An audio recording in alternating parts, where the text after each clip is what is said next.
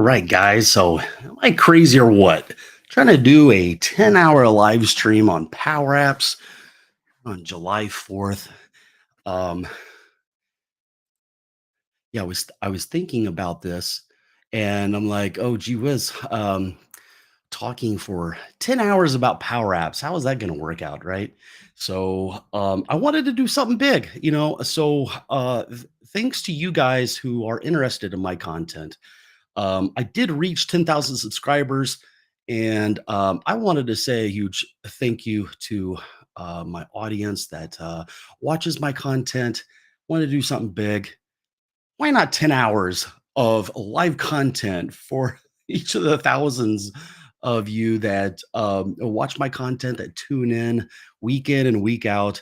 Um, so I just wanted to say big thank you. Today, here in the United States, is a big day, Independence Day. So it is July 4th here. And of course, had the day off. A lot of things weren't going on today. And like, okay, well, that might be a good day to do something like this. And then by the time that we are done, so I plan on going, so it's 8 a.m. EST here right now. And 10 hours from now, what is that? 6 p.m.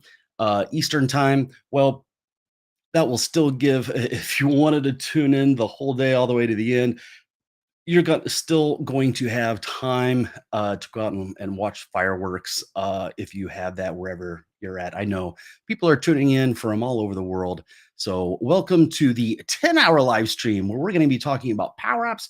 You might find a little bit of Power Automate content in here too. Okay.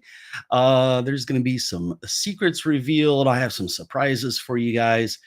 And I think this is going to be a lot of fun. And I'm going to keep an eye on all the chats coming in. I know perhaps 8 a.m. is a little early for some, but I'm sure I'll see some people come and go. I doubt that people will be able to be here for the full 10 hours with me. Rosa says, good morning. Thank you for doing this. Well, you're welcome, Rosa. So I'm going to ask you, Rosa, what would you like to be discussed here in this 10-hour live stream? Same thing for you, Data is King. Yeah. So so happy to see you guys joining me here. It really adds to the excitement. But yeah, this is a 10-hour live stream to celebrate 10,000 viewers who are interested in my content, enough to hit that subscribe button. So I want to say a big thank you. Giving back to you guys today in a big way by giving you 10 hours of Power Apps live content. What will I be going over the 10 hours, you might ask? Power Apps and related activities. So we might be talking about some databases. We might be talking about Power Apps. I'm sorry. We definitely will be talking about Powers. We might be talking about Power Automate. But I would say probably 90% of the content is going to be Power Apps. And Isa. I'm really bad about pronouncing names, so I do apologize if I butchered your name there. Thank you, Darren, for doing this. You're welcome. You're welcome. Um, so there's all kinds of different stuff that we can do today. One of the thoughts I had is that I started an application, some content here recently called the Power Apps training wheels. And what I had in mind was creating a Power Apps application that serves as a template for people to learn. Okay. Template for people to learn, sort of like the Microsoft training Power Apps template, but I'm going to create my own that I feel is better, maybe. So I did that recently, and I'd sort of like to work on this with you guys today because we could talk about, I don't know, maybe all the Power Apps functions that are out there available to us in Power Apps. Maybe we could talk about every single control there is to discover and use. I mean, we have enough time, guys, right? I mean, we could build a full application, you know. So Data's King says, would like to see a button in Power Apps where a user can open Excel spreadsheet and can import data into Dataverse. Okay, might be a good one for us to go over. And you really going 10 hours? Yeah, I am. So hopefully you guys stick around and see how this all goes. Yeah, so I do have one or two people that might come on and share some content with me. So just in case I need to go to the bathroom, I can. If I need to go down to the kitchen and get myself some food, perhaps I'll have a moment to do that. But even if I walk away from my desk here, I'm live. I have nobody else here to help me. It's still going to be going live. If I need to go to the bathroom, you might see my background just for a few seconds while I take care of other practical matters that need to be attended to. So, absolutely, we'll be going 10 hours here. All right. So, what I am going to do is I'm going to open up Power Apps here to the side and we'll just get going. How about that? So, I am going to share my screen here. Okay. There we go. Now, this is if you are over on my YouTube channel. So, if I bring this up here, so we talked about Dataverse here recently, where I had a live stream 2 days ago, and we talked about relationships with Dataverse. So, in one way or the other, I'm going to be finishing that up. Parts of that we weren't able to cover in 2.5 hours, we can tackle that today. But if you take a look at this Power Apps training wheels, okay, this is something that I sort of want to continue here. So each screen is a lesson. So the other day we went through when you create a new application, you need to save early, save often. We discussed all that in the Power Apps training wheels live stream. We talked about the F5 button. We're doing the absolute basics here, guys. The absolute basics of using Power Apps. Okay.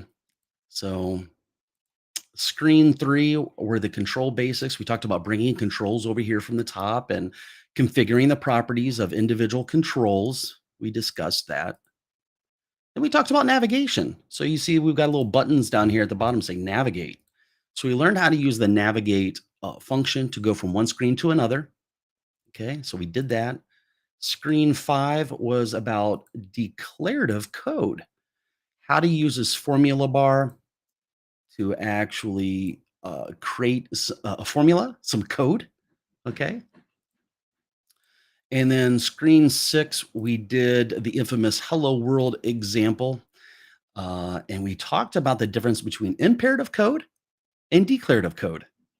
Okay. So, guys, if you're interested in any of that, those were the first 6 screens that I created for this application. Now, realize I planned for this particular application, this little training template I'm creating here.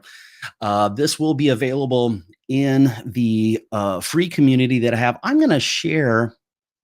Let's see, where's the little overlay I like to use here? Let's use this here. It just shows up at the top and really shouldn't cover too much up here.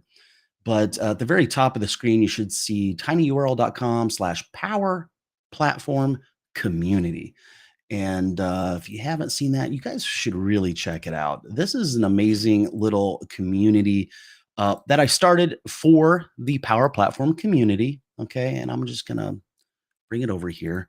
So if I'm going to, if I make any application, if I build an application like this, I want to make a file available to you guys. If you go over to the classroom here, I've got free resources so you can go in here and download files. There it is, the Power Apps training wheel. So I'll be making any new versions available here. Okay.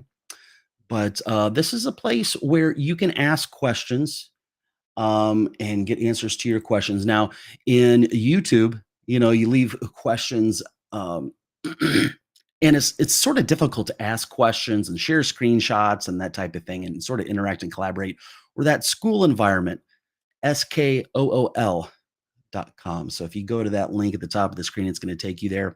Where you can post. You can post a video, like a screen share, like, "Hey, I had this error."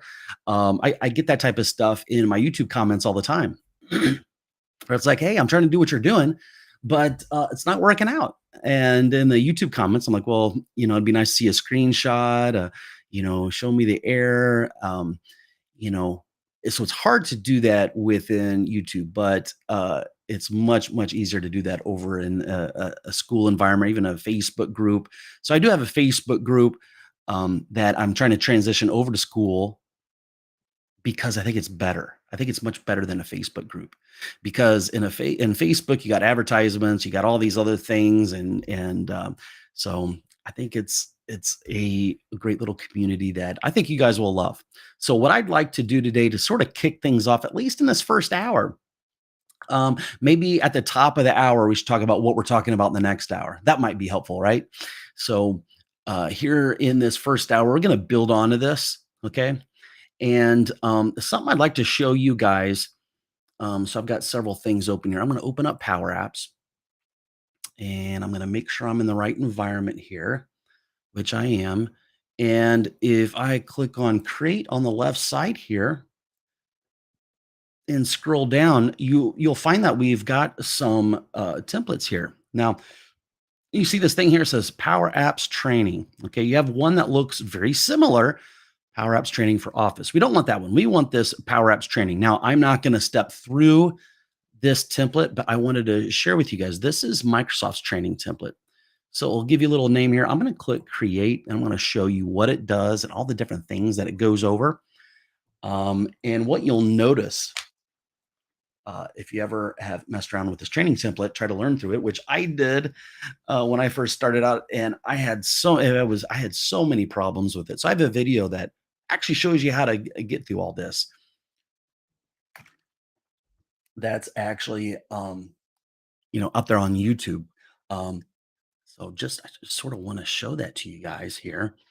Um, if you go into my channel, which is right here, and let's go try to find that really quick.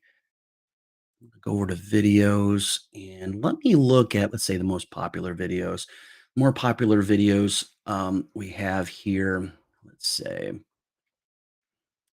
like this drop down. This was a short excerpt from the full video, which is right here. Okay. So if you guys are interested in this one, I'm going to share it here in the chat. Okay. So there you go. Just in case you guys want to step through that. I had a friend who's trying to learn Power Apps. I'm trying to help him on the side, and he's a photographer. A good friend of mine knows nothing about Power Apps, but he knows he wants to learn Power Apps because it's actually a lucrative skill to know and to have in your skill set. And so I said, "Hey, go out and watch this video." And he says, "I've probably spent 5 hours going back and forth because he never has, let's say, an hour to just to go through Power Apps. So he's got maybe 20, 30 minutes at a time. And this little training template will kick you out. With Power Apps, your session will expire, right? So it kept on kicking him out and he had to start from the beginning. I've got this thing open. I'm going to say make my own app and it's going to create an Excel document here for me. OneDrive for Business is great. So it's going to create that. It's going to close it. It's going to reopen it. Wouldn't it be nice, guys, if you could create an application template like Microsoft has where you could say, hey, create this app where it's got a little attached data source? That would be sort of neat. If Microsoft opened that up for us to create our own templates like that, that would be very, very cool. All right, so it brought it back up. Now, just to show you, they've got 23 different lessons here. Okay. Let's talk about the basic, the navigation, the formulas, that type of stuff. So we got through pretty much all that material. Now I'm going to drag this up on another screen here so I can reference. I want to at least cover everything that they cover and then some. Okay. So I'm keeping an eye on the comments here. So Kush asks, why do you dislike forms? And so you still dislike them? Yeah. I don't like forms. I will be covering forms today. Um, and forms are something, if they work for you, you like them, I'd say continue to use them. Now, me myself, when I build applications, there's a lot of reasons why I don't like forms, and I've talked about it in a lot of my videos. In fact, I just had an interview with Shane Young where we talked about that a little bit in detail. So he's actually somebody that we're sort of in agreement here. So if you do a search for Darren Neese and Shane Young, you'll find this video here where we talk about that. Okay. But one of the main reasons that I don't like forums is it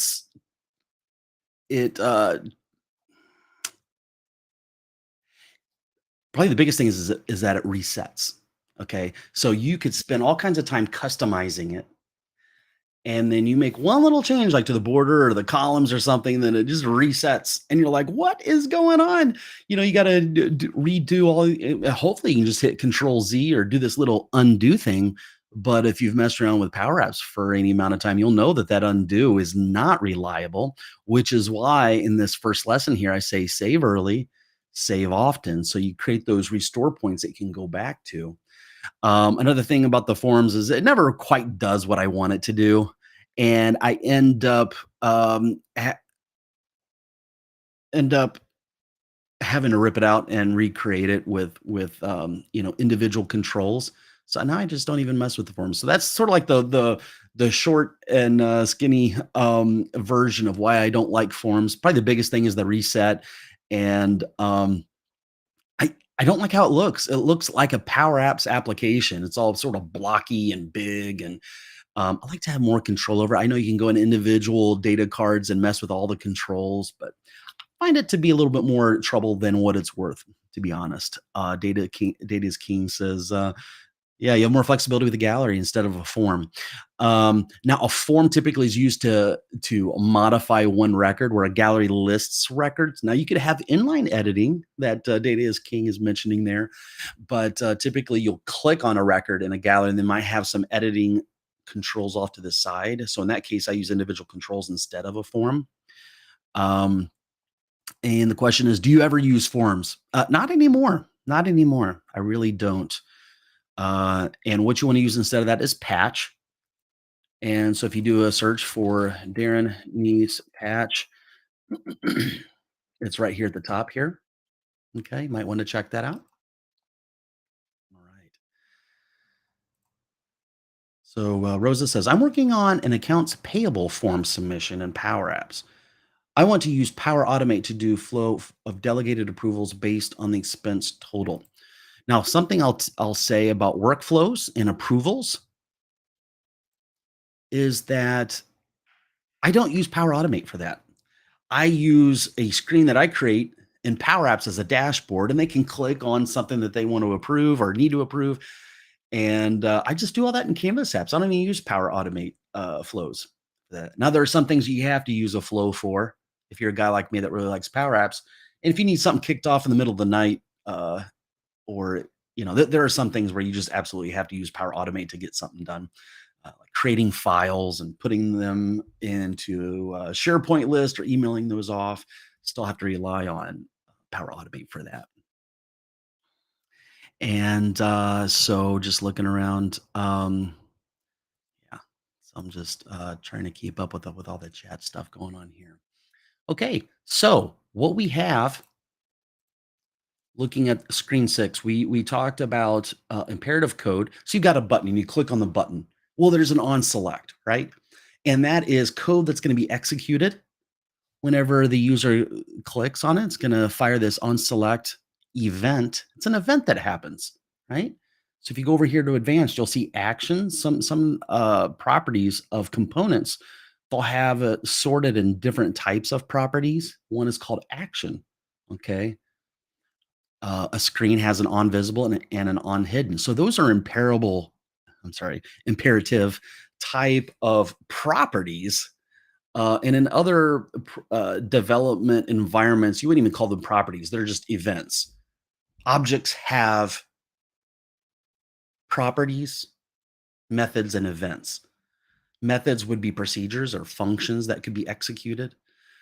Properties are like see for the button, you've got a background color or a fill, which is blue, in the foreground color, or in Power Apps, it's called color, which is white.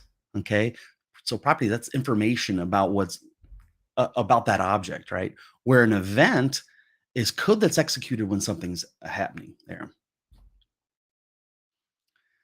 Yeah. Can you expand on Power Automate workarounds and Power Apps regarding approvals? Absolutely.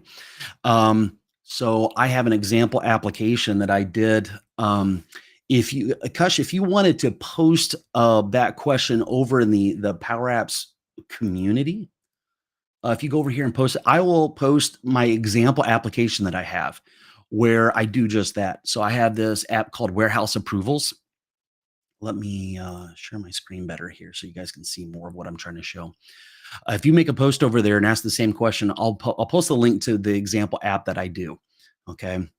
And what I do there in that application is somebody goes there to request permission to do something, and then the supervisor and manager are emailed like, "Hey, this thing needs to be looked at and approved or denied." Then they click on the link. They go into a screen in that application, and they say approve, deny, and they leave comments. And all the data, the persistent data, is kept track of within the data source, which in that case I use SharePoint. So how do I join the Power Apps community? Kesh is asking. So if you go to the link at the very top of the screen, you guys see that link way up at the top? Let me do something a little different. Let me hide my screen here and do this. You guys see that link right at the top of the screen? It's tinyurl.com/power platform community. Okay. And something that I will do is I will go get that for you and actually paste it. Okay. Here it is. Copy that and put it right there for you. Okay. Very good. Very good. All right. So yeah, you post it over there, and that will remind me to get the link to that and to show it over there. Okay. So that's all imperative code. Now I want to start creating a bunch more screens here. I'm just going to create a few more blank screens here. And in this little training template I'm going to create, I'm just going to keep the screen names the same. Okay. As what they're created as. So as I create 100 different screens, you're going to see screen 100. That's not the recommended best practice for Microsoft to name your screens. Okay. But what I'm going to do is I'm going to have some code that will make a menu that will be dynamically driven. And because of that, the screen one, screen two, screen thing is going to lend itself more easily for what I'm going to do with this application. And you always, if you're creating screen names, you always want to have a descriptive name of what the screen is for and put spaces in there because you're going to have people with screen readers that will go in and try to read it. Maybe they have a vision disability. So they'll use a screen reader to find out the screen name. So it'd be good to have spaces in there for the name of the screen to be read out loud. Okay. So so that was screen six. And then what we have here is we have some code on these buttons down here that we put in each of these screens so far.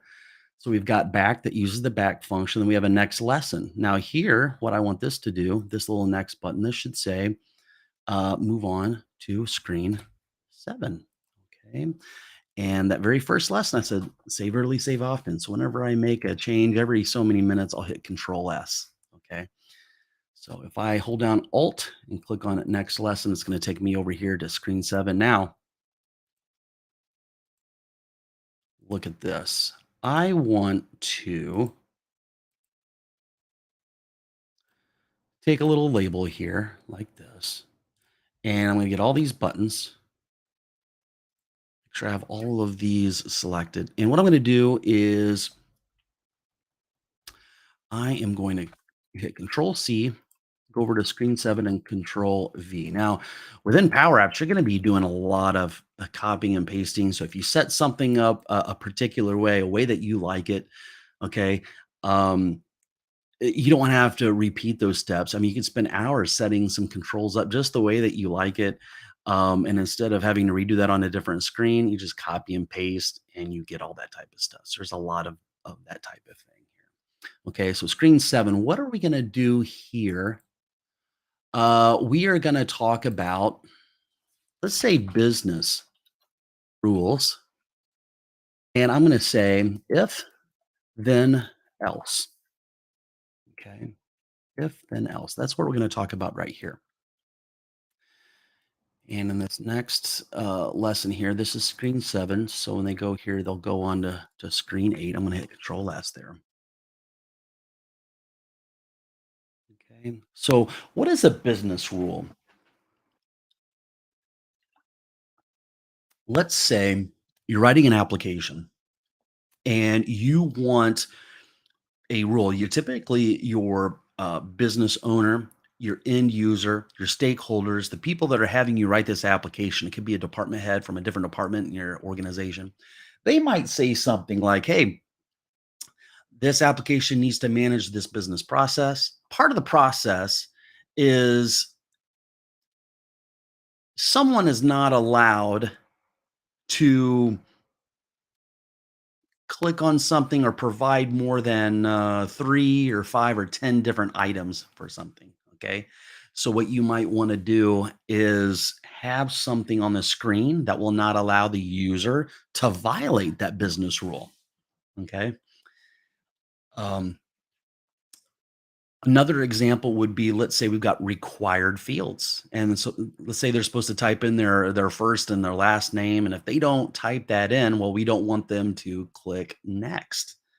That would be a business rule for your application. Okay. Um, and keeping an eye on the comments here. Can we apply security roles like read contributed full access using SQL database with storing meter data in Dataverse? We could. I probably won't cover that today. That's something that I would probably want to prepare for a little bit and have some more structure around that. But again, if you post that over into the Power Apps community over here, it's going to remind me to do that. And as I create it, I'll respond to your post there. Okay, so this is all really good stuff, guys. So thanks for mentioning that. Okay, so let's do let's create an example here. Okay. Let's add over two text inputs. Okay. And now that I brought over one, I'm going to copy and paste, and this will be two. Okay. And I can't really see them very well. Let's go with a little bit darker of a border there. There we go. And for both of these text boxes, I'm going to take out the text and the hint text for the first one. We'll say first name. And then the second one, say last name.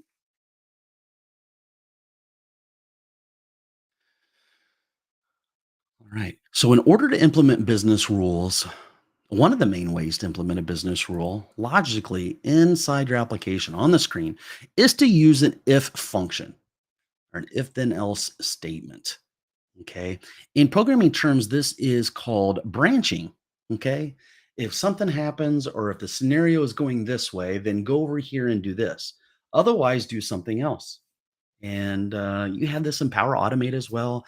Um, in almost any type of application building, solution building, there is more than likely in whatever environment you're in, there's some type of branching construct available to you, like an if statement. Okay. So, what I'm going to do here, okay, is I'm going to name this to be txt first name. I'm going to give that a good, meaningful name. We should always name our controls, right? If we're going to refer to them in code, say last name there. Okay. For this button here, I don't want it to be enabled unless they have something in there. Okay. So what I'm going to do, we can make it disabled by going into display mode. Now you see, I can either make it a view, edit, or disabled. Okay. But instead of just picking disabled, I want to dynamically control that. So I'm going to click on this display mode and I'm going to open up the coding window here. Okay. So you see it says display mode dot edit. Okay. So what we can do here is I don't know that I want to mess with this particular button. What I'm going to do is I'm going to hit Control C, Control V. Okay. And in a application, you might have something that is a save button. Save this, save data, submit, that type of thing. Okay. So what I'm going to do instead of messing with this button, I always want this just to be something you could just move on to the next screen and not have to worry about messing with anything up here. So I'm going to make this save button disabled if they haven't typed something in there. Okay. So I'm going to scroll this down. I'm going to go in here and say if. Okay. Now I'm going to comment that out just for a moment here. So an if statement is actually a function, okay, within Power Apps. Now, a function needs to have parentheses, okay, an open parenthesis and a closing parenthesis. Okay? And an if statement needs at least two parameters. The very first parameter, typically you're going to have three. The first parameter is going to be something that's going to evaluate. Okay, if you look at something and evaluate a value of something, it's going to evaluate to either a true or false value. Okay, a Boolean type of value. Okay. And I do see a comment here. Thank you for doing this. And also, we recorded be available to find on YouTube. Yes. Yeah. This whole thing is going to be available on YouTube. Absolutely. And I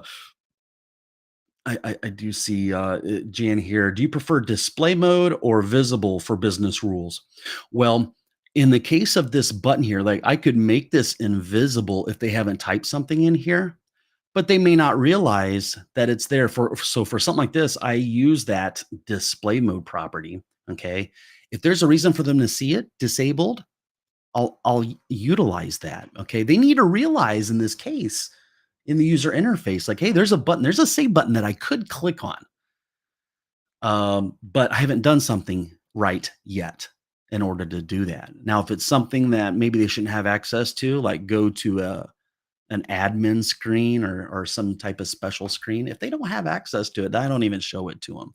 So that those are the different scenarios in which I would use that differently. Okay, but the very first parameter of an if statement, it needs to evaluate. It needs to be a true or false value. Okay, so we need to make sure that there's some values in first last name. How do we do that? Well, we need to reference those controls. So txt first name. Okay, and how do you get at the text that was typed in by the user? Well, you say dot text.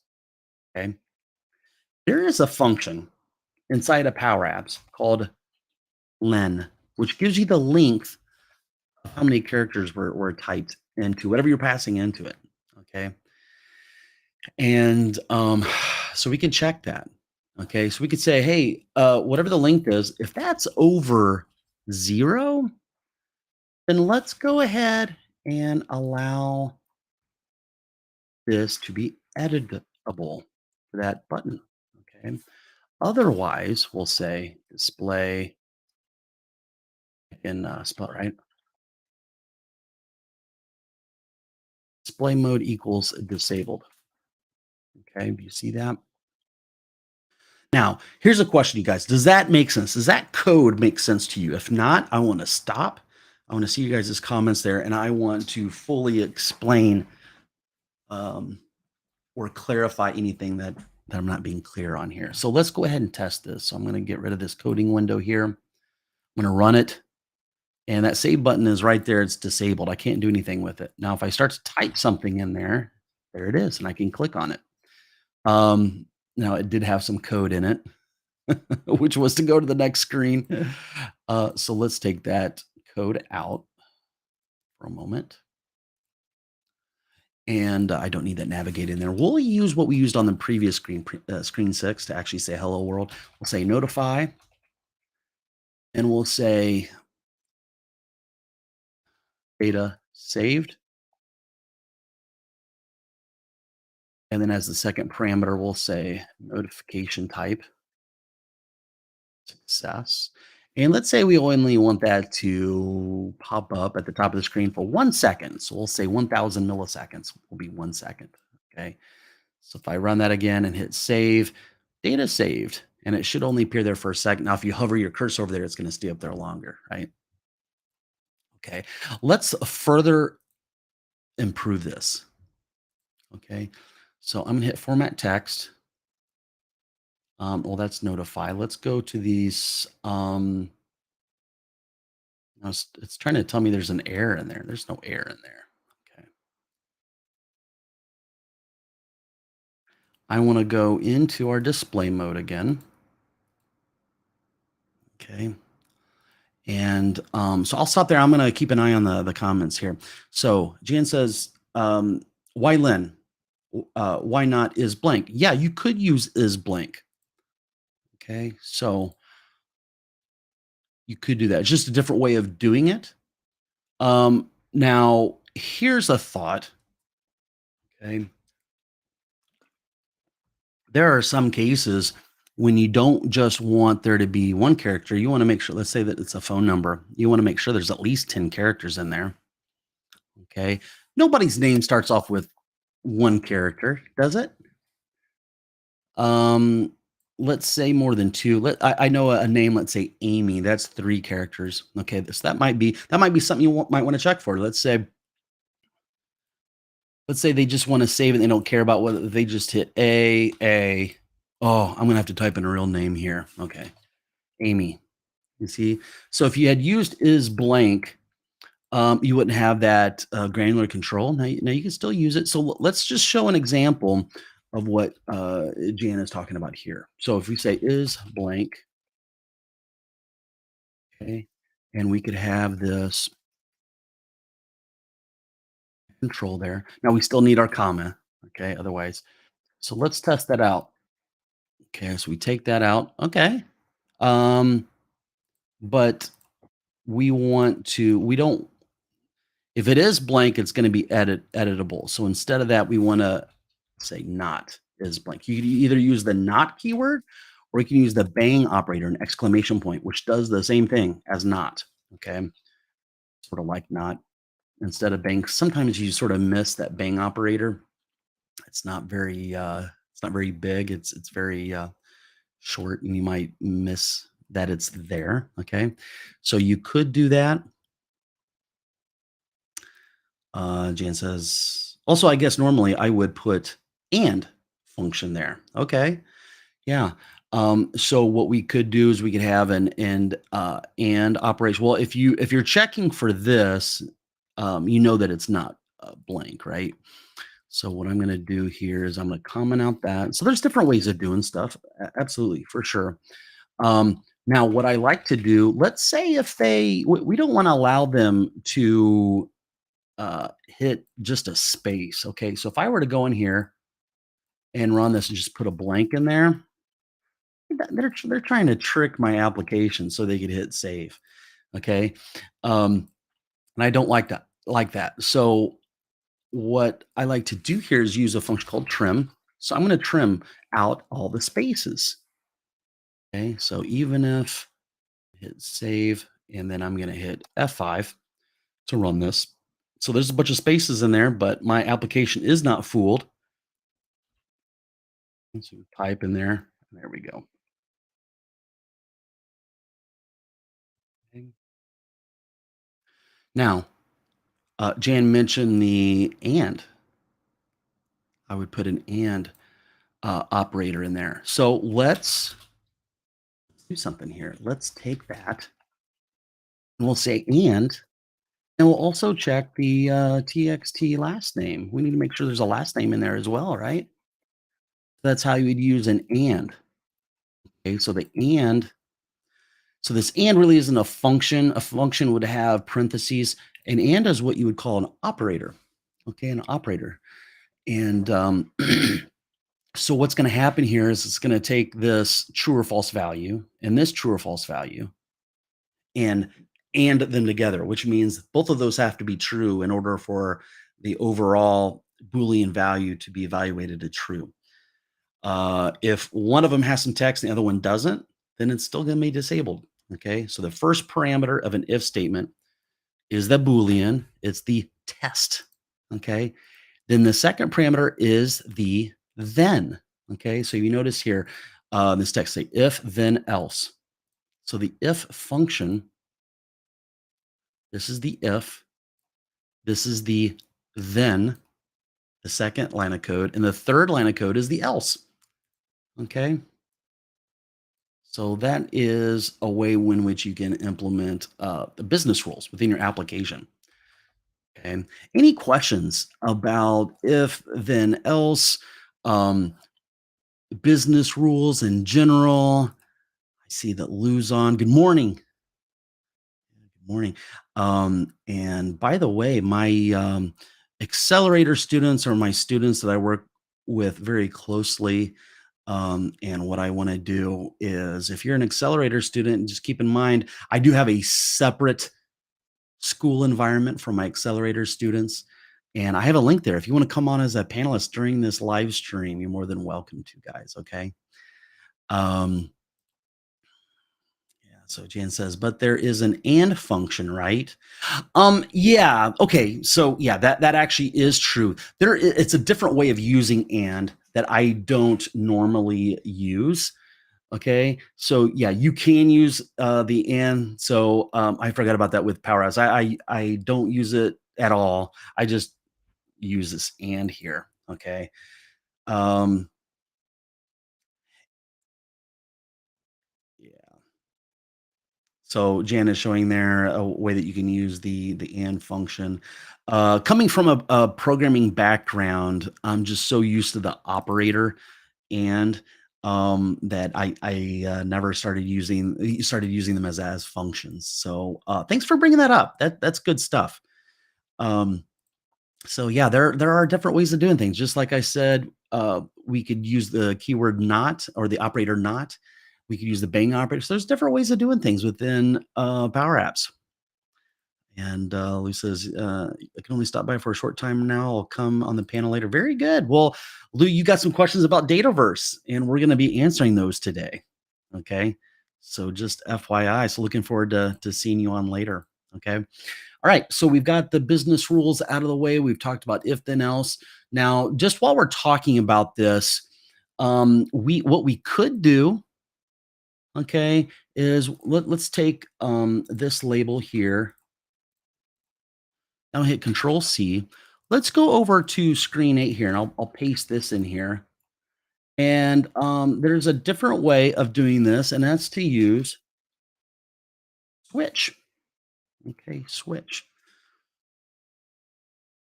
Right. So here on this screen, if they were to click next, I'll go over to 9.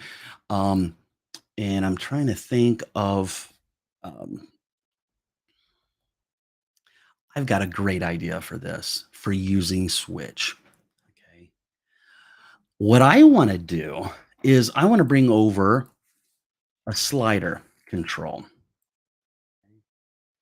Here's a slider control. And what I'm going to say is max is 5, minimum is 1. And the default, I'll just set that as 1 as well. Okay. Got a slider control. The user can move this slider around.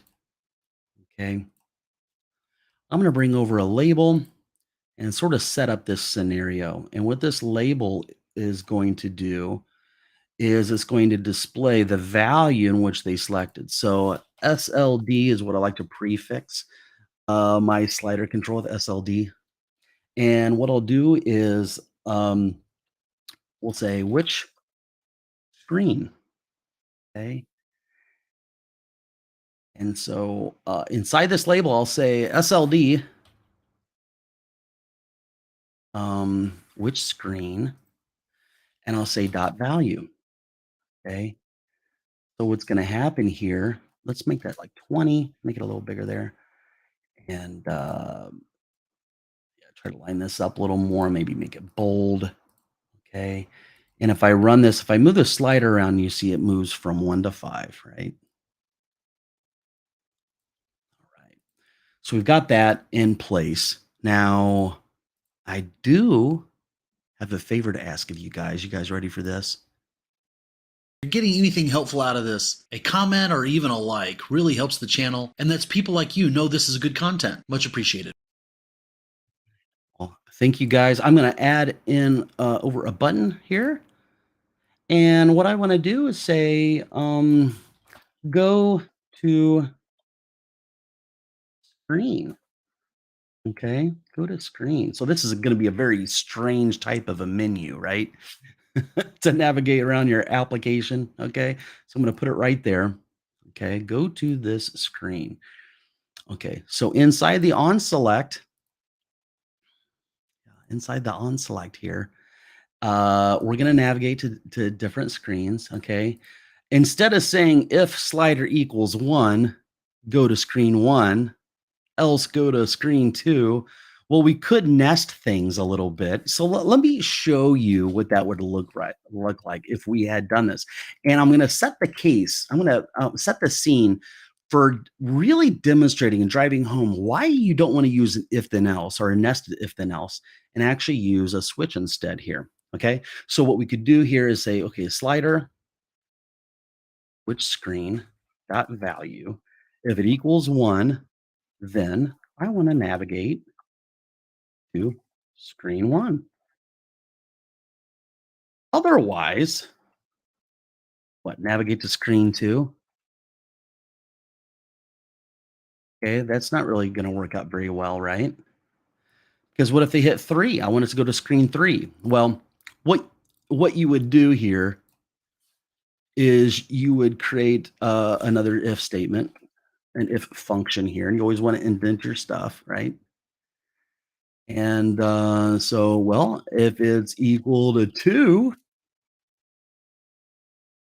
then navigate. I'm gonna be doing lots of copying and pasting here. Okay, two. Otherwise, I don't want to go to screen three because what if they hit four? Well, you're gonna have to be doing some more ifs in here. Okay, so can you imagine if you had maybe 50 or 100 of these? That would be crazy, right? Okay, and then if it's three, then go to three.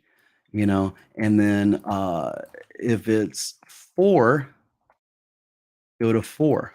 Now we only have five here. Else, go to five. So one, two, three, four. And if it's not one of those, we know it's five because there's only five. Okay. So there you go. That's how you could implement some business logic here. Okay. So if I set this to four, go to screen, and it went to screen four, which is navigation. I hit back and it's going to take me back here. If I go to screen five, there's screen five. Go back. Let's go to screen one, go to screen. Okay. So you see that it's working, but that's not the way that we want to do it. Okay. Because it's not very scalable if we're going to be say we got 20 or 50 of these. That's it's just a little crazy. And sometimes people will actually they won't even indent some things. um Now there is a bit of a shortcut. I'm going to hit copy and I'm going to comment this stuff out. Okay, now what you could do, if is very flexible here. Okay, so I could take that out and then take this f out, then take this if out, and then we won't need all of these parentheses, right? Look at what I just did there, guys. The if statement is flexible enough to just keep adding parameters like that. You could do it like it's probably a cleaner and better way than doing all this nesting stuff if you have a lot, right? Um, yeah. Okay, so that's another way of doing if there. Okay. You know what I think I'd like to do, guys, is I'd like to sort of name this. I'm gonna take all these. I'm gonna hit Control S to save everything. I'm gonna hit Control A. I'm gonna select all the controls on here, and I'm gonna go off to the next lesson screen. I'm gonna paste that there. Okay. And this screen will be about switch. Now this one will be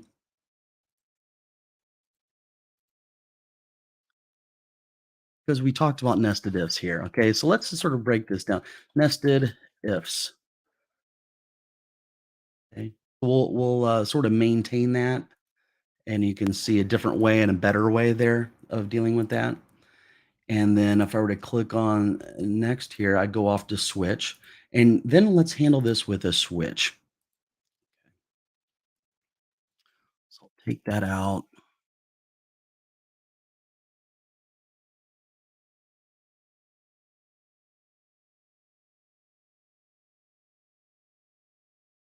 And with a switch, you're not looking for the Boolean, the very first parameter. What you're doing is you're gonna look at one little thing here, one value. Okay, doesn't it could be a Boolean, but it doesn't have to be. And we're just gonna look at that value there. Okay, so check this out. If it's one, navigate to screen one. Okay, if it's two, whoops, I'm gonna copy that because it's gonna be really easy. If it's I sort of messed it up. Okay, navigate.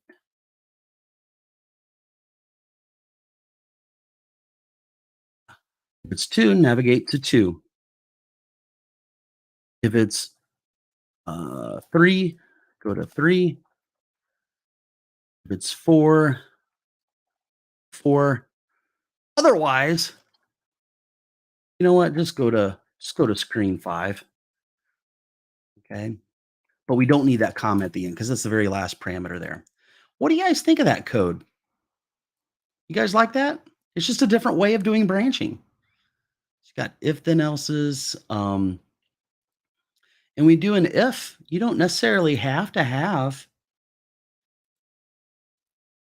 an else if you don't want to. There's some cases when you won't need an else. It's just if this is true, then do this. And then otherwise, if not, just don't do anything different. Okay. So you could just have an if then else, nested if then else's, and then you've got switch.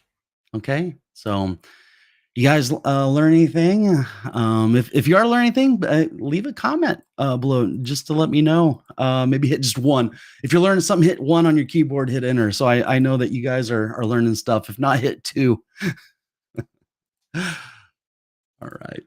All right. So we've talked about the branching construct within Power Apps. Okay. Something else that you can do based on these if statements is you know what? We're going to have a lot of examples as we move along today of doing other things with that. So we'll be utilizing this. So very good, Lou. I see that you're learning some stuff there. Very good. Rosa says that she's learned. Okay, very good. All right. So the next thing I want to talk about are variables. That's a nice basic thing to go over. It's something that you definitely want to master. You want to make sure you got all the basics in. If you're looking to master power ups, make sure you go back to the basics. You know all the good basics that we should go over here. Okay. All right. So screen 10. I'm going to go back to the previous screen. I'm going to take that little label there. I'm going to grab these buttons here. Hit Control C. Over here to screen 10. I'll paste that. And here we'll say variables. And the first one we'll talk about are global variables. And how do we create global variables? We use a set function. Okay. All right. I'm seeing those ones come in. That's good to see that you guys are learning stuff here. That's great. All right. Global variables. Okay. So things that we want to put in our global variable here. Um,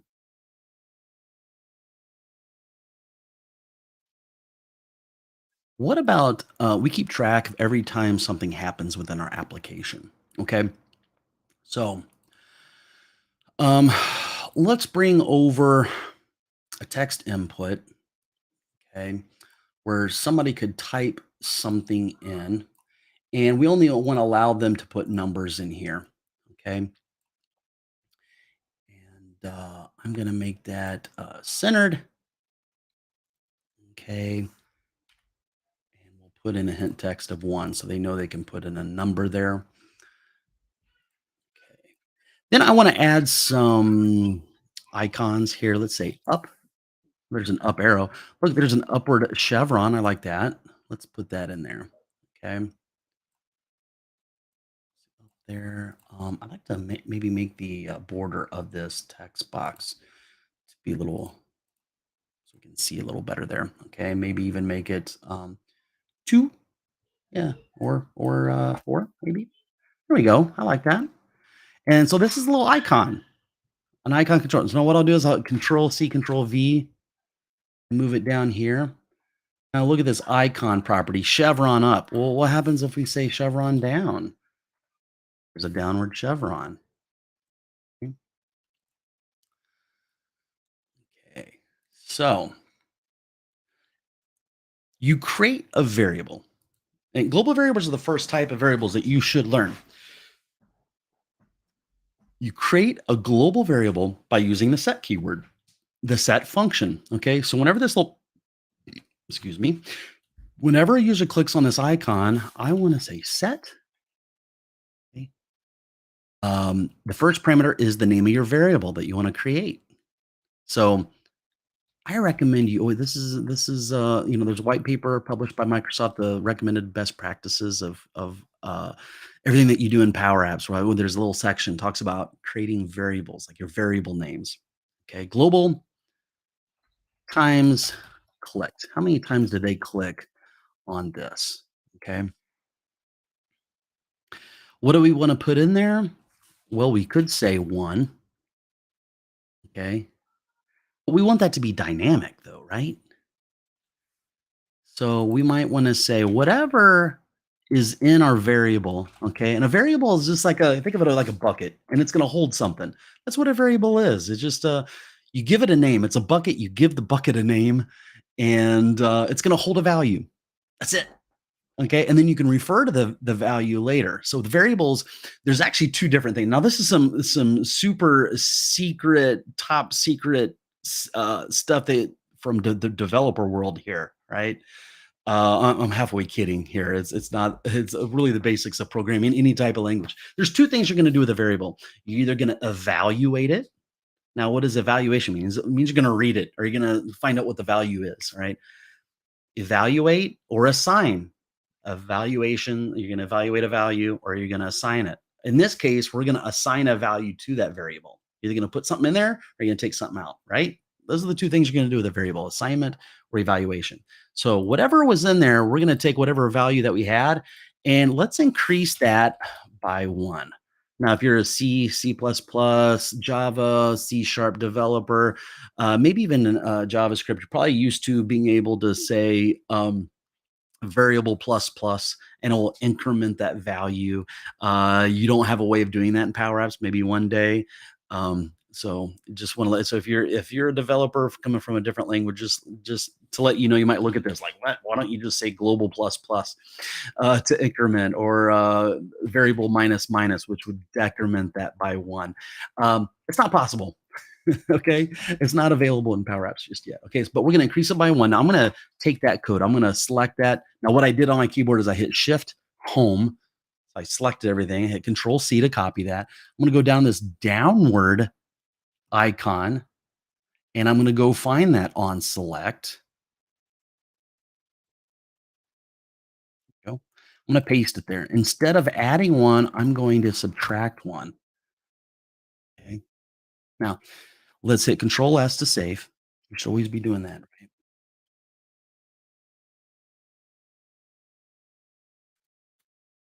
I hope you guys don't mind if I eat in front of you because I'm going to be here for a long time. I'm going to be here all day for you guys. So starting to get hungry, so I might pull out a protein bar or order some DoorDash or something. I hope you guys don't mind me eating in front of you guys. Okay, so I'm going to run this. It says one in there, but no, that's just the hint text. Okay, now if I hit this, 1, 2, 3, oh, it's not changing. Well, what do we need to do here inside this text button? I'm sorry, this text input or this text box. Well, with a text box, there's two properties, okay, that are really important. Okay, I have a whole video. I thought it was really basic. I put it out there. It became probably one of my more popular videos. It's just about the text input. So I talk about this in that. So if you do a search for Darren Neese text input text box, you'll find it. So there's text. So if they type something in there, it's going to show the value. So if I put a little label here, and here is this text box. What's the name of the text box? Well, it should be called something like TXT, right? TXT uh, number of clicks. Okay, so let's grab the name of that text box. Over here in this label, I just want to say whatever is in the text property. Let's just go ahead and display that. I'm going to give this a nice little background color. Okay, whatever is in that text box. So we click in there and there's nothing. If I start to type something like say alpha characters like ABC, it won't go in there because I set this text box to just allow numeric type of stuff there. So if I hit one, okay, because the value being displayed on that text box is one, okay, it's taking that and displaying it here. Now, as the person developing the application, you as the programmer, you as the software developer, I encourage you guys to see yourselves as a software developer because it's what you are. You're developing software with Power Apps. Okay. Um, if you want a value to get into that text box, you can't use text. That's one of the things I struggled with as a programmer. Okay. Because what I would want to do is, let's say I had a button here. I would want to do something like TXT number of clicks, and I would say something like dot text, like in C sharp, and say new value of a bunch of nines. Okay. Now, what were to happen if I were to run this and hit this button? It's not changing that, right? Um, hmm. So just letting you guys know what I'm going through. For some reason, I feel a little nauseated, so I think I might um, take a bite out of something here. I do have snacks ready.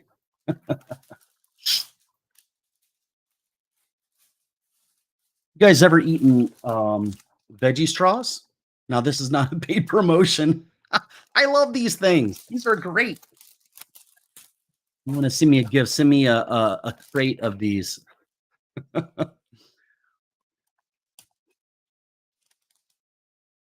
They take vegetables.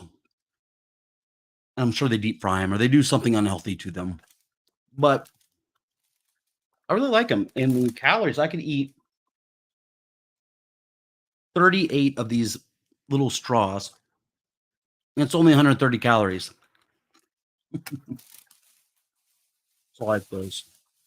They come in sea salt. They come in it's like apple cinnamon. Those are great as well.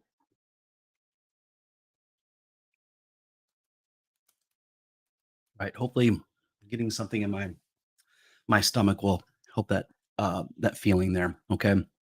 So I could not figure out why doesn't that work? You know what I mean? It's because Power Apps was modeled after how code works or expressions or formulas work in Excel. You don't do that type of stuff in Excel unless you're talking about VBA, Visual Basic for Applications, which is a way how you can create code in Excel, right? You can't do that in Power Apps. It took me a long time to realize that. Okay. What you need to do is set up the default property of a text box. So if I said default, I still can't assign something there. That's still not going to work. What you have to do is you need to go in to this text box, go into default, which it currently is selected default, and put whatever you're trying to put in there. So here is a string literal. It says text input. Now it's not going to display that because I set this thing up to be run to only accept numbers. So if you have if you have text in here, it's not going to display it. It has to be a number. So if I put 999, okay, you see that it is there now, right? But that needs to be dynamic. I want to know how many times they click on this. Well, what are we going to do? We're going to use our global variable times clicked. Look at that 3. Isn't that cool? Okay. Now, if in this button you wanted to put 9999 when they click on this button here. In fact, I'm going to give this button a number of 9999. Okay. So when they click on that, I want those four nines to be in there. Okay. But I can't do that. What I have to do is say set. Remember that global variable we have? DBO times clicked. Okay. 9999. Okay. Now watch this. Click on the button. There's our nines. That's how you got a value in there. Okay. That's a big it took me a while to learn that, guys. Yeah. So keeping an eye on the comments there. How do we decide the variable to be used across the screen? Well, here on this screen, we're talking about global variables. Global variables, by definition, they're global in scope. So I'm teaching you some software development or programming terms here. Okay. Global means every screen can access it. How do we decide the variable to be used across the screen? Well, whatever variable that you use with that set keyword, that is a global variable. You can use it across screens. Okay. So let me just create a new screen here. And what I'm going to do is I'm going to take that text box.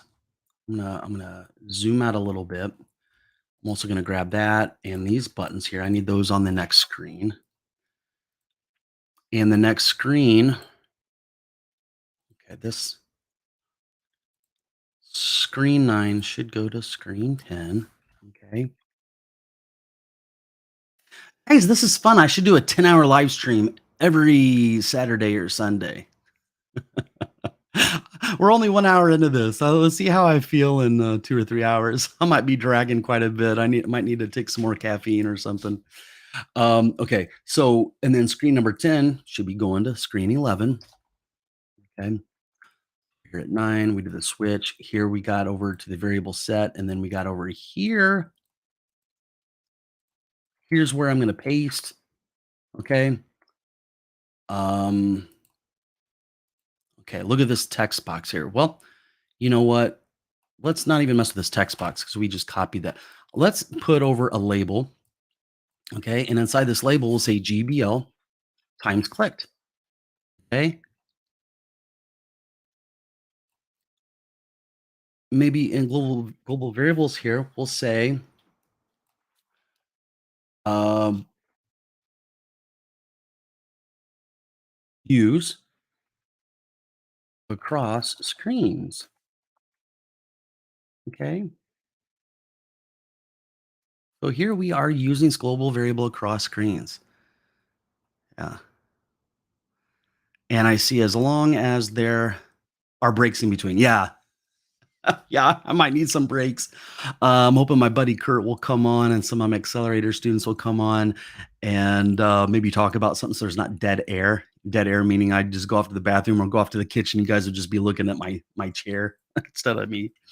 Um, yeah. So how do we use it across screens? Well, that's how we use it across screen. Okay. So now I can click on this button. Look, it's taking it down. Isn't that cool? And then I go to the next lesson here. Look, that's the updated variable. Okay, that's how it's being used across screens. Now, I don't know for sure. Nick, by the way, welcome, Nick. You are welcome to come on. Nick, you're an accelerator student. You're welcome to come on as a panelist on this live stream. The links are in the accelerator school. Just FYI. How do we decide the variable to be used across screen? And maybe what you're asking there is how do you decide maybe the name? What I like to do is give it a nice descriptive name, but always start it off with a GBL, short for global. So whenever you see that variable, you know it was created with a set. Okay. So we'll move off to this screen and we'll notice that it was used across screens. And I'm going to give this little background color here. Okay. All right.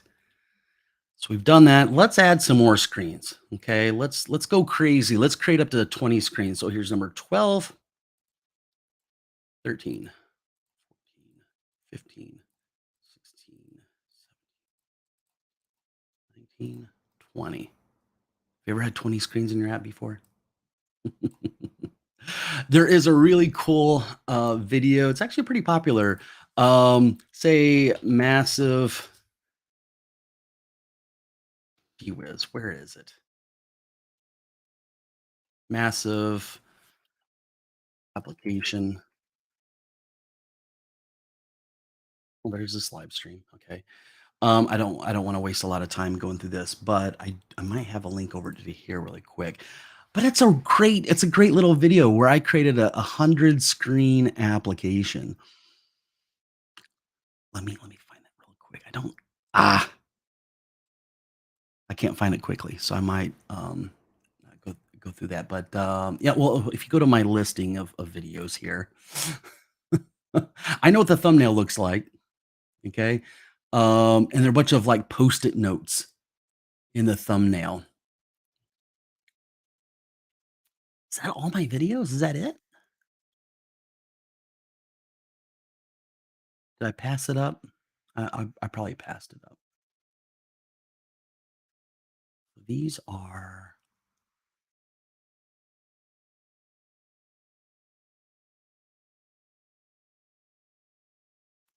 well, I'm just having a rough time here. I'll come back to that later. But yeah, I create a 100 screen application, and so I feel like we're going to do that with this application because we're going to have at least a 100 topics, to cover. Um, Nick says, "Cool. Last time I got problem in my app when it navigate to the next screen and the value didn't carry forward." Thanks for explaining it. Okay, you're welcome. Very cool. And then good morning from Boston. Well, thanks for joining. I had a boss named Mike before Mike. I think it might have been Mike. Were you my supervisor back in 2006 at a Microsoft partner? Probably not. Probably a lot of Mike Gillis in the world. And then Tom says, "Hi, Darren. Congrats on the 10K. I watched your nav menu video yesterday. Great, by the way. Is there a quicker, easier method these days, as that video you did was a while ago?" Um, well, a quicker, easier way. Look at this, guys. Just look at this. You go down. It's probably my oldest video. The quicker, easier way is not to create a component. Okay, I'm going to go full screen on that. Okay, and you can create a little menu very easily with a little gallery like this. Do you see that? That's a quicker, easier way. I wouldn't necessarily recommend that for long term. If you're creating a really small application, you need something quick and easy, that's the way to do it. But if you're going to create an app that you're going to be using for a while, that you actually want to create it as a component, which is what I do there. Now, I could create an updated version of that video that I released. I created like a navigational type of. If I go in here and say my most popular videos, it's right here, create your menu, um, that talks about how to do that with a component, which is what I recommend. But perhaps I'll do an updated one. Yeah. And I'm sort of hoping as I sort of scroll through here, I might find that massive application one that I did. Maybe. I mean, gee whiz, we got 10 hours. I don't want to bore you guys. All right. So I'm going to go back over here. Let's see, 11. So use variables across screen. Okay. By the way, your tweet appear on my Twitter, then bring me into this nice stream. Oh, very cool. Very cool, Nick. I'm very glad to see that my Twitter is that the people are seeing that. I know I don't have a lot of followers out on Twitter. But by the way, guys, if you go to my Twitter, at the top of my profile, I'll go ahead and share this with you guys. It's got my link tree, so you can get it all the different links. I'm gonna paste that over here so you guys can access that. Um, Here's a cool little trick, guys. Are you ready for this? I'm gonna put in here a link to my link tree and then make it a lesson. Okay. And the lesson that I want to do here, I'm gonna say launch. launch function, which allows you, it's a little similar to navigate where you're navigating between screens. A launch will take them somewhere else, not to a different screen, but a different website, a URL that you pass it. Okay. So I'm going to make this a little bigger, maybe 30 or 80. Okay. Maybe not 80, maybe 60. Okay. And if you want this thing to look like a link, what you do inside of Power Apps is you make it blue, pure blue. So if you pick a blue, let me make this bigger so you guys don't have to squint your eyes. Okay. I'll click a blue color, but that's not really true blue. True blue will have a hexadecimal here. So you got 0 for red, 0 for green, and 255 for blue. Okay. That's true blue. That's absolute blue here. All right. And if you want to make it look like a link, what you do is you give it an underline, okay, here on this label here. Where is underline? It's right there. Boom. Okay. Now, whenever somebody clicks on this, I'm going to go over to advanced and then click on select. You see how it picks on select here? What I'm going to do is I'm going to say launch. I don't have to type in my URL again. I'll just say self, which references the control there, self.text. Okay. So let's see what happens. I'm going to hit control S.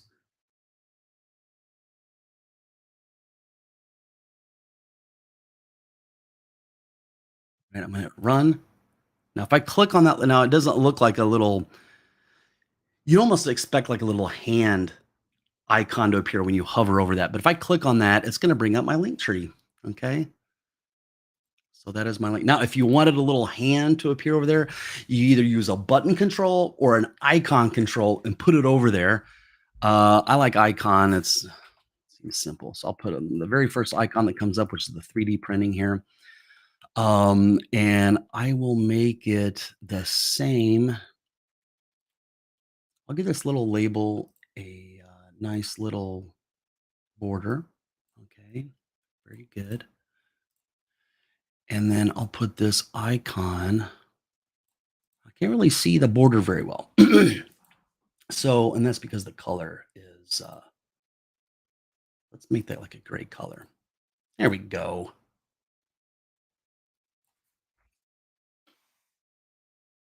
All right, so I'm going to take this little icon, and you don't have to have dotted border for your stuff. But if you put an icon over that, for the color, just give it a transparent color. Now for this, you can just make it completely transparent by putting 0 there if you want. What I feel is a better way is you say colors or color dot transparent. Okay, so now you can't even see the icon, but it's still there. Okay, so you got this label, and you got this label. This label has got an action in the on Slack that says launch at.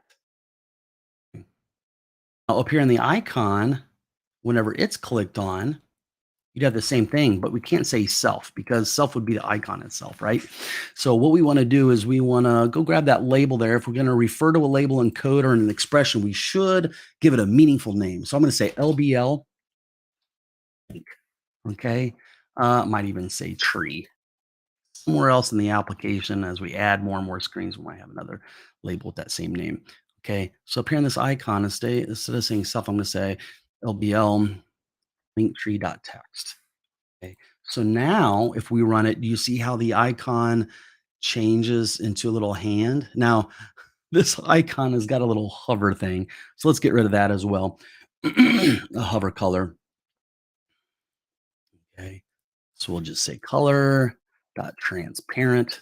Again, we'll run that and now we don't have that. And it just brings up the icon there. Isn't that cool? All right. So go back over here. So that was a little thing. I didn't necessarily want to cover launch just yet. So I'm going to grab all these controls and I'm gonna hit Control X. I'm going to put them down here. Let's say for screen 20. So eventually we'll get to that, and that will be a separate lesson. Okay, because the very next thing I want to cover with you guys is the other different types of variables. Okay, so you got global variables and then you got local variables, which is what we'll talk about next. Before I go into that topic there, I'm going to keep my eye out here on the comments. Okay. Um,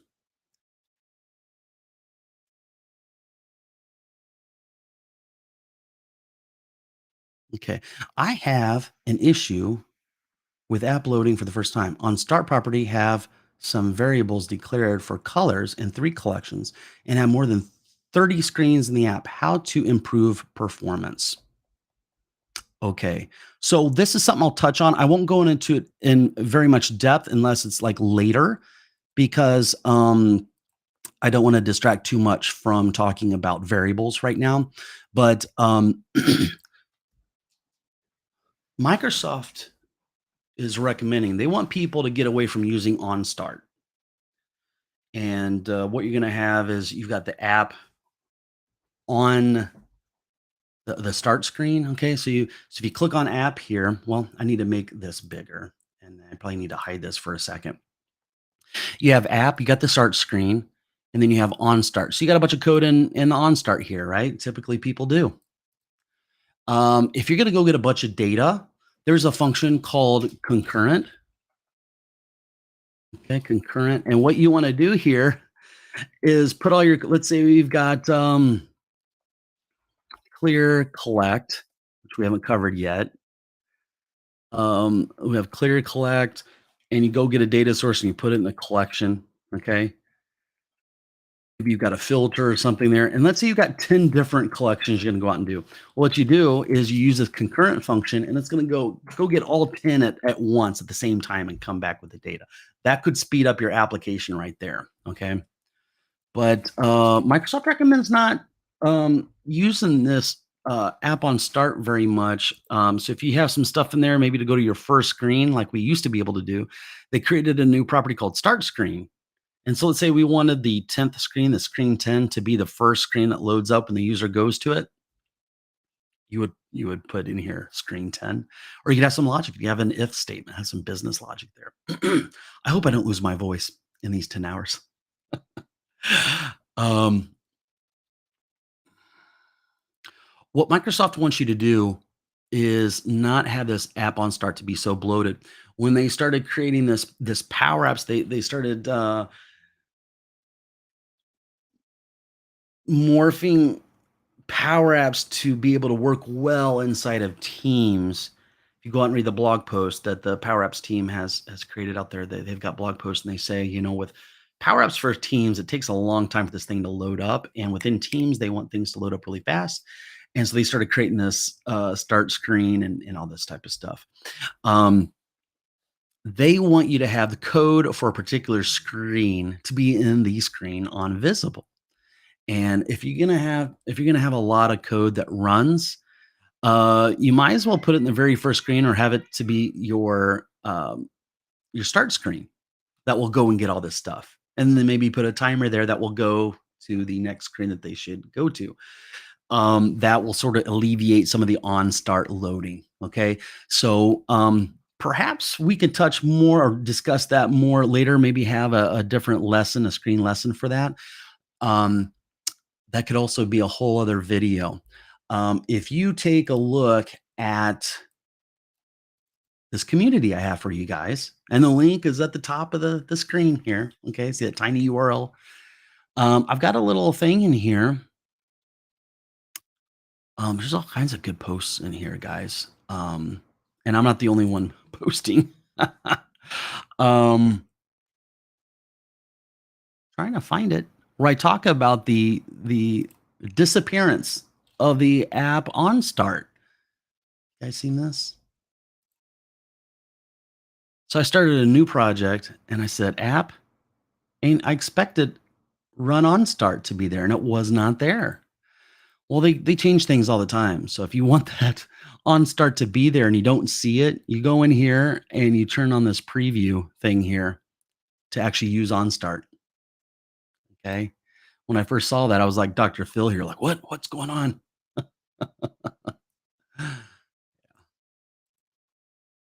So just keep in mind they want to get rid of that app on start. Okay. Just be ready for it. All right. Keeping an eye on the comments here. Is it possible to add images in Rick's text editor instead of a URL? I actually had this problem once where I was creating like a PDF and um, I couldn't get an image to actually show up in the rich text editor or the HTML viewer. Um, and I had a problem with it being displayed. Um, so that is something that I'll have to look into and see if there's workarounds. Off the top of my head, I don't have a solution for that, Tesh. But thanks for asking that.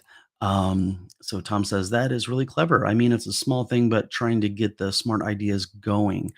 Um, so I'm sure Tom that was in reference to something I was talking about maybe a few moments ago. Um, so concurrent is really useful.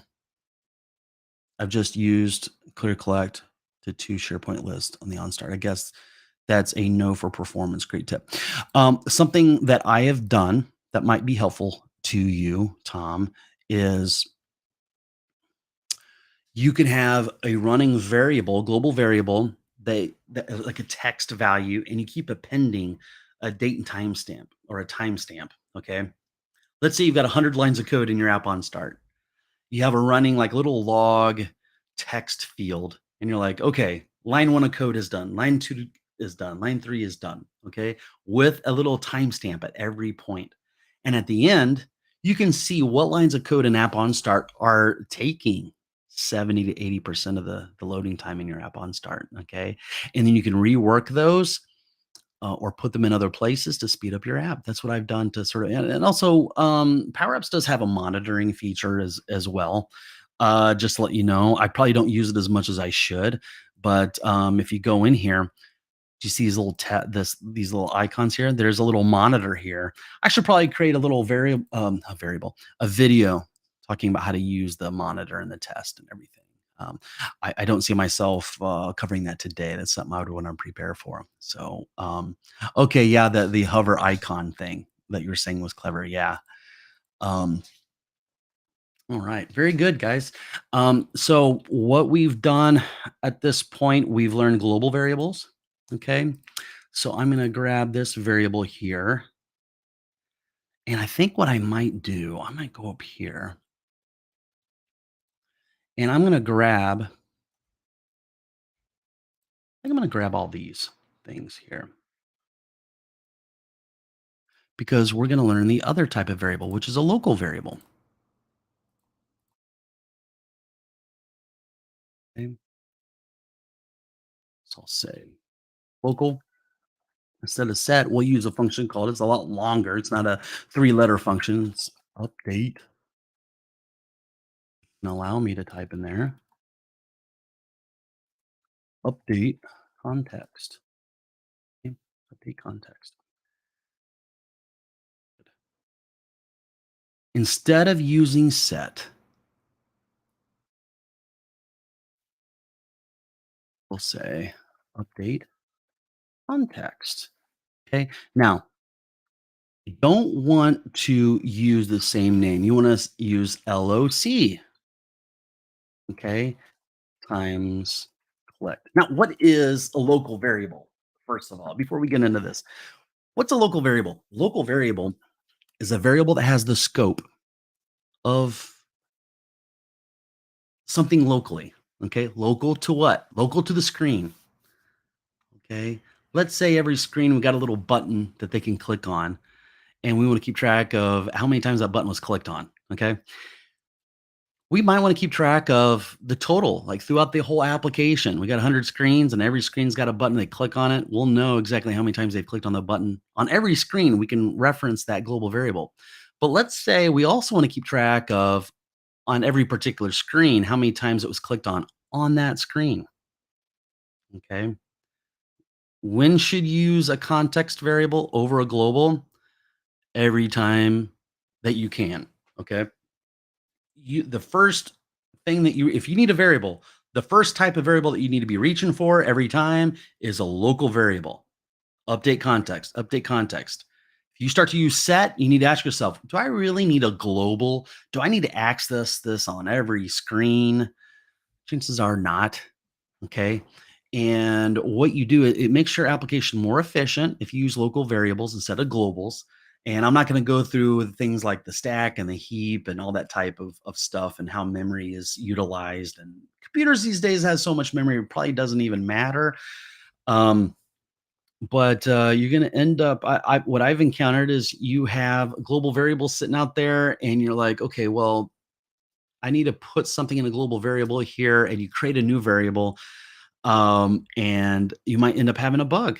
Let's say I created a variable called GBL customer, and it holds a customer record. And then, like 6 months later, I'm in the app creating a new screen. I'm like, oh, I need to keep track of what's in the, a customer that was selected. So I create GBL customer clicked on. Now you got two global variables for the same purpose.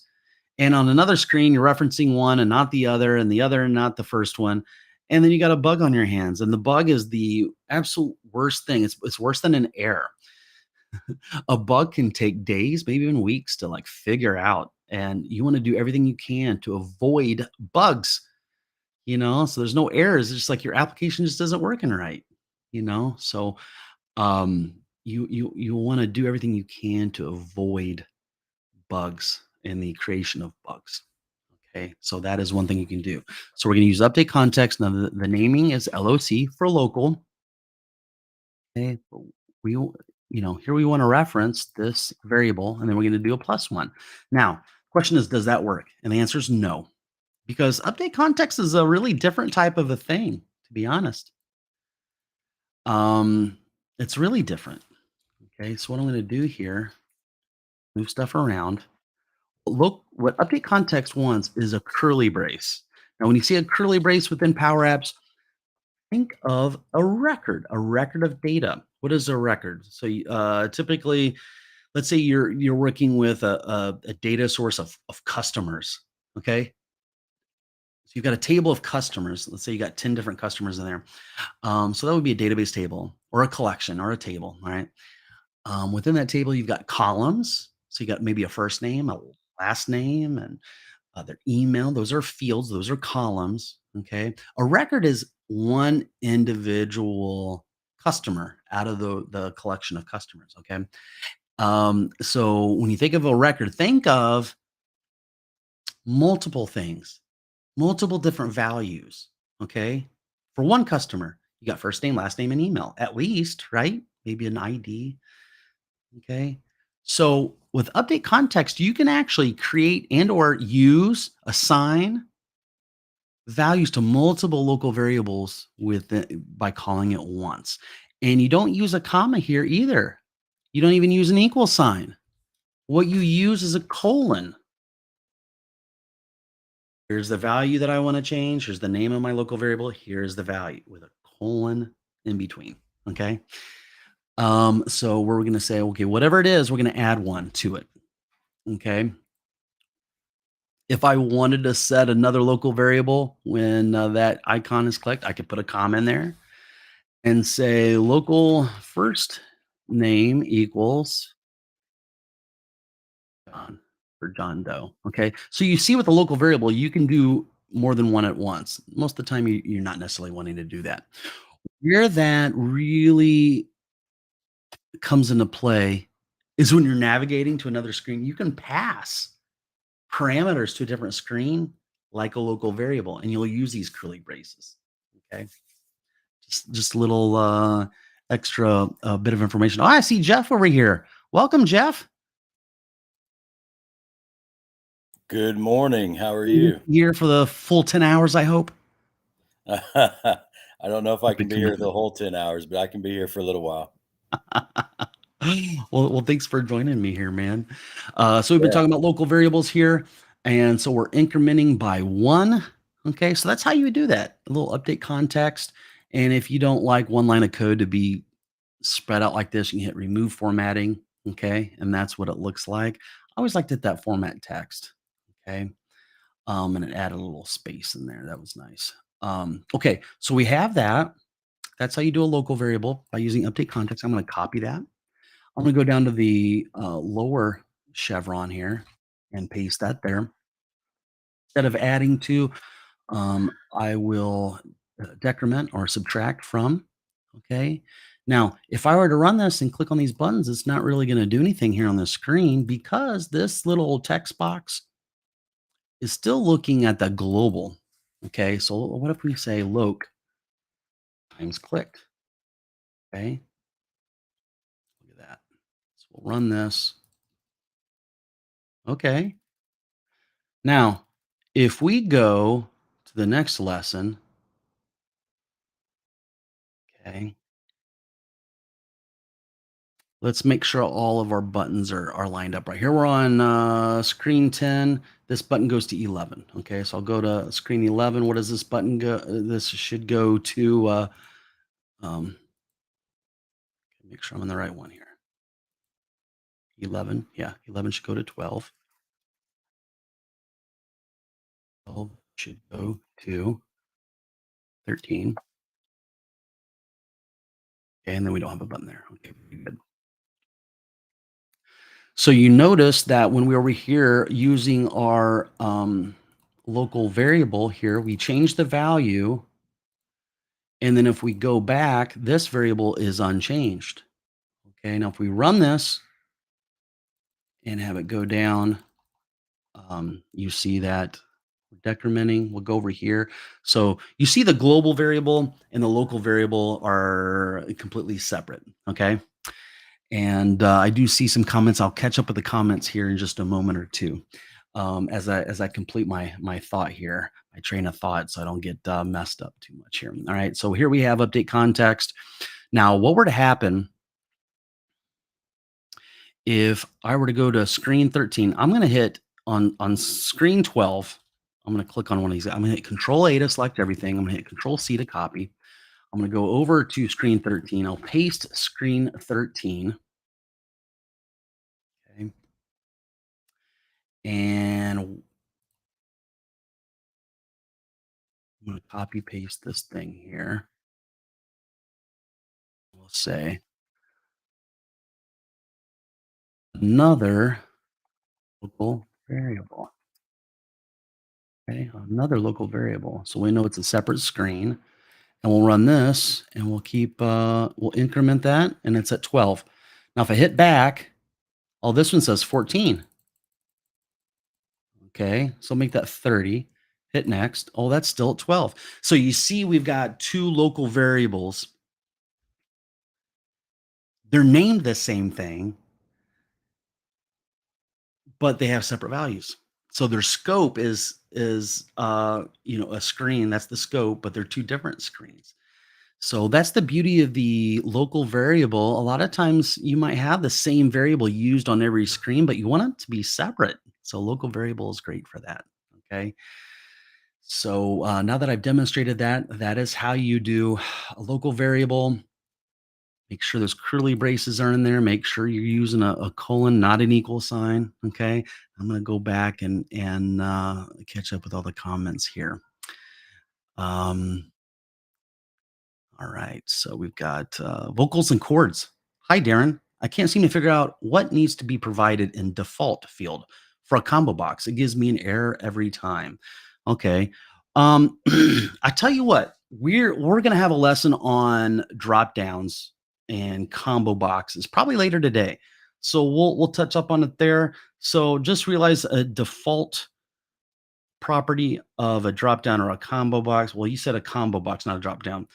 The issue is that you can have multiple selections in a combo box. Okay, so make sure you offer, if you set that up as multiple selection, that you're providing a table value, not just a single value. That might actually solve your problem. Okay, so Hitesh, I've created status buttons, not started, in progress, and hold completed, using update context variable to filter gallery, and it is possible to add one more button to exclude completed status and show remaining. Okay. So, Hitesh, let's touch on this later because we're going to talk about filter. We're going to have a gallery. So this is something that we could actually add to our lesson where we talk about that, and we'll go over that scenario then. How about that? So Kush says, watch tutorial where a guy was encouraging set over update context. Yeah, I mean, my recommendation comes from the background as a developer, as a computer programmer. And so I think most developers would agree. So perhaps that person was just looking for simplicity. Maybe they're just trying if they were they created a tutorial. Maybe they didn't want to go into all the different aspects of the different variables, and they just wanted to create a quick and easy example for him. Perhaps that was what's going on. But if he's encouraging set over, I guess it would depend upon the use case. So if you do want to use that variable over screens to have that global, then of course you'd want to use the set. Okay, so Nick for he says, yeah, I also had the same concern when navigating to the next screen. The value from update context didn't carry forward. Okay. It should. So the navigate function has a third parameter, which is you should include in curly braces that you can pass over context variables. You actually define them that way. Um, okay, the next comment here. When user logged into Power Apps, user details need to auto pop up in the fields like his activities, core, region, track, other fields in the app. Input data in Dataverse. So, okay. Yeah. So I'm not sure if you're asking me how to accomplish that, but that is a good use case. So yeah, whenever you a lot of times if you have an app out there and the app sends out an email to people that says, "Hey, come back to the app and look at this variable. You need to approve or reject something, or there's a workflow." You might actually want it to go to a specific screen and pop up with particular values and stuff. So, um, yeah. Will your 10-hour live be a video later? Yes, with segments. I mean chapters. Yeah, that's going to be a long job. I'm hoping to break it down per hour. So anyway, so what I'm gonna do here, guys, is I might break every 1 or 2 hours and sort of segment it up. And when I say break, it may not mean me taking a break. It might mean that we will go on to a different topic for a little while and come back, something like that. Might make it easier to create chapters later. So local variables. So what do you think about that, Jeff? Do you have any questions about global variables or local variables that I can touch on here before I go on to the next topic? I don't right now. Okay. I think I probably don't know enough about them to even ask a knowledgeable question at this time. So, Okay. Very good. Well, we can always come back to this as well. So, okay. The next topic that I think would be a good topic to cover as you're learning Power Apps, okay, is I think I'm going to copy this and these three controls. Okay. Here's 13. Here's number 14. Okay.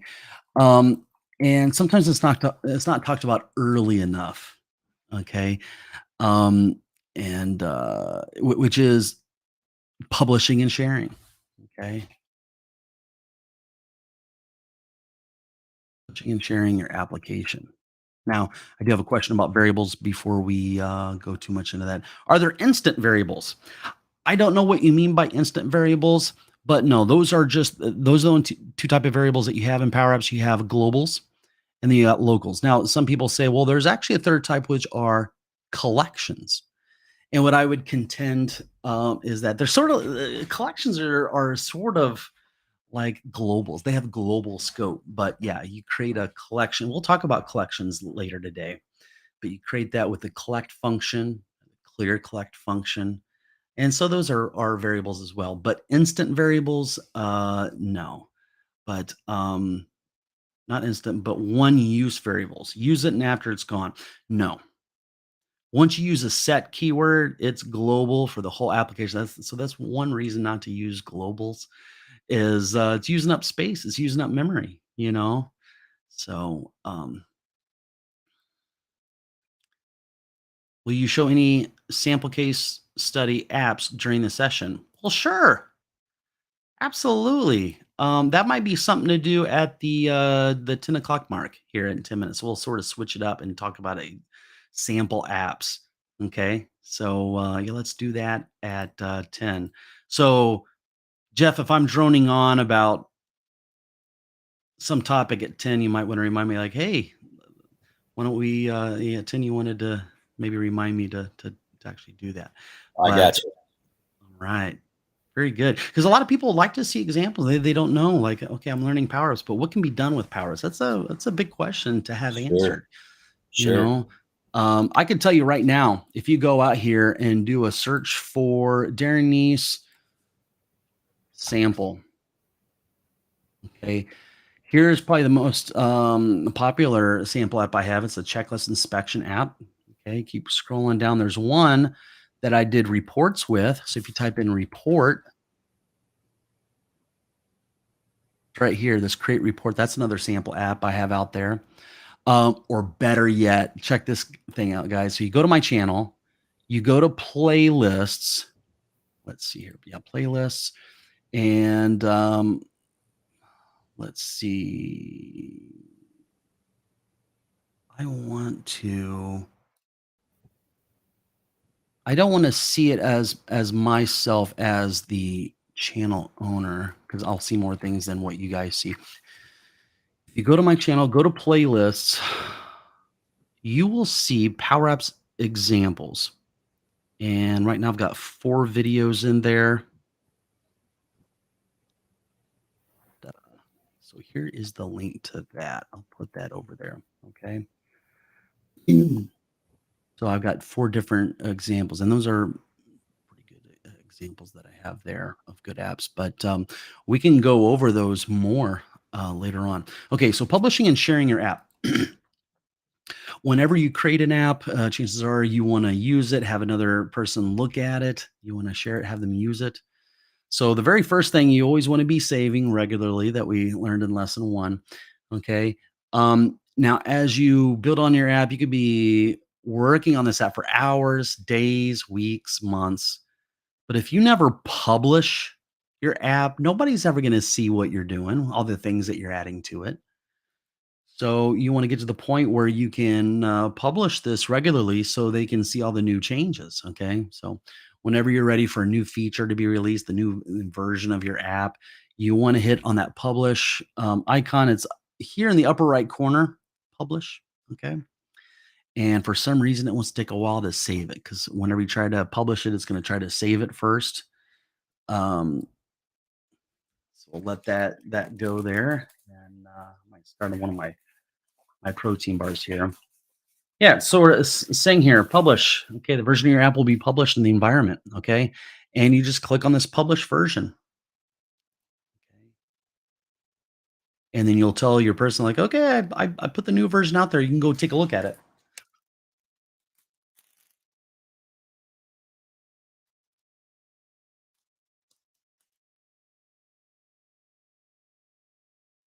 How often should you publish, Darren? I should have thought about talking with my mouth open. You took a bite here. That's just How proof that often I that's would proof that say, you're really live. what's that? That's just proof that you're really live. Did you say I'm really loud? No, that's proof that you're really live. Oh yeah, that's true. Live. I might need to turn my volume up here a little bit. There we go. How often should you publish? Whenever you want them to see the new versions. Once you want to push out those new features, the new version of your app, that's when you publish. And you might want to, when you're at a good stopping point, if you're working on it a lot, day in and day out, at the end of the day, you might just want to hit publish at the end of the day. But if you're in the middle of developing a screen, you're in the middle of creating a feature in there, you probably don't want to um, publish that, because you don't want to see, you don't want them to experience or see something in a work in progress, maybe at the beginning of a project. But if it's already out there in production, you don't want to be doing that. Sure. And then just to let you know, when you do publish, sometimes people will say, no, like let's say it was a bug fix. There's a bug in your app. Okay, well, I fixed it. I just saved it. I just published it. They'll go out there and look at it. Like, no, the bug's still there. It's like, well, it takes a few minutes for it to actually really publish. Okay. Sometimes Mhm. it takes 5 minutes. And then in some cases, they might actually have to hit F5 and refresh their browser cache.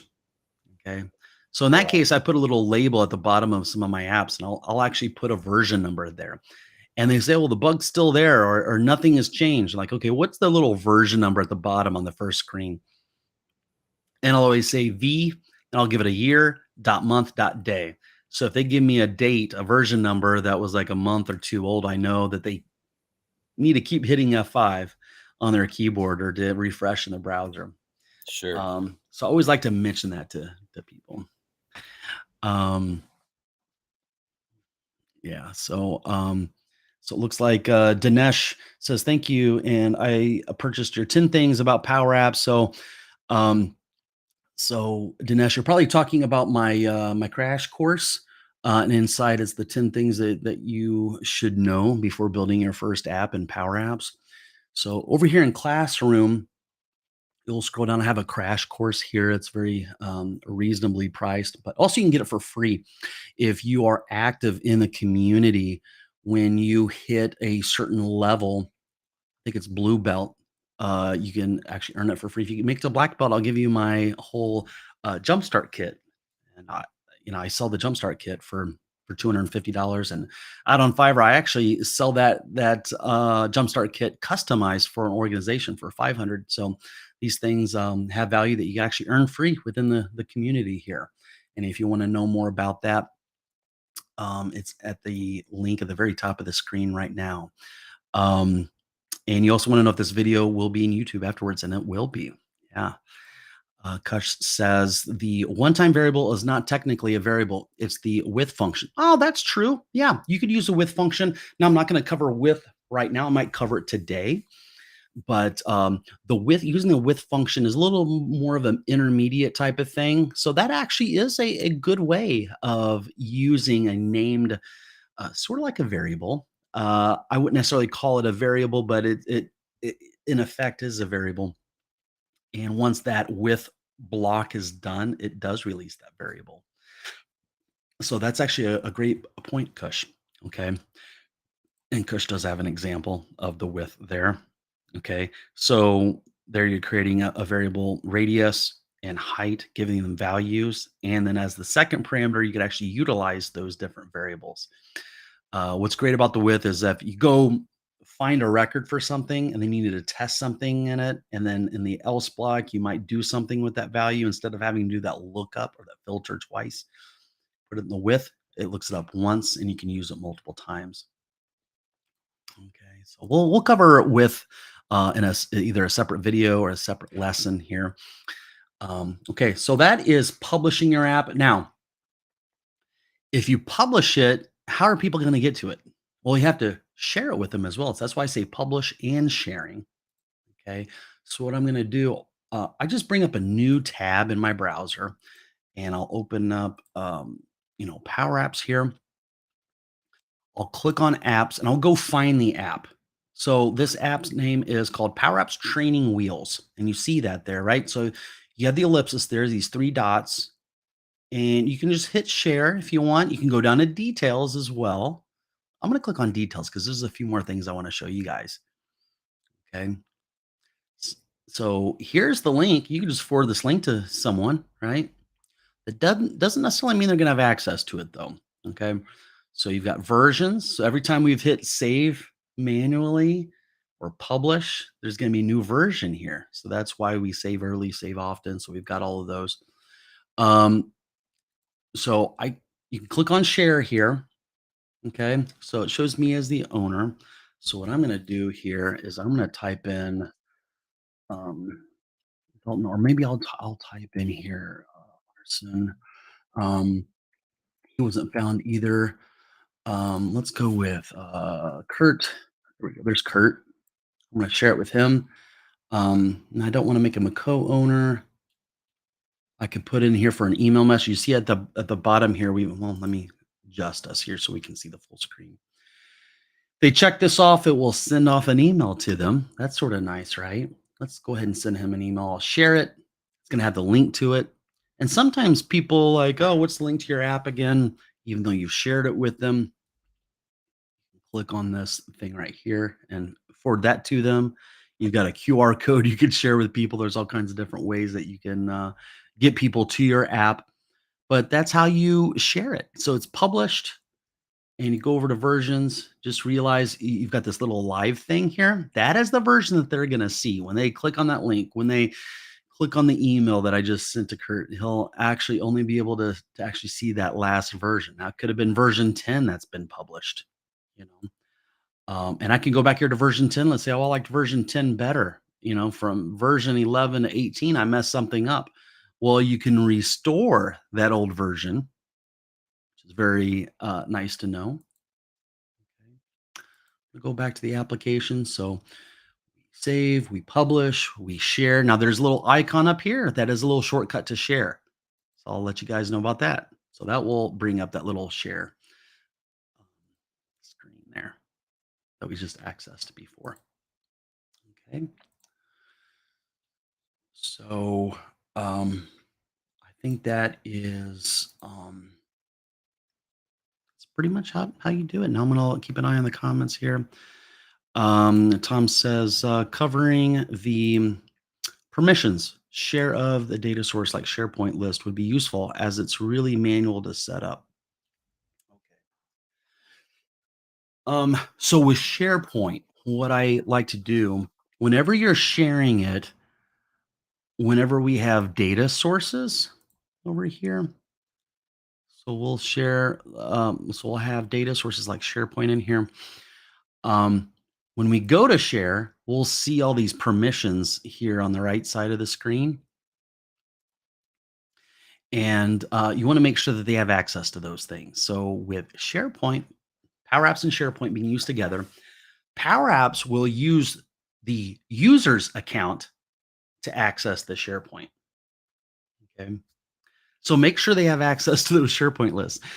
Typically, what I do is I have one SharePoint site for a particular app that I'm creating, typically. Okay. And then I'll have many SharePoint lists in there, which are my database tables, right?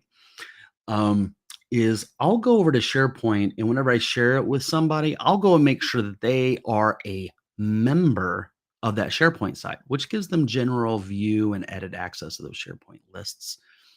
And that's typically what you need to do. And so these different things, the connectors that you have set up in your app will be listed here. You need to make sure they have access to those things.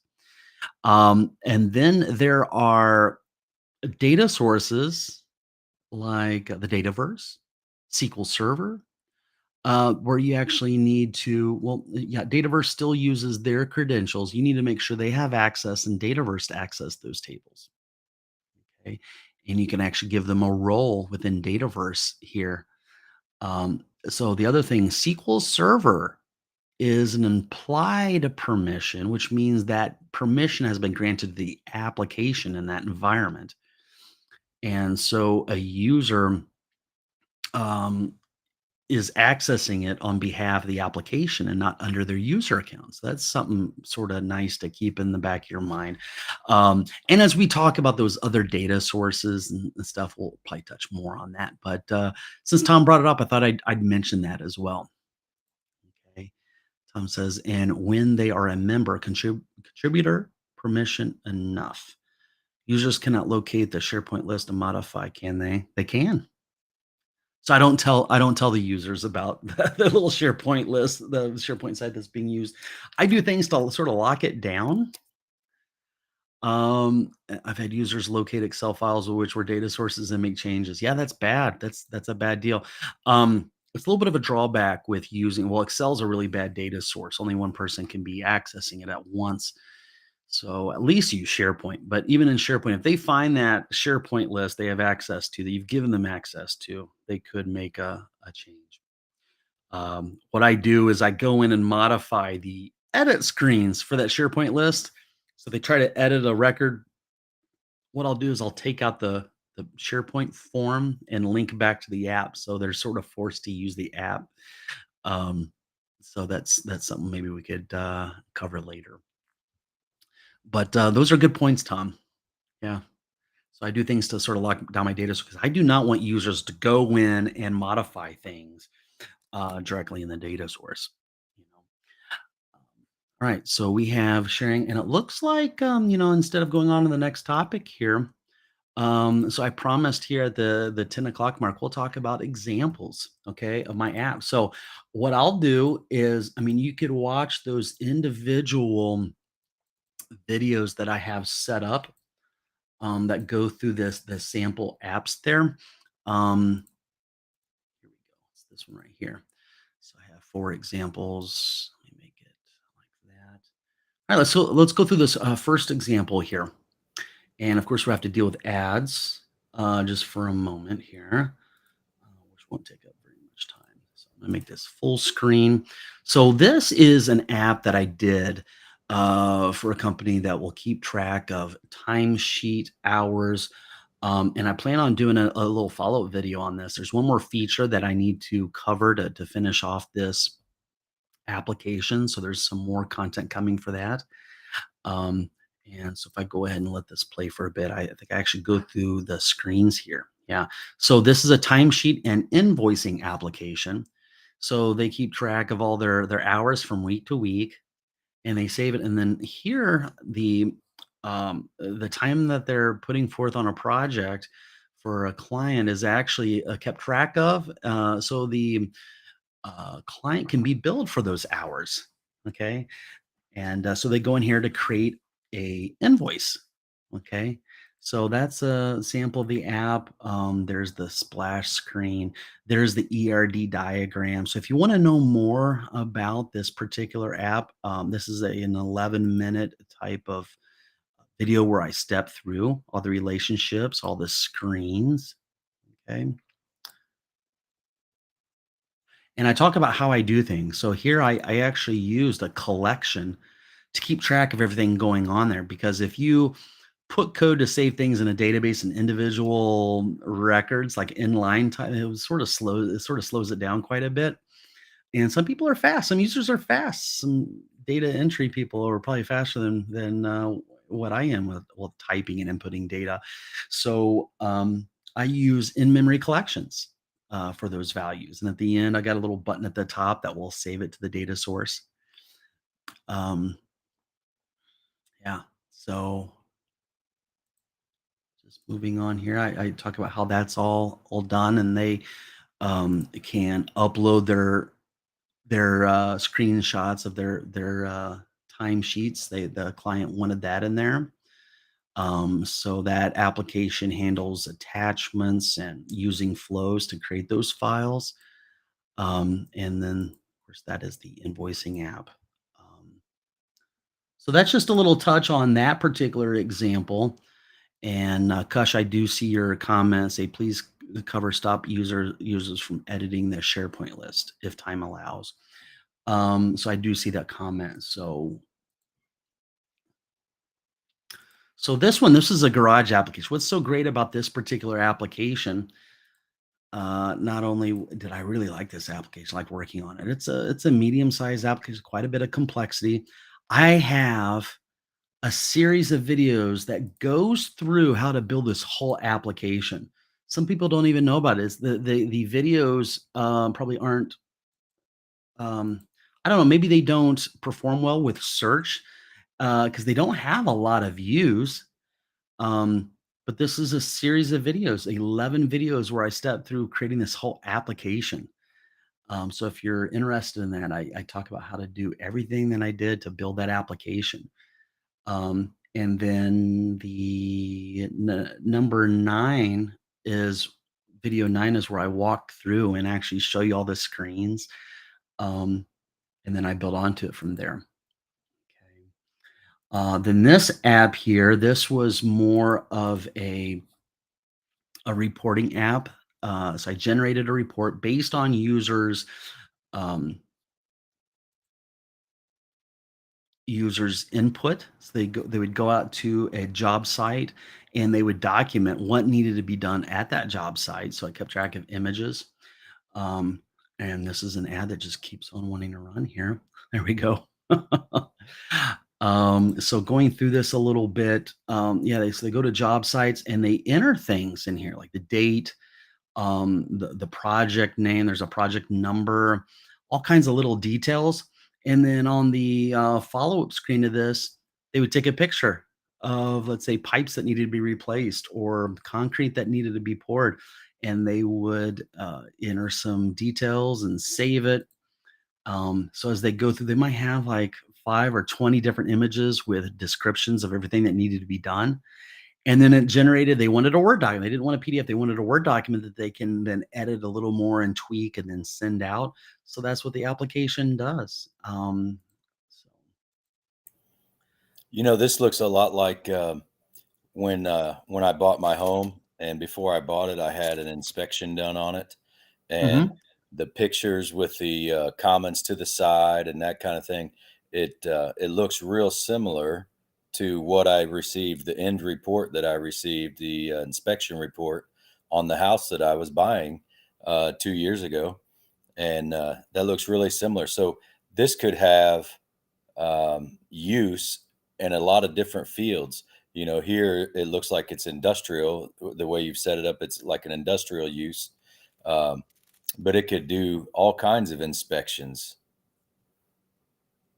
That is a great point, Jeff. And thank you for giving me a moment so I could grab a bite here. Um, Absolutely. I remember the same thing when I was purchasing a house. I had a home inspection. That's exactly what it looked like. Yeah, you could use this app for something like that. Um, create something really nice. You could probably resell it to home Right. inspectors. And that's one of the valuable things. If you I guess I'm saying, if you set it up right initially, these apps can really be versatile, and just with a few minor changes, maybe with the heading, company logo at the top, something like that, they can be versatile to a whole bunch of different fields. Absolutely. Absolutely. Yeah. Um, and keeping an eye on the comments here. Um, yeah. So we might make that a separate lesson, Tom, about locking down SharePoint. And let's see, or Kush, and then Tom was, I think, was responding to that. So all right, so let me go over okay, then I have a checklist inspection app here. Of course, that's gonna play a little ad. And what that does is I had a client come to me and they needed to do inspections on cars bef- before they installed some law enforcement equipment in like a police car, and they needed to inspect it before and after, make sure everything worked after they install something there. So,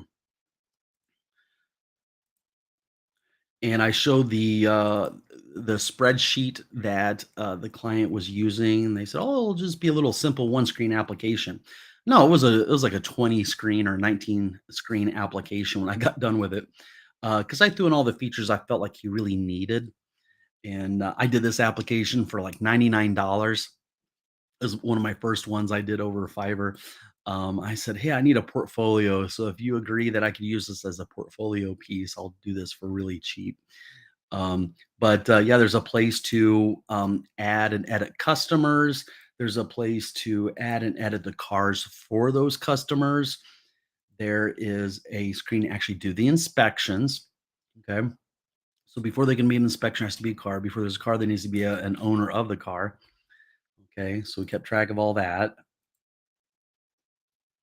So pre and a post inspection.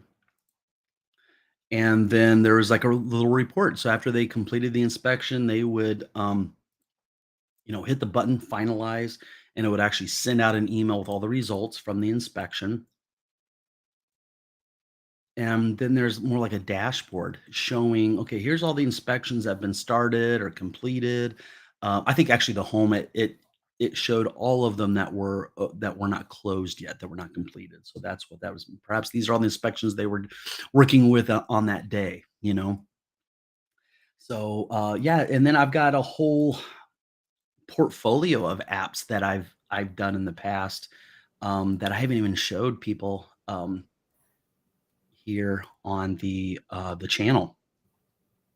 Let me show. Darren, I have a quick question on that. When you mentioned Mhm. that these can produce reports at the end, so can those reports be set up with headers and footers, company logos, things like that, so that they are printable, or they can be made into PDFs and sent, emailed to a customer, or whatever the case may be. Maybe even kept in a file for that customer on your computer. Or can those reports be set up and customized as well? Yeah, yes, they can. That's a great question. So yeah, so what you want to do, a report that you build inside of Power Apps is typically going to be a gallery, and on top of that gallery, you're going to have like a header, and you could put the Hmm. logo up there. You could design it just like you would any other Power App screen, and Hmm. then yeah, so if you wanted that printed off, you can use the print function within Power Apps. You can create a PDF, you can send it on, you can do all those things that you just mentioned.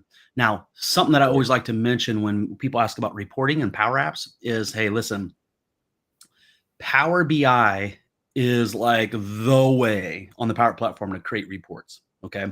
Especially Right.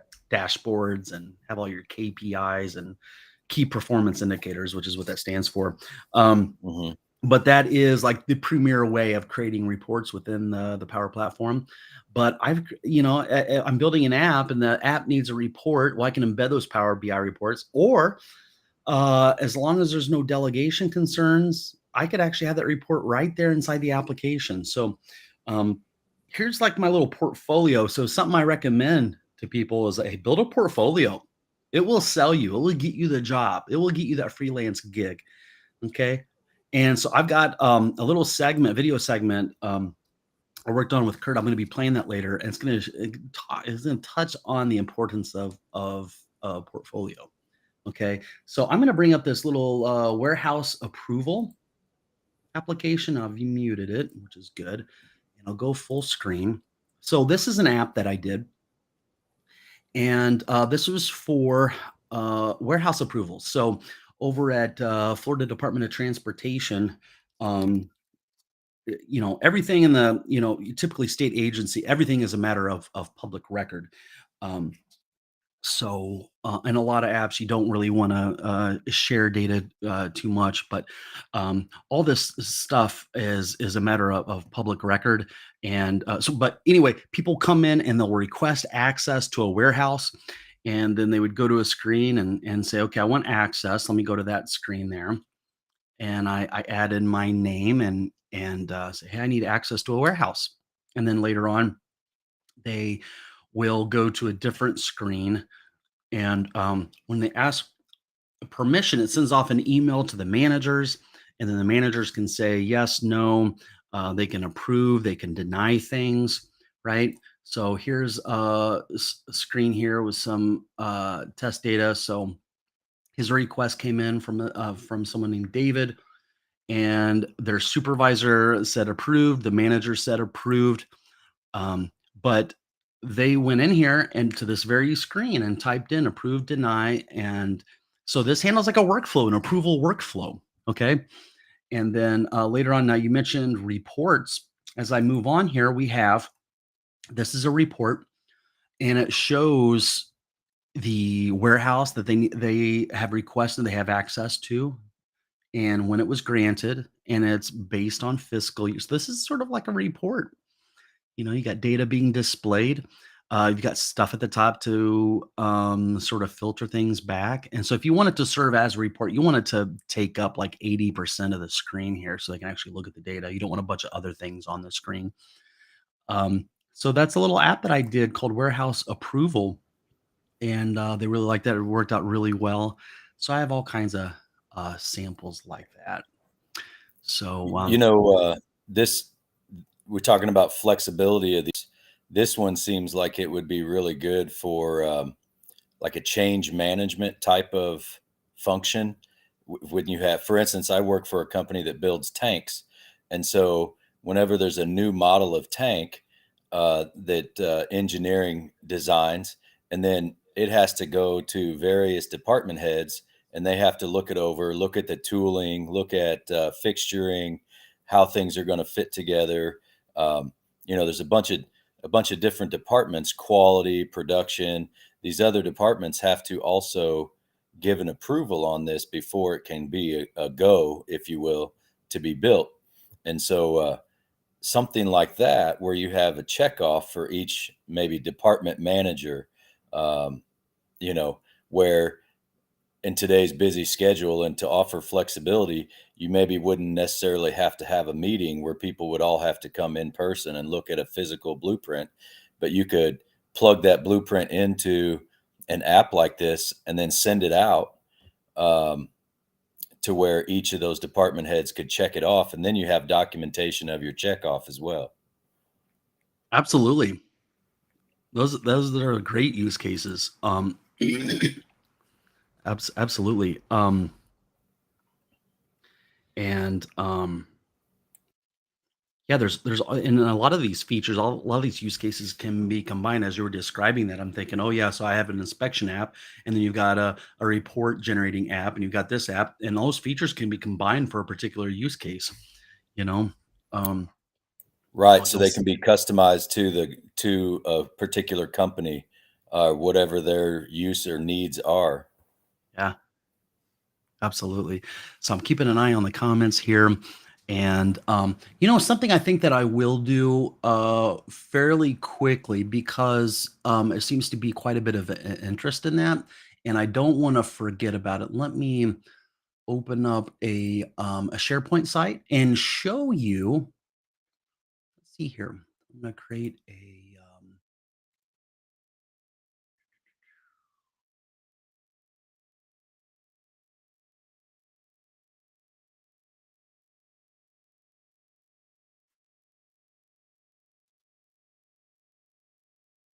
we'll create a new site here.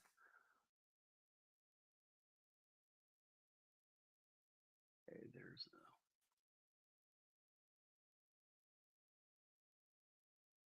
make sure I bring up a good site. Okay, here we Just go. So I have a just real quick SharePoint. just real quick Mhm. before you start that too, I was also just thinking about, auditing, internal audit type systems. When you had your car checklist, you could just as easily set up an audit checklist there for whatever you might need to audit for a company, whether it be um, accounting or whether it be production on a production line, and manufacturing, whatever. Any kind of auditing you might have to do can easily be set up in that kind of an app. Absolutely. Absolutely. Um, Trying to think of a SharePoint list name. Okay, well, let's call it audit data. You were just talking about audit. And a lot of times, what you want to do if you're auditing something of data from a table, you create an audit table beside it that's has a one to many relationship. And every single edit or anything that happens to this record over here, you've got a record over here of all the changes. So a full history of what happened there. So, say audit data or just auditing. Auditing.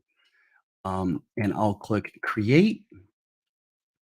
And I'm not going to add any columns to this. I can go in here and add a value, test value, right? So you see, I have access to a SharePoint site. So there is a table. Let's say this table was being used in my Power Apps application. And then the user finds out about this SharePoint site. Okay. How do you lock this down? How do I lock it down? Well, this is what I do. First of all, I don't tell people about the SharePoint site. And I also don't have the lists listed on the any of the navigational menus. They would have to go into site contents, maybe even hide that site contents so they even know how to get in there. But if somebody really understands SharePoint, they'll know how to get in here.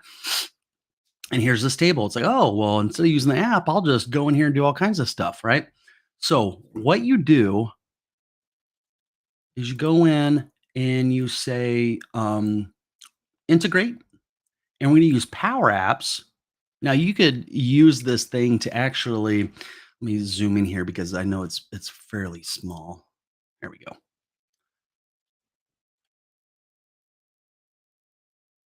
Integrate. We could create a whole Power Apps app around this list, like right now by saying create app. But I don't want to do that. What I want to do is say customize forms. And we're going to modify the editing form for that list. Okay. And we're going to use Power Apps for that. Okay, so it takes a moment to come up, but while that's happening, I'm gonna keep an eye on the comments here. Um, yeah, yeah. So it looks like you guys are really interested in this, so that's good that I'm covering this. Okay, so what it did was it brought up Power Apps.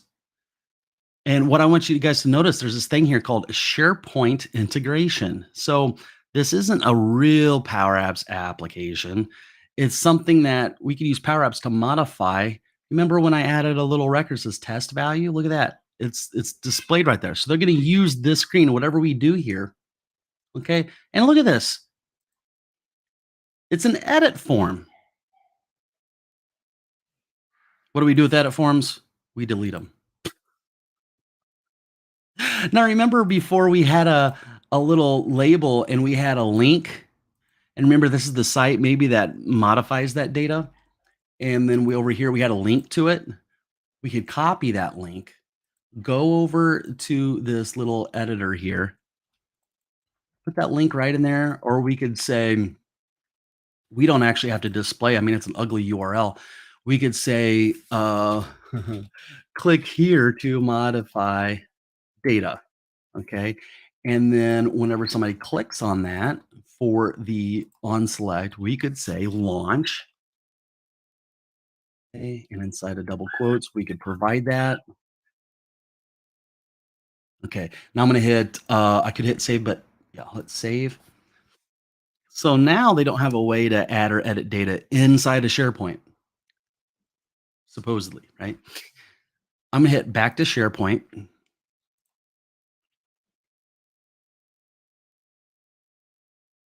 Okay, here's test value. Let's modify that. Okay, now you notice it's still right there. Well, it takes a few moments for it to take effect.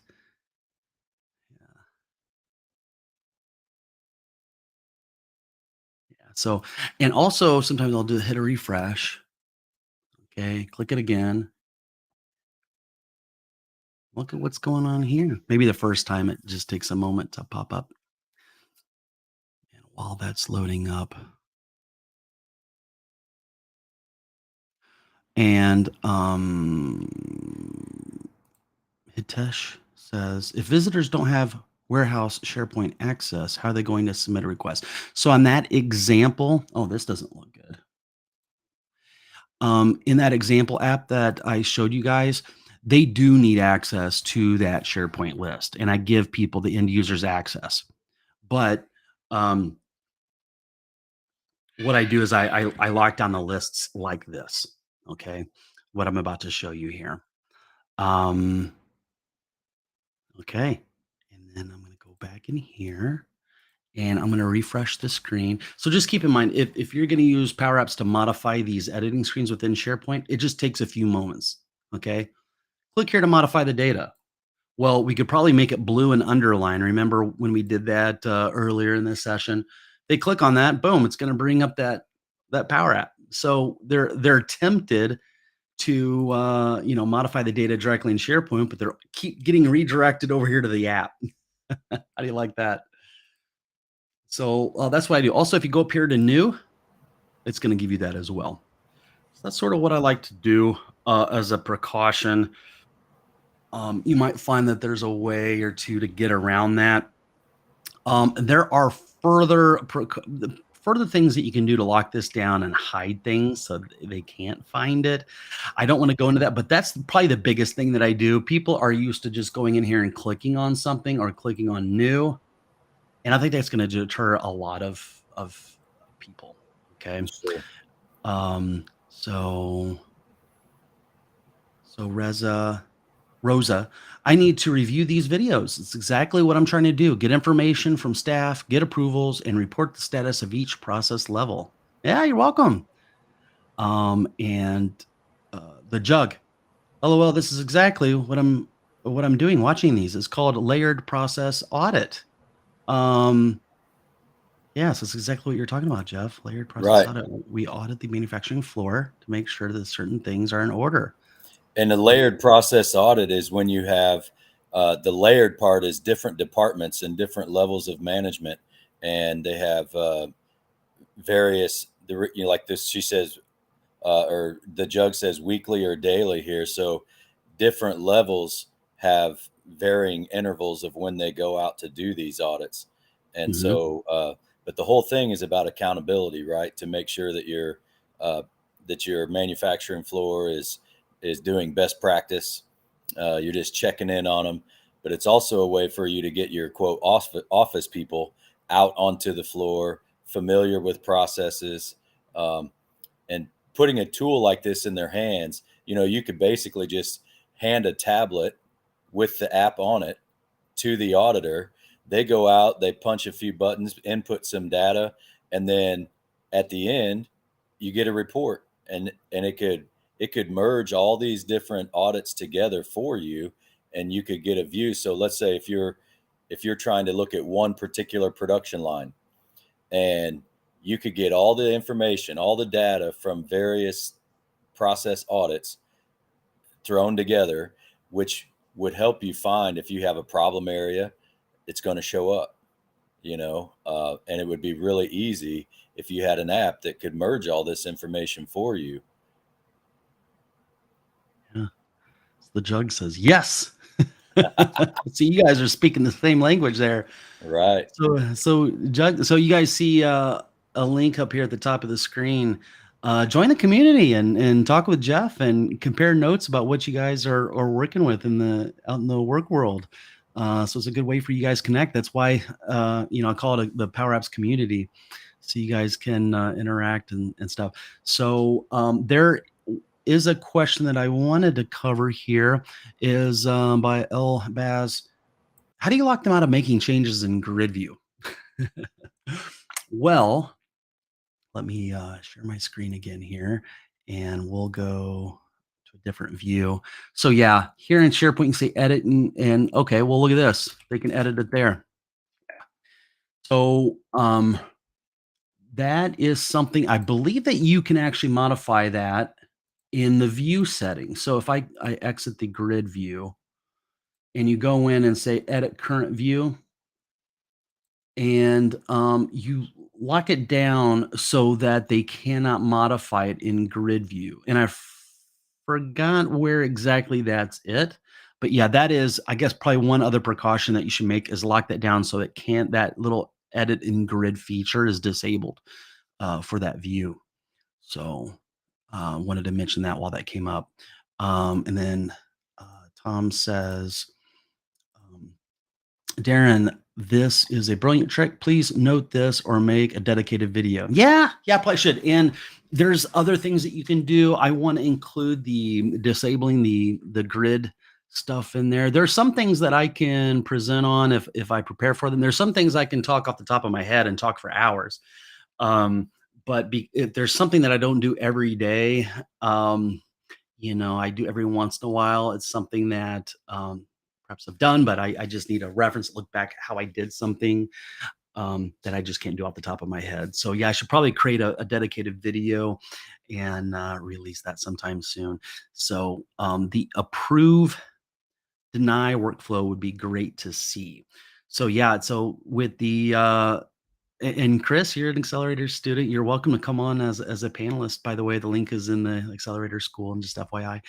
Um, but yeah, so yeah, the approve deny. What that involves, guys, it's not complicated at all. It's actually really simple. When you want to allow an approval or deny the access, it's just a matter of modifying a key field. Is this approved, denied? Is it pending? A record could have a status. So you just create a field called status. It could be approved, deny, or pending, you know, and based on that, it will either appear or not appear on certain screens. It will, based on that value, be a different color or whatever.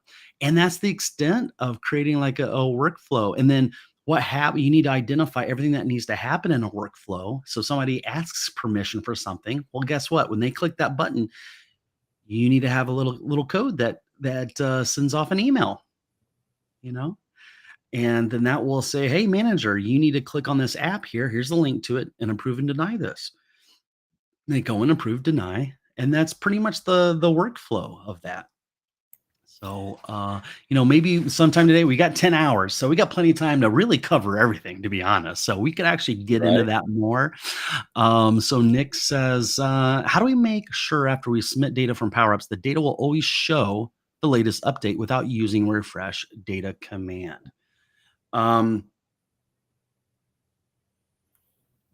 okay, so within Power Apps, if you update a data source, Power Apps knows about that change, and it will update the screen based on if you're referencing the data table. It's gonna sort of show that. But there are cases when another user is using the Power App in their own session so something that Power Apps doesn't do very well is the synchronization of data across concurrent users. So let's say there are multiple users in the app at once. This one user over here makes a change, and then user two makes a change. The user one or user A isn't going to see that change without doing a refresh. It sounds like I have somebody at the door here. Yes, come in. You want to come in and say hi to all my? You guys probably have seen. You're gonna have to bend down here. Okay. Say hi to everybody. This is Hello. Jeff. You probably already know Jeff, but Hi. yeah. So you guys are gonna go celebrate July the 4th out on Beach. the beach. It's And so you guys have fun, all right. and you should pull up the live stream and listen to everything I have to say for the next 10 hours because I have important things to say here. She's giving me a look, guys, like, no, just a thumbs up. Love you too. All right, guys, we are here live. So we got all kinds of stuff happening. Okay, so yeah, there are several things you can do. One of them is refresh, and I think you actually mentioned refresh. Another thing you can do is the data appearing on your screen doesn't have to be referenced by the data source. So if you have a customer's database table, your gallery doesn't have to look at that customer's data source. It could be looking at a collection, which is a snapshot or a copy of that data. And this is probably the better way of displaying data because if you want to refresh that data, instead of doing a refresh and it's going get all the data again, and it makes it really sluggish and slow. What you do is instead of doing a refresh, is you refresh that collection, and hopefully when you're creating that collection, you're doing a filter, so you're not grabbing all the data. So hopefully it's going to be a lot faster, and that's how you would do that. You could set that up on a timer every 5 or 10 seconds. Go out and refresh that collection, and then your screen will change appropriately.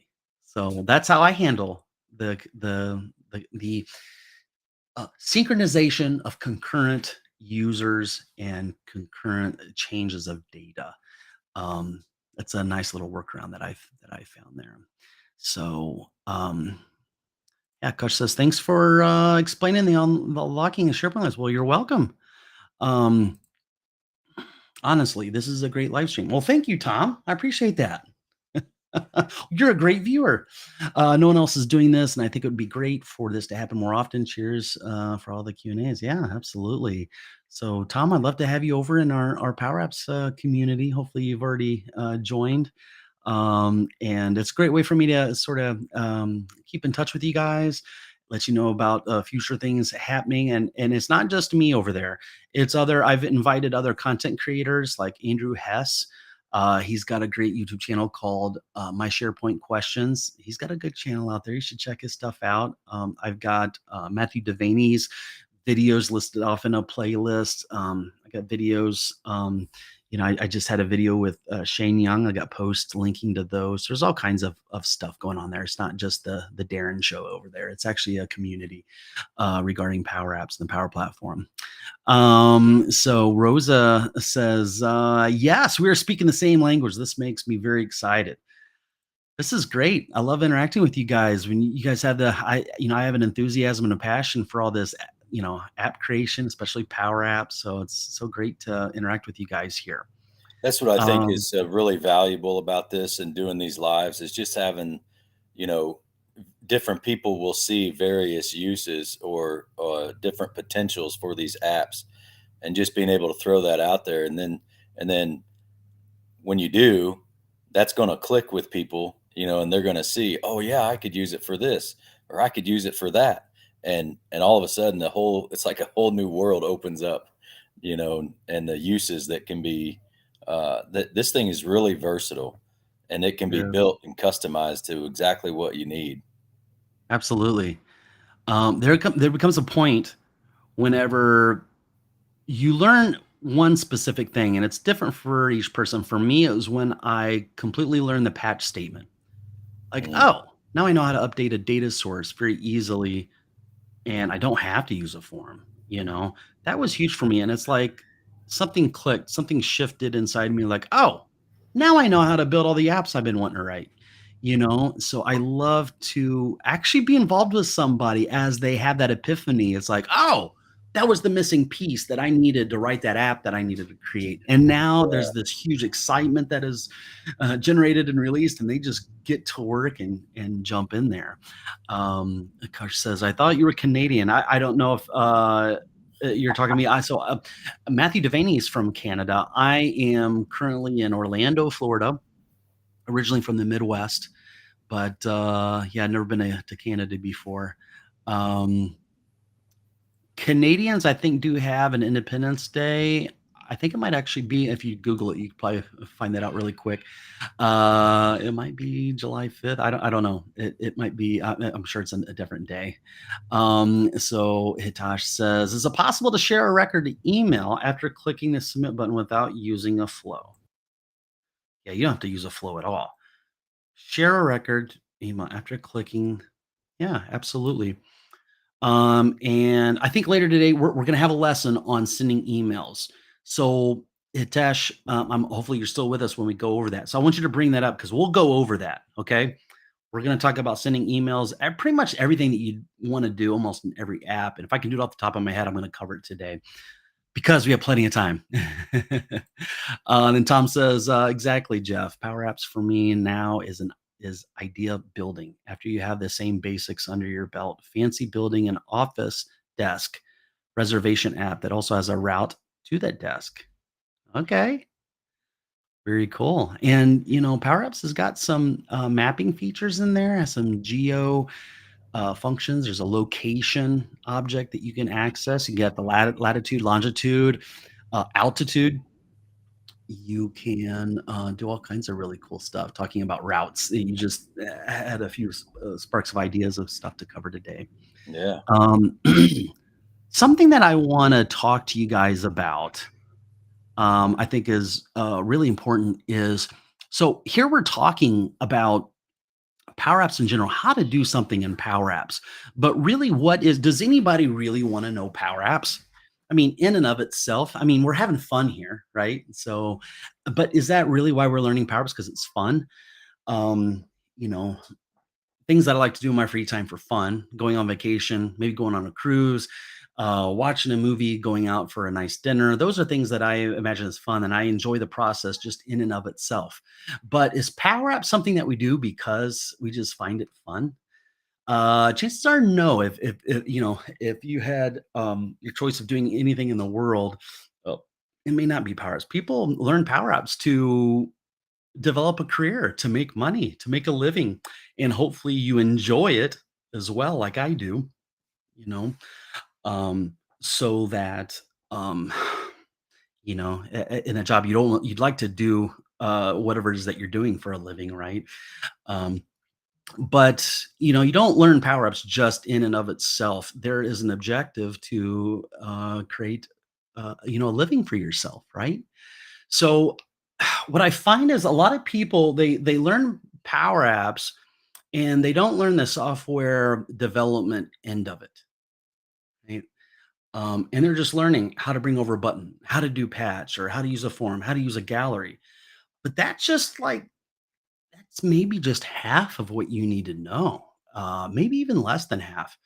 There's all kinds of good things that you should learn alongside. So if you get your job or you become a freelancer, there's all kinds of other skills that's not just power app skills that you need to know, right? You need to know how to interact with the end users, the stakeholders, the business owners. You need to know how to gather requirements. You need to know how to design a system. we're creating, here and there on these videos, we create like little small apps. Well, not all apps are small. Most of them are pretty like medium size at least. And could have quite a few screens. And with any project, there's a scope creep that happens, and people want more and more features. The better job you do, the more requests that oh, can you add in this feature? Or now that we see that you can do that, how can you do this? And if you don't go about a project in the right way, the way that traditional software developers are taught how to take on projects, there's a big parallel between building apps and building construction, in my opinion.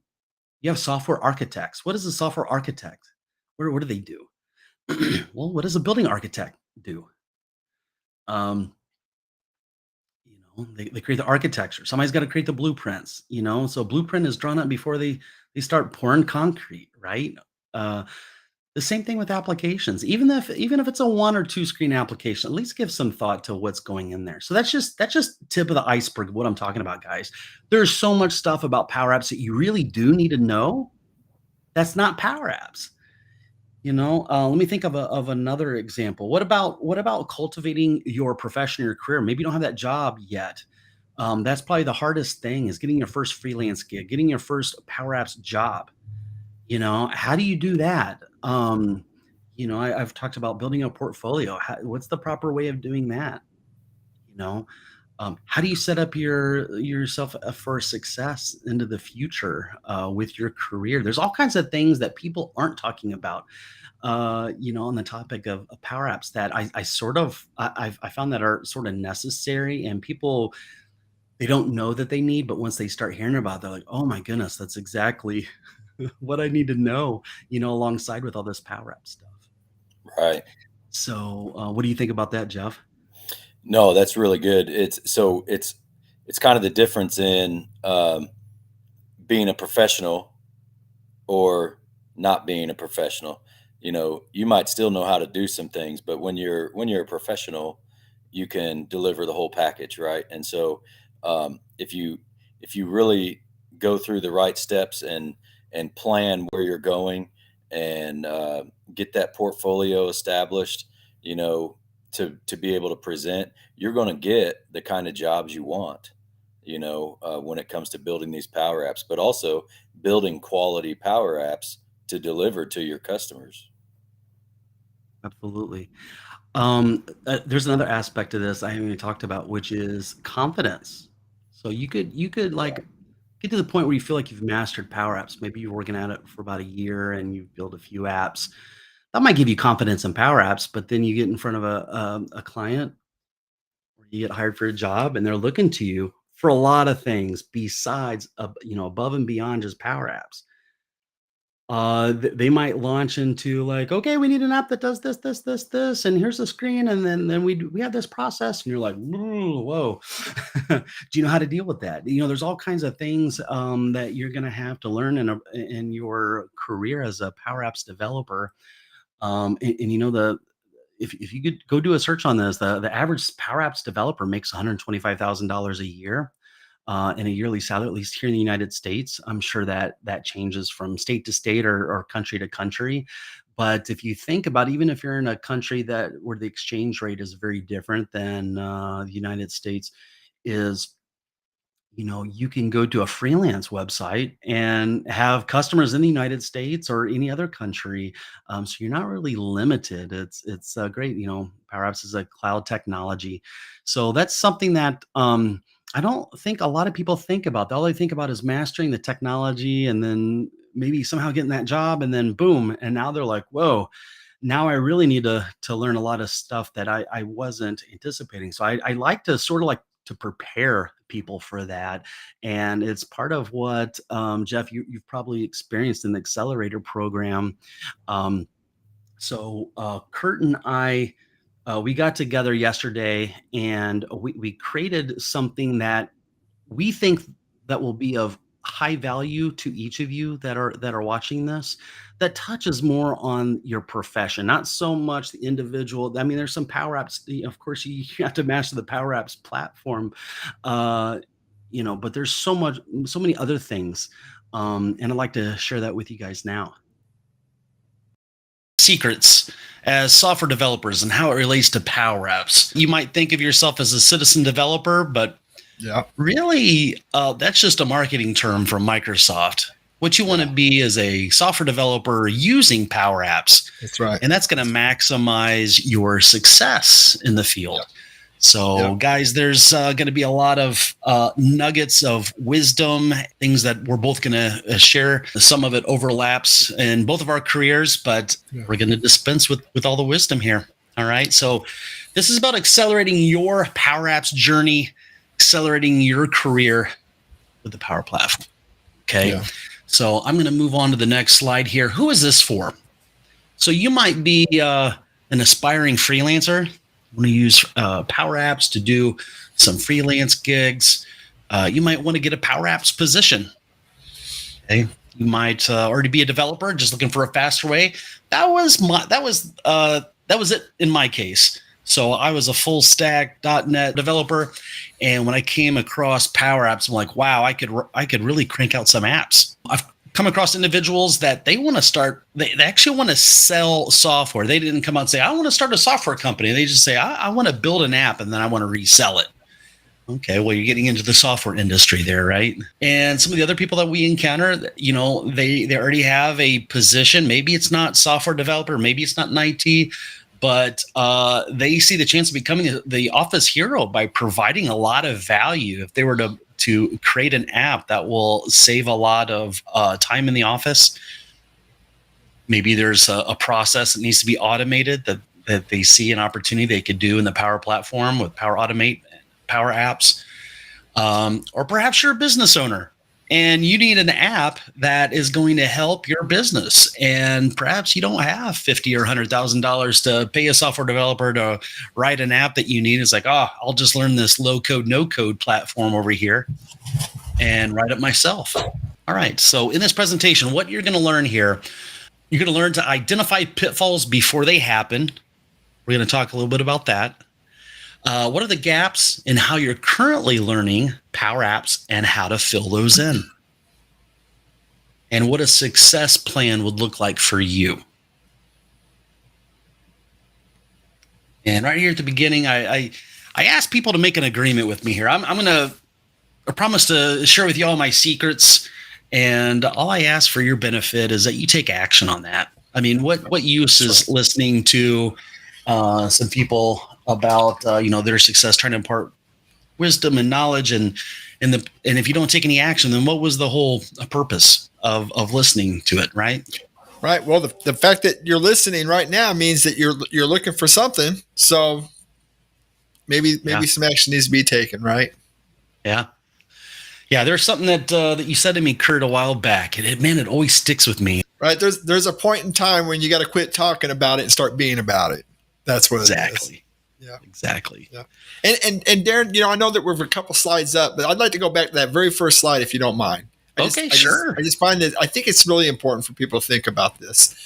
I don't care. I know that you probably picked up Power Apps, but it doesn't really matter if it's Power Apps or if it's Excel or Access or whatever that you were working on. I mean, Darren, you started off, you were in Visual Basic. I was working with Pascal and C. These languages, it's all about learning the fundamentals with whatever you're working on. It's what's underneath that. So it's about developing some good practices and some good secrets. Some of these things that we're going to share today are things that we've learned over the years with almost any platform that would carry over to any platform.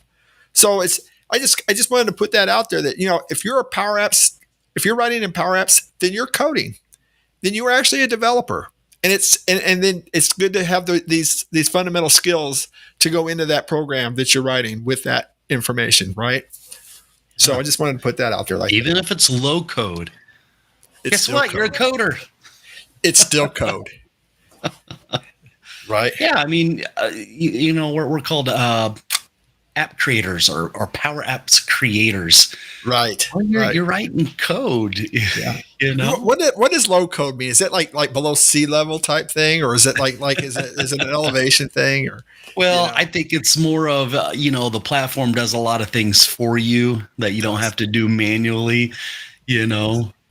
So if you're wondering why you're not experiencing how easy Power Apps is or how it seems like it's supposed to be, if you're wondering why, what are the gaps in how you're currently learning Power Apps and how to fill them in, or why you feel like there's something missing from the equation. I know I feel a little bit like that, and whenever I pick up something brand new, something fresh, things are always difficult at first. With Power Apps, I think there's another element to it, and we're going to go over this and how you deal with those. So these problems, let's talk about why they exist. So let's talk about the typical person trying to navigate their way in learning the Power Platform. They're going it alone. You know, you see this guy on the screen. Well, he's probably staying up really late at night watching videos on YouTube. Maybe he's watching my YouTube videos. In that case, he would probably have no trouble. Well, I think there's a little bit of a pitfall, no matter who you choose to follow. There's some missing elements there. And here I have on this. Imagine building a house. Would you ever consider building a house by yourself, Kurt? I don't even want to think about hammering a nail by myself. I think there's a lot of parallels between building construction and code construction, application construction. That's right. You got software architects, right? But yeah, a lot of times people are just trying to go it alone, learn at their own pace. You know, try to learn alone just by picking up a book or watching a video.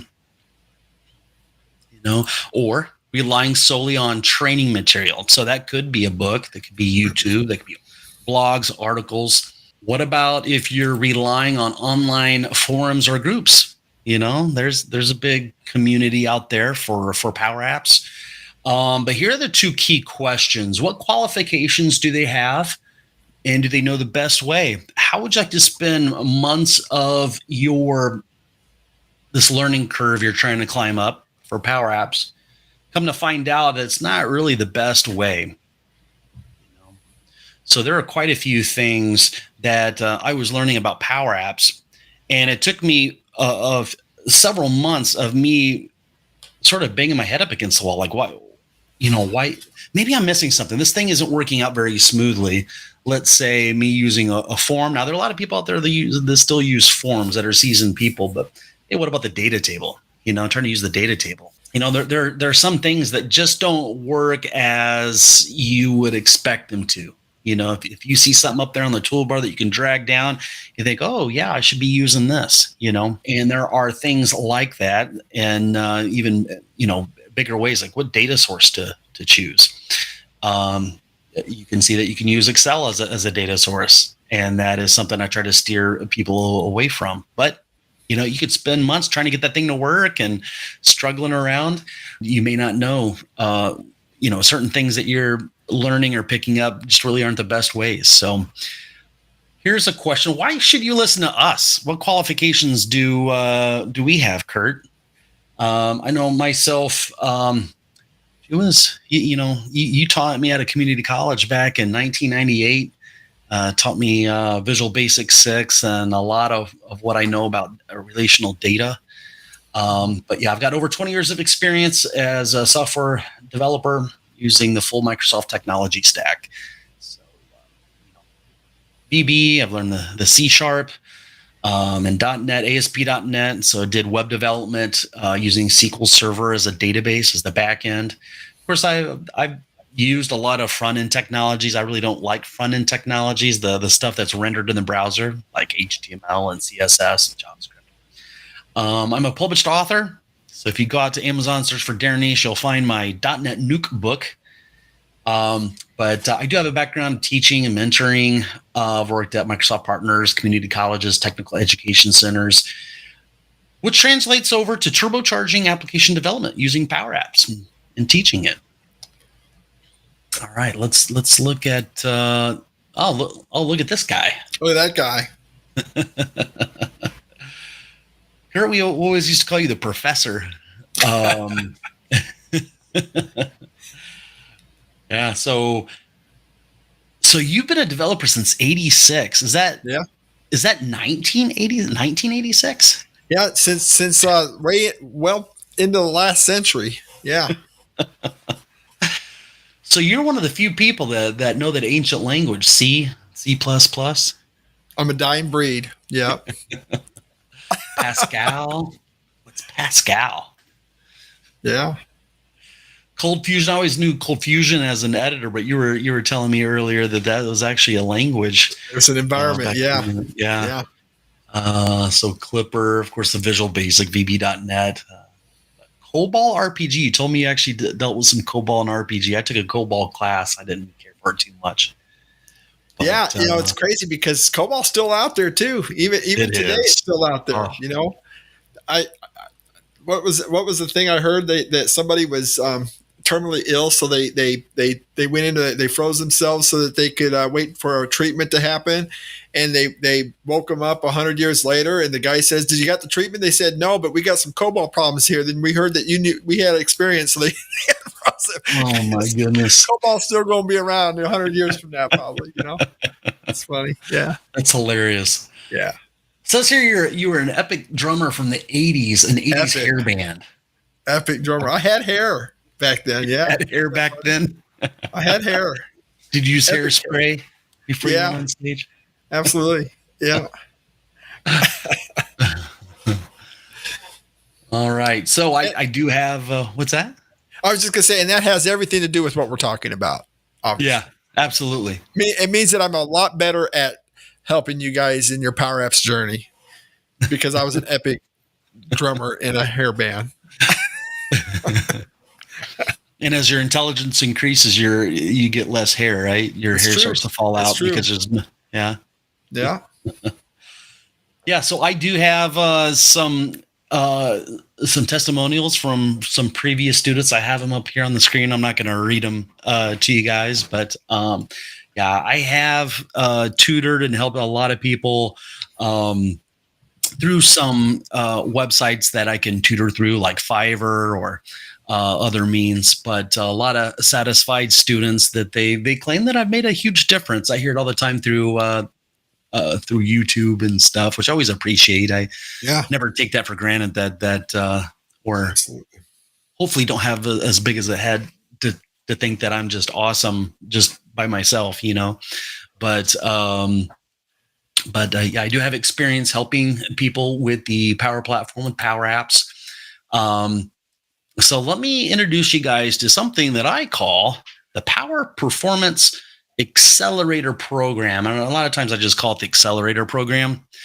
And there's a lot of elements to this Accelerator Program that I've designed that has a lot of things built in that that are going to help you out in an incredible way. So let's just jump right into this. So what you really need is the new way learning trifecta. Okay. So the Accelerator Program has a strategy built into it, good habits, and also the right learning environment. So I know just from strategy and habits, Kurt, you actually taught me those way back That's right. when you were teaching software development to us young whippersnappers back then. And could you share some of your secrets that you imparted back then that people these days just aren't getting? Well, that's a pretty good question in there. There's a lot to be said about that, but you're right about that. I believe when I was teaching back there in the colleges, when you were coming through, I really believe that if I couldn't teach you guys anything else, it was to teach you guys good habits and good strategy. And I believe that if you have good habits and good strategy, you'll pick up the rest of it on your own.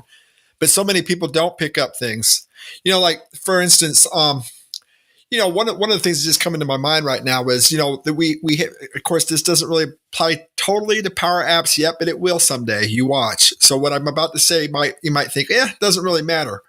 But, there's lots of different ways of doing loops, right?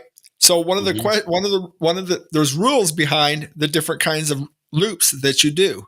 And I would specifically have students, like for instance, a for next loop. just as an example, a for next loop. The rule is that you know that you need to use the loop, and you know the exact number of times you use the loop. But so many people, and then within that, if you had, I'll see people do loops, and then I'll see breaks inside of the loops, and I'm Now sitting you're here gonna thinking, have to explain what a break is. right. So a break is when you exit that loop. In other words, you're supposed to force it, right? Yeah, right. You're forcing it out. You're forcing your way out of the loop, which tells me you don't have control of your program then. So that's one thing that I was always trying to teach is one of the habits is to always have control over your program. This is all about Beat the Beast. It's a game called Beat the Beast. And you have this electronics, this big old massive electronics, this power, and you're trying to harness this power to do one thing in one moment, in one moment of time. And so being in control of your program is a big deal. And of course I use that for next loop, but there's so many other things like documenting your code, using naming conventions within your variables, indentation practices, so many different habits. And we're going to be talking about all those things someday, somewhere within this accelerator program. That's what we work on. We work on these habits. We talk about the secrets and why you have to do it. So, I mean, I don't know if that really answers your question, Darren, in that, but I just feel like it's so important. Well, Kurt, there were so many things that you taught, and I remind you of them. Like, Kurt, you taught me this. Kurt, you taught me this. You're like, Yeah. Really? I think there are, like, you've forgotten more things than some people know, and sometimes I impress you with something that I do, and I'm like, Kurt, you're actually the person that taught me that. When you said this, yeah, guys, it's like my whole career, I felt like I've had a little Kurt on my shoulder. So like, Darren, are you really proud of that code you just wrote? Right. And see, I believe, Darren, that's what's made you successful, though, is that you took those things, and maybe it's not that I forgot that I taught you that, but maybe I'm just surprised that you actually remembered those things because so many people don't. It's like it's very rare for me to see somebody who uses the fundamentals and the strict discipline behind their coding. And I believe that's what separates the good programmers from the ones that are average bears. We call them average bears. Yeah. But you're right, Darren. I mean, and you did that, and I think that was a big reason why you're successful right now is because you have that strategy and those habits. But somebody had to teach you those things. You weren't born with that knowledge.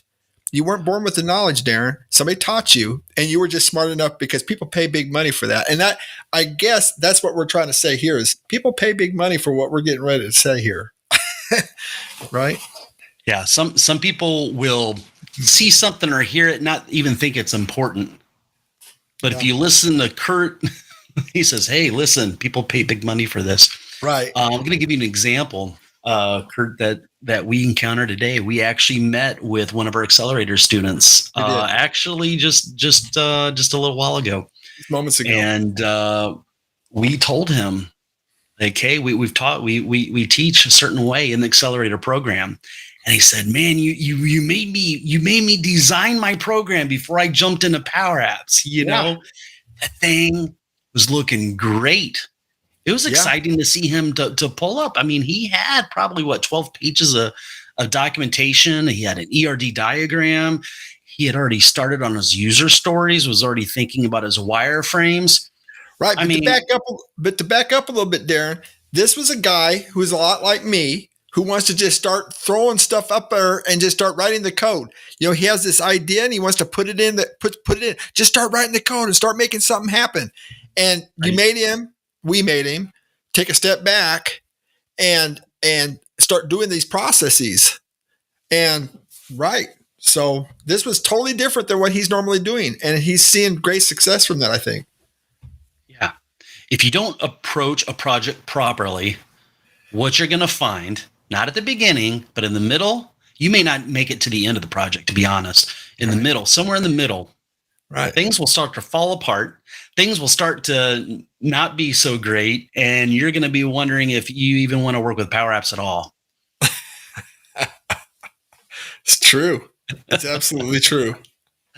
So Guys, grab a pen and paper. We've got all kinds of stuff to share in here. We wouldn't want to impart to you a lot of value by listening to this video, following along here. So you want to take some notes. Hopefully you've already started as we've already begun talking about this. But let's talk about pillar 1 of the program.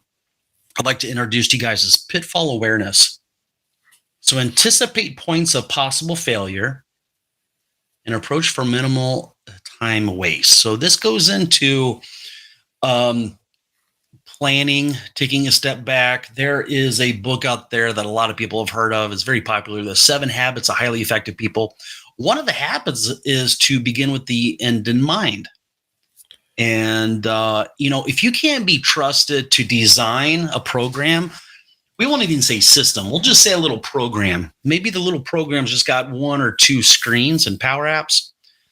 And if you can't be trusted to design it or put a little bit of forethought into it, can you really be trusted? Do you really have the time to create the app if you're not going to actually gather the requirements properly, define the application, know exactly where you go? Can you imagine somebody, trying to build an on-ramp to an interstate and they don't have a blueprint? They're like, oh, but just bring in the concrete truck. We'll just start pouring it right here.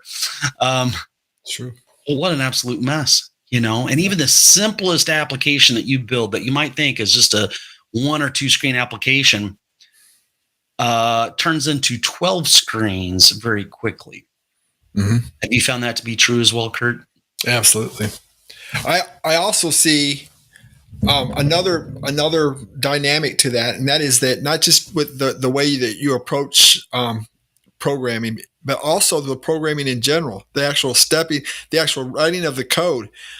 We have encountered many times we'll be in the middle of solving a problem, and the way you code, or the I guess the coding pattern that you're using may not work in a certain process. And you and I have got the experience to know those things, and we can help people through there before we even go into that, So I don't know if that makes sense or not, but the actual patterns of coding can actually be a pitfall. And we know those, we've been through these enough to know to be able to help people through that. Yeah. Yeah. I remember signing up for the computer the program at the college that I enrolled. The very first class they had me take was not, hey, this is how you write code. No, it was logic. So they taught us how to create a flow chart, what a flow chart is for. They taught a concept called pseudocode. Yeah. And because it takes a lot less time to create a design than it does to actually sit there and write out the code. And a lot of times the code and all the screens and everything that goes in and out of the program, you got Power Automate flows, you've got a Dataverse table over here, maybe a SQL Server. If you can't sketch it out and you can't understand it at that level, how will you expect to fully understand it through and through as you're building the app? It's true. So important. Moving on to pillar number 2, plan for success. So adopt the right mindset, have a strategy plan, and start with the end in mind. So Kurt, actually, what was it last week? We actually recorded a whole module on the proper mindset and why that mindset and the attitude is so important, and how it sort of casts either a light or a shadow over what you're about to take on, what you're about to approach with that mindset. Yep. So,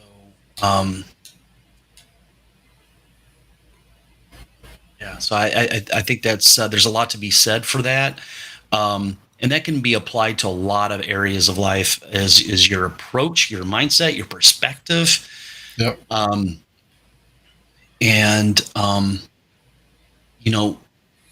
Something that I would say, if you're, as you're building your first application and you think about heading towards your eventual goal of getting a job, becoming the freelancer, becoming the office hero, Okay. That might come in the form of not just one application. It might come in the form of 2 or 3 applications. Yep. That you're going to have to build in a proper way, with the proper mindset, with the proper attitude, proper tools, the proper teaching. Okay. And what you need to do is build yourself a portfolio.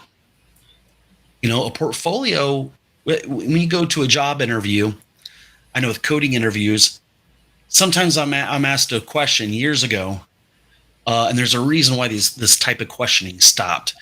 They would ask me, okay, well, describe how polymorphism is achieved with C#, or explain how you've used stored procedures within SQL Server, and just these weird technical questions, just to sort of like get a pulse on where you're at in your skill level and your knowledge. What I do to any type of gig job that I were to go for here in the last 3 to 5 years is I go in with my portfolio and I say, here's an app I did. It did this and that. Here's the screenshots. This is my database diagram. This is my all the workflows that the application handled. And there's just no doubt in their mind that I know what I'm talking about.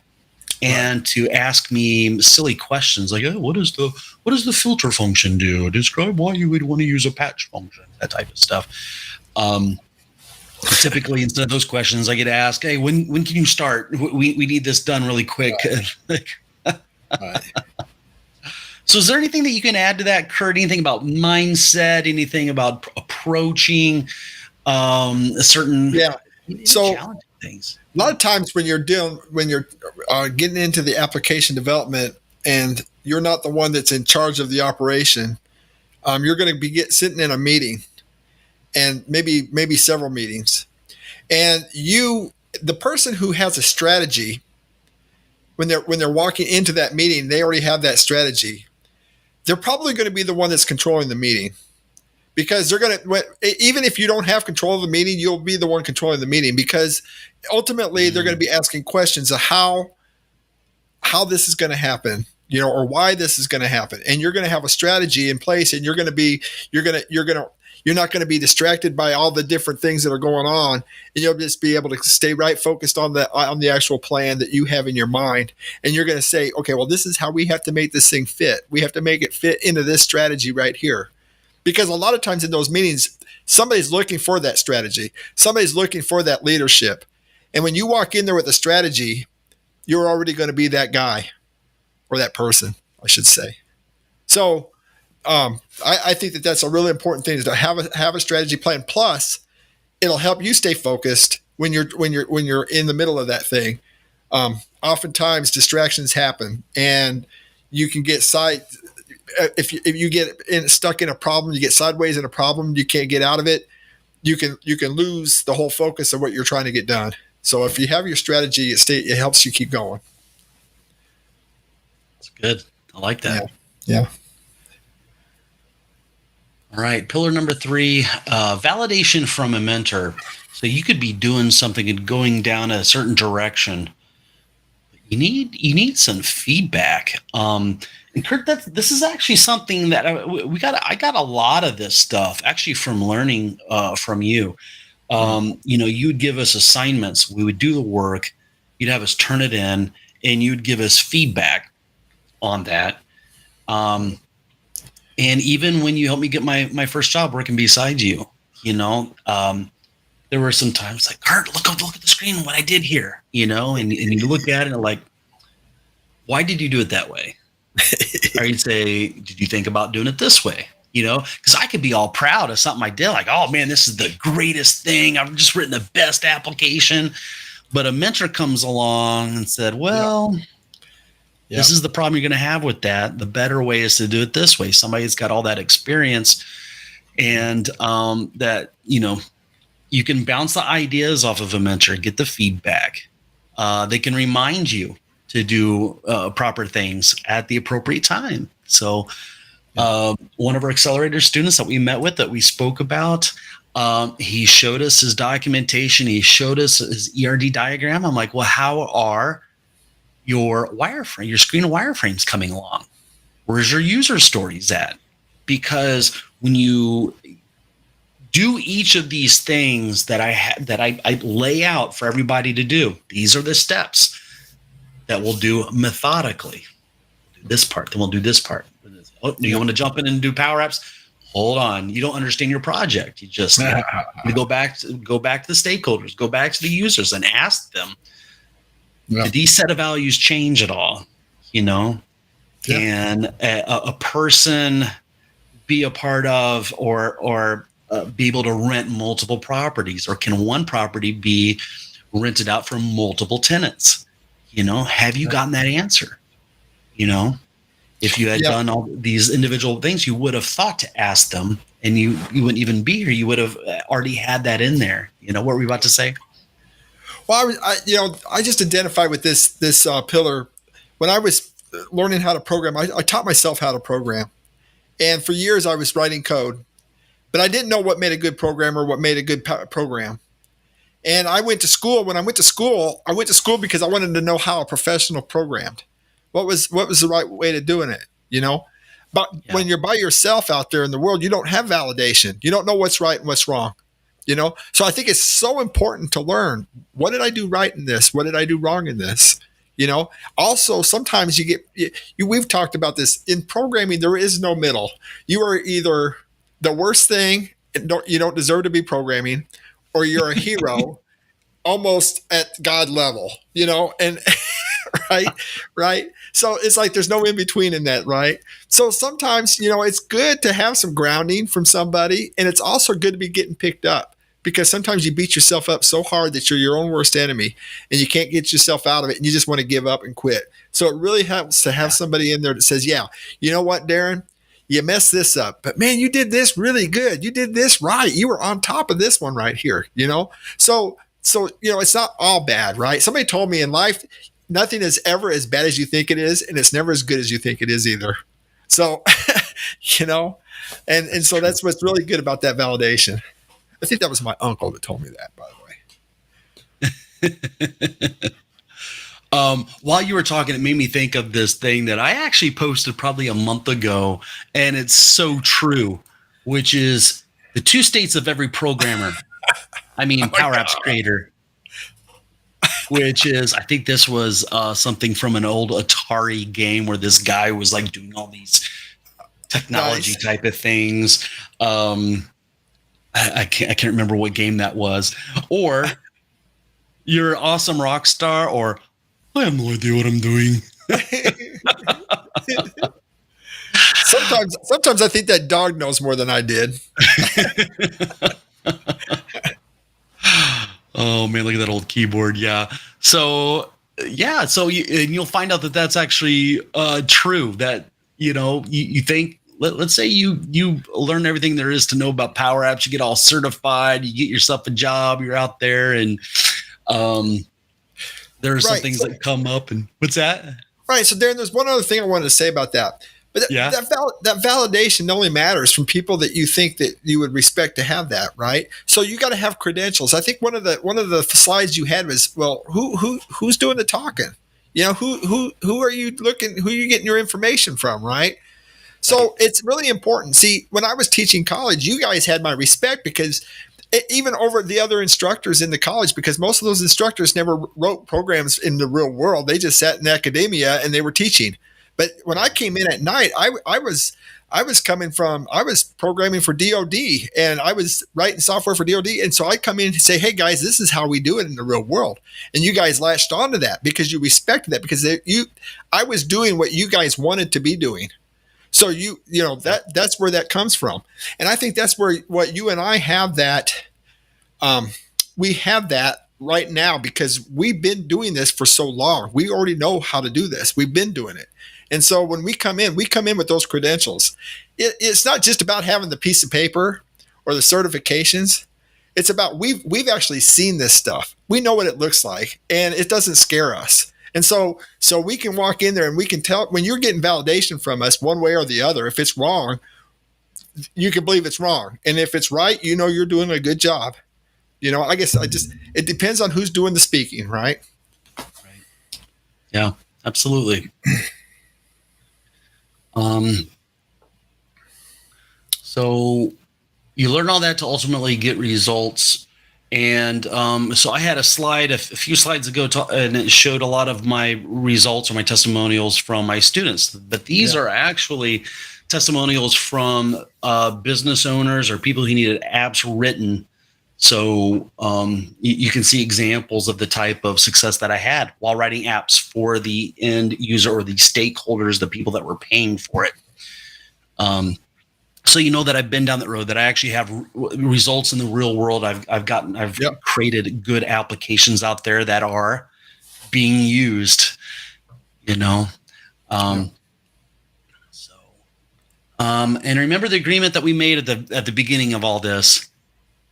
Okay, if you're still here right now and you made a commitment to take action, that commitment was really to yourself and to your future. That's right. That's right.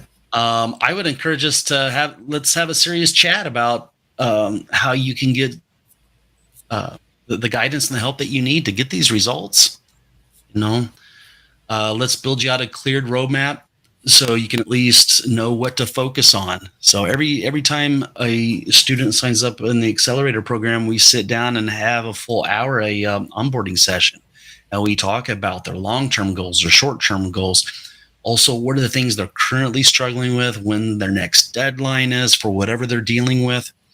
We'd also like to talk and see if it makes sense about what it would like to work together, you know? Yeah. And so ultimately in life, there are always three choices. Always three. There's, you can do things using guesswork, a lot of hard work, or you can use a proven framework, something that's tried and true, that you know works. Right? So if you think about some of the most successful people that you may know, look at these: Michael Jordan, Jeff Bezos, Steven Spielberg. What do these three have in common? What are the common denominators here? They rely on a team, and they have a proven framework that they follow. So if this sounds interesting to you and you want to hear and learn more, through almost every slide here, I have the link down at the bottom, tinyurl.com/PowerAppsAccelerator. And we will talk with you, and we'll let you know right away if we think that you wouldn't be a good fit. We'll let you know, or if we think you are, we'll let you know that as well. As far as in being invited to come into the accelerator program, one of the things that I like about the accelerator program, instead of helping thousands of people through YouTube, I create a video and a bunch of people are consuming it. Maybe they leave a comment. Some people leave a like, but actually working with the individuals more on a intimate basis, and hey, show me your project, see where you're going here. Yeah. What are your frustrations? What are the blockers that you're encountering? And working with people in a small group environment, sort of like what I experienced with you, Kurt. You know, back in the day when you were teaching at the community college, there were so many things that you were doing that the other instructors were not. You were creating a community of people that wanted to learn, and there was sort of like this camaraderie between us students, and that you had almost an open challenge to us to come to your level. Not like, oh, I'm the big instructor and all you guys are students. Maybe one day you'll get to my level. No, you are actively trying to pull us up to your level, and you would say things like, guys, if you understand these few concepts that I'm showing you right here, you could work beside me as a software developer, doing what I do every day. And you proved that too, didn't you? Yeah, you proved it was right. You were living proof that was right. Darren, I really, and I know I've said this many times, but I'm telling you, I think what you're doing with this accelerator program is actually bridging the gap, and that's why I'm here with you, right? Is because I had that community build environment. I was kind of like the original architect of that, right? And so you brought this into this, and I really think you've done a very good job of bridging the gap between what's going on out there in University of Google or University of YouTube. That's what I like to call it, right? And the actual there's almost like a college atmosphere within this that is not you can't capture. It's hard to capture virtually. It's just hard. Even online classes at colleges can't capture it like we're doing right here in Accelerator. It's pretty amazing if you think about it. It is. Yeah. Yeah. Our weekly calls, and I interact with our students on a weekly basis. Yeah. It's great. It's great to see people and see the progress that they're having. You know, a lot of these students, they come in with some faith that we'll be able to lead them in the direction they know they need to go. Yeah. But the look on their face when they realize they're actually going to reach those goals. Right. The confidence that they have, it's the difference between being an average programmer and a great programmer. Somebody used to tell me that, and it wasn't my uncle this time. Somebody used to tell me that the programming field was just overpopulated. It was crowded. There was just no room for growth in the programming or the software development field because everybody's trying to do it. But the thing of it is that there are so many average bears out there. There's so much average stuff, so much mediocrity out there. There's not a lot of greatness. And if you're great, if you're good at what you do, then you can just go down anywhere. They're going to hire you. Or you can just go out there. You can almost name your price on things. I never worried about my job because I knew that if this person didn't want me to work for them, I just go down the road a little ways. They're gonna hire me.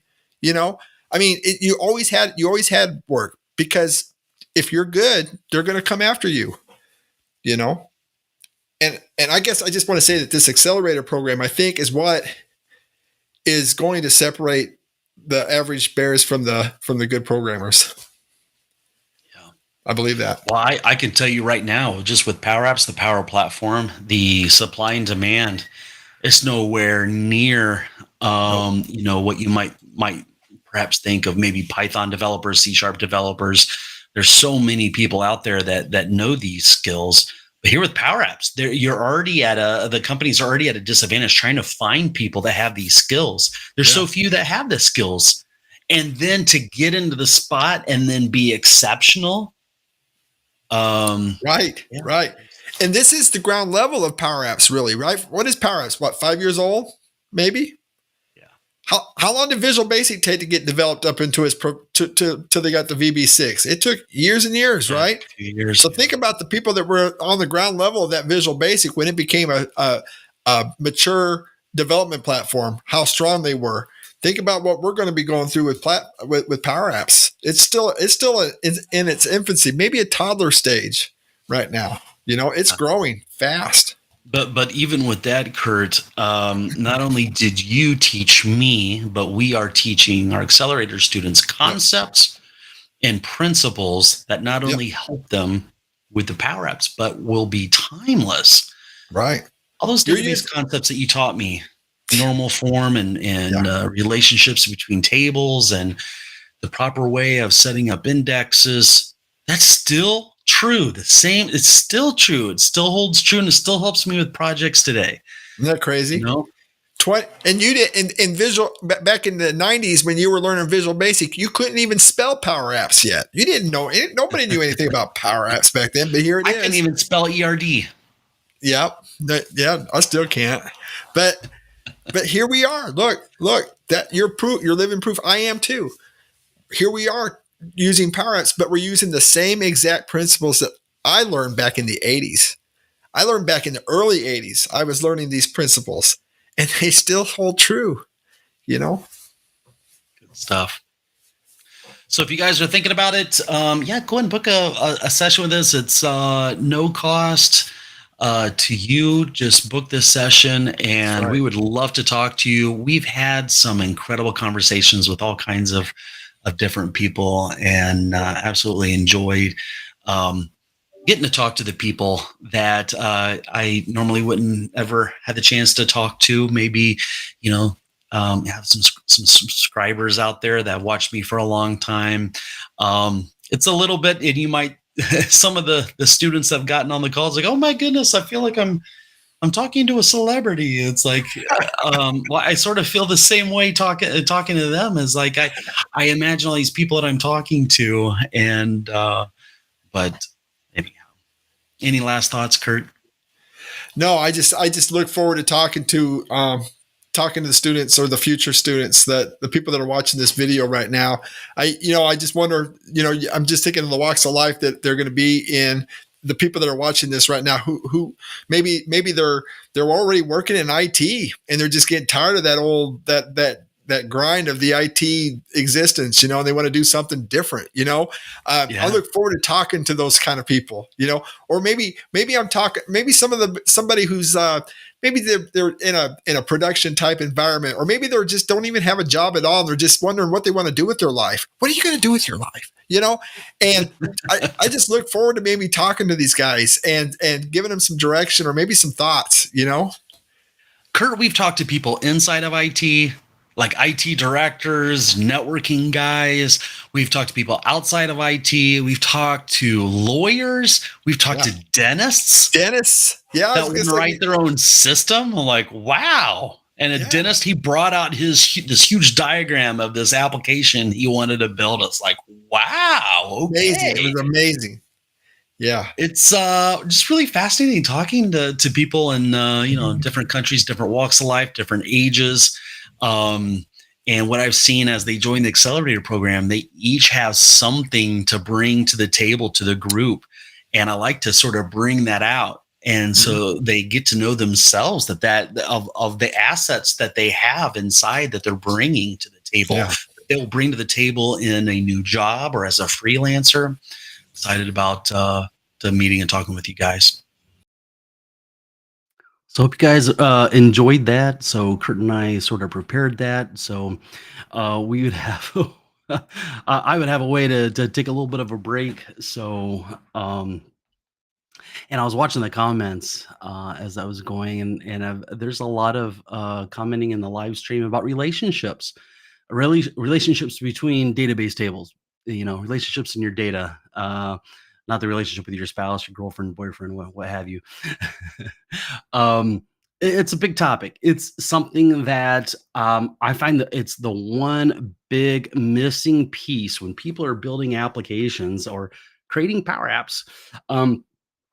Is that they a lot of times they just like to put all the data in one database table. Perhaps they come from the Excel world where they're managing all their data, all their business data in an Excel spreadsheet.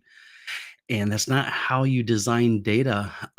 If you design data that way, what you'll end up finding out is as your application just grows a little bit, there's a little bit of scope creep. Your application just can't handle it. You might end up with this pitfall where you just create additional columns. Let's say a record you might need to attach receipts, like let's say a little photo you take with your phone of a receipt. Maybe it's an expense tracker.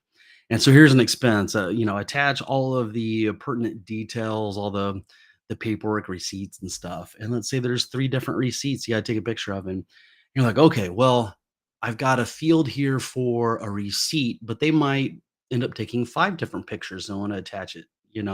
So you create photo 1, photo 2, photo 3, photo 4, photo 5 as separate columns. And that's not how you design data. That's actually a one-to-many relationship. You need to accommodate anything because you'll find somebody that wants to attach 6 different photos. And you're like, oh, now I got to go out and create another column for the 6th just in case. No, no, no, no.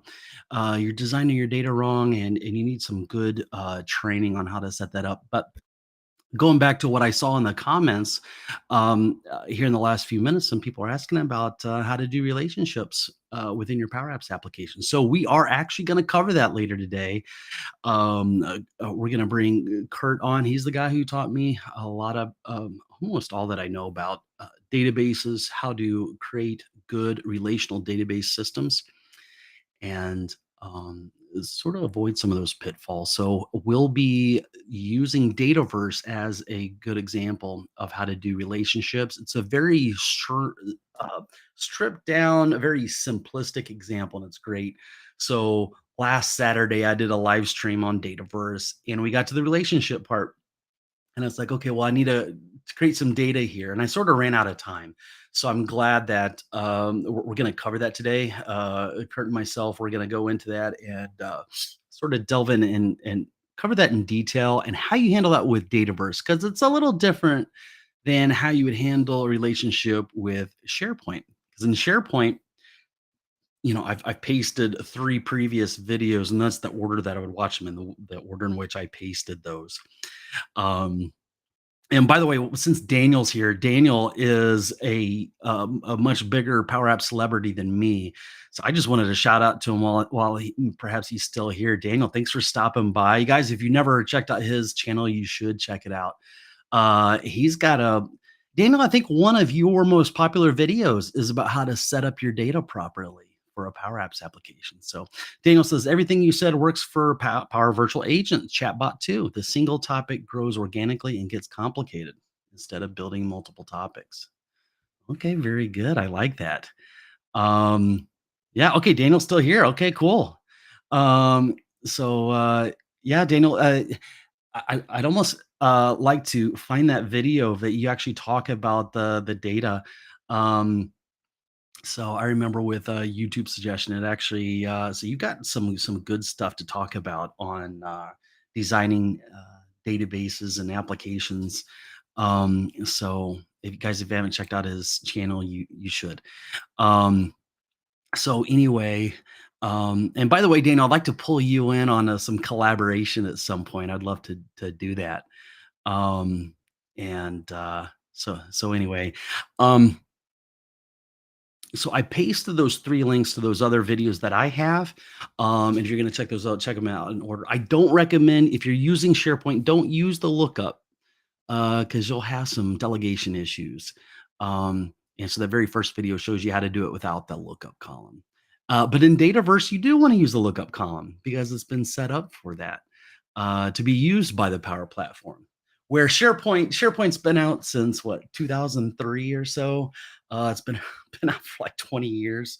So all the design efforts that went into SharePoint aren't necessarily meant for Power Apps. So anyway, you know what I'm going to do is I'm going to share my screen again, and I just want to start jumping in some more exciting Power Apps topics. And so here we have the screen 50. Now the last screen that we had was publishing and sharing. I think at this point, I'd like to jump into one of my most favorite controls to use in Power Apps, and that's the gallery. The gallery. So I'm going to go back and grab a label and these 3 buttons here. Hit Control C, and I wonder if this one goes to the right screen. So that should be going to 15, and then this one should be going to 14. Make sure all those are right. And this, I don't recommend this way of navigating around in your application, having random buttons all over the place, right? But we're just covering one topic at a time, little by little, precept upon precept here. And so that was, I'm going to go to screen 50. I'm going to paste this over here, and I'm going to say galleries. And I think I might move that to the top, maybe even make it a little smaller.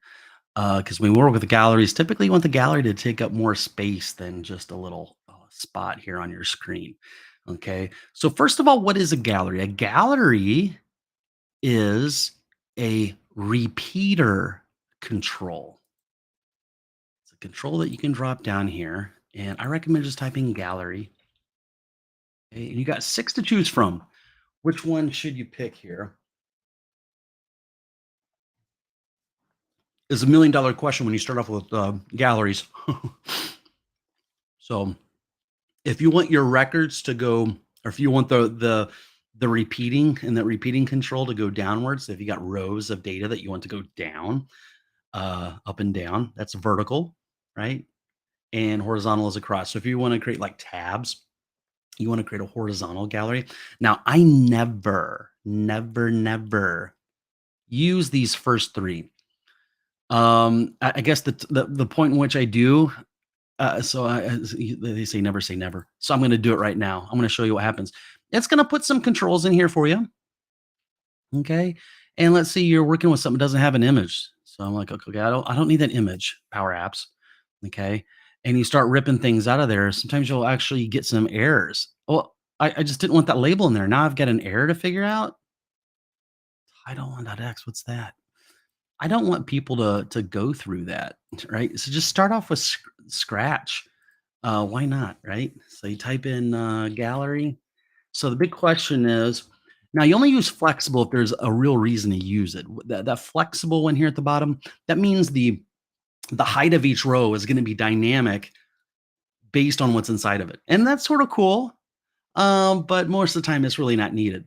Okay. So I'm going to say blank vertical. Okay, that is probably the gallery I use 95% of the time. That's when I recommend that you use as you're learning it. And even after you learn it, you're just utilizing it while you're building your apps. Okay. Now, the first thing I do with the gallery, you notice if you just drop this control over here, it's like, where is it? What is this? That's how you start. What, what is going on? The first thing I recommend doing is adding a border to this. Okay. So I'm going to go over here, add a border of at least 2 pixels, and I'll give it a nice color that matches the rest of the colors of my app, you know. So there is our gallery.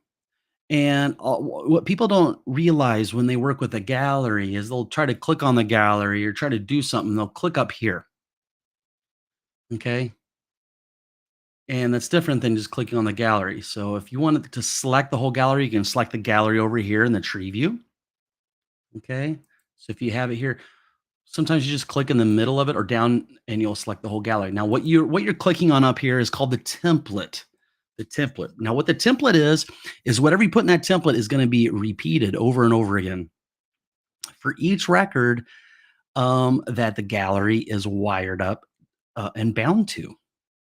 Okay. So if we click on the gallery itself, we're going to find out the items property is being displayed here. It's custom gallery sample. Now, this is actually a Power Apps keyword that you can tie into. So you click on this little downward chevron. If you have something selected in your coding window, select it. It'll actually show you what's inside that variable or that keyword, okay, or a collection or a data source. Okay, look at this. There's just some sample data. It's got a heading, it's got an image and some sample text. That's the same stuff that was being displayed when I brought over a normal gallery and I started taking things out and got an error. So it's giving you a little bit of sample data, which it can be helpful, right? But chances are you don't want to show this. You actually want to talk to your data source, right? Whatever data source you have. Okay. So after I give it a nice border, what I want to do is set this up to go look at a data source. Okay. So what I'm going to do here is I'm going to open up my data sources and I'm going to add some data. Now, I already have some sample data of the live streams I've been doing lately um, uh, involving the data. Let me try to pull this up real quick. If I go to my channel and go to live, I think it was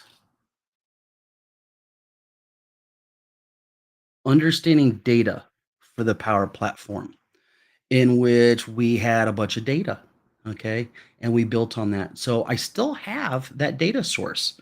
So I'm going to go in to see all the tables. Now, these little green icons, these are all Dataverse type of data sources. So I'm looking for, sometimes if I'm doing a little test, I'll say my. So I wanted to keep track of people. So I called it students, but I called it my students. Okay. So I'm going to bring in that database table. And what we did is we went out to Mockaroo.com and we generated some data. Okay.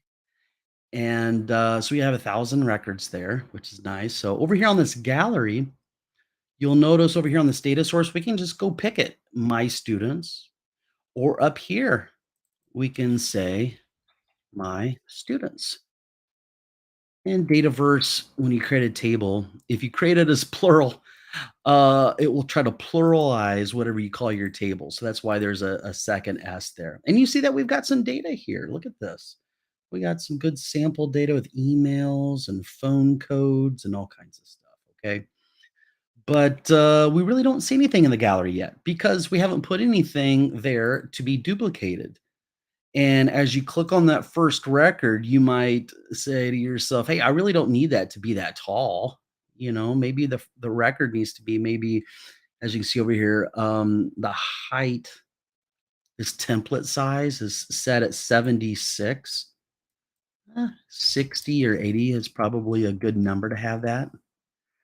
Um, yeah. So, um, at the very least, you might want to add over a little label so you can see what's in here.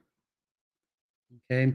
Now, this gallery here, each row, as I just showed you, this template size property, template size is set to 60. Now, that could be adjusted as you're building your application. You might like, 60 is just not enough. Let's go with 80. And you noticed it moved around the data. But if I click on that little label I added, look at this. It's not taking up the full height of that. Maybe you want it to. Okay. So for that label, you go into the height and you can tie into that dynamically. Okay. So anything inside that template, the gallery has a template. And then when the programs run, that template is repeated, that the gallery repeats it. Okay. So if we're on a control and we want to get at the template information, like how tall the template is, well, for this label, we can say, hey, what's our parent? Our parent is the gallery. We're inside the template and we want to get at the parent to the template, which is the gallery.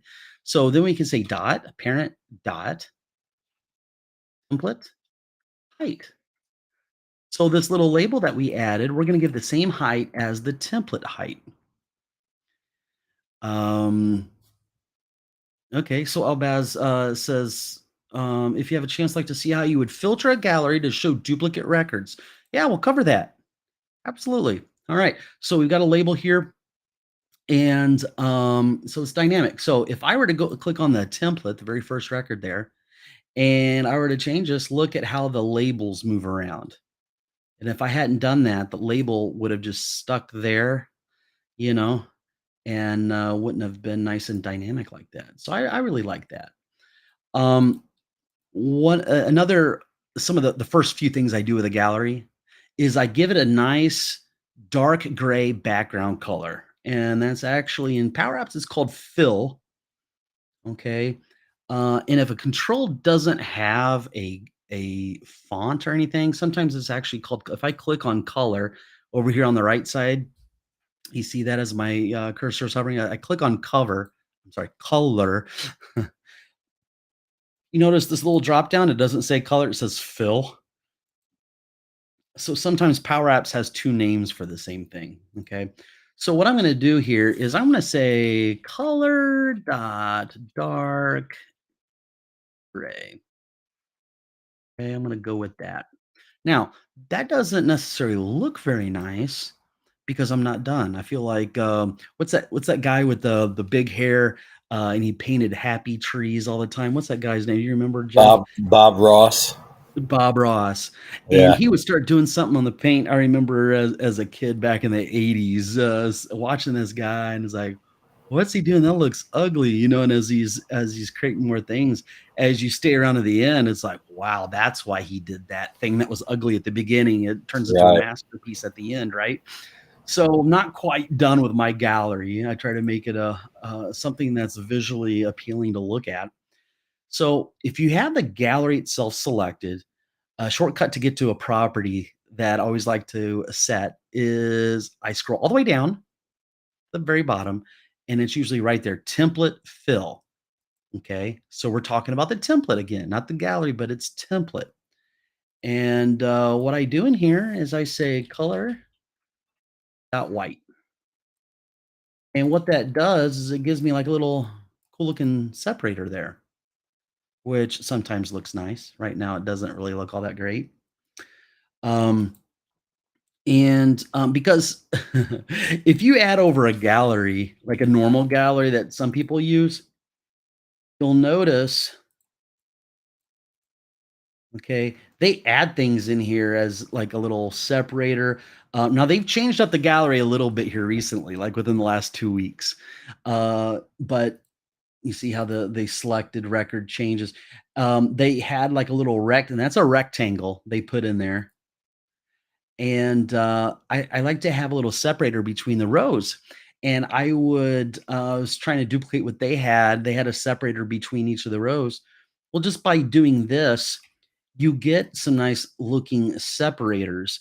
Now, in my opinion, it doesn't look that great because the padding is a little too much there. So if I click on the gallery itself, there is over here, when I clicked on template size, there's something over here called template padding. And I either like to change that to either a 1 or a 2. Most of the time I pick 2, so that looks a little nicer, right? It's got a little separator, so you know how each of the rows break down there. Um, yeah, so there we go. So this is starting to shape up a little bit, and I'll make this a little wider, okay? And I don't know that I really have a need to show, let's say, the ID or the name for this student. So what I might do is, well, let's look at first name. Okay, what's in first name? Okay, there we got a first name. Okay, and typically first names they could be a little longer than that. So I might move things around a little bit. Okay, I might make this a little bigger. Okay, okay.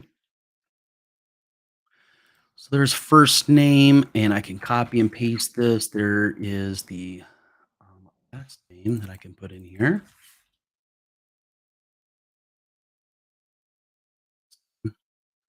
Now, they don't have to be separate labels. I'm going to copy and paste this one. And what we could do is we could say last name. This item. The keyword this item gives you the current record that you're currently on in a template. Okay.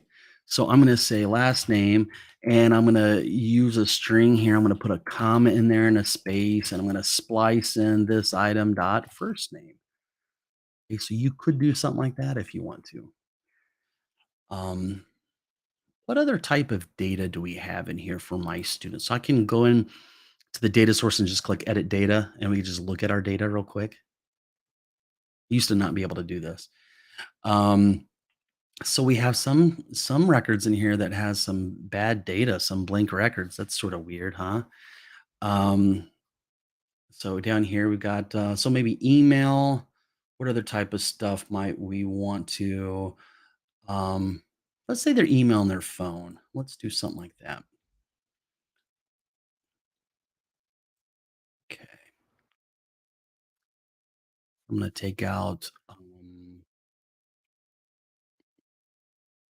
Yeah, let's take that out, and I'm going to copy and paste that.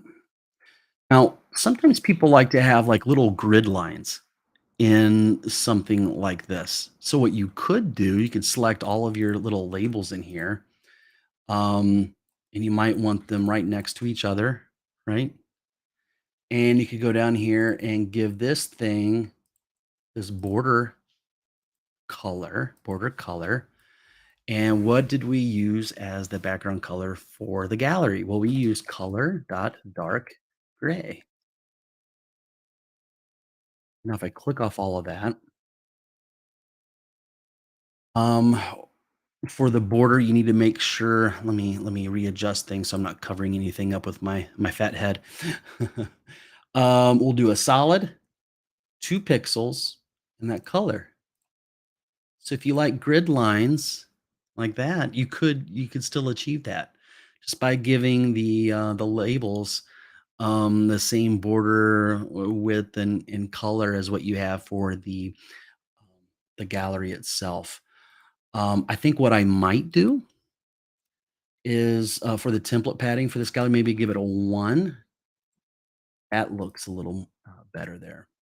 So between each of the rows is just 1 pixel, but because we have each of these going across, it's sort of doubled up on the border a little bit. Okay, so Then for this, the data, instead of saying last name again, we'll say email. Okay, maybe make that a little wider. Okay, and we'll copy and paste this and put that right here. Okay, instead of email, we'll say phone. Very good. There we go. So now this is starting to look almost like a little, like a real app or a real screen that you might have in an application, right? So I'm gonna hit run, and look at all this. Okay, so we got some good data in here. Um, what types of things would we want to do with a gallery that we're talking about? The gallery here. Well, what about knowing which record is selected? Okay, how do you know what is selected out of a gallery? Well, that um, if we go into our screen here, we've got the gallery selected. Okay, and we go back into that where we changed each of the records to be white. We'll scroll all the way down, and it says template fill. Okay, so it's set for white. But how do we know if something is selected? Well, everybody here knows about the if statement, right? Because we already covered that earlier today. If, and we'll say this item that gives us the underlying record for the gallery dot is selected. If it is selected, well, let's do something like color dot yellow. I've used that before. It's almost a little too bright, so I like light yellow. Otherwise, we'll go with white. Okay. Now, if I run this and I click around, I know what record is selected. Okay, I always like to do that with my galleries. These are all these things are typical things I do with my galleries. In fact, even the border color for the gallery, the border color, I like that to be the same thing. So I say self dot fill, that same gray color. Okay, I like that. Now, what typically happens when you click on something? Well, you either want to view more information or you want to edit it, right? So, how are we going to handle that? Well, something that I like to do is, and you'll see this with a lot of other Power Apps. So, you might have something here for, let's say, right. So, these little icons, okay, that you'll see in records. I don't necessarily like these because I think they're overused and it makes it look like a Power Apps application. Whenever somebody uses my app, I almost want them to wonder, is that a Power Apps app or is that what was that created in? So the trick to getting a control inside of a gallery, I'm gonna control X that icon. Okay. You select something inside the template, the gallery template, and you're gonna hit control V as in Victor to paste. And I can put this here at the end. Okay. So now we've got these little thing. Now it looks sort of weird, right? It just like zigzag, zigzag all the way down, right? So there's several things I would do with this. Okay. Number one is the icon really is a square. Okay. So I've got the height. Well, each of these labels, if you look at its height, it should be dynamic. Okay, do you remember that when we set up the dynamics? I'm going to select all of these things. Go into the height, and I don't want it to be a literal value. I want it to be dynamic. I'm going to say parent template height. If I can spell template right, okay. So if I ever change the template height, all these controls will sort of grow and shrink with it. And then copy that. Now for that little icon I just added, for the width, because it's a square, I want it to have the same width as height. So I'll do that. Okay. Something you should always keep in mind while working in a gallery, putting controls here, is once you get a few records in here, you're going to have a scroll bar there. So if I exit out, sometimes you don't, like right now, you don't see that scroll bar. Okay. So sometimes you're tempted to just put it right there up against the side and then you run it. And sometimes that scroll bar covers it up. Right now, it's not. which I'm pleased to see that. Maybe Microsoft improved it a little bit. But with these icons, what I like to do is give it a little bit of padding in there. Okay, so maybe 10 pixels. So the top padding is 10, the bottom padding is 10, the left, and then the right. Okay, so you see how that made that a little smaller and it doesn't run into each other. Okay, so that looks nicer. And then sometimes having little icons going all the way down your gallery sort of looks a little cluttered. Um, so what I do is I'll go into this little icon and I'll go find the visible property, and I only want this thing to show up if that record is currently selected. So I'm going to say this item dot is selected. Okay. Notice I didn't do an if statement here. Sometimes people, when they learn about ifs and like, okay, I want something to be visible or invisible, I'm going to say if this item dot is selected, comma true, comma false. But this visible property is expecting a Boolean, and I'm giving it a Boolean value. So you don't have to do an if statement there. You're going to simplify your code by doing something like this. Okay. So if I run it, notice that only the selected record has that there. Okay. Sometimes you might want to have like a little trash icon or a little delete icon. And you don't want somebody to accidentally hit the delete. So, I only like icons to show like actions for a current record to show up if they're selected. Okay. And some people like to click around. Sometimes people will say, okay, if you click on a record, I'm going to go off to a different screen and edit that. Okay. I don't like that because some users just like to click around. I'm probably one of those users. I like to click around and stuff. And then if I want to edit, then I click on something specific like this little icon. Okay. So let me show you a really cool trick of pretty much what, after you learn all this with a gallery, pretty much what the next thing you want to learn to do is how to edit that record. What are you going to do with that record? Either you want to view the details. There's a lot more details about students in there than just these 4 fields, right? So let's go on to screen 16 and let's build onto this a little bit. Okay, so this next lesson, this should go to screen 16. Okay. And I'm going to copy that. I'm going to copy these 3 things. Copy. Okay. Now, before I move off of this screen, you notice that my gallery name is Gallery 2. What I'm going to do is say gal, short for gallery. You should always prefix your controls with something meaningful like this, gal. And I'm going to say student listing. Then I'm going to click on that next button. I'm going to paste in the stuff that I copied to the clipboard. And instead of galleries, well, why not cover form control?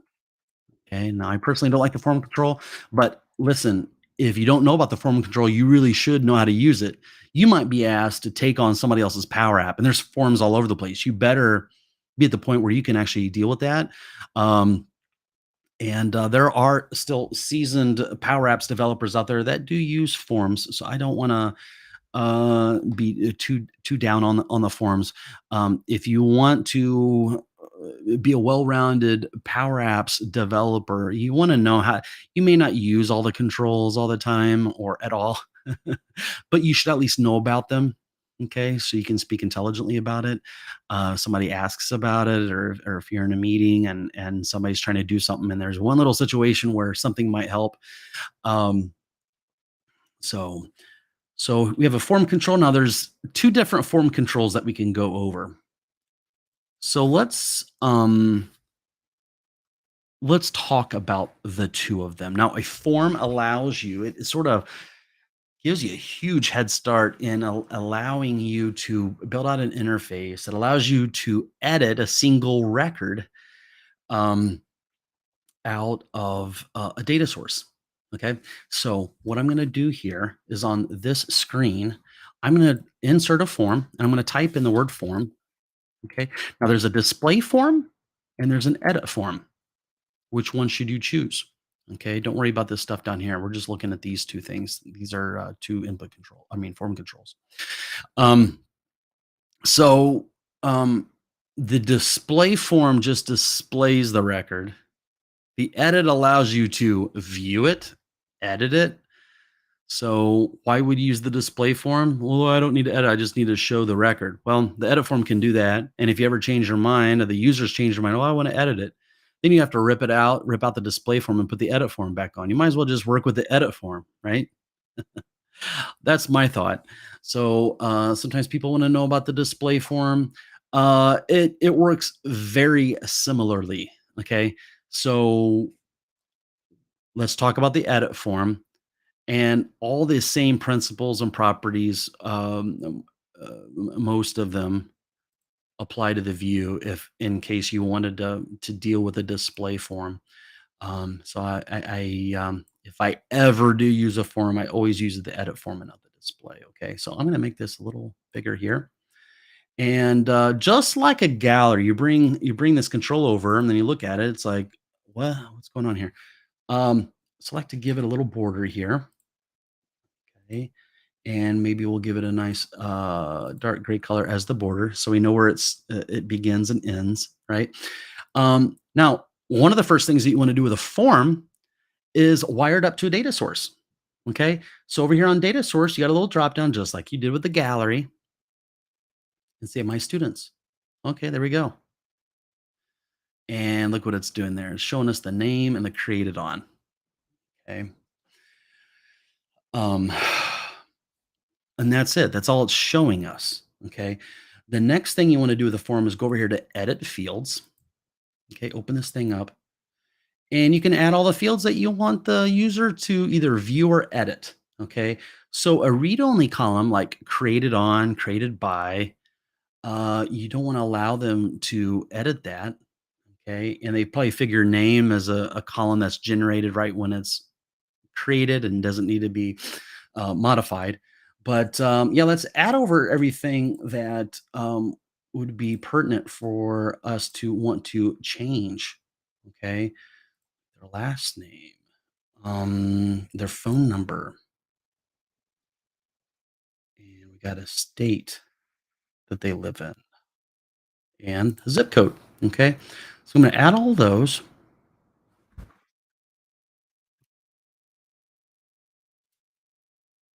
So those are all there on the form now.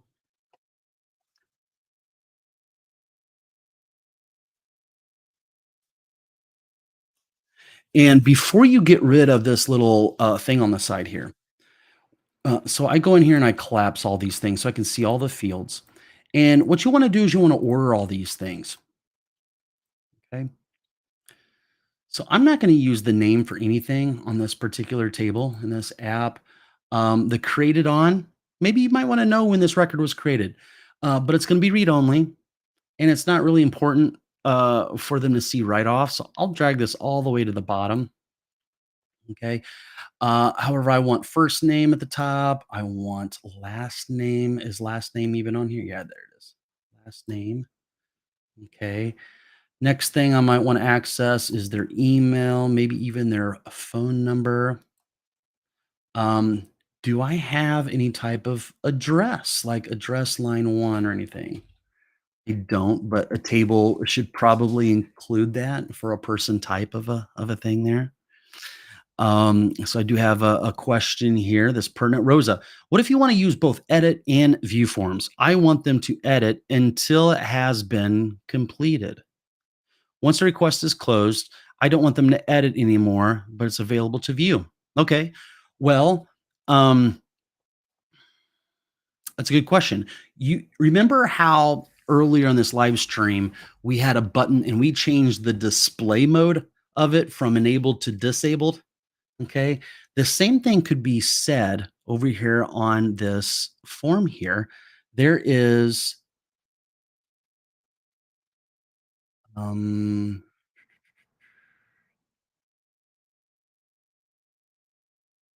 yeah, we have default mode. So you've got these three things. You got new, view, okay? You can actually, so a edit form could do view, new, and edit, and it can change dynamically. You can dynamically change it based on what the user's doing. So that's the beauty of that. If you bring over a view form, the only thing you can do is view. But this nice little edit, it can do everything the view can do, including add new records and edit existing as well. So we'll cover that here in a moment of how you could utilize the same form to do both of those. Okay. All right. So we've got city. We might have the phone code. Um, I don't know that I want them to edit the phone code though. So I think I'm going to take that out. But we do have city, state. I might put the gender up there as well. At least I thought I dragged it up there. State. Email should be up here. The phone should be up there. So we have state, well, city, state, zip. So you see how you might want things in a certain order. Okay, now that I've got that configured, I'm going to hit Control S. We should be hitting Control S every 2 minutes, right? So now I want you to pay attention to this form here. So we have a default mode. You see that default mode, and it's edit. It's by default. It's always going to want to edit a record. Okay. Now let's go over to advanced for this form control. Advanced over here on the property pane, and I'm going to go down. I'm going to scroll down and bring these things up here. So we have a data source. We already set that up as my students. The default mode is edit. Look at this item. The item. Now, if I hovered over it, you saw some tooltip. If I hover over that, look, used to specify the record in the data source, the entity form control. Now, of course, I can't. Entity form control should display. This is only used when the value of the pattern property is from patterns.details. Okay. So essentially what you're wanting to do there is give it a single record, the record that you want it to edit. Okay. So what I'm going to do is, I know I've got a gallery on the other screen, gal student listing. Okay. Now that's a gallery control and it's got a bunch of records in it, right? But a gallery's got a property called selected. Gallery.selected. That gives us a single record. Okay. So whatever they selected on the previous screen, that's the one that we want to edit here. Oh my goodness, look at this, guys. We've got data in our form. Okay. We have data here. That's cool. Yeah. So, okay, so Tito is selected. I'm going to go back. Look at Kaja and hit this little thing here. Okay. Now what's wrong? I'm clicking on this icon. It's not doing anything. Well, let's go back to design mode and look at this icon. Do we have any code in this icon? Okay, let's go look at on select for this little icon. Well, no, we don't have anything in there yet. Okay. So what we're going to do is we're going to say navigate. Okay. And we'll say screen 16. Okay. And you can put a semicolon at the end of a line of code. If it's the last line of code within a block of code, you don't have to include it, but I always get in the habit of putting a semicolon there. I'm going to go ahead and run this. I'm going to click on Kaja, hit that button, and there's Kaja. Okay. So let's say we change something. We go back. Didn't save it. Okay. So let's look at what we have here. I'm going to copy one of these. I'm just going to insert a button here. Okay. And I'll put it over here in the corner. And we'll say save. You can save that record. Copy and paste that button. And here I'll say new. I'll copy and paste that one. Copy paste. And then we'll say just view. Okay. So if I click on the form itself, okay, it's called Form One right now. It's our only form in the application. It gave us the name Form One. You want to rename this to be FRM, short for form, and we'll say student, form student edit. Okay, so now we know the name of that. Over here in save, there's a function that you use to save the data. So we'll say submit form, not save form, it's submit form. And we'll say FRM, student edit. Okay, semicolon there, because I like to do that. I'll hit save.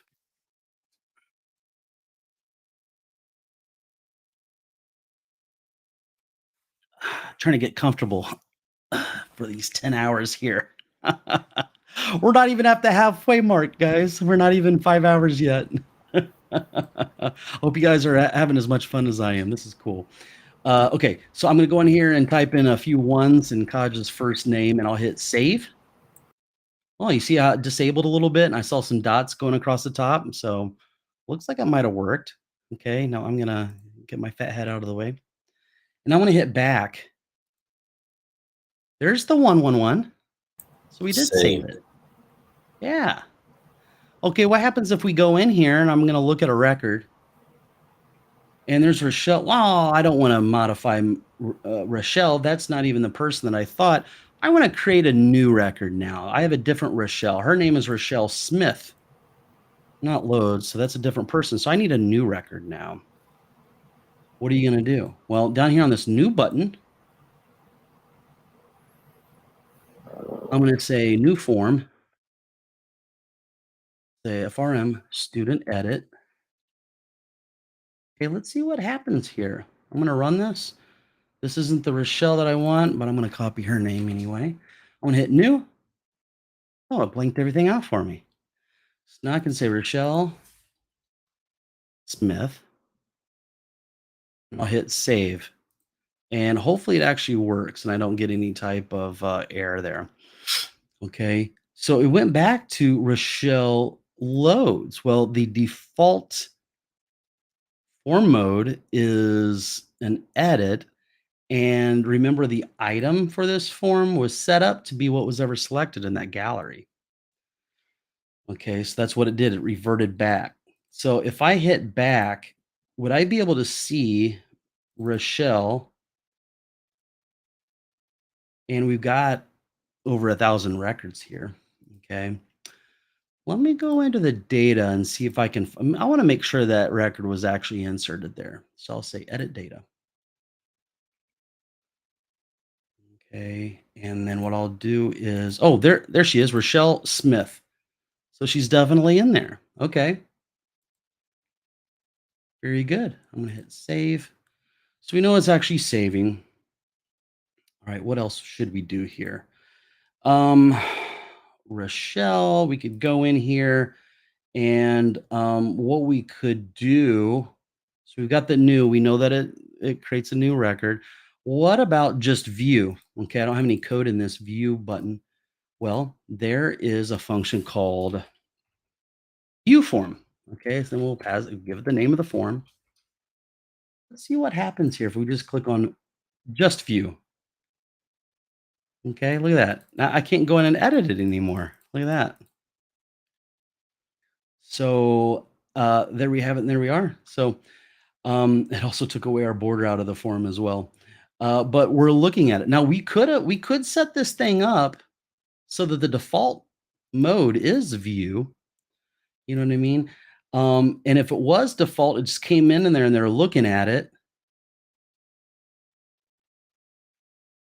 Yeah, I see, Chris, I see your question there. So I'll address that before I move on off of this lesson here. So how do let's say I'm viewing a record. I want to edit it. Okay, well, let's create another button here. And we could say edit record. Okay, so for this button, say edit form. Okay, and that's how you do that. If I click on edit record, it's going to open it up so I can modify it. Okay. So those are the big 4 things that you might wanna do with a form, okay? And if you had used just a view form, there's a lot of stuff you wouldn't be able to do, right? So, I was like my controls spaced out, consistently there. Alright, I'm gonna hit Control S, and, so Chris asks, "Darren, how is the details page knowing which record you clicked on or selected previously?" Okay, so I had the form selected here, right? I go over to Advanced, and there was an item that I showed you guys called, item. There's a property called item, okay? And we set that up to be the gallery on the previous page, whatever was selected there, okay? So that's how it knows what record was clicked on, what was selected previously. Yeah. So what are you thinking about that, Jeff? Do you have any questions? Does this all make sense or Yeah, that's really good. I know you and I have talked about the my lawn mowing business on the side and setting up a customer database. This would be perfect for that. yeah. Yeah, absolutely. So yeah, you're creating your first app. Hey, forms are your friend. Start to get to used to using forms at first, and as you want to challenge yourself and do other things, you might want to bring over controls individually and use a patch. Sure. Um, yeah. So, um, all right, very good. So we've covered forms here. Um, what are the type of things might we want to do here? Um,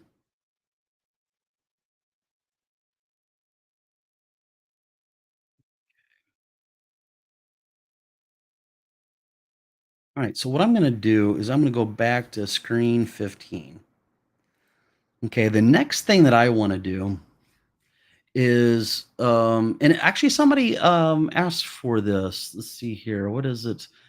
Um, okay, so El Bass says if you get a chance, I'd like to see how you would filter a gallery to show duplicate records.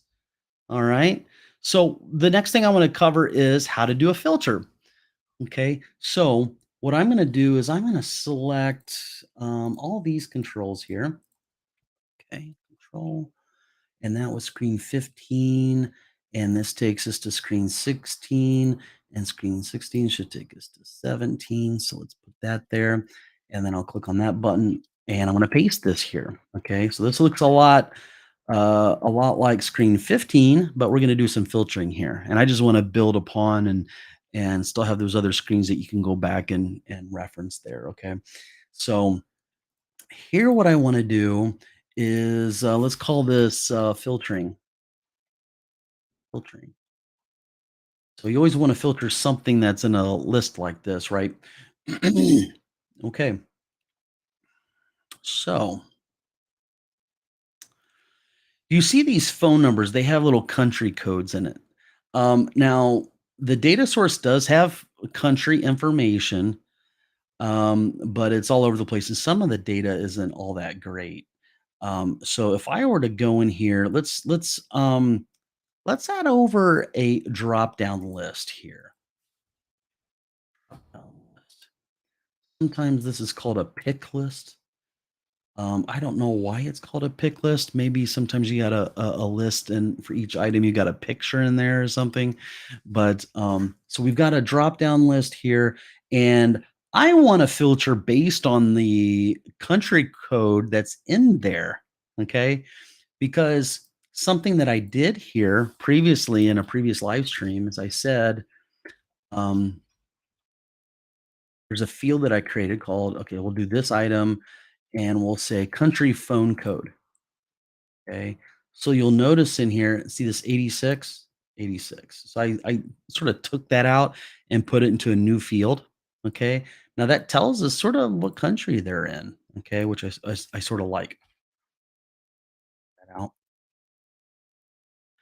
Now, so what I'd like to do here is all these country codes are inside of that data source. So for this drop down list, a drop down list is a little bit like a gallery. It's a data control that's going to show you records within a data source. Okay. So for the items here, I'm going to go and I'm going to click on my students, and the value is what's going to be displayed here. I don't want city to be displayed. I want the country phone code. Okay. And then, I might actually add a little label here, put up against that little drop down list and say country phone code. Okay, there. And we might want to put a little bit of padding on the right side of that. And also put a colon there. And then whenever somebody opens this up and they select their phone code that they're looking for, I want the result set to filter based on that. Okay. Uh, and then also we might want to sort the phone code as well. Okay. So um,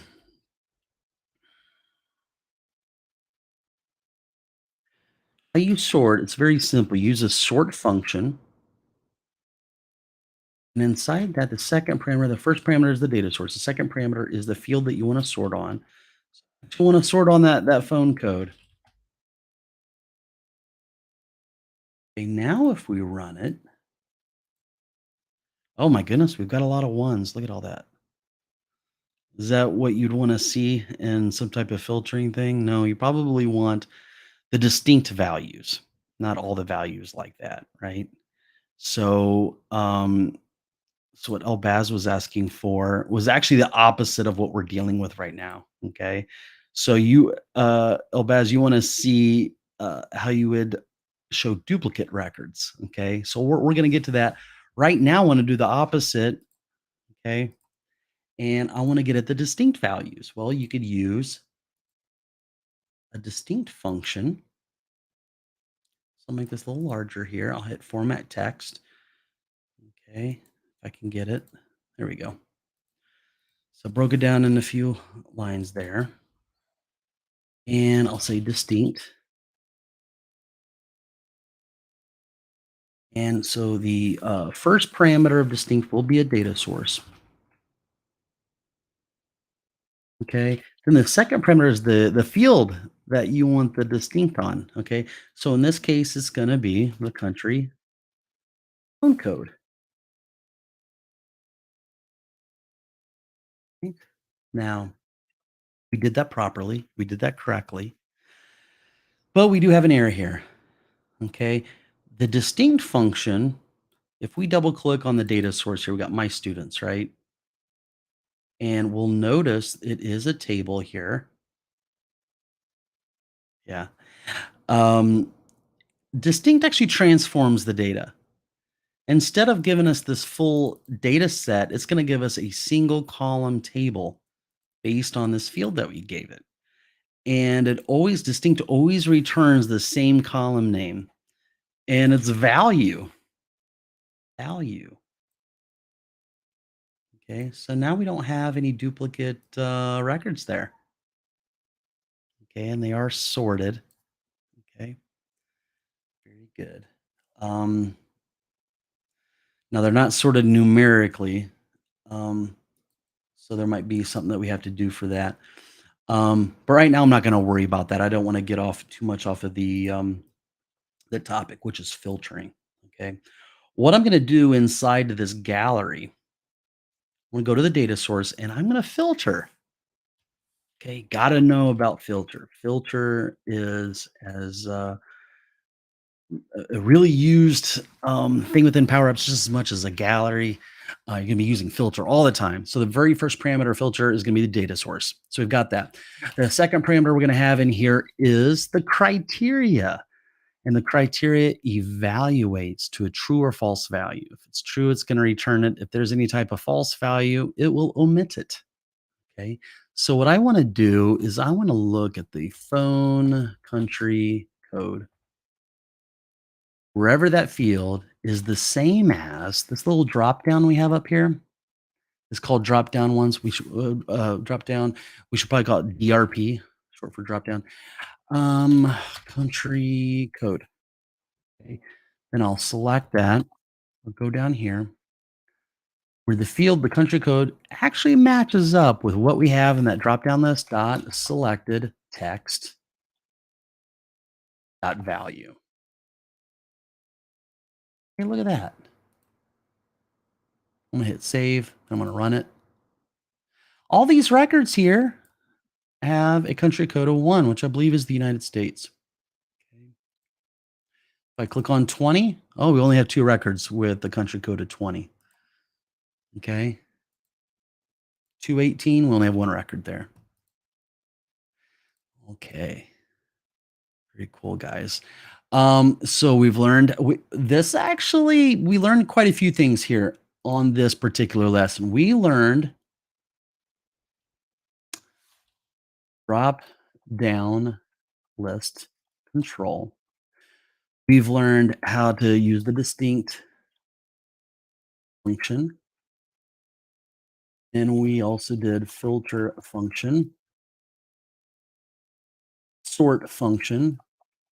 Learned a lot here on this screen.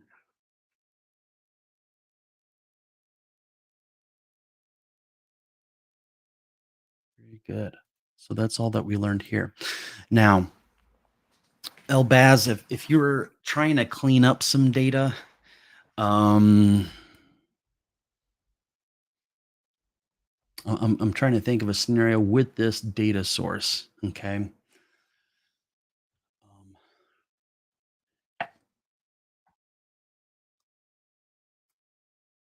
Okay. I am going to, because I have this all set up here. We are on screen 17.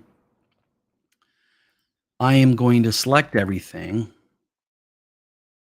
Okay. This button should go to 18. Okay. Paste this here.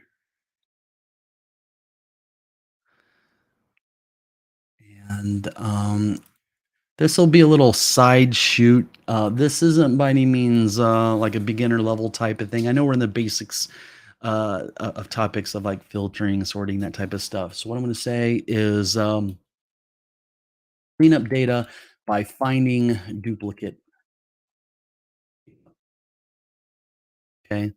So there's a little side shoot that I'm doing for you. Yeah. Whoa. The legendary professor right there. What's really going on here? It sounded like, looked like I just popped in. I said, well, looks like Jeff's about ready to fall asleep. Come on, let's get going here. I'm here, bud. He's soaking it all up, man. I'm running on 3 hours here. 3 hours? Wow, that's pretty cool. Yeah, I couldn't stand it. I've been busy, but I've been thinking about you guys. I can't stand it. I got to go in here and check it out. So I had to do a little drive-by. Right. Yeah, Kurt, you got like a barbecue or some type of cookout and celebrating the 4th of July there. How much time do you have here with us? I just for a few minutes right now. I got some. I'm eating some breakfast / lunch right now. So I said I'm going to go eat over here, and so I'm going to eat and talk to you guys. Okay. Yeah, very good, very good. It looks like you guys are filtering, huh? Yeah, we just got done with filtering, and Elbaz was saying that he needed a way to clean up data. So he wants a listing of everything that's been duplicated, right? So we have no, this is actually a good little thing. And by the way, I see Jason Seeley's comment about ALM. It's definitely not something that I wanted to cover. Deployments and ALM, that type of stuff.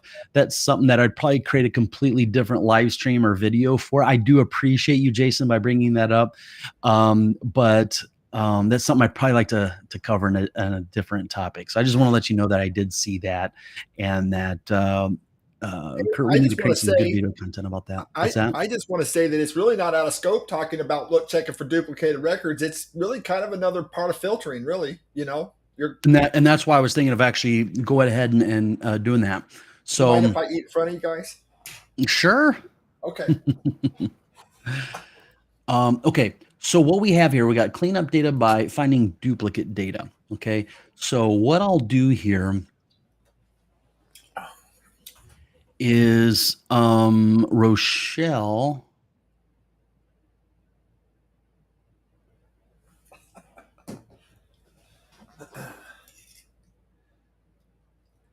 Yeah, so we have 2 Rochelles, right? Let's see here. Let's go look at the data real quick here. I want to think through this sample that I'm about to do. Yeah, so yeah, Rochelle, we got 2 Rochelles. Okay, that actually is a good example. And we also have this new test person too. Okay. Okay, I got something for you here. To clean up empty data. records, too. What's that? Definitely want to get rid of empty records too, right? Yeah. Yeah. So in order to clean this up, I think what I'd like to do is I'm going to go back into this data source and I want to look at everything for right now. Okay. And I don't need these 2 things up there. What I want to do is let's just look at first names. Okay. And then what I want to do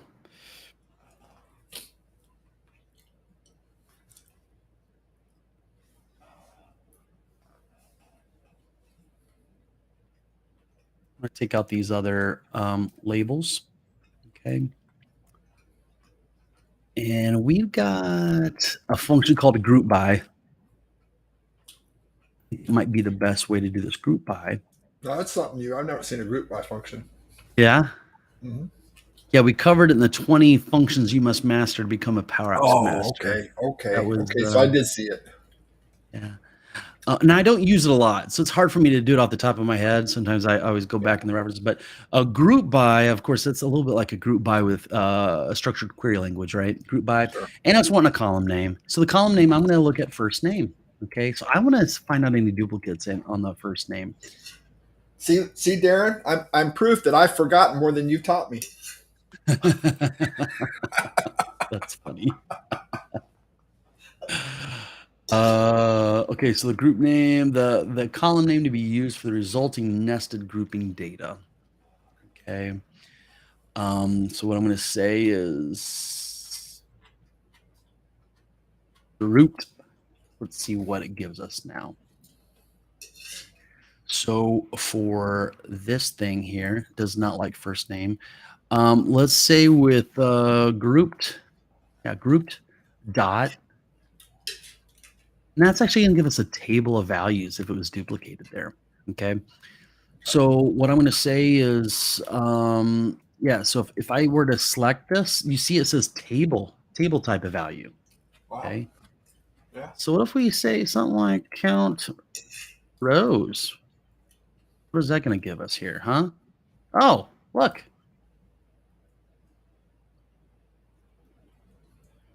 Very nice. Okay. Very nice. Now I almost want to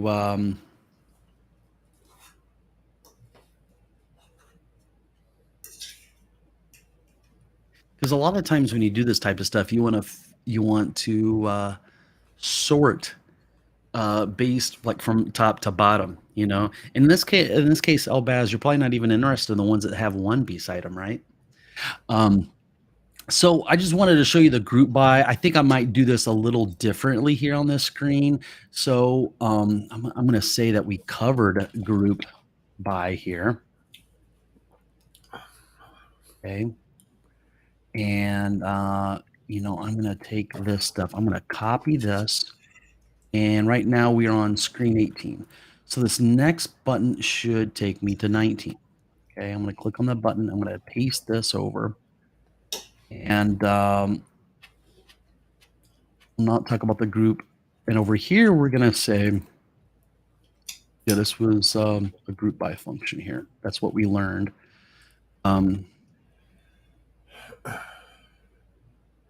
It's nice and organized. So, guys, I'm going to make this file available to you in the community, and if you want to know the link to get there, let me bring that up. So, you see the link at the top. That is to book a call, get some tutoring from me and Kurt. I'm going to share the next one up here. So, if you look at the very top, this is Power Platform Community. This file is going to be available so that if you wanted to actually see examples of all the different steps that I did, they'll be on separate screens there. Okay. So, what I'm going to do now. That's the group by. I'm going to click on that button, next lesson. Now, I'm going to do some filtering, some aggregation inside this gallery template. And I recommend that you don't do that normally unless you have an in-memory collection. Okay. Okay. I was just getting ready to say, you know what, Darren, what I want to do in this, and you tell me if I'm crazy, but what I want to do is I want to find the first record of each one of those duplicates, and I want to put it in a collection, and then I want to delete all the records out of there with that, everything in the group, and then patch a new record with that from the collection. Yeah. Is that what you were thinking? Absolutely. Yeah. So let's do something here. Let's do something here. So we've got this group by. I'm gonna Control C that one, okay? And then when this screen loads up, okay, we're on screen 19 now. In the screen on visible, I want to put that into,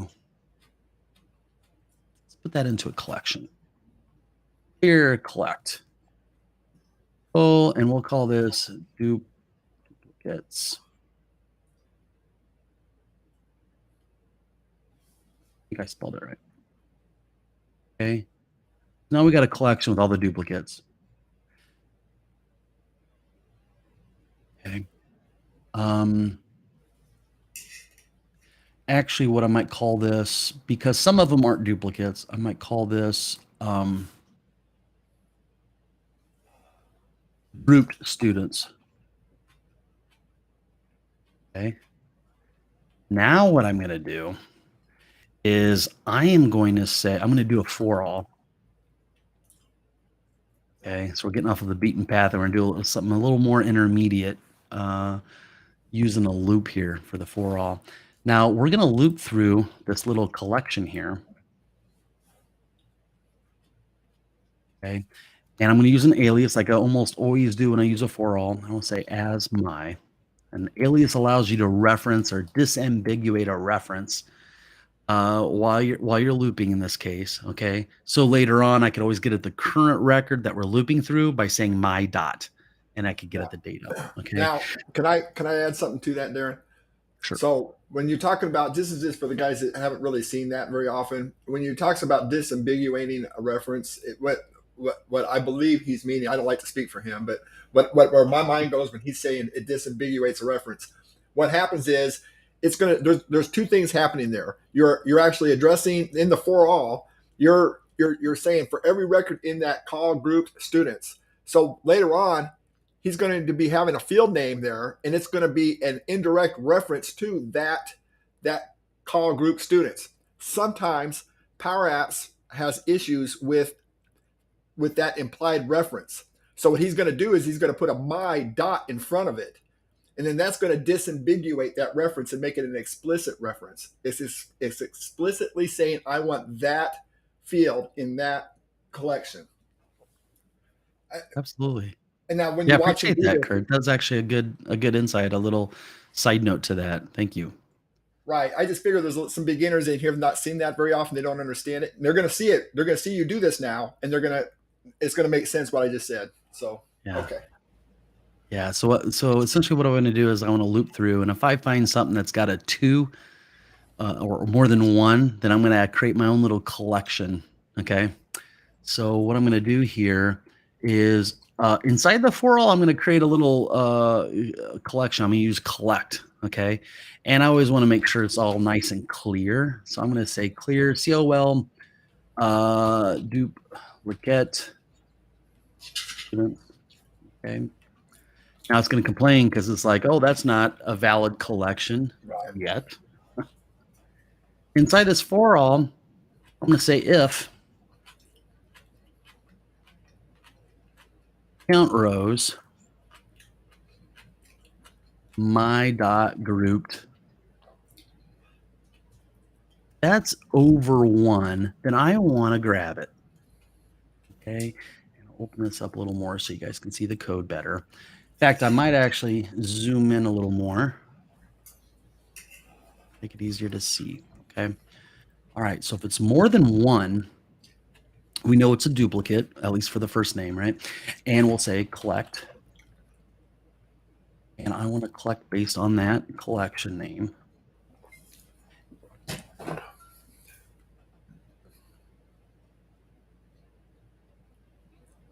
So when you do that, Darren, it just puts all the, when you do a collect with that, the above collection, it's just going to put all the fields in there that were in that, huh? Just it's going to be the structure is going to be copied in there with the data. Yeah. Very nice. Very nice. Yeah. So, okay. We're going to collect this and we're going to put that in there.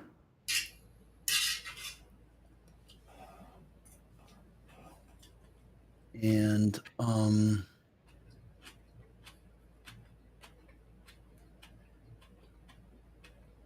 I think what I'd like to do, instead of doing what you just asked about, Kurt, of having that exact structure, I sort of want to create my own structure. I want to know what the name is. Let's say that first name. Okay. Yeah. So what I'm going to do is I'm going to create my own little record by using this little curly brace, and I'm going to say first name. Okay. Now I'll say my dot. And then I'll also say dupe count, how many duplicates we have in there. Okay. And, I'll reference that right there. See, one more interruption, Darren. So back to what we were talking about earlier when we're dealing with the my. See, if you didn't have that CR833 underscore in there, a lot of times you don't have that. A lot of times you might just have first name. So if you've got a first name in 2 different tables, it gets confused over which one. So that's why he puts that my dot first name. You see that my dot would be, I want the my to come out of the, I'm pointing to the screen like you guys can see me pointing, to the my coming from the call group students collection that's in the for all. Does that make sense, Jeff? Yep. Okay, good deal. Okay, I want to make sure you don't get lost in that. And also something you can do inside of this Power Apps editor, this code window here, is you double click on something like it's going to highlight everywhere else it's being used. So you see my. Also the my students is up there is sort of selected as well.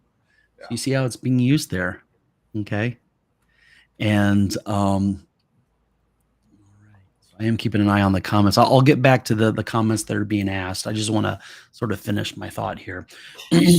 So I'm gonna loop through this, and then I'm gonna have all these, and then in the gallery on the screen, I'm gonna display that data source. Okay, so for this data source, I'm gonna display that. Okay, and inside this, I'll say this item dot name. Okay, now there's no data in this thing because I put some code in the screen on visible, and that code hasn't run yet. Okay, so if I hit save, hit run, I go back. Here's the group by, and if I hit this next lesson, then that code will actually execute. Okay, so here's all the duplicates here. Okay, let's add another label here, and let's see how many we have. Okay, so we'll say dupe count.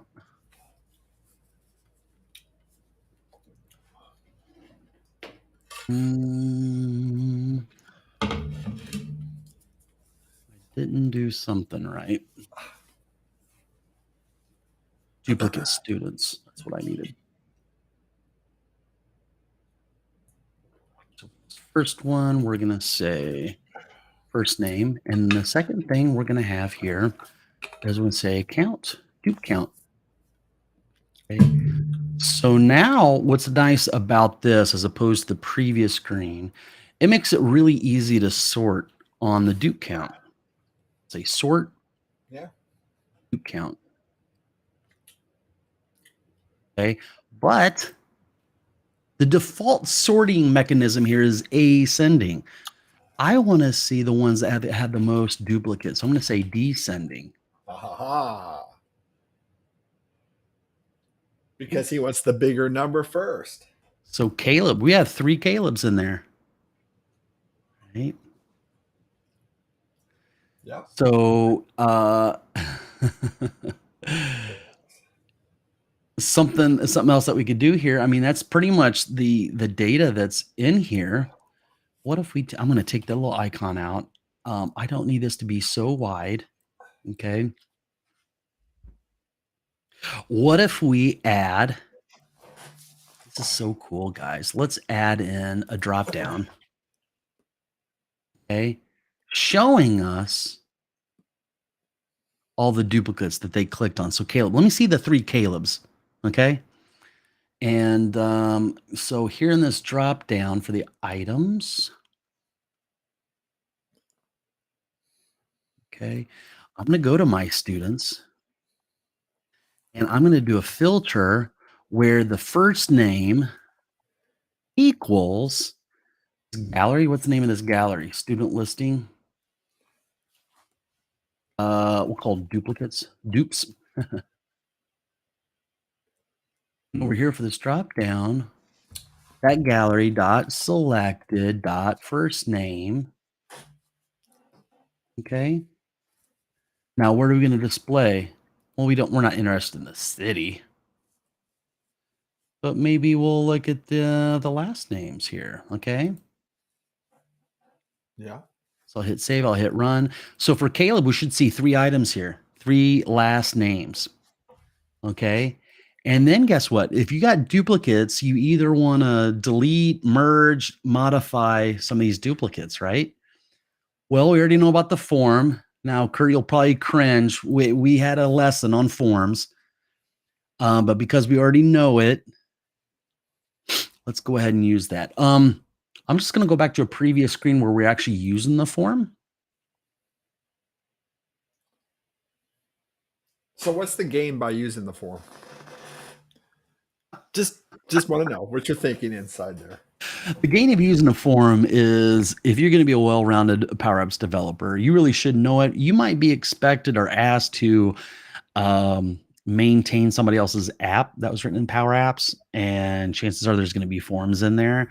And if you're like, oh, I don't know how to use forms, I don't use forms, in a professional environment, that may not look good on you. You might actually want to have that skill. So, I mean, at the very least, at a basic level, you at least want to know about forms, how they work, if you need to use them. So, and this training wheel app is meant for beginners. I mean, eventually we're going to get to patch, and we just want to teach line upon line, precept upon precept, and eventually get to the more intermediate or advanced way of doing things. But so I'm going to select all these things, and I'm going to hit copy. Okay. And then I'll go down I feel here. like I just got done talking to ChatGPT there. There was a lot of good stuff there. I guess that's a compliment, provided how good ChatGPT is, right? Okay, so I am going to maybe pull this down a little bit and maybe make it 2 columns, maybe. And then this over a little bit. Okay. Trying to make it all fit here, make it look pretty. So that's the thing, is a format can be a little finicky about things, It's yeah, see that. And in this case, we don't need this gallery to be so big anyway. Okay. But here we go. Here we go. Okay. So this form, let me bring this up a little bit. You see how the form is giving me a problem with trying to get it to do exactly what I want it to do. Something I could do is I don't care about it being created on. I'll just take that out. Okay. There we go. Yeah, well, that's the thing about training wheels, right? It helps you in some areas, but it debilitates you in others, and that's why at some point you want to take the training wheels off. But you're right about needing the training wheels at first. Yeah. All right. So what I'm going to do here, I'm going to get rid of that. So maybe zoom out a little bit. Okay. And also, guys, if you're looking at your designer and it looks something like this, you could use a little slider at the bottom of the screen to slide this around. Okay, like this. Right? You could do that, or you can just hit Control-0. Okay. All right. So this form, I want it to look at the record that's been selected here. Okay, so I'm going to say DRP last names. Okay, so I'll select that. Boom. And on this form, I'm going to go into advanced, and for the item property, I'm going to use the drop down list dot selected. Okay. Well, now that's a very advanced move for a training wheel session, right there. Well, yeah. People are asking about cleaning up duplicate records. Okay, here's we got 3 people with no first names. Okay, well, what's their last name? Well, they got blank last name. So we might want to say, have another button here. We could fit it all in. Now you probably want to make this a little red or maroon. Mm-hmm. Delete. How do you delete a record, Kurt?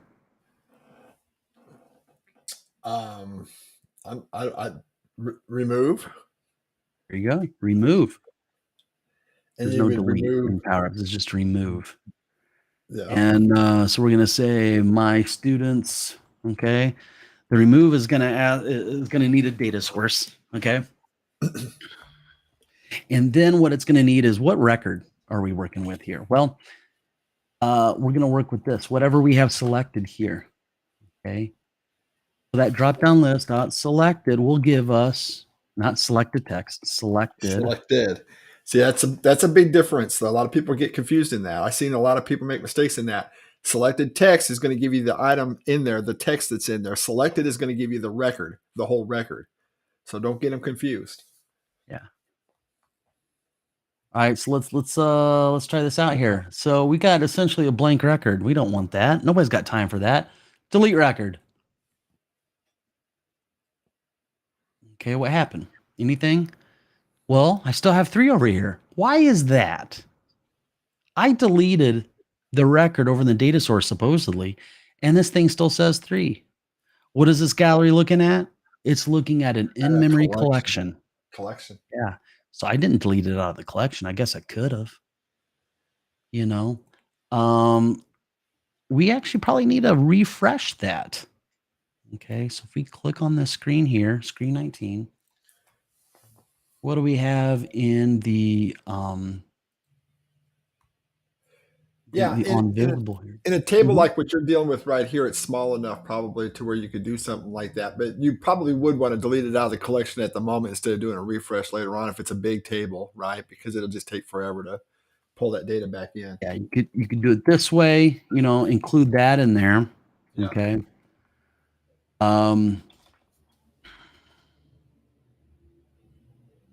Or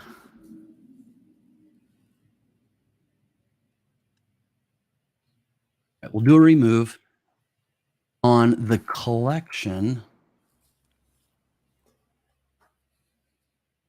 Okay, so this is duplicate students. I'll be back in a moment. Okay. We'll do a remove there. What record?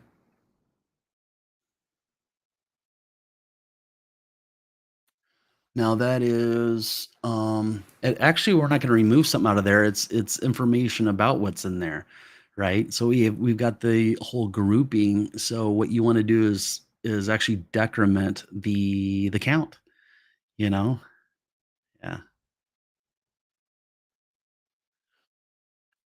So instead of remove, you do that. So if you wanted to do that, it would be a patch. I'm going to patch that collection. Which one? This gallery. Okay.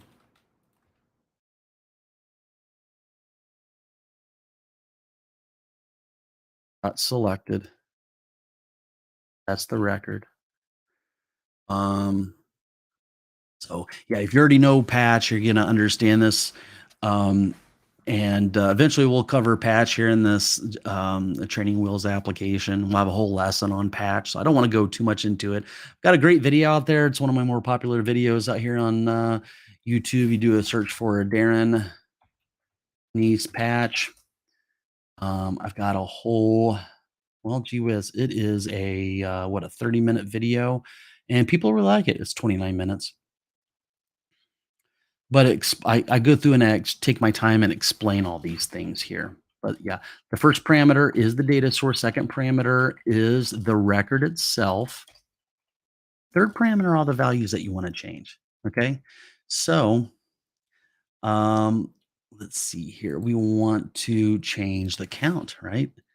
Dupe count. Yeah, dupe count equals, well, that record -1. And it doesn't like that. Well, I need to say dupe count. Dupe count. Boom. And yeah, we don't need a semicolon there. So that actually should take care of it. In fact, if I run this, where's my blank? There it is, blank. If I click on that decrement one, there we go. There's one. Right. But I mean, to be honest, the cleaner way, if you just want to be done with it and not try to maintain two data sources, the collection and the data source, you could just re-execute the code that we had in the screen on start. Okay. So what else can we do to so Caleb's got 3 and here. Okay, let's go to Bleedin. Caleb Bleedin. And let's delete Caleb. Okay. So now it should have.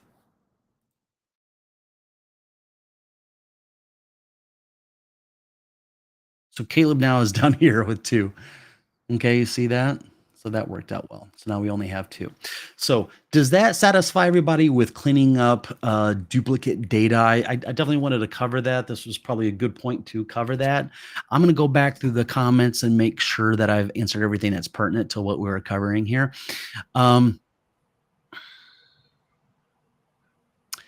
So Chris before says, is this column name from Dataverse as opposed to SharePoint list, etc. So we're working with Dataverse for this particular example. See my students there? Let me make this a little bigger so you can see it. So we are working with the Dataverse. And then Mike says, how are you able to create a variable without using update context or set functions? Well, the third type of functions that you can use are collections. Okay. So you can use collect, clear, collect. Okay. Unless you're referring to something that I was doing that sort of looked like a variable. Perhaps you were asking that question when I was working through the alias. So the alias is almost like a variable. It's just a name or a moniker to something that we're referencing inside the loop. Okay. So if you want me to bring that back up here, we said as my. So it's sort of like a variable, but it's not really a variable. It's just a reference to something. Inside this loop, if you didn't use the as my, you could use a keyword called this record.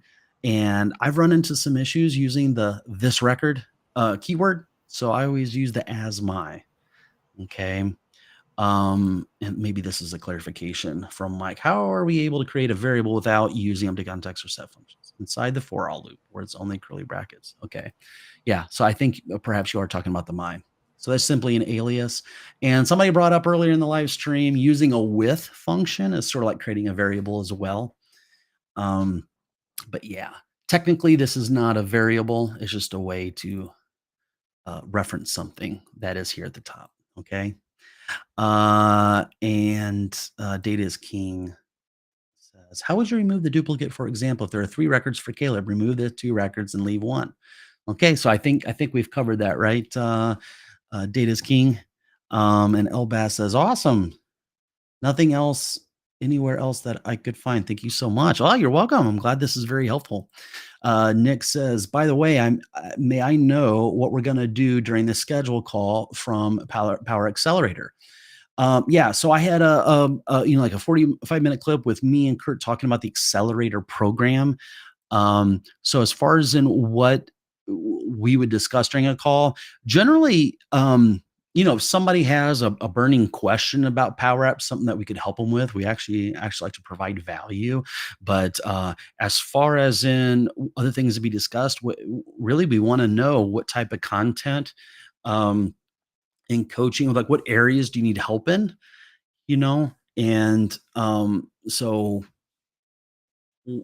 what we'll discuss is like your individual situation, where you're trying to go with the Power Platform, and how we can help. That's essentially what is discussed on the call there. But if you want to pick our brains about something that's you've been wondering about Power Apps, perhaps we could spend some time talking about that as well. Um, okay, what else do we have here? Rosa says, I'm assuming you can use the same concept for canceled requests. Once it's canceled, I don't want it to just sit. Any suggestions on best practices? Yeah, I don't like to delete data typically. Okay. Um, so in a lot of cases, in some of the apps that I build, I'll actually build a little column called is active. And if it's active, it's why. And so whenever I display a bunch of records from a table, I'll do a filter based on that field is active. And so if something's been canceled, I still want the record of it in the database. But if you really want to delete it, yeah, you could you could have a button like this delete record thing. Okay, check this out. I'm going to copy this. You know what I think I might do is have this be a separate lesson, because I like to separate this out. So when you guys get to all this, you guys can find the different parts that I was covering. Okay, so I'm going to go back here. Okay, and I'm going to grab that label. I'm going to grab these buttons. I'm going to hit Control C, and this lesson 18 goes to 19, and then lesson 19 screen should go to 20. Okay. 20 goes to the screen, and what I want to do, we've already run out of screens. We need to start creating more screens, right? So there's number 21. Paste that in there. Darren, if I can give an example here, whenever you were talking about active versus inactive. So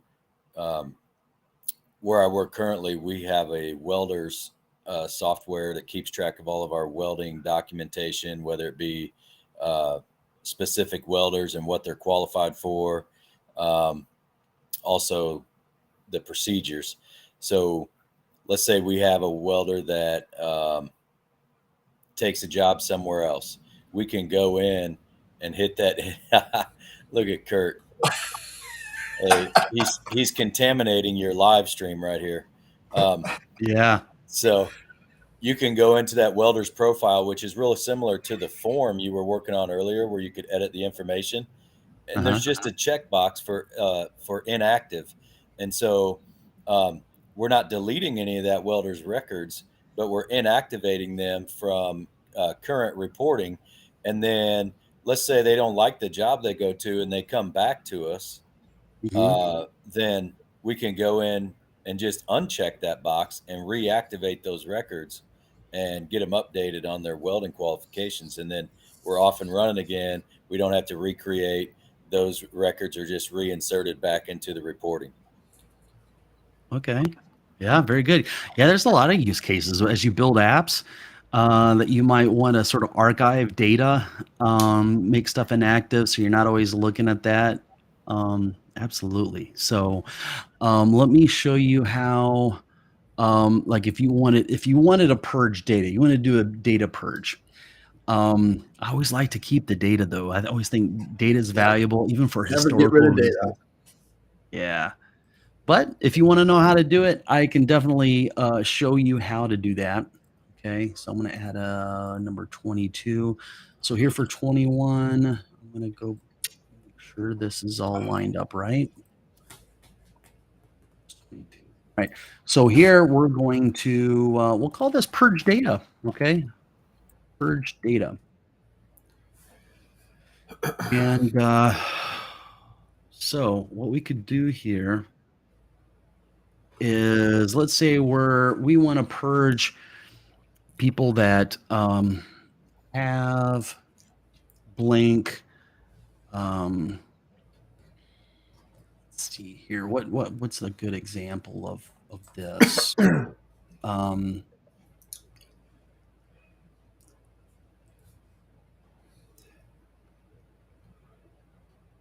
gonna go back to previous screen here. Do we have any more? So we have 2 records that have blank first names and they have blank last names. So that would actually be a good thing to perhaps purge. Okay. So I'm going to go back over here. We'll add a button. And any type of deleting activity, like to make it red or maroon, purge blanks. Okay. Purge blanks. Now, what you can do in this button is you could say remove if. You say my students, and you give it a criteria. So, first name. Well, is it blank? And it's blank. And we've got last name. But you could also, if you wanted to, if you were having historical data that you needed to purge out over the years because you just have so many records in there, you could just base that remove if the date is less than this date, right? Anything before this certain date. Yeah. Yeah. If you only care about the current fiscal year or the last 90 days, you could have something in there that just purges based on a date. Absolutely. Yeah. It'd be nice to have backups of the old data before you did that, just in case, for the last fiscal year's data, just FYI for people that want to do that. Absolutely. Yeah. You never want to be that guy at a job that accidentally deletes something they shouldn't have. You might lose your job. Don't be that guy. Yeah. Don't be that guy. Yeah. All right. So I'm going to click on this button and it might take a while because remove if it actually has to pull over the data. Now we got 1,000 records. Now there's other ways we could do this that might be more efficient, but this is a simple way saying remove if based on criteria. It's going to delete the record. So I'm going to go ahead and click on it. Let's see what happens here.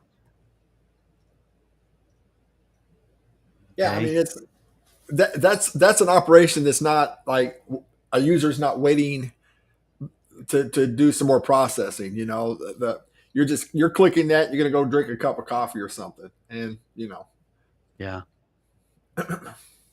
So here we'll see that we don't have any more blank last names. So we know that it worked. It didn't take long, but there's some cases where it might take a while. And there are different things that I would do.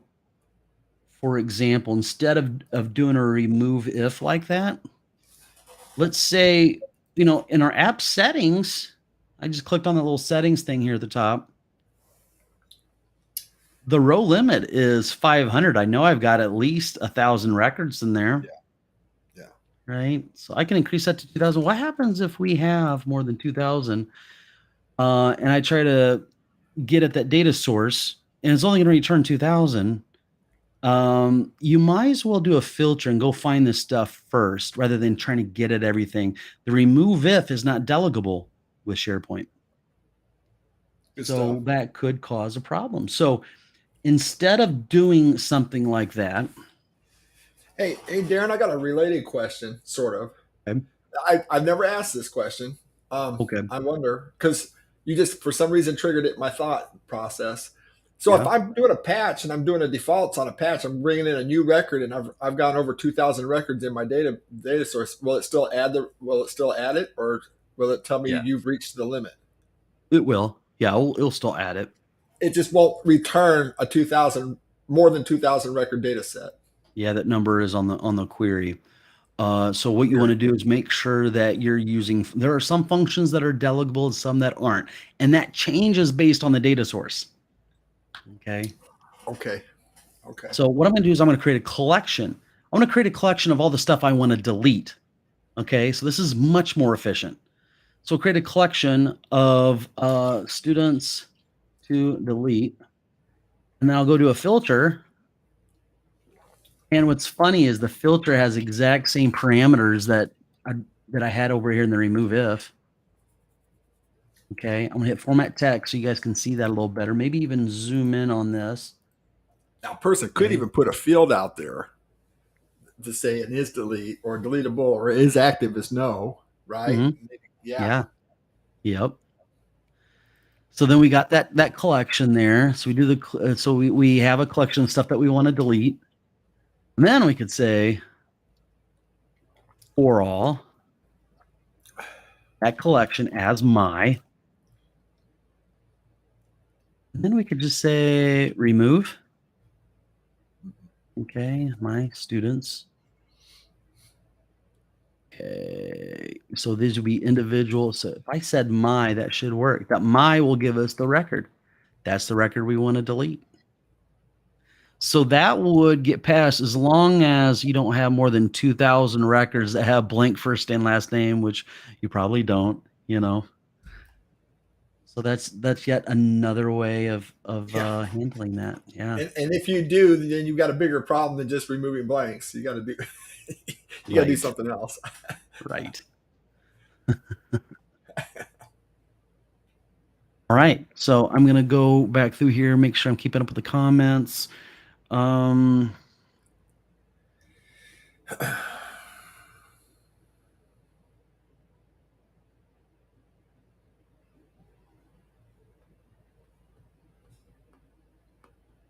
As an office hero, Obaz says, this makes me realize where the on Dunning-Kruger graph I'm on when I started my app. Now, I'm not familiar with that Dunning-Kruger graph. Kurt, do you know what that is? I'd imagine it's some kind of I don't know what it is, but I'm assuming that it's probably some kind of a hierarchical chart that shows where you're at based on intelligence or something. I don't know.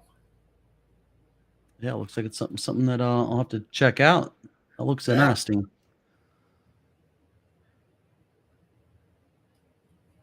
Okay, so data is king. If you had 500 records that are duplicates, is there a better way to remove them rather than pressing the button one at a time? Yeah. And I think I think that last thing that I just showed probably answers that question there. So Jan says, some sort of remove if plus lookup, just guessing. And I think maybe he was answering data is king there. So, yeah, so I think this is probably the more efficient way than doing a lookup inside of a loop, which might be really slow and sluggish. Sometimes you got to delete a lot of some data that needs to be purged, and that might take a long time doing. The remove if and the lookup. Okay, so looks like you're over halfway done with your 10 hours, huh? Oh yeah, we made it halfway. That's good. So I've already played the clip, Kurt, that where you and I talked about the accelerator system, how we like to talk to everybody individually, talk about where they're at in their journey, and see how we could help.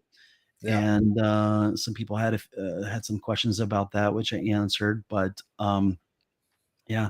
So Rosa says maybe data is the wrong word, but not keeping canceled requests, pending active requests. Yeah. Now, yeah. So this comes into play if you have any type of delegation issues, like you need to query on stuff and use functions that are not delegable and that type of stuff. you could use like an archive table that has the exact same schema, the exact same fields and data types, and you can archive off of those. But um, if you use something like Dataverse or SQL Server, you're probably not going to want to do that. It just adds more complexity that doesn't need to be there in the app. But if you're just stuck with SharePoint, you don't have a premium licensing, I could see how you might want to purge out old data. But with something like SQL Server or Dataverse, it's going to be very fast, and a lot of the queries are going to be much more delegable, and so you're just not going to have that problem because there's good indexes in place. Now you can create indexes with SharePoint, but there's a lot of functions that aren't delegable with SharePoint. So, Kurt, we could probably have a whole 3-hour live stream on delegation concerns or things to think about while designing your application that involves delegation issues, staying away from. I would like to do that. I would like to do a live stream on that, but I'd also like to do some research on that before we did that, just to see all the different things that are out there. That, yeah, I'd like for it to, if we're going to do changing. a whole session on delegation, I'd like to be fairly comprehensive. So we'll probably need to plan that rather than just hitting record and just talking off the top of our head.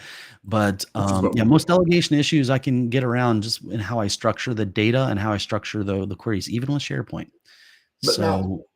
But now also something to consider too is that Power Apps changes. It's constantly changing things, right? There's just been a couple of new functions brought into delegation that wasn't there before, right? Yeah, they're always adding. So always adding.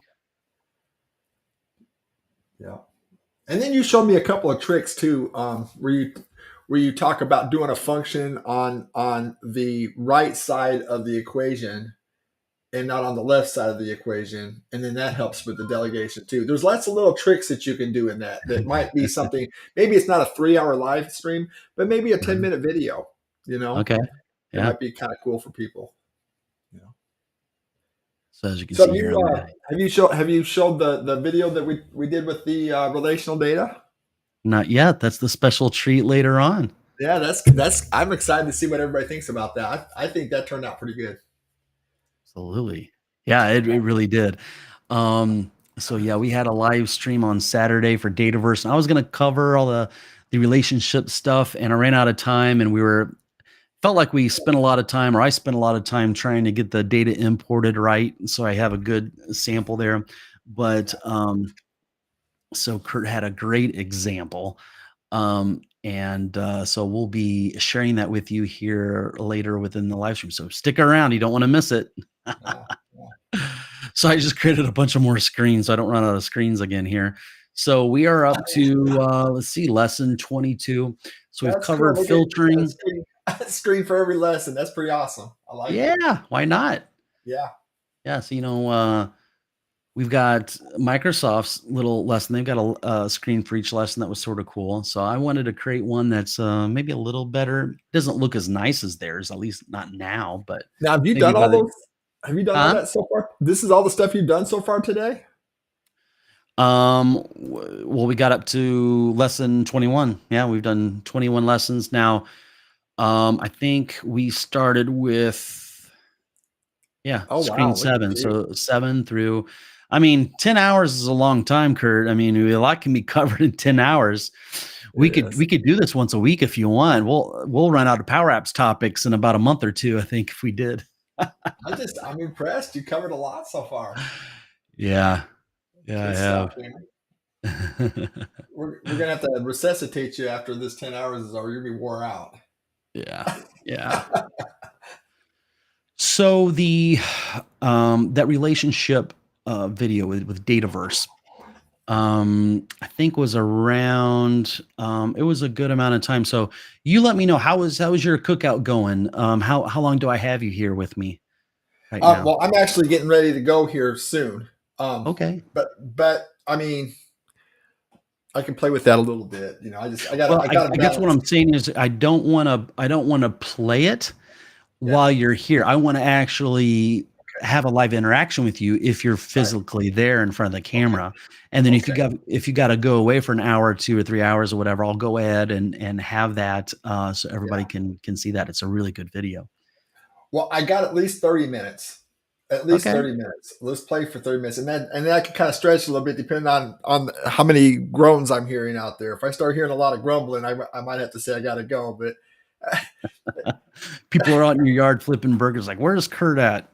right, Is that yeah, what's right going on? now I've got some people smoking a big old pork shoulder right now. They're out there smoking that. And I've got people cutting wood right now. I've got some operations happening here. So, and Very I just nice. kind of snuck out here and said, let me go see what Darren's doing. My heart's here, guys. My heart's here. All right. So on to the next lesson here. So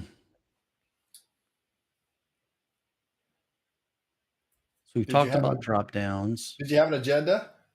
Because Yeah, I've got this- this great thing about add columns. Why don't you talk about at some point? This is something that's really important. I think people use those SharePoint choice columns, and they have text in them. But then they try to use that in things like, well, I'm not going to say that. Not saying we have to use the chart, but the chart is one of the problems that people have with that. But also, just getting to the selected text within their stuff is a little hard. So sometimes it's kind of nice to throw add a column out there with just the actual text that was selected by that choice, and it kind of helps with some of those things. I didn't know if that was something that you might want to show. Yeah. The thing is with SharePoint lists, I always like to stick with, and I recommend people stick with simple data types within SharePoint. Case in point is a lookup column. Lookup column's been out there for, a decade or two with SharePoint lists. They weren't designed to be used with Power Apps. And, with lookup columns, you have delegation issues. And so when I'm using SharePoint as a data source, I never, ever, ever use a choice column. Now, I know some people, like if you got to write a Power Apps application against an existing SharePoint list, you might have to deal with that. Okay. So, I don't know. I'm keeping an eye on the comments. I'd sort of like to ask people. Yeah. So Mark says, "Will all the screens be available?" Yes. Yeah. I'll make sure this whole file is available to you guys with all these screens. From a form to ungroup of the multi-select choice, another SharePoint list. Separate row records. Okay, so it looks like this is somebody's dealing with a choice column. Okay. Well, maybe Kurt, maybe we need to do this. Deal with choice columns, huh? So let's go over here. We have a table called auditing. Let's create a new column. Let's make it a choice. I'll hit next. Okay. And I'm going to call it my choice. And we got choice 1, 2, 3. Okay. And I'm going to move my fat head around here so we can see everything. Now, what do you think of this example? Is this a good example to use, in your opinion? Sure. Yeah? Okay. Sure. So I'm going to hit save. Now, we don't have a lot of... What's funny about this is I actually use this as an example to lock down SharePoint. Isn't that funny? Let me go find a better data source. Let's create a little data source here. I've got a somewhat complicated example over here when I was working with charts. Yeah. What is it? Can we cover the choice column without getting into charts? Because there's so much things I want to cover within this training wheel app before we get into charts. You know what I mean? Yeah. It might. That's what I'm thinking. It might convolute it. Yeah. Okay. So let's create a new list, and we'll say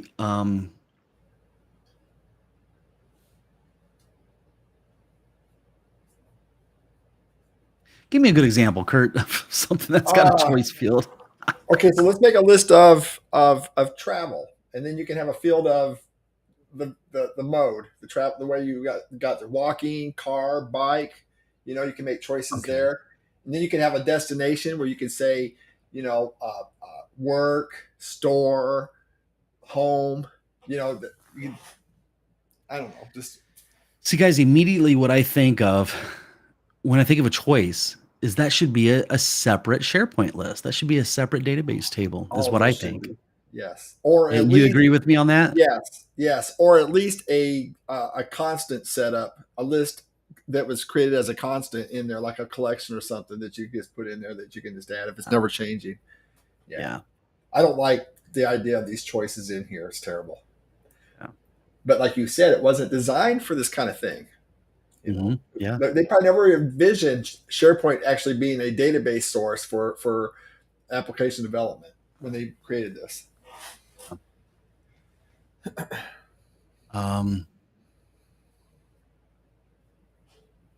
Okay. Let's call this trips. Yep. Trips. I'm trying to force myself to use singular names for table names. And then, okay, so trip. The phone is blowing up. So I'll use title as far as the destination. Then I'll add a column here for choice. Okay. I'll hit next. And for here, I'm going to say travel type or travel mode of transportation. Like bike, bus, train, Yeah. that type of thing. Yeah. What would you call that? What would you call that field there? I don't have a good imagination. Travel mode. Travel mode. I also don't like to put spaces in my column names either. I don't either. Okay, so for choice one, let's put that bike. Yep. Plane. Car. Bus. Car. Okay. Walk. What's that? Walk. You can Walk. Run. All right, so I'm going to hit save. Here we go. Now, if I go in here and I say Orlando, Florida, you probably want to say plane, right? There we go. There's plane. And let's say Haga. Take a bus there. Okay. That is true. You'd want to take a lot longer getting to Chicago than to get to Florida. All right, so we at least have two values here. I'm going to go grab the URL to the root of this site. Okay. Go over to the data sources. I'll add a data source. Go down to connectors. I'll go find SharePoint. There we go. And most of the time, you're going to hit cloud services unless you have an on-premise SharePoint. Okay.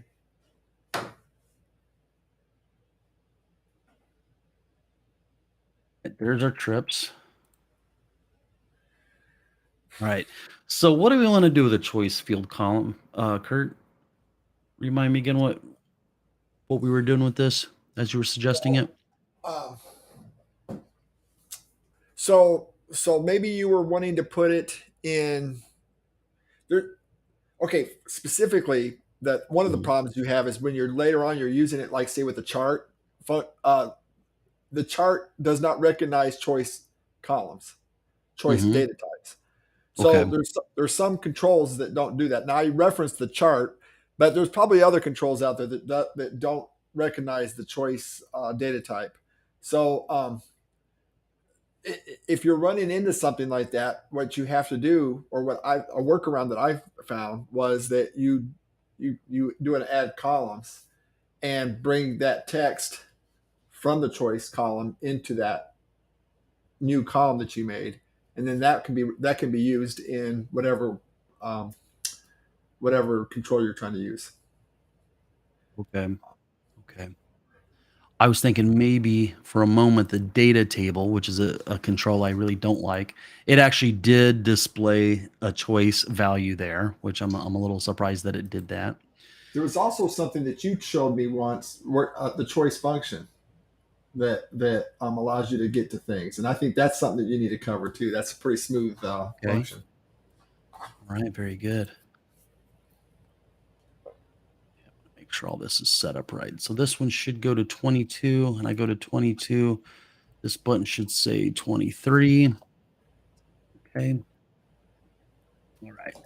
So here I actually want to look at the data source. What do we call that? What was the data source name? Trip. Trips. Put there. Okay. And then we don't need these things there, right? So I think I need that either. Okay. So we got trip, and then in this first column we've got title, and then the second one, check this out. We've got mode, travel mode. Look at that. It's not gonna. It doesn't like that. Well, that's Doesn't like it. it's a complex type. Yep. Okay, so we can use a dot and get at the value. There we go. Okay, so it's displayed there. Oh, that's another way to do that then. Mm-hmm. You know what? I never tried that in the chart table. Maybe that's all I Okay. needed to do. All right. So okay, say that again then, because you just went through that pretty quick. So a complex type, Uh-huh. travel mode, is a field of choice, and choice is considered to be a complex type. Yeah. And so if you have a complex type, that means you have to have another dot in there to reference something below that. Yes. Okay. And I try to stick with simple types, like single line of text, numeric, Yes. date time, Yes. Not choice. not choice. No. I recommend people not even mess with that. Dataverse, it's okay, but even with choices with Dataverse, I'd rather just No. create a separate table, you know? Yeah. Absolutely right. Yeah. So I've got a few things I can show you here. That's relative to choice column. Adjust my thermostat here on my phone because I'm getting cold. All right, so I'm going to add in a form. I know how you like forms, Kurt. But you brought up a topic, which is sort of good to bring over a form. Okay. So the data source for this form, I'm going to set this up to look at trip. I'm actually bringing up my my chart lab that was dealing with that just to see if it will take that. Okay, field. yeah. Tell me how that works there. Yeah. Now we don't need attachments there. Although the attachments, this is sort of interesting. This is another reason I use forms. Okay, so let's set this up to be single column. So we got title, travel mode, and then we got attachments. If you ever need to upload files, create a form, point at a SharePoint list. Look at this thing. Just takes out all the code for you, huh? Just it'll do an attachment for you, huh? Right. So look at this. It's a control called attachments. You see that in the upper right corner there? Wow. You copy that. Boom. I can move it down here to screen 50. There is the attachment control. Why doesn't Okay, now it's got, huh? Why doesn't the Canvas app have an attachment control? That seems cool as heck. So now it's got some stuff that's related to the form, which I don't want to work with there. So I'm going to just color.gray. Okay. Now, and of course, it's got some others. You got to deal with this. Okay, so the items. Right now, I don't want to have any items. Okay. Tooltip. I don't want anything in the tooltip right now. So this is something that you got to do. So this would be a good controller, in my template, Kurt, I've got a copy controls from here screen. Yeah. Is that you've got a good attachment control sitting out there. Okay, display mode. Okay, well, display mode dot edit is probably what you want it to be. Now we don't have any errors. Isn't that nice? Now, if you wanted an attachment control, you can't add an attachment control up here. You got to create a form and go grab it from there. Isn't that interesting? That is So interesting. that's just a little side bit. I didn't want to get too sidetracked on that, but I just wanted to sort of mention that. But now that I've got that, I can just delete that data card. I don't need that in there. Okay. But you see over here, okay, this is our little gallery here for the form item. Go down here to data item. Okay. Right, make this a little bigger. just as a side note, that it still didn't see it. That the data control or the chart control won't see it. I can't. Okay. I have no way of going in there and putting a dot in the field. So it Yeah. just brings in the fields that it can understand. Got it.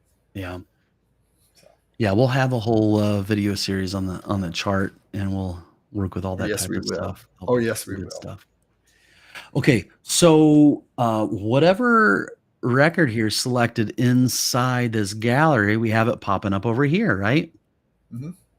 And look, we got all the drop downs. Oh, now there's a choice 5. Do we have a choice 5 over here? That seemed a little weird. So there's our travel mode. It's a choice. So let's bring this up. Yeah, there's a choice 5. Ugh, I don't want that in there. Choice 5. Okay, so there we go. So that's it. So something that I don't use choice columns, so I can sometimes I have a hard time remembering. It's simply choices.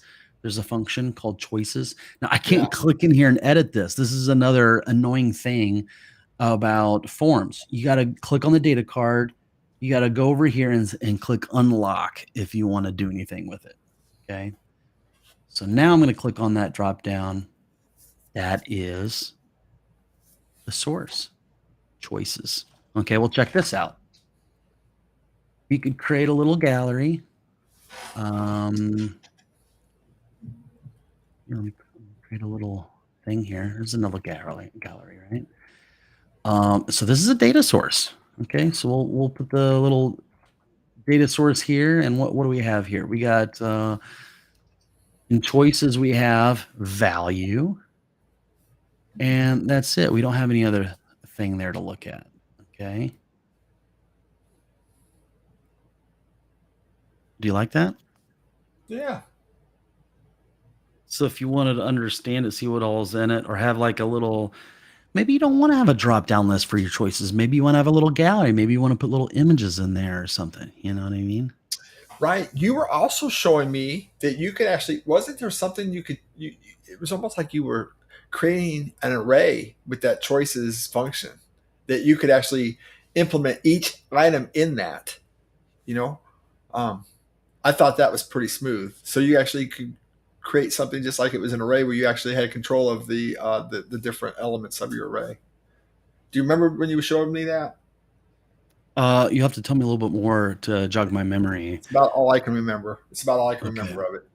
So So you were using choices to show me the SharePoint thing, and you said not only that, Kurt, but you can do this. And mhm. I thought it was pretty smooth. And instead of using like where you were looping through the for all with sequence, you could Mhm. for all through with the choices. Thought it was pretty smooth how you were doing it. Well, something you had mentioned a little while ago is doing some type of a add columns, right? Yeah. So I'm trying to think. I guess Good that's way. how I handled the complex data types. Mhm. You know, So what we could do here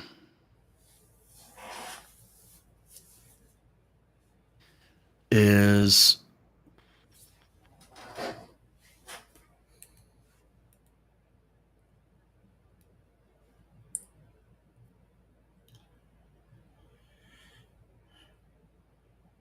for all as my and what we could do here is we could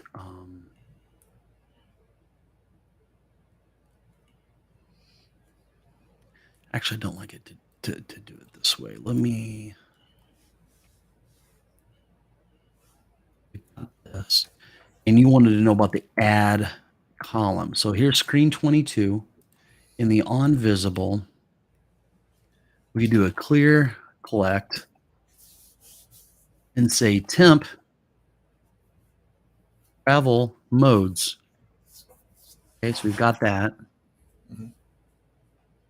All right. So does this statement is pretty straightforward and simple? So we're going to go get all the choices out of that column for that table, right? So there's the table trip dot travel mode. Now, okay, I got a question for you. Do you have to have these square brackets and this at symbol? You don't. You notice that? Okay. So choices takes a table dot column name. Okay. So we've got that into a collection. Okay. So I'm going to copy that. But before I put it in that collection, Kurt, what I'm going to do is add columns. It needs a data source.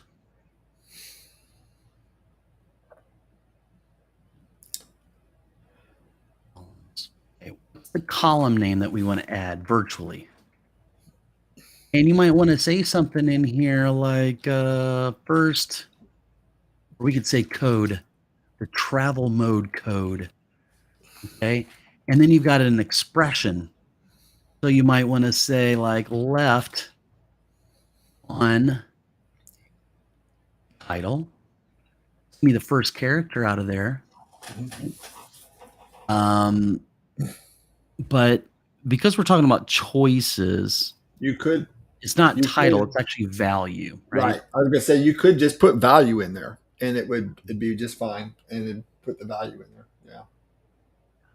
So we add that, and then we put it into this thing, right? This little variable, and we do that on the on visible. So now over here, we don't have to use that choices anymore. We'll just use our little column there. Yeah.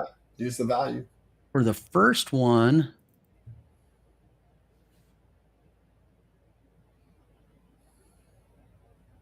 okay, we do have value there. And then over here, we need another label. And here we got code. Okay, but that code hasn't been run yet. That collection isn't there yet. I'm going to click on 21, screen 21, then come back to screen 22. Look at that. Just look at it. Just look at it, Kurt. Just look at it. Bike is B, plane is P. Oh, we probably need a Bad- U for bus. Bad code. Bad code. Well, we could use the first two characters, Kurt. Mm-hmm. Mm-hmm. Until somebody misspells balloon and they put bolone, and then All right. Go by So balloon. BI, PL, BU, and CA. look at All that. right.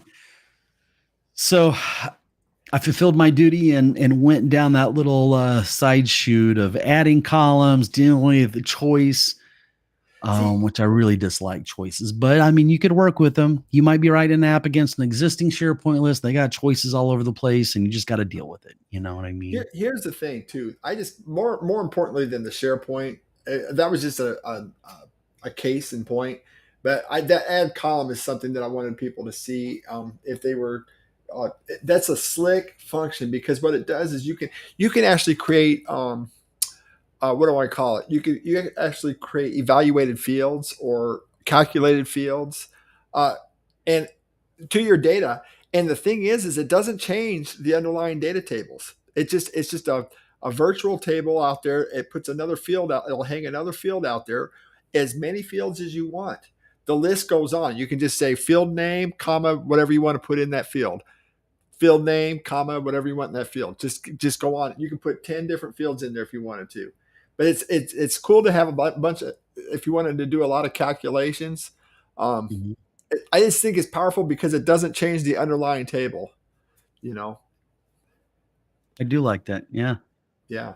You can. As you You're get in a more and more situation. advanced and creating more complex interfaces, the more you're going to rely on collections, Yeah. right?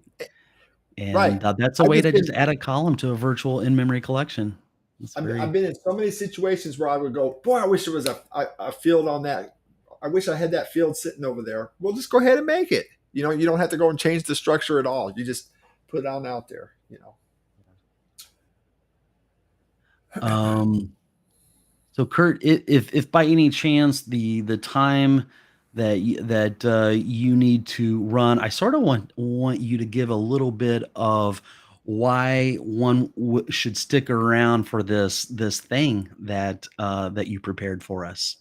Okay, we're talking. Um, so give us a little heads up, like maybe 2 minutes right before you have to leave, and I'll have you sort of say why it's so important and this really cool thing that you've got that we're gonna share here in a little bit. Yeah, Okay.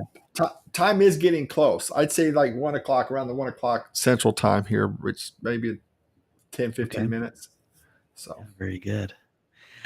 Okay. So looking at the comments, from a form to ungroup of the multi-select choice in another SharePoint list as a separate row records. I'm not sure if I understand that. I mean, I don't know if it's a question or a statement from. So I think the way I understand that question or statement would be that if a situation where you want to go in, you want to select and remove all the different selections that person did. If they did 3 or 4 selections in that multi-choice, to put them in separate rows. Maybe Form to maybe ungroup add them. records. Okay.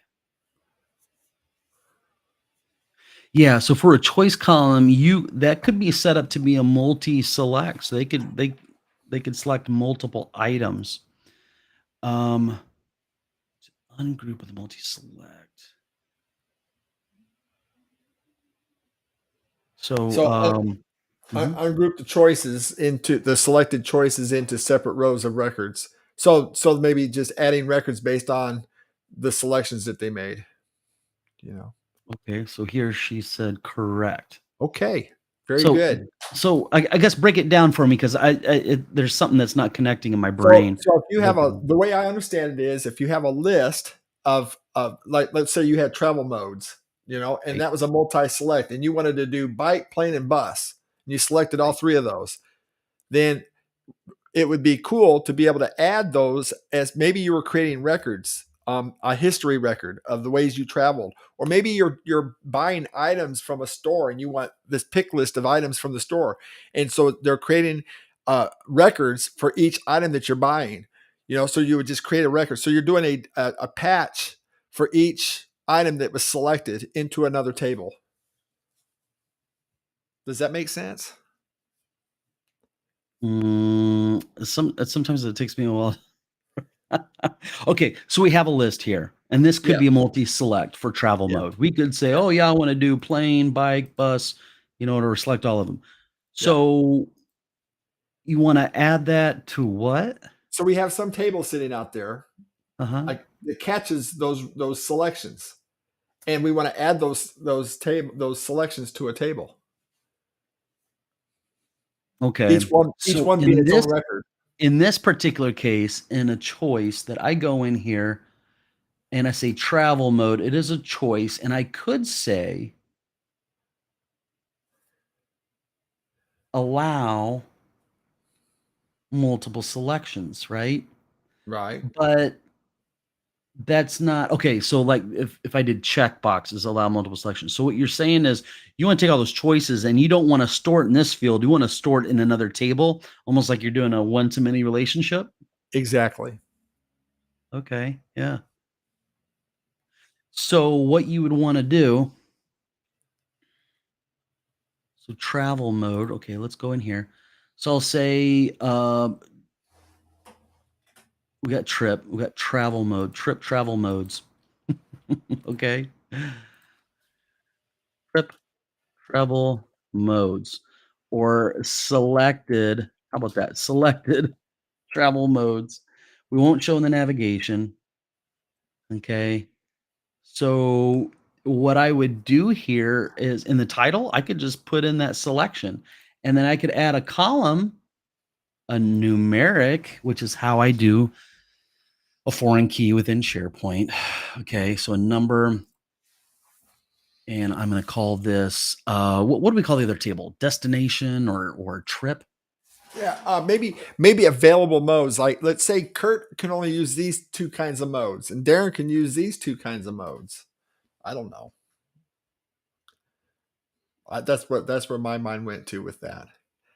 So maybe I can't afford a plane or a bus. I have to walk or do the car. Those are the only two selections that the only things I can go do. You know. Okay. I Okay. don't know. So we got a trip ID that will reference the trip table. Okay. Okay. And then it'll be numeric. Okay. So then I need to pull in that data source within Power Apps, right? So I'll go in here for SharePoint and we'll connect to a cloud-based SharePoint, which these days most organizations are using. And for some reason, it's going to take a while to bring that up. Connect to that SharePoint lists. Do do do do do do do do do. Things that you remember.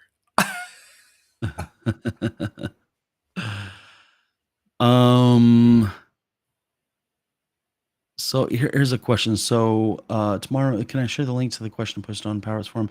If you don't mind, go into this community here.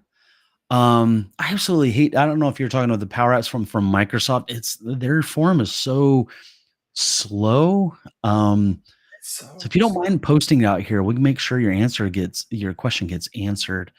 I assume nobody's answered a question from the other forum. Okay, so I'm going to move this back over here. And then Data is King says the items selected can be added into a collection. Yeah. Okay, that's true. Yeah. So I don't know what's going on here. I'm going to hit cancel and I'm going to paste in that. Here we go. Now we've got selected travel modes. Okay.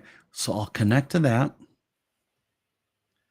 And then what I'll do is I'll copy and paste this gallery. And what I'll do here is I'll say selected travel modes.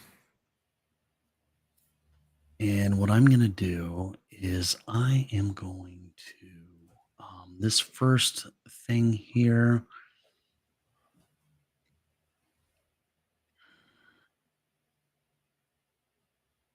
We got title. Okay. And then over here, we really don't need to see that. Okay. So there's nothing really we need to display in there. Okay.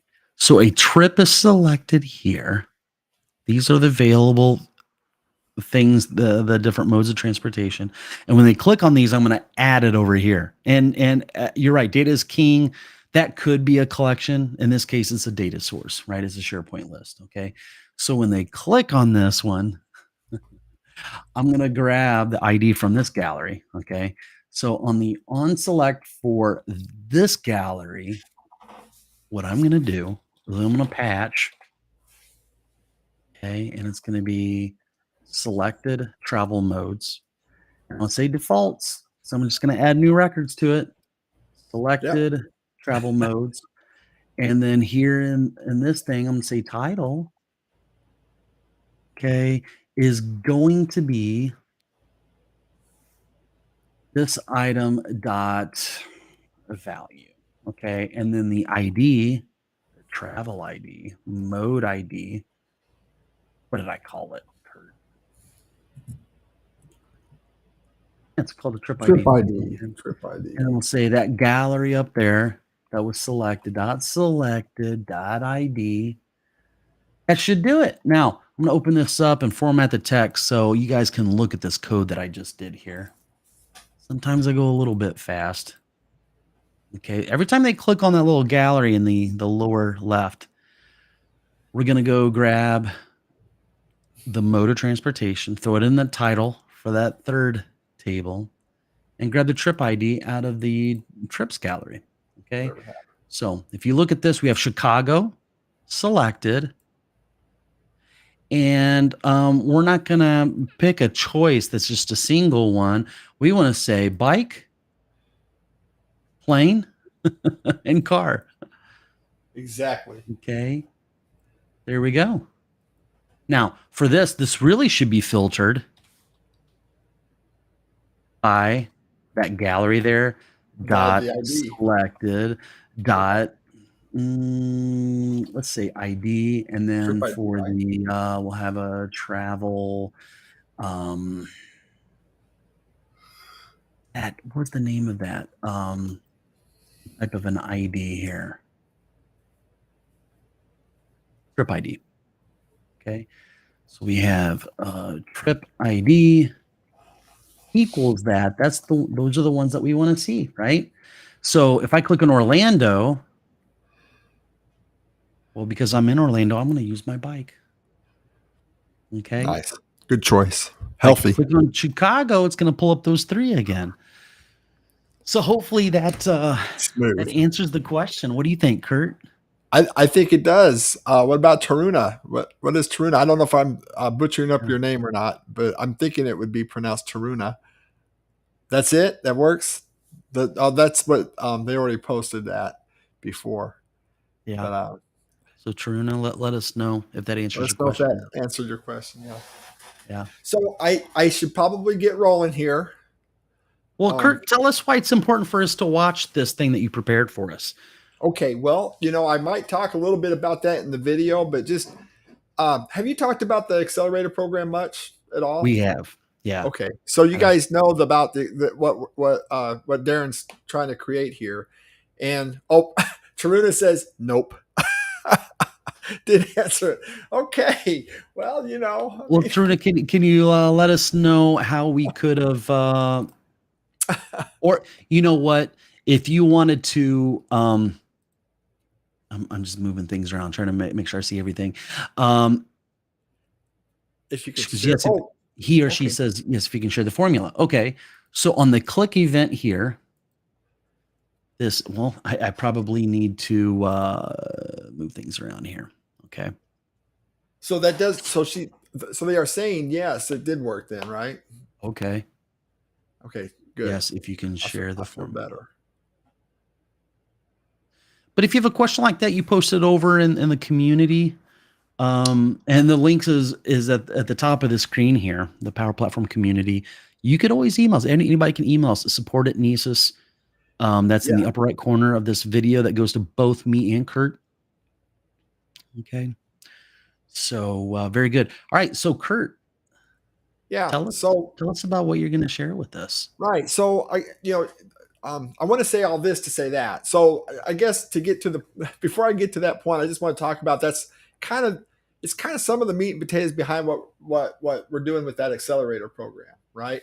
Mm-hmm. And I just think that there's going to be a lot of good content in there. And one of the things that I've noticed is we try to isolate the things that are the biggest stopping points for people in their development. Now, when we're getting ready to talk about this next video is talk about relational databases and specifically a many-to-many tables, relating those things within a Dataverse setting in Power Apps.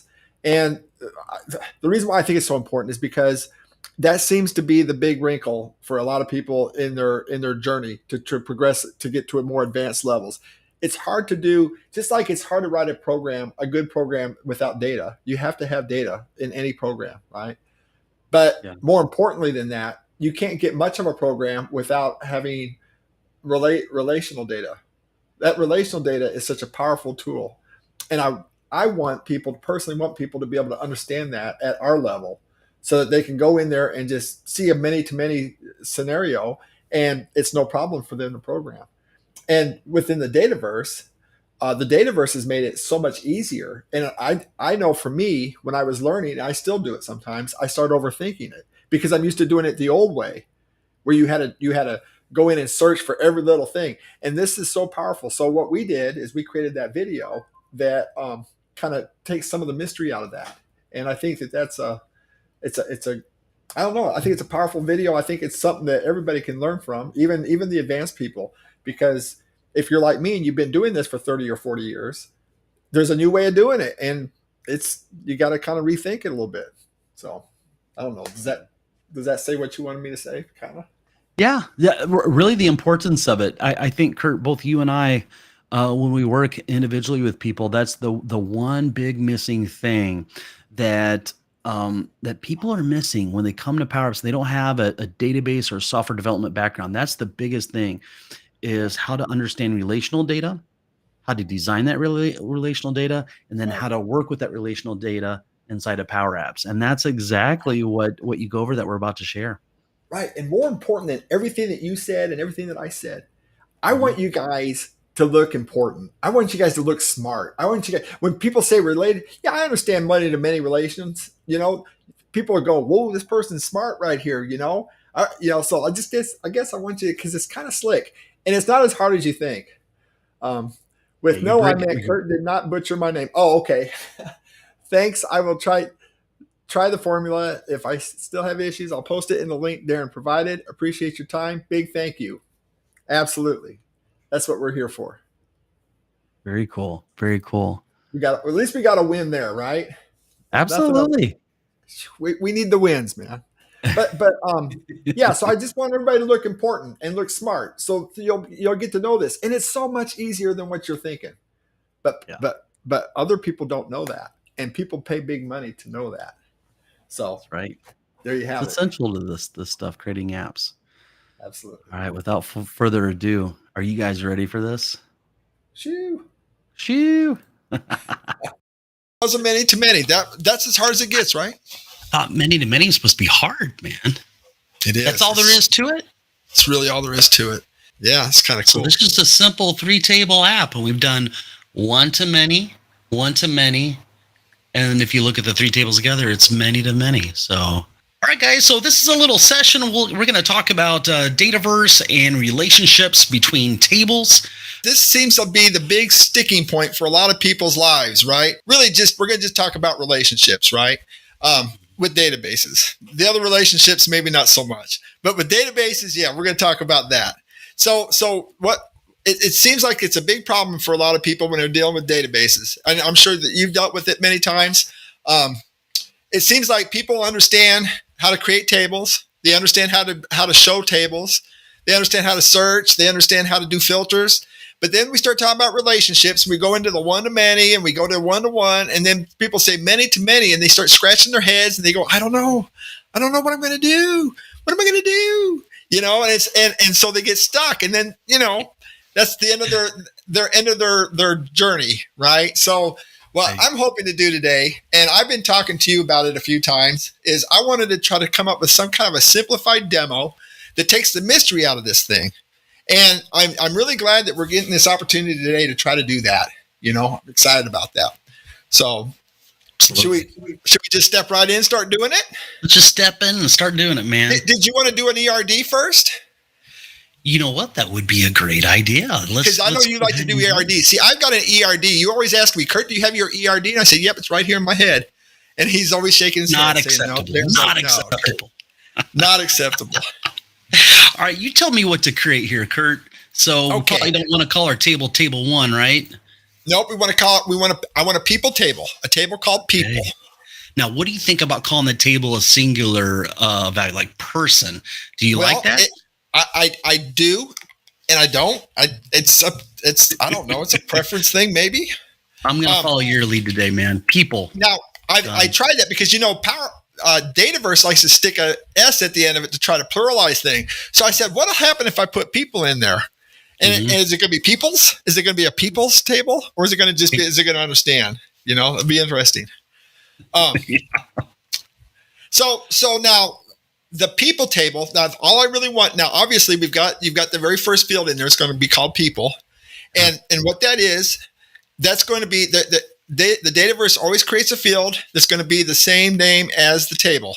And what that is, that's a GUID, a globally unique identifier, and that's going to be used. That's a very important field for us to be dealing with relationships and with filtering and searching. So it's a very nice feature that Dataverse puts in, and it's one that we shan't mess with.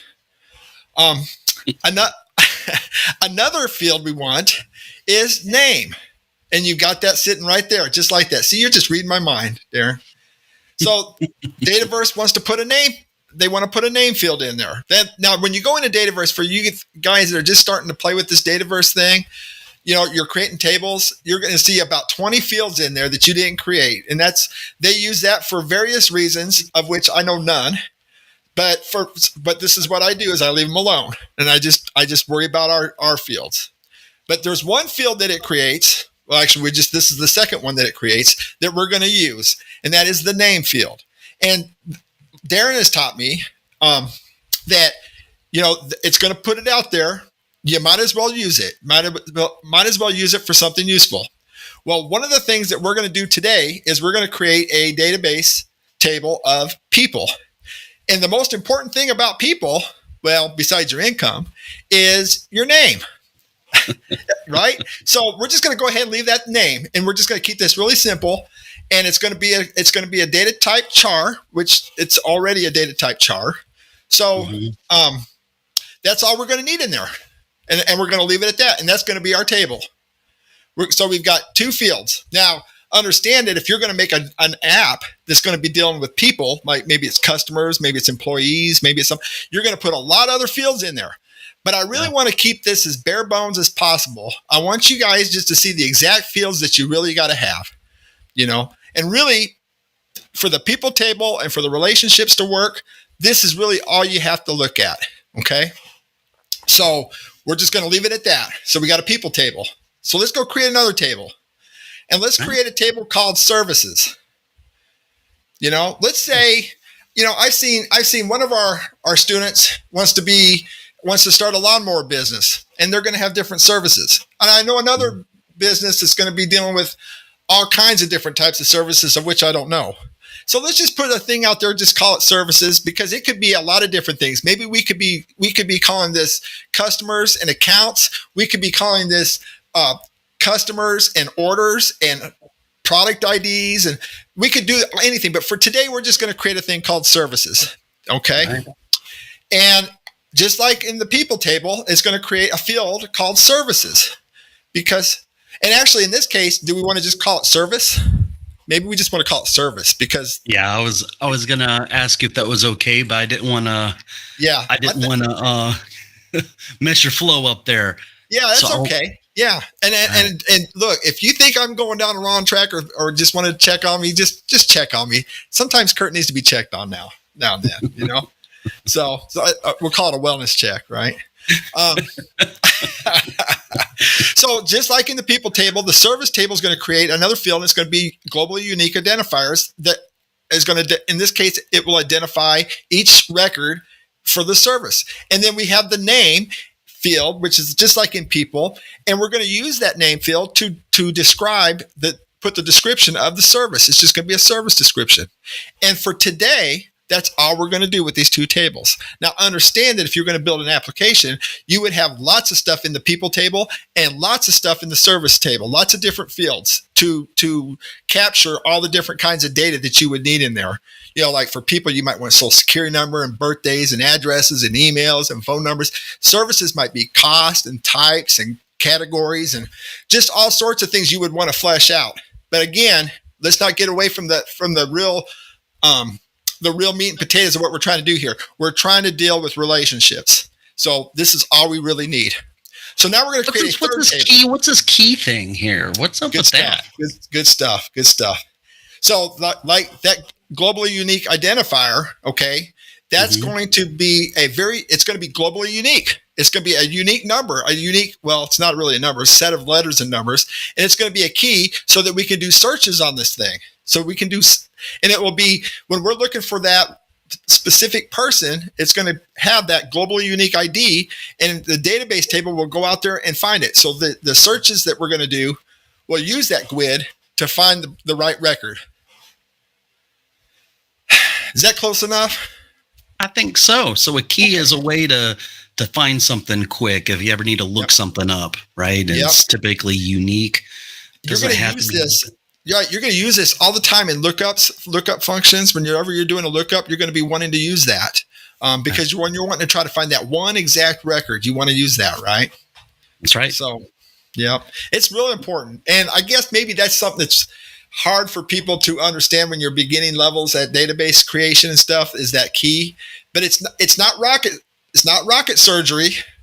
Is that rocket surgery? It's not rocket surgery, but it is important and it is kind of hard. So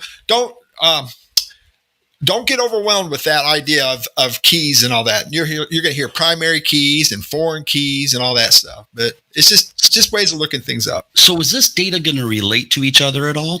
It will once we build the relationships, but we need to get a third table to do that. And what I always call this is a mapping table, right? It's going to be a mapping table. Right.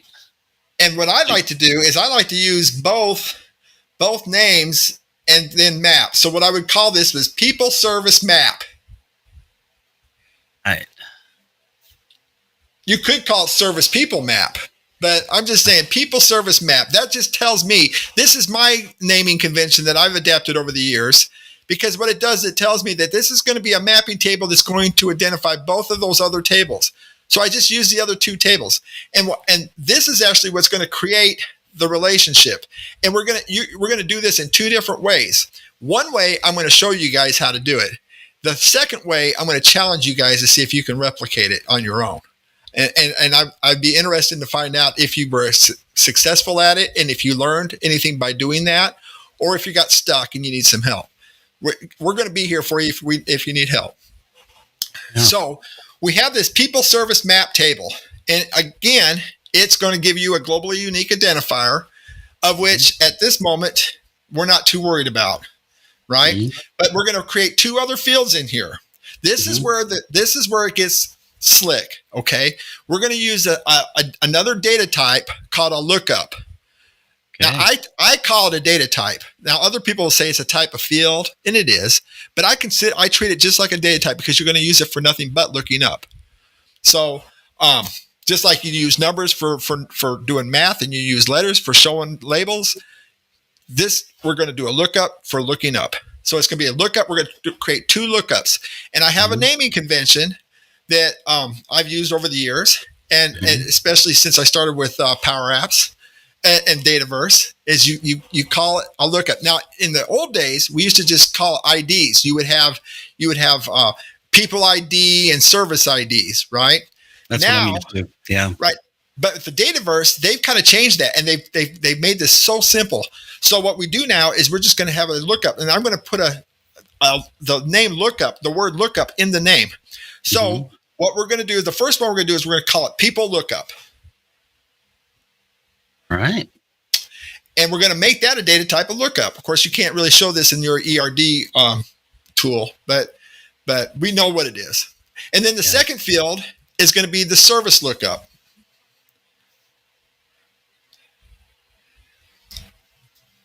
So now this is where the mystery's at. What is this lookup doing? So what it's going to do is exactly what it says it's going to do. Remember, you always I get confused in this. I used to get confused in this a lot in the beginning of my database life. You put in the many side, you go and you put the lookup in the many side and point to the one side. So in this case, we're going to point to people. We're going to have the people lookup always going to be in the many side, and it's going to point to the one side. So it's going to be in this case, it'll be a many to one, right? And then you go over here to the service lookup, and you're going to point it to the service. Now, you notice he drew that over to the keys. He didn't put it to the name, right? He didn't put it to the name because, see, you could have more than one Darren Neese or Kurt Larson's in there. I hope not, because one's enough, right? But we know that there's only going to be one people there. Now think about this. If we're trying to put this in our head, one person could have many services, right? I might have, maybe I want my car washed, my grass cut, my garbage taken out, I don't know, whatever services you're offering, right? Yeah. And maybe I'm a customer that's going to have many of those services. So that's a one to many. On the other side, when we want to find out, well, how many cars do we need to wash in this today? Well, we go out here and we say, well, Darren's got one, Kurt's got one. So we need to find out the people that have the service. So that, again, that's a one-to-many, right? So you got a one-to-many on both sides. And that's why they call it many-to-many, because you got many services dealing with many people, right? And a lot of times you'll see it like in the middle like this. I know I was trying to make it big and everything, but typically the mapping table will be in the middle, right? Yep. Exactly right. And what we're going to show you today is how to do the one-to-many or the many-to-one, however you want to look at that. We're going to show the people side with the services. I'm going to write a little app that's going to show how we can put this stuff in a gallery. I'm going to create this stuff in the Dataverse. I'm going to throw a couple names in there. We're not going to create CRUD screens or anything. I'm just going to put this stuff. I'm going to do the big no-no. I'm going to go directly into the data tables, and put the names in there. And then we're going to see if we can't just go ahead and create something. Okay. Let's do it. Now you're gonna show us how to do this on your computer, right? That's right. So okay. Do I need to do any kind of sharing? Have you already got it? You're already set up, man. Look at that. Wow. See, that's why we have Darren around. He knows how to do these things. Okay, so I just have this blank table here. Actually, what I want to do first, I want to go over here to these tables. I want to create our data structures, right? And I'm not going to make a big scene. We've already discussed all this stuff. So hopefully this is going to be pretty straightforward now. I'm going to create a new table. Now that we did an ERD diagram and it looks beautiful, I can use that ERD diagram to create my table. And I'm going to create a table here called people. And I'm going to save it.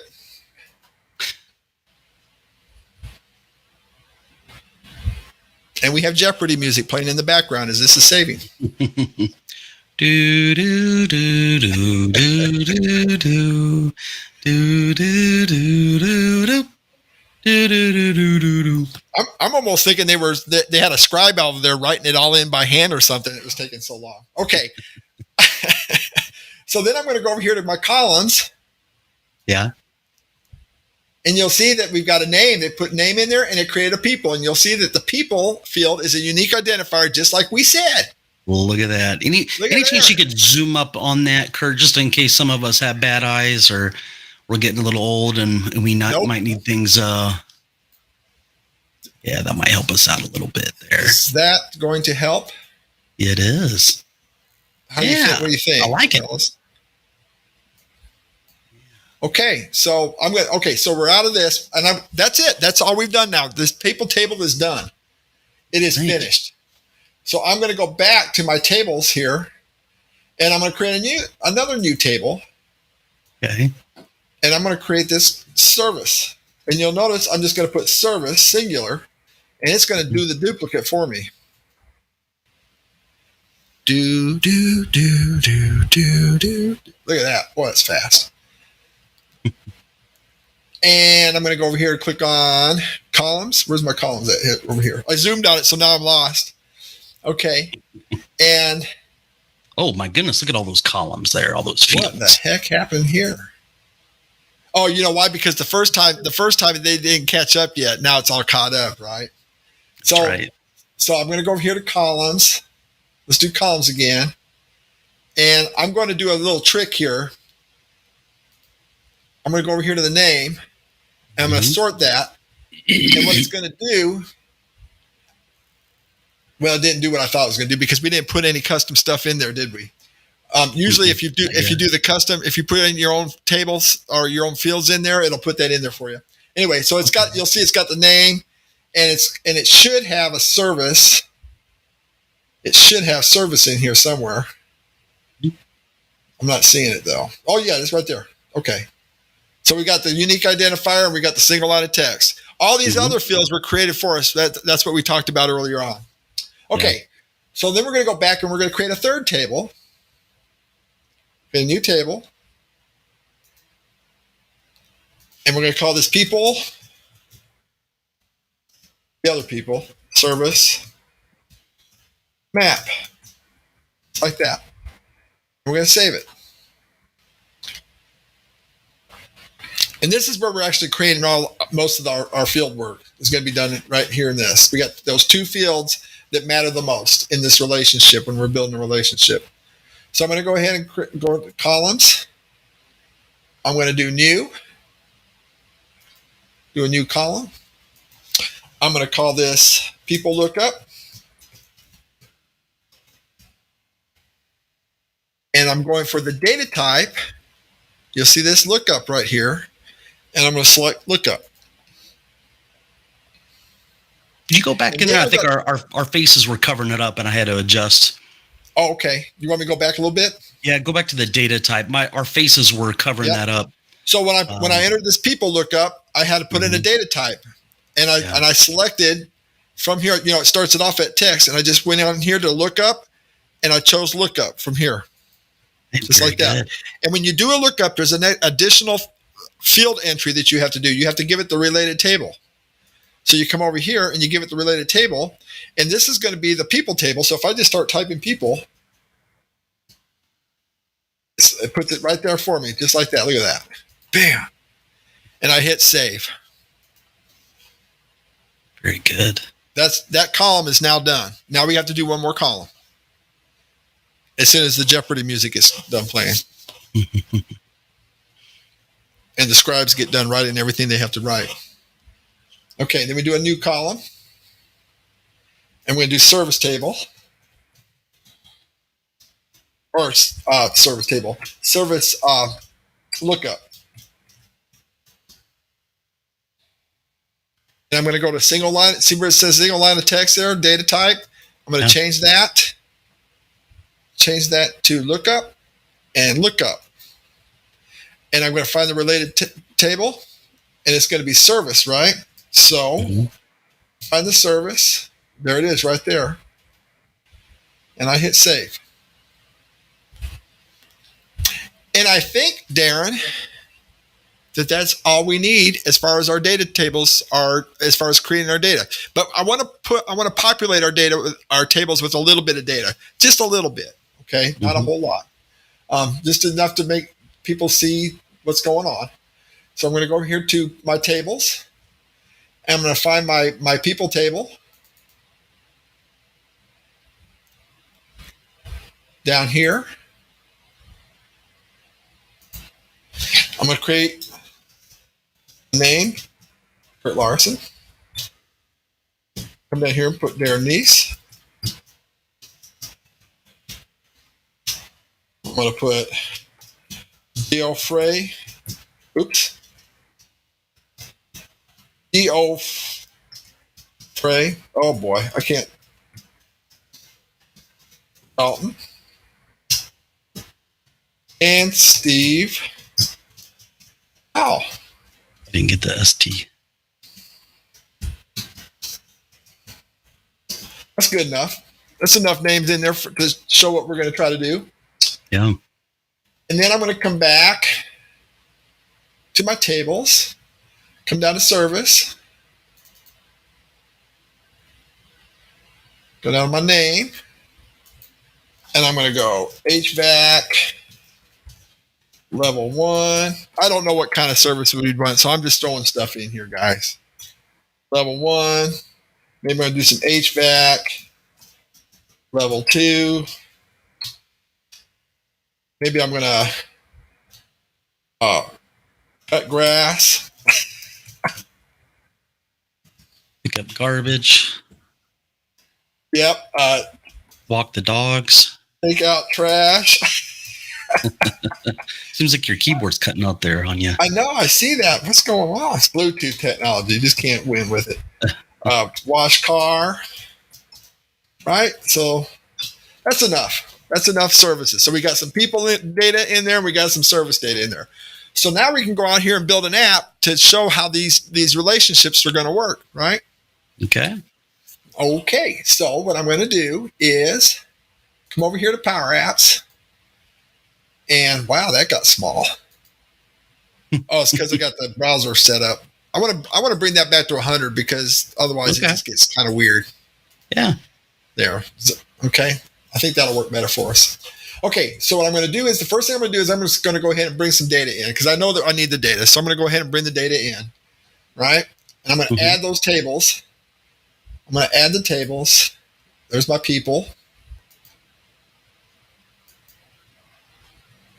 And see all my tables. Oh, services. I just saw it. I thought I saw it. There it is. Services.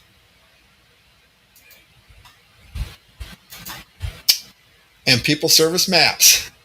Those are the 3 tables that we're going to work with. Those 3 right there. And I'm going to go ahead and bring in a gallery in here. I'm going to do a blank vertical gallery. I'm going to put people on there. Make that a little bit smaller. I'm going to make that a lot smaller. I'm not as good at this as Darren is. Darren is wicked good at this. Sometimes I go a little too fast though too. So this is good. Right. You're right. I just feel like such a klutz compared to what you guys do. Okay, that's good enough. I'm going to put a border around this gallery just so that we can kind of see it in action, right? Just put a little border there. I'm going to go ahead and put a label in it. Insert a label. Don't you love these galleries? It just automatically, as soon as you start doing, this is what I like about this rapid application development. You can you're seeing it work just as fast as you're putting stuff on the screen, right? Yeah. In the old days, it would just take forever, just forever. Now, one thing I want you guys I don't want you guys to get hung up on. This is something that I always get hung up on. I'll put labels out here, and then maybe I'll have a label over here off the right. And I'll be selecting it, and it's not doing anything when I want to do my click events, right? I do a select, and on select, my on select's not working, and I'll have this complicated code in there, and I'll be breaking the code down to its simplest form, trying to figure out why is it not working. And what I find out is that I'm clicking on the label and not on the gallery is what's happening. When I have the labels out here in the gallery in the template. So what you have to do is on the on select. This boy, I tell you what, I've wasted so many hours on this. So in this on select, make sure that you have a select parent on that. Sometimes you don't have it. Sometimes either I'll go in there and I'll be taking it out for one reason or another. But just make sure that select parent's in there on your labels that are in here, because or if you get stuck and you can't figure out why your click events aren't working, check that first, right? Just kind of throw that in there. Okay, so we have this done. And really, at this point, just for now, I don't really care. We just have people. Now, we could do some sorts on this thing, and we might be doing some filters in this thing if you guys are getting complicated in your apps. But for now, we're just showing people in here, okay? And then I'm going to go ahead and put insert another gallery, another blank vertical.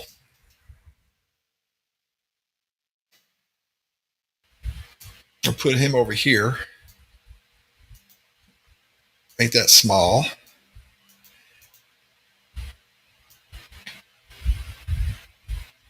There you go. Yeah, that'd be okay like that.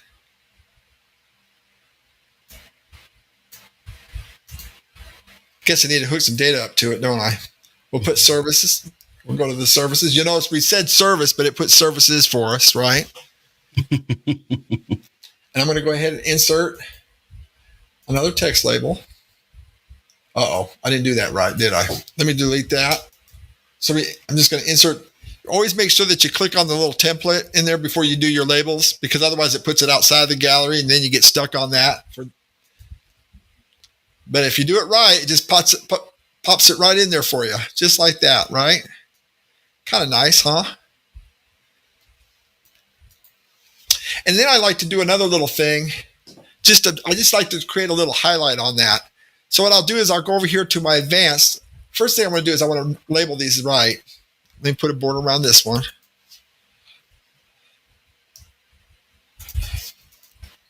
Let's label these right. Always give it a good label. We're going to call this gal people. And then I'm going to come over here and I'm going to name this one gal services.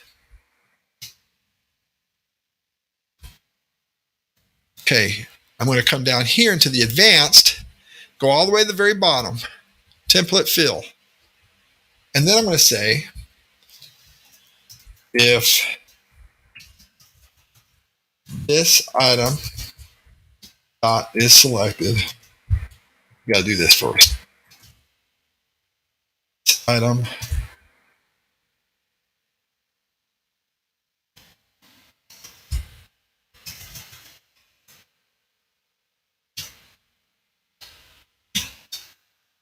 Is selected. Color. Color dot light blue.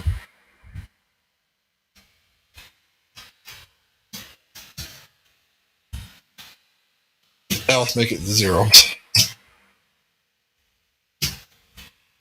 And see how that just kind of puts a little highlight in there for you. Just something so that way we can see what's being selected.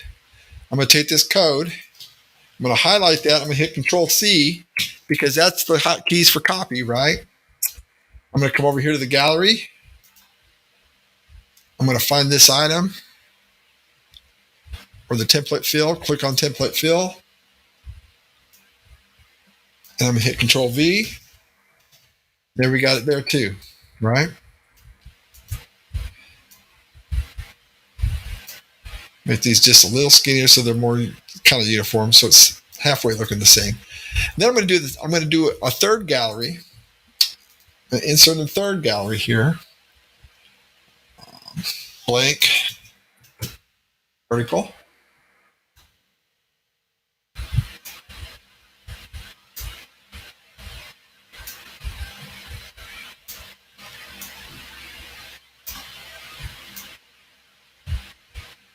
And right here, get this template set up.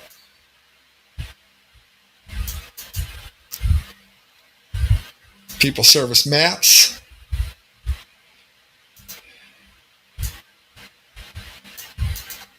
Put a border around him.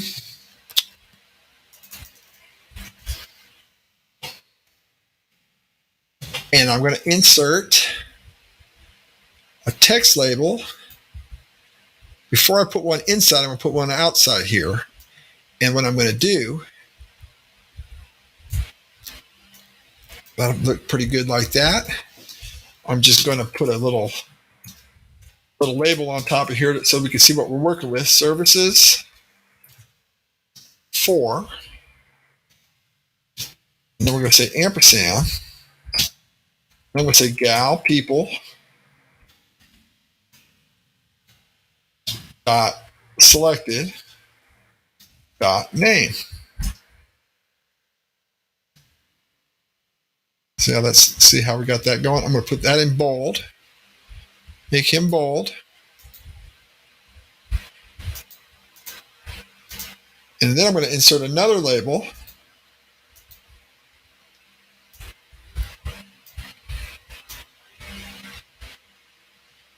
Okay. So we've got our self-design here. Now all we have to do is just do the action to actually build the relationship, to create the relationship. And we're going to do this right on the fly as we're selecting records here. So as I select this, you'll see I've got, if I select whatever record it is, it's going to change the name. It's going to be services for this person, right? So now what I'm going to do is I'm going to build a relationship. What I want to do is my action for this is going to be when I click on this, when I click on our service over here, I want it to add it to this field, to this column over here. And pretty simple, right? And then I'm going to double check it. I don't want duplicates in there. So we're going to have to do a couple things. We're going to have to do a lookup in there to make sure that it's not in there. And we're going to have to, then we're going to have to do a patch in there. So I'm going to go ahead and set up go into the gallery. Got that gallery on. And I'm going to do the on select.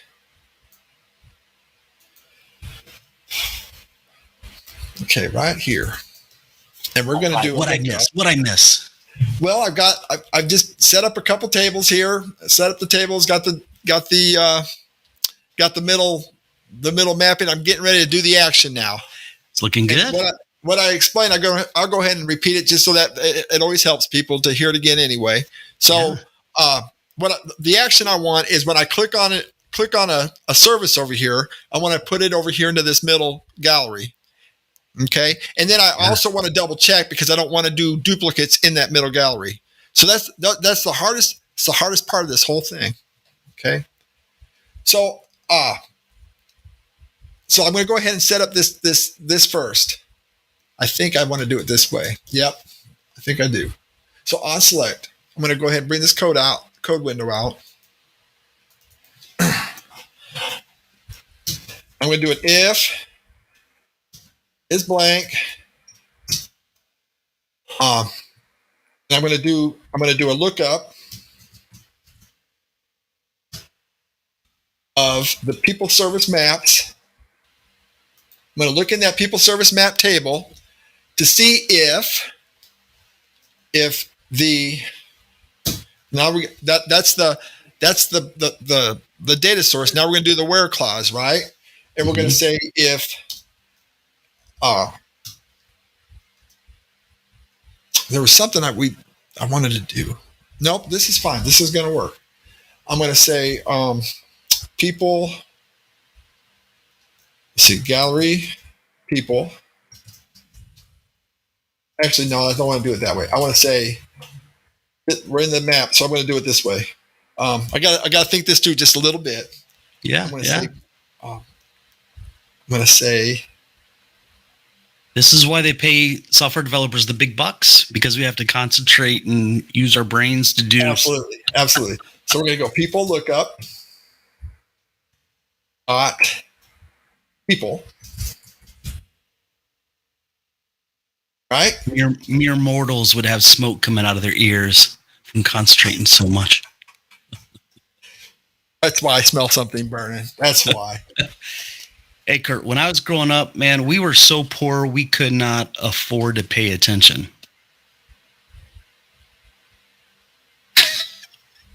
That's right. So broke can't pay attention equals gallery people selected dot people. Right? Bam, look at that. And we're going to say service lookup. Ooh. Okay. Dot service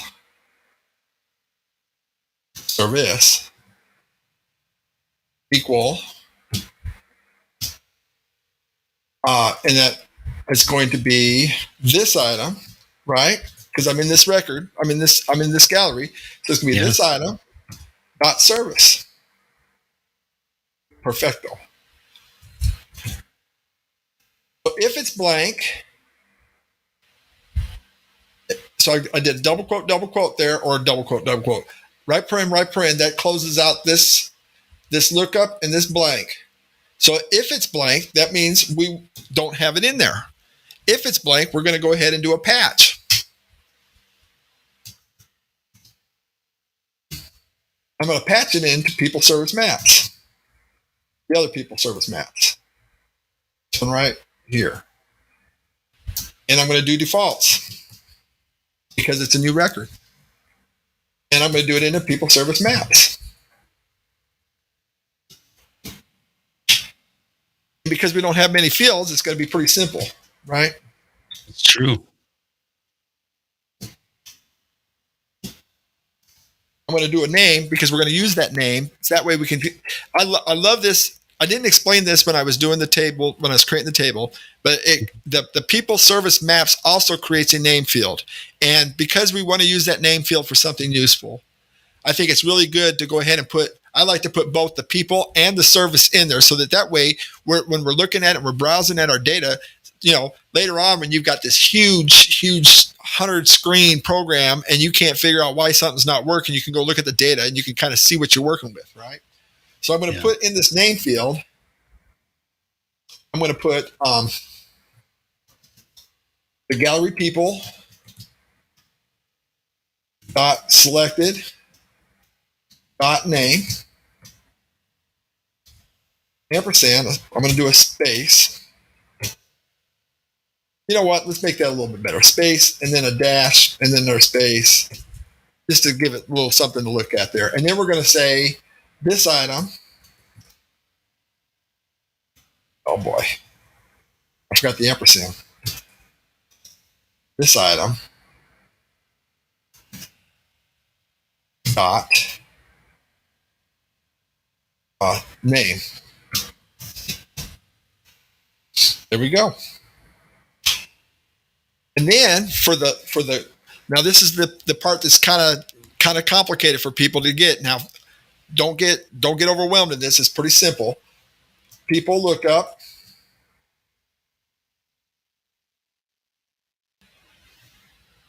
why didn't it show that? Oh, you know why I didn't do it? Because I didn't do a comma over here. That's what I really like about that commas will get you. They do every time. That's why I love about that IntelliSense. Once you start typing, you don't see that IntelliSense popping up. You know there's probably something wrong. So I stopped and I had to go take a look. What did I do wrong? Yeah. That way you don't get too deep into it. That's one thing I like about that IntelliSense. So now if I do that, people look up. I bet it shows it. Look at that. People look up, and I'm going to say, gal, people, dot. Yep, that's done. Now you're just going to give it a record, huh? That's crazy, isn't it? Isn't that crazy? You don't have to give it an item or nothing. Just give it the whole record. Just give it the whole thing. I love data. The creators of Dataverse were sitting there. The architects were sitting there saying, "Well, what do we want to give them? Just give it all to them. Just give it all to them. You know, give them the whole record."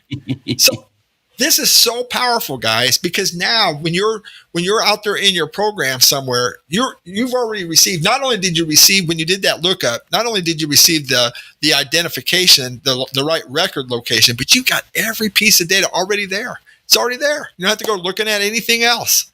Just look in one spot. It's a one-stop shop. I love it. So we're going to do the same thing here too. We're going to do service lookup. And it's going to be gal. Oh, no, it's not. It's going to be this item. Dot.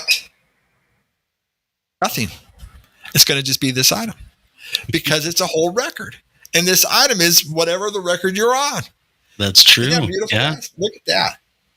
It's complicated stuff, folks. So now that you got code in there, do you want to test it? And then once you test it and you see a good record go in there, I've got a question. I want you to sort of break down the code that we just. Very nice. So what I've got here, hopefully it works, but it seems like it likes it, right? I don't see any red squigglies, as Lou likes to call them.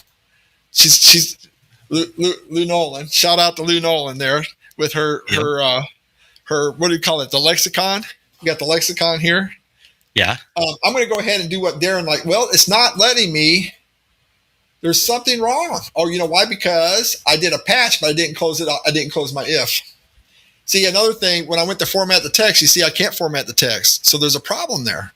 So that tells me if I put one of those things there, see how the format text came up? I closed my if. That's what happened. So according to Hoyle, which some of you guys are way too young to know what that means, there used to be a book called the Book of Hoyle, which all the card game rules and chess game rules and everything was in. We always reference the Book of Hoyle. So according to Hoyle, this is supposed to work right here. Let's go see what it does. So if I click on, I guess I got to run the program first. Let's see. Click on this. It's not working. Oh, it did work. Look at that. Oh my gosh. Look at it work, Darren. First time. Look at that. Now, if I click on one again, it doesn't work. But if I click on take out the trash, it puts it in there. Let's click on it again. Nope, doesn't put it in there. So there we go. We sort of got it working. It's not pretty yet because what I want to do is I want to do a couple sorts in here. And I think what we need to do is a filter because this isn't quite ready. Because look, see if I click on Kurt here and I put this in here, it's going to put Kurt's stuff in there too. See there? So it's not quite ready yet, but it's close. We got this part working, right? We got the action working. Mm-hmm. I'm getting excited. Are you excited, Darren? I'm excited. What was your question? Well, let's go look at the code you had there. Click on the gallery. There you go. And then we'll open up the code window and let's look at that. Okay, so what exactly is up with this if statement? That first parameter of the if statement. What are we checking there again? Right. So again, according to the action that we talked about earlier on, we want to, when we click on this, we want to bring this service over to the middle gallery. But if we Right. click on it again, we don't want to bring in another record. We don't want HVAC level 1 more than one time for each people. Right? So that's what Right. that's doing. So let's go back and look at that code again. So I'm checking to see if it's blank. If this lookup doesn't return anything, it returns a blank record. If it's blank, it'll be a null. It'll be blank. So we went and did a query on that mapping, that middle table there, and we looked for something that had the person that was selected and the service that was selected to see if it was there first. Yep. Because if it's already there, we didn't want to add one, right? That's exactly right. But inside of your query here, we reference the lookup field, then dot people. Now, Yeah. what data type is that? That's the GUID, right? That's the GUID. Yeah. That's the GUID. So that's why it was so. We talked about that quite a bit in the beginning when we were creating the ERD diagram. Yeah. That's the reason why we talked about it so much. It's so important because of that GUID. Thank you for bringing that up. Now, have you ever seen? Would we ever be able to, like down below? We just gave it a record for both of those lookups. Is there any chance that we could do people lookup equals gallery.selected without I bet doing we all can. that? I bet we can. I bet we can. Yeah, I've never let's take- tried it that way. I've always done it this way, but I bet you could. I don't see why you couldn't. Yeah, let's try that out. You want people lookup equals That E out of Right? there. You need to take that E people out. lookup There you go. equals selected, right? Yeah, it should work. And Well, did you see that equal? See the equal side got the red squigglies there. yeah, So if you hover over that red squiggly, what does it say? it's going to tell you record against the GUID. Well, I'm hovering. Yeah, it's Oh, not really. I had helping it. I had it. Incompatible types for comparison. Okay, Record versus record. So it based on what we're seeing there, it looks like we're not able. So that very first thing you did is almost a necessity because down below, I almost get the idea, I can just throw a record here. Why can't I just say record equals record and match that up? So See, it looks that's- like we actually have to keep that in there, right? Yeah, and that's very misleading too, because why can't you compare Yeah. a record versus a record, right? Because it's not Yeah. really a record, it's really a GUID. You're really looking Yeah. at a GUID. It's record versus a GUID is what it really is. Yeah. But you should be able to do that. But the reason why is because we're doing a lookup. And within that lookup, it's needing that globally unique ID. I can't say it right. Now you just watch out. Maybe in 2 weeks, Microsoft will change something where we could just do a compare the record to record, right? Right. People lookup equals. Because when I see code down below, like we did there, we just put the record in there on that patch. It sort of makes me think that I could compare it, but it doesn't turn Yeah, out. I guess I've always done it this way just because it's easier for me to for my own. I just lucked into it, I guess. Like I said, I've always done it this way just because it's easier for me to. If I look back at the code, I can see what am I searching for here, in this record. What am I searching for in that record? Right. But you would think, yeah. Anyway, that's a good thing to point out there, Darren. Dot people, right? Yeah. That works pretty good, huh? Yeah. So let's do a couple things here. First thing I want to do is I want to do some sorts because it's just bugging me. It's just going to bug me if I don't. So I'm going to go over here to item. Besides that, you guys might want to see what the sort looks like. So I'm going to sort. Now, if you were doing a sort, what I would be doing is and I might use name actually for this. I would have a first name and a last name, and maybe even a middle initial, but probably not. First name, last name. And then I would have a sort name. I would have a sort name, which would be last name and first name. So that way it would just show it all at one time. Or you could go ahead and stuff it in the name field because it's there anyway, and you might as well use it for something useful. But you could do, whatever you want. But anyway, in this case, I'm just going to say, I'm just doing a sort on whatever we got here. So it's not going to be a real good sort. It's just going to be a sort of sort. It's a sort of sort, right? It's a sort of sorts. People, and I'm going to do it on name, right? At least we see the D's and the G's and the K's all right there, right? And then I'm going to do the same thing over here. Go to item.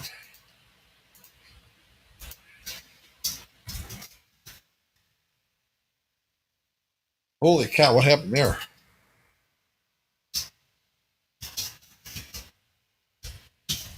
Okay, and then I'm going to do that. Now, this is really the most important line of code in the whole thing that we've done. Of course, obviously, that lookup was pretty important that we did over here in that patch. And that's how you add a record. Now, we could talk about the patch statement. We could do an entire live stream on patch. In fact, I think you probably have several times. In fact, I think you have a video out there that's a pretty popular video on patch, don't you, Darren? Yeah, if you do a search for Darren Neese patch, it'll come right up. Yeah. So, but in this case, the other important thing to do is the filter. This filter lines that we're going to do right here. This item's here. We're going to do filter on. We're going to do filter that map, and then it's going to be where the people look up, right? Mm-hmm. Yeah, people look up. People look up dot people equals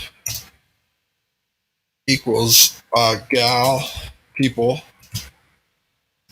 dot selected dot people.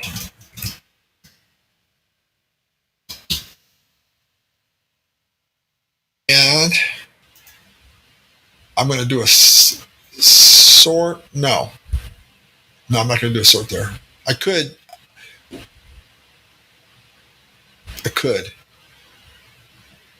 But because of the way I set up that name, it was not going to do too much good to do a sort on that. So we're just going to go ahead and leave it the same. Very good.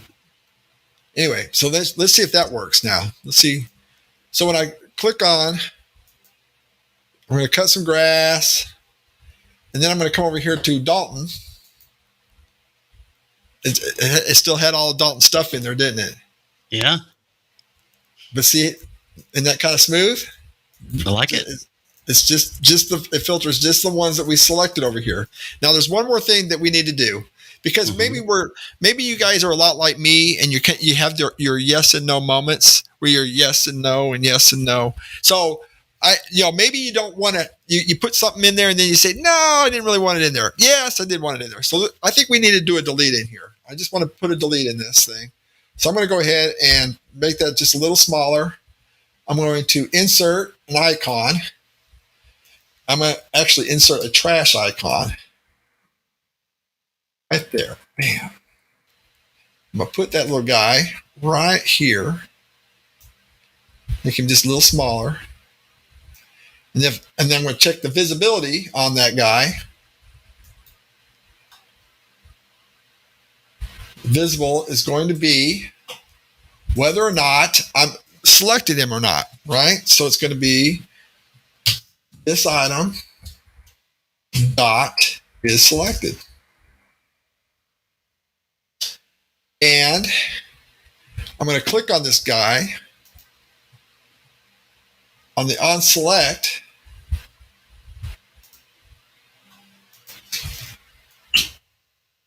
I'm going to say remove people service maps,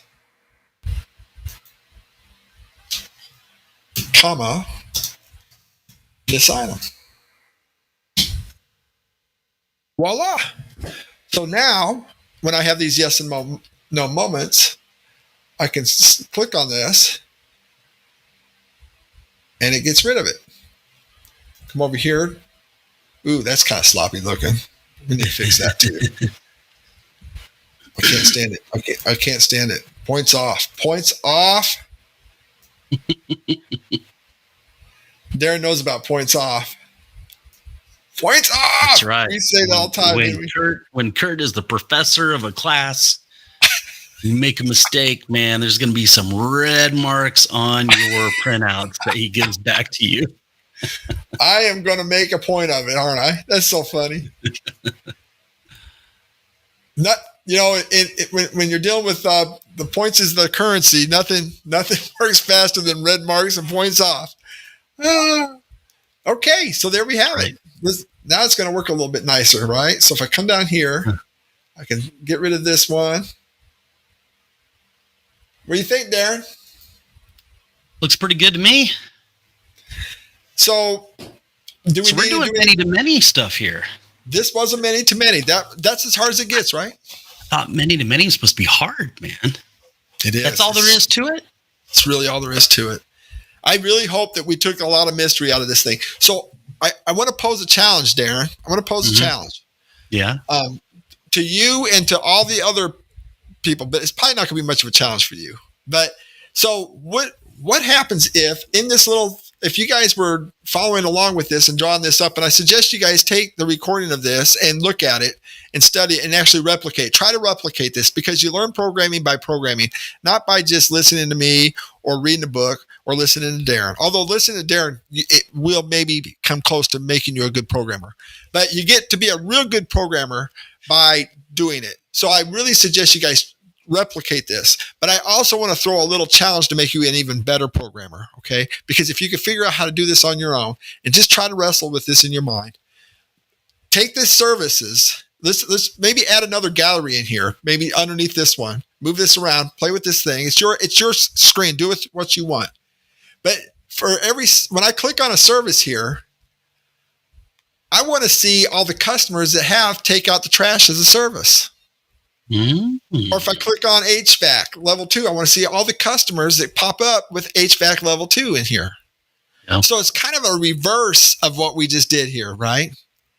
And that actually would finish out the many-to-many part of this thing, because what we've done really essentially is a one-to-many, right? One customer has many services, but we didn't do the many side. So I don't want to do the many side. I want you guys to do the many side, and then I want us to be able to have an opportunity to talk about it if you get stuck.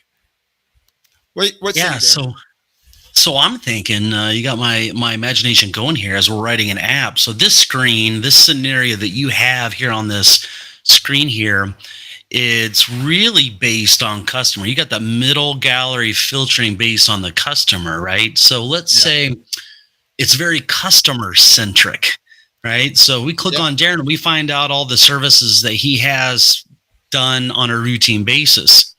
Well, let's say each of those services are performed by different technicians. So let's say all the technicians don't go out to the house at the same time, right? So let's say I'm an HVAC level, maybe HVAC level 1 is they just do maintenance. They just go out there and clean out the AC lines and make sure it's good maintenance.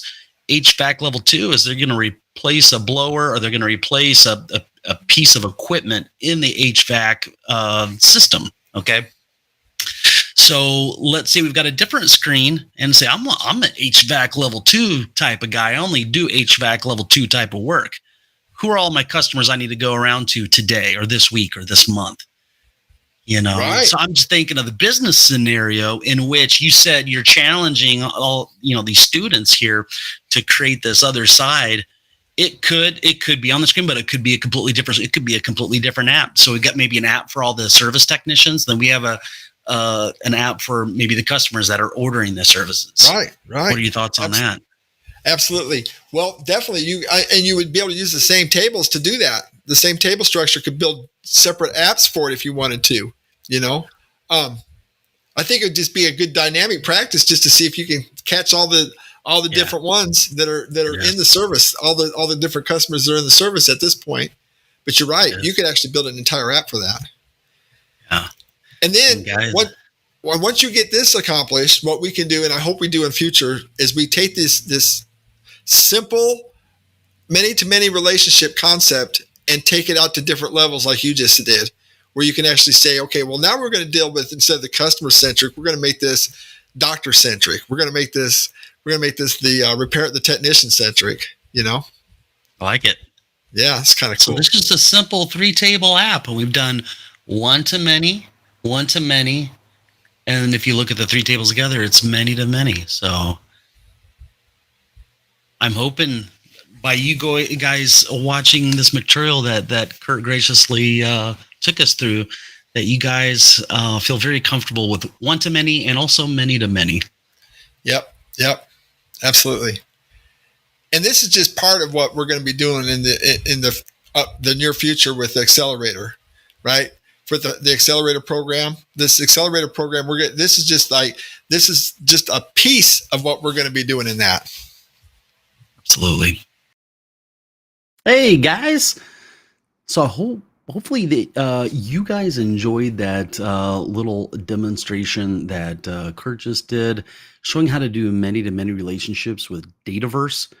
And so I am keeping an eye on the comments the whole time here. I've been responding to people. Hey, Darren, I finally made a live stream from Howard. So welcome, Howard. A little later than I'd hope, but better late than never, right? Yeah, absolutely. And guys, this whole live stream, this 10-hour live stream, is going to be available to be viewed.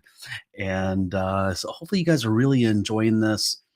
So we got 3 more hours of this live stream to make a full 10 hours. And I just wanted to celebrate your guys' support to me and subscribing to my channel. And I wanted to give back to you guys and really put a lot of effort in here and show you guys all kinds of stuff about Power Apps, everything I can include within 10 hours. All right. So, I've got something, some more things to share with you guys. Now, most of this live stream, I've went on with this training wheel application, which will be available for you guys out there in the Power Platform community link I've got here at the top right there. Do you see that? So what I would like to show you guys now is an ERD diagram for an application that I find very interesting and actually something that I believe a lot of people could really use. Um, and I've got quite a few videos about ticketing systems. So I'd like to show you guys a ticketing system that I'm building. It's a very simple ticketing system. Building apps is a great way of how to learn Power Apps, and so Haruna says very neatly explain the relationship. Thanks. Well, you're welcome. You're welcome. So I thought that was a great little thing that Kurt shared with us. So, yeah, hopefully you guys are really benefiting from a lot of the stuff that is being shown here on this live stream. So, something that I'd like to share with you guys is you're probably familiar with this this ticketing system. So, if you open up Power Apps, let me just show you this template. Okay, so if you were to create a new app, I'm going to go click on home within Power Apps. And I don't want to register for a conference just yet here. I'm going to scroll down and I'm going to try to find the templates. So you see here, start with an app template. If you're not familiar with this, if I scroll down a little bit, okay, there is an application template called Service Desk. Okay. Now, there are a lot of issues with that Service Desk application. Okay. Now, if you look at the Service Desk application, it was written a long time ago. There are some things that don't work well in it. And I was looking to sort of write this from scratch and um, sort of bring in some of the cool elements from this ticketing system template. And now, if you were to go look at my channel, I do have a live stream where I show you how to. It's actually a course. It's over 40 hours worth of instruction. And if you're looking to build a really nice ticketing system, service desk, help desk ticketing system, that is out there. But yeah, so I'm reading the comments here, Rosa. My company doesn't have Dataverse, so I'm restricted to what I can do. Restricted to what I can do in SharePoint. You know what, Rosa? That's a lot of people are in that boat. So when I worked for the state of Florida, they didn't want to buy that premium licensing for everyone. Um, so I used SharePoint for everything. Now there is a little bit of an exception to Dataverse with the licensing. You could create an app within or create an environment that's Dataverse for Teams, and that doesn't require premium licensing. So just wanted to mention that that is something. Now there are some restrictions. I don't like building apps that are within within Teams. I don't like all those restrictions that come with that, but you might want to look at that. That might be a viable option for you, Rosa, and you others that don't have the premium licensing for Dataverse. But yeah, look into creating a an environment Dataverse for Teams. So you guys might benefit from that. Okay. So just looking at the service desk application, one of my very first live streams was to get this template to work. And so if you wanted to check that out, so if you see here, there are tickets that somebody could create. Let's say somebody's got some problems with their IT, their equipment, anything that the IT department can help with. Um, Let me just sort of show you around the different screens within this. So in rewriting this service desk application, I wanted something that looked a lot better than the one that they had. I wanted to sort of streamline the data. I don't feel like the data was really created properly. And if you were to create that template, it actually creates, if I were to click on this service desk in order to create this, let's see what happens here. I believe what it does is it uses an Excel spreadsheet as a data source, which isn't a good data source to use at all. So I just wanted to warn you guys with that. And my first live stream, I actually see it says make my own app, and that's actually going to create a data source. And look at that. It's going to create a file into OneDrive for Business. Okay. And there's all kinds of issues with this app.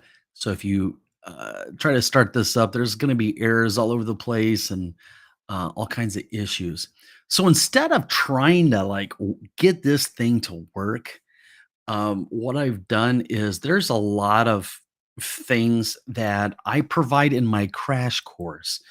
And right now, my crash course is um, it's very reasonably priced. I priced it at $27 right now. Now, don't quote me on that. Because maybe you're watching this video a year from now, and maybe the crash course has got a lot more content. Maybe it sells for more, but just letting you know right now, you can get it for $27. A one-time cost, $27. You can actually get it for free if you go over to the Power Platform community link I have at the very top of the screen. And if you're active in that community, eventually you'll get it for free. Um, Once I think you get to level 5. Um, and so in that, I've got several things that I cover in the crash course. Um, One of the first things that I cover are really the 10 things that you must know, or really the 10 pitfalls that I've identified. And what I do is I take those 10 points and I look at this particular application and say, hey, let's build an app in a day. Okay. So we're not going to use this. Look at all this errors and issues that we've got with this. It uses forms, and I really encourage people to try to learn Power Apps not by using forms, but by using Patch.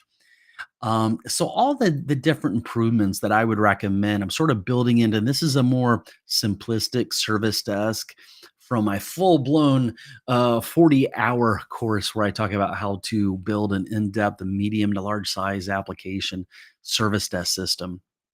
This is more of a simple, straightforward, something that you could build in a day using the concepts that I teach in the crash course. So this serves as a little bit of a sneak peek into this, but I'd like to show you some of the things that I'm building this, and I think there's a lot to learn just even in some of these last things I'm building into this application.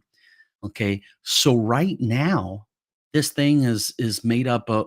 Okay, so this is a dashboard screen where people can actually see all the tickets. Okay, Now, if you look at this one, the dashboard screen, yeah, it's just used to see tickets. Okay. And it's color coded and it has the counts at the top. Okay. So what we have here are this is the same type of filter. It's pretty much using the same requirements that you might have for this thing. And what the beauty of this is, if you guys rewrite this and write it properly in a modern way. When I say a modern way, if you look at these errors here, um, you know, it was written in an older version. So in this case, you need this item dot. That's something that I identified. So there's all kinds of little things like that. So what I recommend people is just, hey, forget about this template, create it from scratch. Okay. And if you create this thing, it's going to create that Excel spreadsheet file in your OneDrive. You can open that up. It's an Excel document with a bunch of what do you call those? The tabs at the bottom, um, worksheets, I think is what they're called. Those are the individual tables. So I recommend at least using SharePoint. So that's what that is. So I'm going to show you how to sort of finish an application like this. So this screen that looks much nicer than the other one. This is a gallery. It's a listing of all the different filters that you could have, just like the Microsoft original one. And this is a gallery over here that filters based on that. Okay, or at least it should. It doesn't yet. And once you click on an individual ticket, we have a ticket editing screen. Okay, so here in this live stream, we've talked about using forms. So this is going to be an example of creating a nice edit screen, not using forms, but having individual controls here. And if you look at the save button, what do we have here? We have a nice little patch function. Okay, and after it's patched, after the data is saved, we navigate back to the dashboard screen. Doesn't that look so much nicer than a Power Apps form control? I think so. Okay, so I think this ticketing system has some very reasonable requirements, and isn't won't take long to finish here. But let's sort of go through. So we have got this dashboard screen. We got the ticket details page. I think the editing screen that we've been building on the other tab is much nicer looking than this. But look at these other screens here. We have assign to. So these are the technicians. So somebody fills out a ticket and you want to assign a ticket to a technician that will resolve that issue for the end user, the person submitting the ticket. These are all the people that we get assigned to a particular ticket. Okay. Now, if you look at my ERD diagram, you know what I'm going to do is I am going to share the link to this diagram here with you guys so you can check it out. Okay. So you guys can see that. Um, and what we have here, we have department techs. Okay, so tickets is the main, sort of the heart of the application. These are all SharePoint lists. Okay, so if I go back over here, open up data sources. Look, we got departments, department techs, tickets, and ticket status. Okay, so we already have those tables created, and it follows all the fields that have been created here. Okay, and I'll get my head out of the way so you can see the full diagram. Okay, so I'm gonna go back over here. So we got technicians, and then here we've got the different ticket statuses. So we will have ticket statuses in our rewrite. Okay, we have an area. Now this is weird. So we could have IT tickets. We could have facilities tickets. So let's say somebody wants to put in a ticket, and they're like, I need my cube moved down to the first floor, or I need a new light bulb put in. That would be a facilities ticket. So these tickets aren't just for IT; they could be for other departments, any of the departments. So for HR, let's say somebody has a sexual harassment complaint. Well, maybe that there needs to be a ticket on that. That needs to be assigned to some HR personnel to get that issue resolved. So there's all kinds of things you could use something like this for. Okay, and in a way, there's sort of like a workflow sort of built into to the requirements. Somebody fills out a ticket, the ticket's assigned to a technician, the technician reads it, changes the status to like, okay, it's I'm actually working on this. And they might reach out to the customer and say, hey, you said you need a new laptop.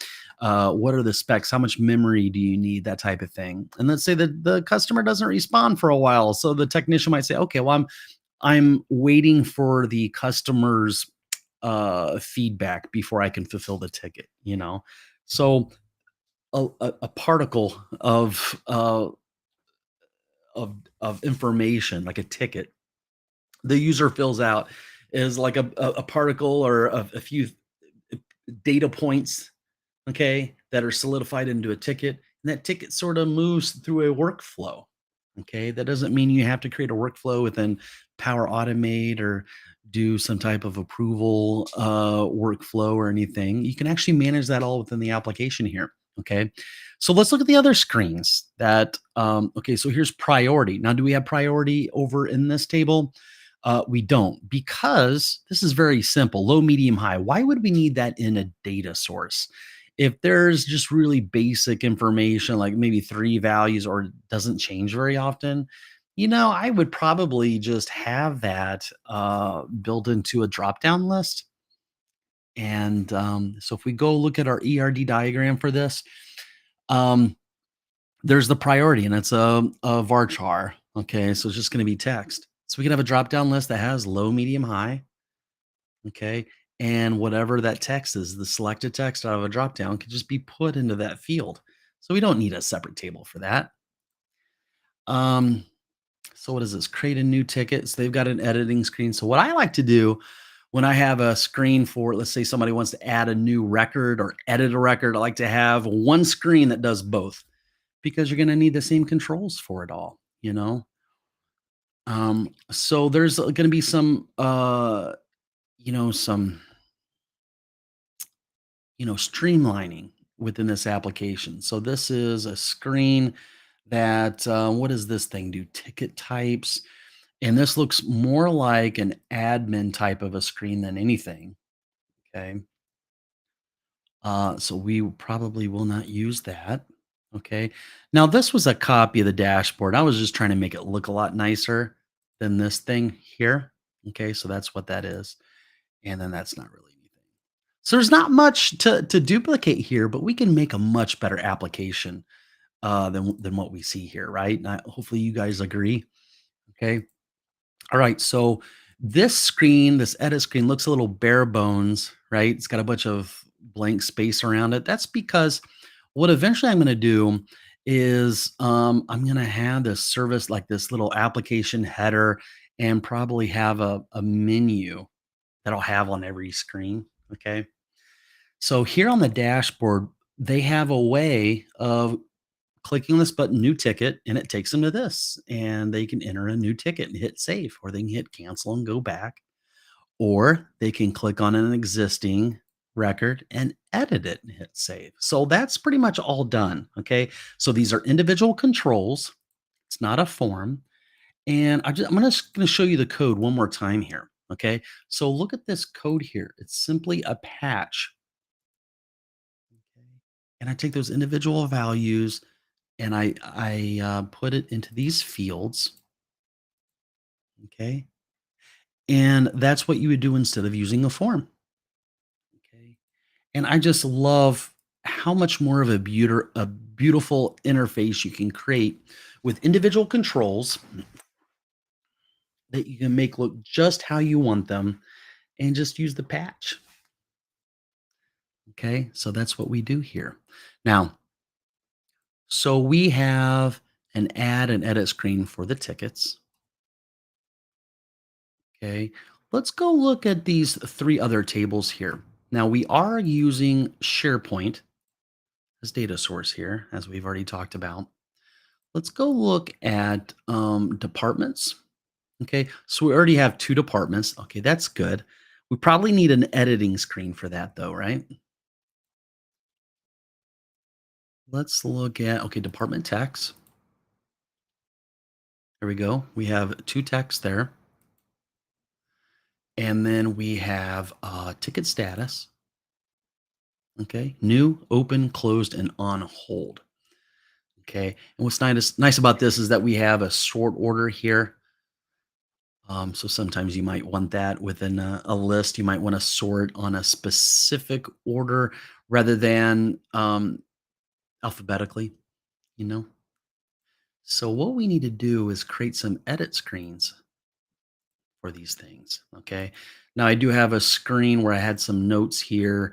I'm not going to go over that. And then the theming screen is a screen where I created the theme that we're using for this application. Okay.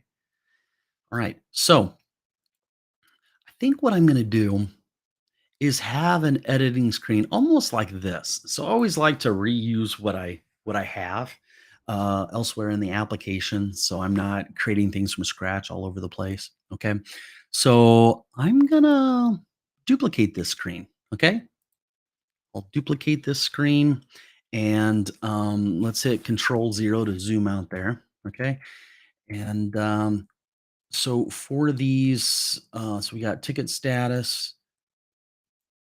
Okay. So we've got, let's see, two fields there. So most of these just have two fields. Okay. Okay.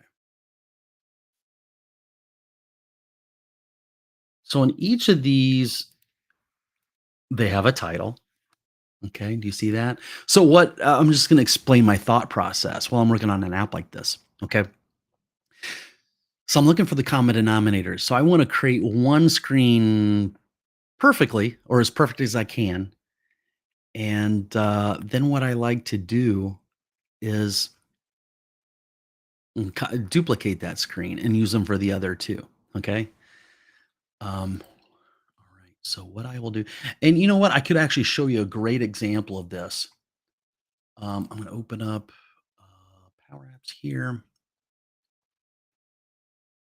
and you guys might really like to see this example.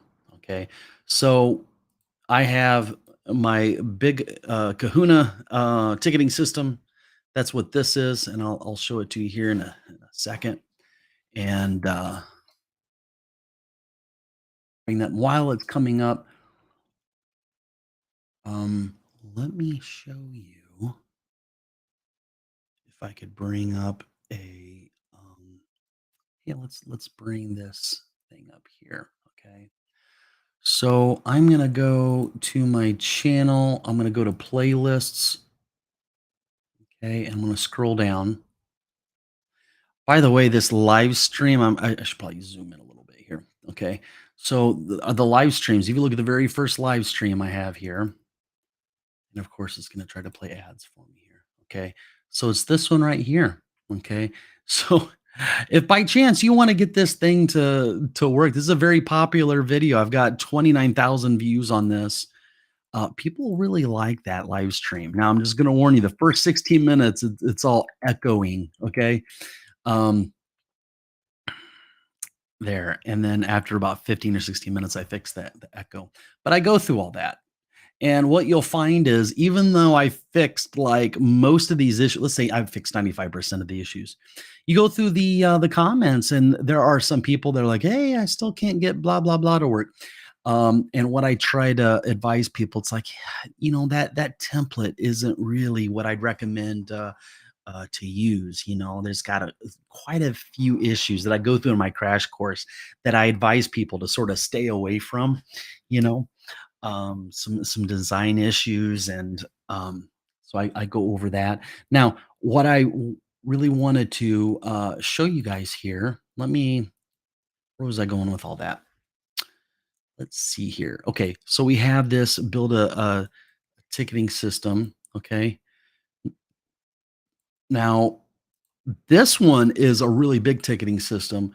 I mean, the first live stream I did on this, how to build a help service desk ticketing system.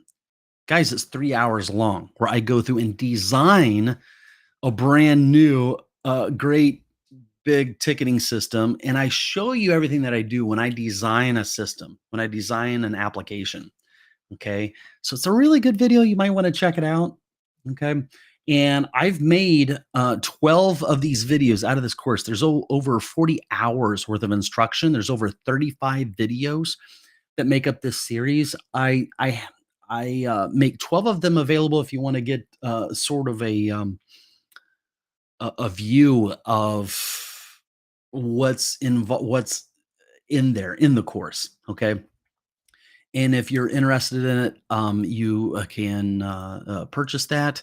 But for this one that I'm doing over here with you guys today, um, it is just included in the crash course, and you can get the full files here within the crash course as well. Okay, so I'm just clicking around, and I'm going to show you, within that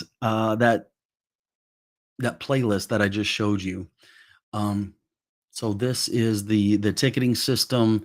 It's got everything. This is how I would build a ticketing system, you know, and it's pretty involved. Okay. So there's all kinds of tabs that can handle images being attached to a ticket. You've got office use. You got ticket categories.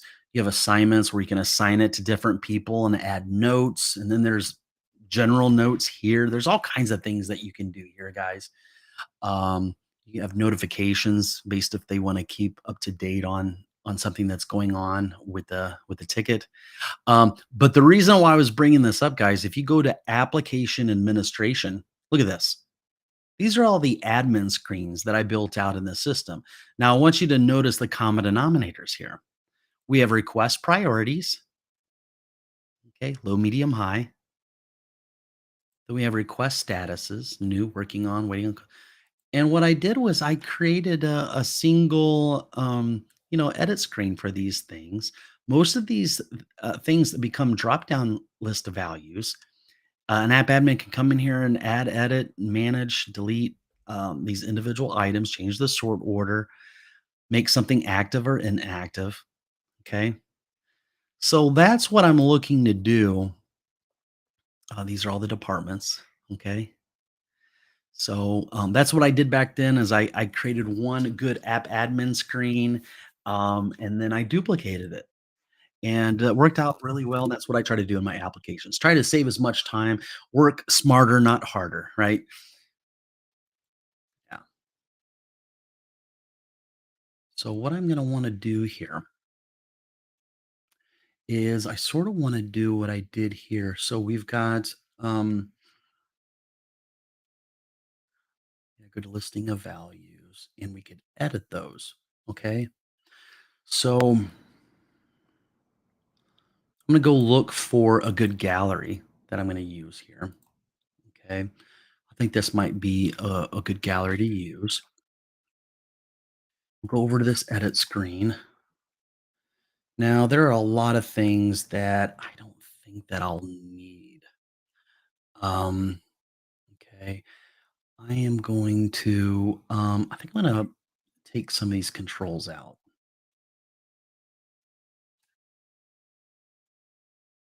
Okay.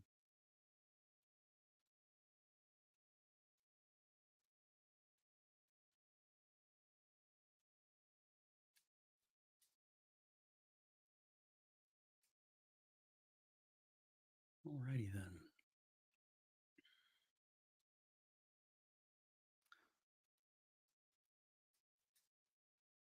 And the width of this drop down list is 300. I'm gonna click on all these other things in here, and I'm gonna make this 300. Then what I'm gonna do is just move this over. Oop, I didn't get quite everything, did I? I don't think I got that drop down there. Okay, so I'm gonna move that over. Okay, very good. Now let's see what's going on here. Let's try to figure out these. Um, okay, so these are there's some resets going on. Um, I'm going to remove anything that's got an error, and then I'll revisit this later. I just want to get the errors out of there.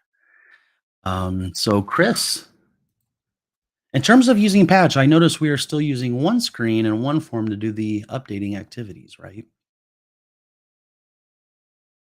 Yeah. Now, Chris, are you talking about the presentation that Kurt just did here? So the activity you're talking about, like the services and stuff, are you talking about this edit screen that I've got here? Okay, so let me open up this patch code. In terms of patch, I notice we're still using one screen and one form to do the updating activities. So could you give me some clarification on the question there? Are you talking about this? Are you talking about the presentation that Kurt did a few minutes ago? And I'll try to get your question answered there. Okay. All right. So what we've got here, we've got a nice little gallery we can copy here, and I'm going to paste it here. Okay. Now, those aren't the values that I want displayed here. Okay. And I'm going to adjust the zooming here to control 0. Okay. So this screen, um,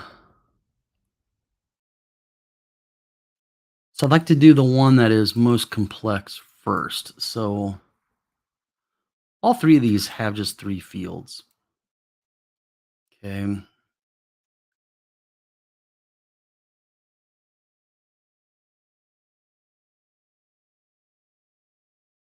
Forward order. We have department tax. Okay. So let's create it so that we've got 2 text boxes at least. Okay.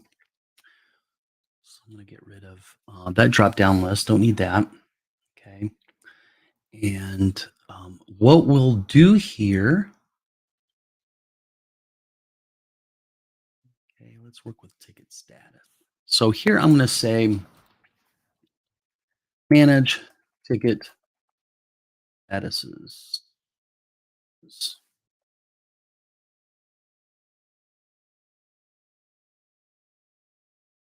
Statuses screen is what I'll call that screen there. All right. So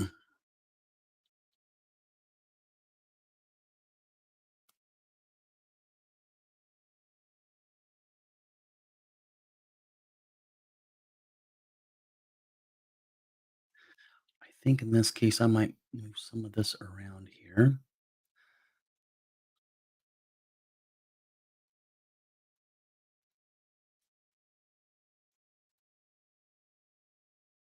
Now, typically, I would want to create, let's say, this little container here. It looks like a container. It's just a rectangle. Um, just want to move things around here and make this a little more.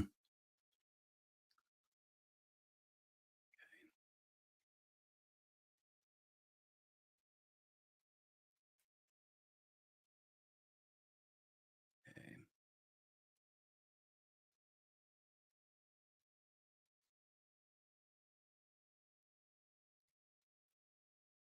Now, something sometimes that I do, guys, is I'll create little rectangles to help me position things.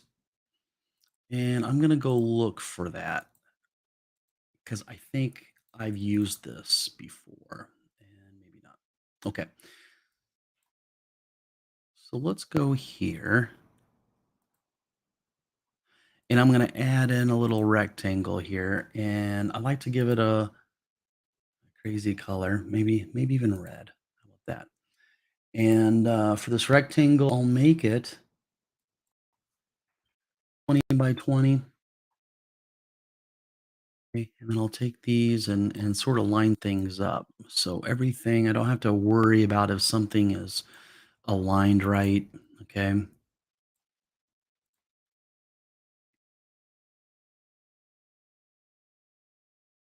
I could take this. A lot of times what I do, guys, is over here in the app on start. Okay. I'll create a little global variable. Okay. So I'll say set, I'll say GBL debugging mode. Okay. We'll set that to be true for now. Okay. And I'll copy that variable name because I'm going to use it here in a second. And I'll hit the ellipsis, hit run on start. Okay. Now for these little squares, these little guidelines, I'll go into visible and I'll say if that debugging mode is true, then I'll show it. Otherwise, when I'm ready to save and deploy, publish, what I'll do is I'll go in app on start and set that to false so nobody will actually see those. Okay.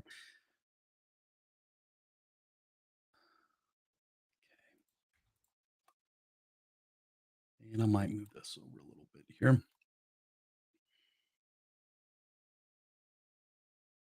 Yeah, that's fine. Here we go. I'll move that right there. And for description, I can't imagine the descriptions will be all that long, but if they are, there'll be some space to type those in. And let's make that a single line. Okay.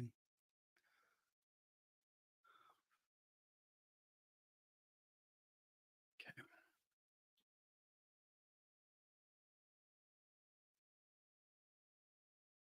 Just bigger.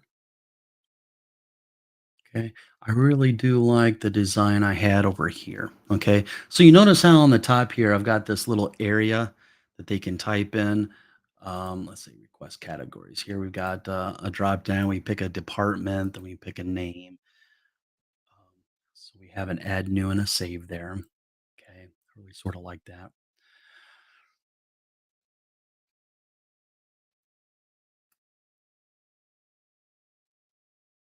And so this might be something like this.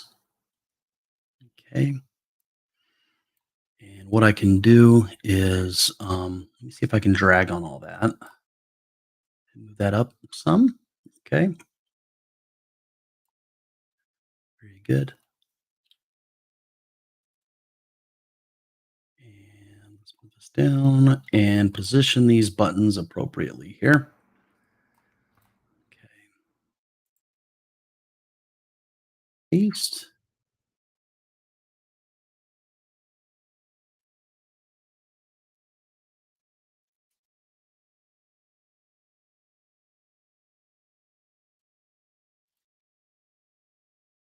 Now you notice this text box. Sometimes you want to make a text box longer. So you zoom in. Sometimes if you try to make something longer and you try to drag on this circle here, if you zoom in, you've got this other one here that will not change the height, which I really like. Okay. Make sure we've got our guidelines working for us here. I'll copy another one and put that right there. Okay, that's looking good. Okay, so for this very first one, ticket status, and it's called ticket status screen. Okay, we just have a title. We have a sort order and a description. Okay.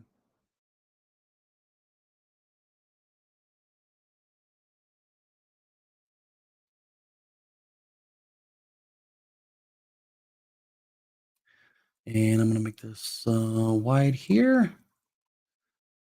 And I'll copy one of these little guidelines, put it at the bottom, and make this all line up here. Okay.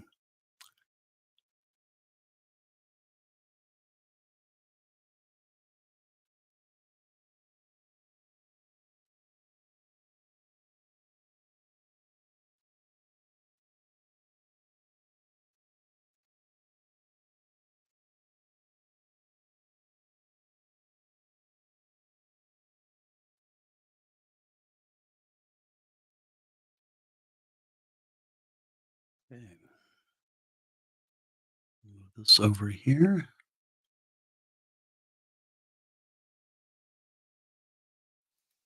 So for the ticket statuses, we got this title, we have a sort order, and we do have a description.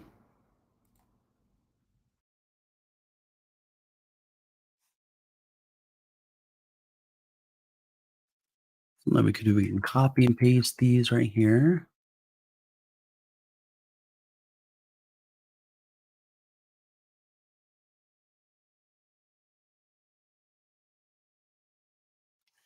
So I'm looking at the comments here. So Chris, you said you're referencing the edit screen. Now, are you talking about this edit screen right here?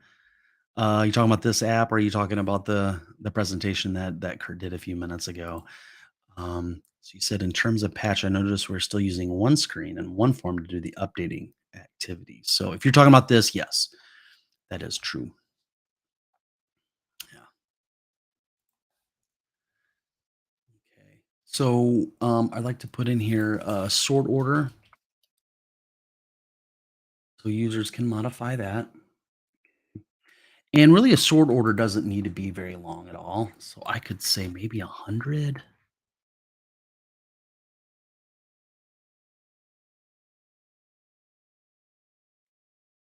Yeah, so this is a valid point, Chris, that you just brought up. I just want to learn how to avoid the many screens and forms I've used in previous projects. Yeah, absolutely. Um, it's all about what makes sense from a user standpoint for the user. You know, there are some cases when the editing screen, I'll make into like a pop up on the screen. It just makes sense. Maybe they need to modify one little thing real quick, or there's a confirmation, that type of thing. But if there are not a lot of fields to edit, like in this screen here, okay, um, there's not a lot of fields to edit. So I might have the listing like down below of all the items that I'm editing, and then at the top I can have all the edit. Okay, so you can include all that in one screen. But in the case of the edit ticketing screen, there's quite a few fields here. Okay, so I didn't want to try to put all that on one screen, if that makes sense. Okay. Yeah, good question.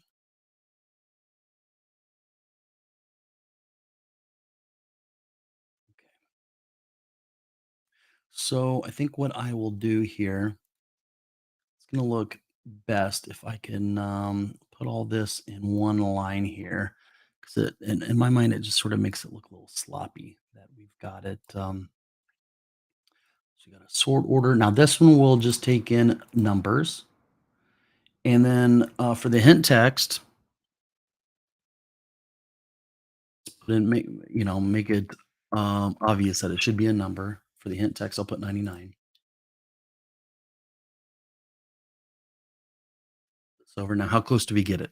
Huh? How close do we get it? Well, we have our guidelines, right?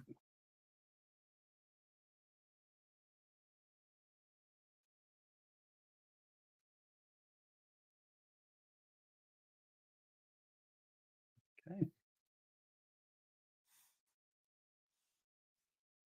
Now this gallery down here, bring that up to that.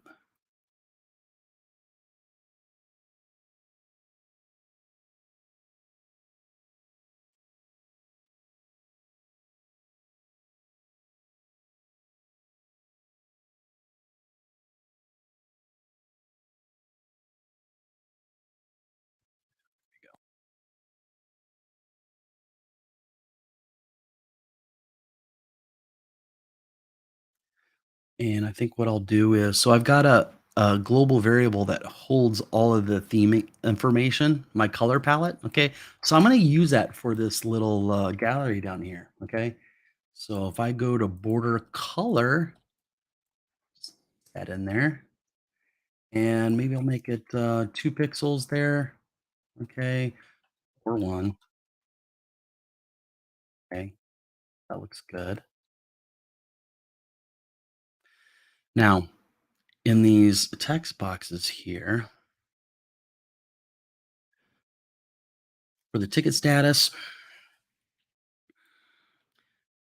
I will say ticket status. Description will have a sort order. Now, this is a gallery. We should name this gallery GAL ticket statuses. Okay. I'm going to grab the name of that gallery and I'll put it up here. Okay. And for the default, we check to see if it's a new record. If it is, it's going to be blank. Otherwise, we're going to be looking at out ticket statuses. We've got dot title. Okay. So what is it that should probably have like a new button here? Okay. Let's go look at our theming screen. So we've got these two buttons to pick from.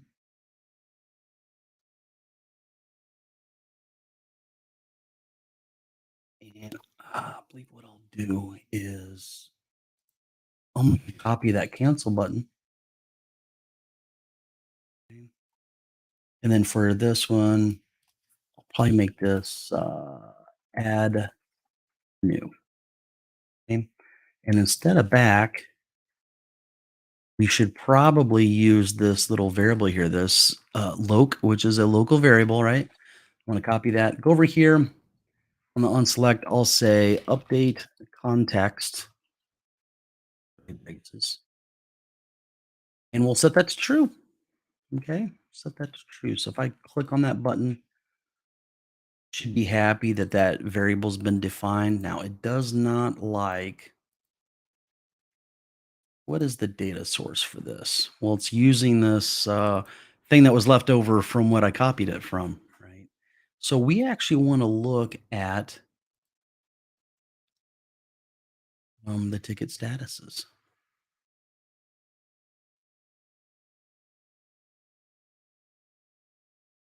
Go. Now, if I click on one of these, the text should be appearing up in this text box. So looking at the default for this, okay, that is the title. It is the title. Okay. But because we clicked on new, that is true. So it's giving us a blank value there.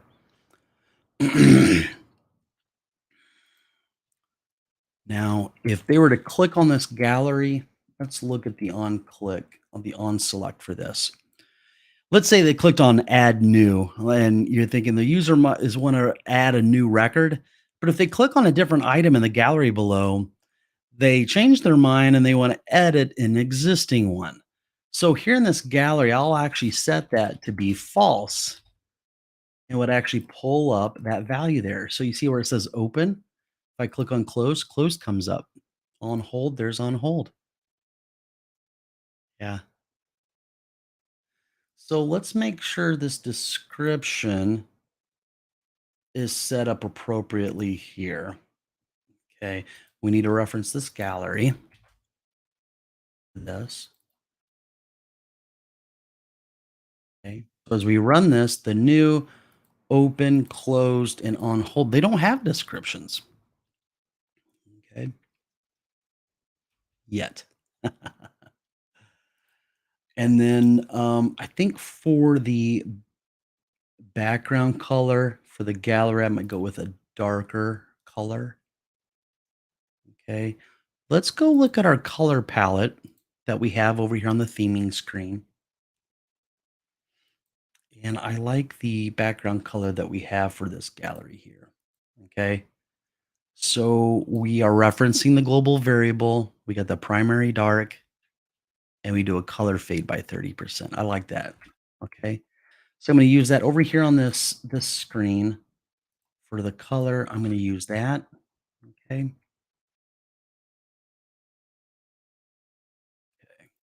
Now, whenever we click on one, it's actually probably not that type of a color that we want down there. So I'm going to scroll down, go in the template fill, and instead of the parent fill, let's go in and let's use a light yellow. A color dot light yellow. Okay, that looks better. And I'm looking around for the errors. Let's resolve these errors here. So I'll take that out. Okay. Now we do have a sort order. Let's say txt sort order. Okay. So whenever the screen loads up, we probably want to reset that one as well. In the on hidden. Okay. Set. That control as well. Okay.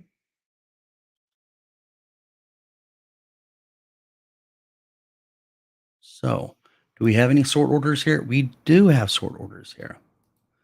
So let's sort of rearrange some of this stuff here. So the width, let's make that more like 300 or 350, 320. Okay. Now that should probably be left justified with a padding of 15 on the left there. Okay. And then what I'm going to do is I'm going to copy and paste that label, put it right about here. Okay. And instead of looking at the title, I'll make this description. Okay. Probably make this wider. Okay.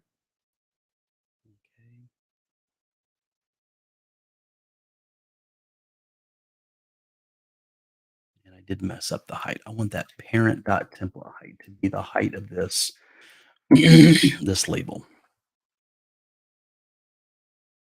And then we'll also copy and paste the label, but for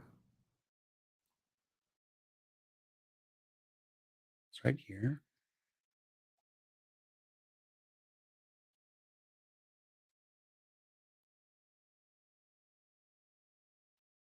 We'll center justify it, and we'll make sure this is sort order. Okay, so look at that. It brought that in 1, 2, 3, 4.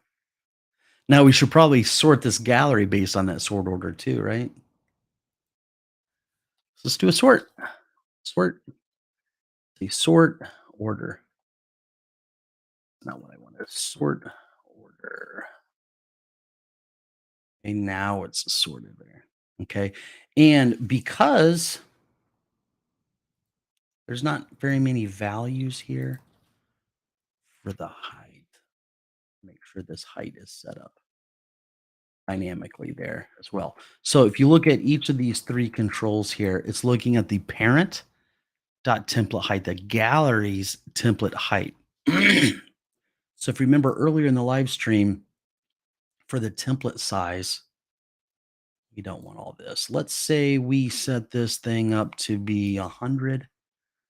Okay, see how it's got, it takes up more of the space there. That's probably a little too much. Maybe 80 would do the trick there. All right.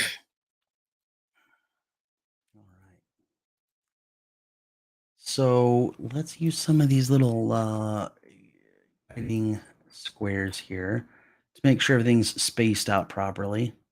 Okay.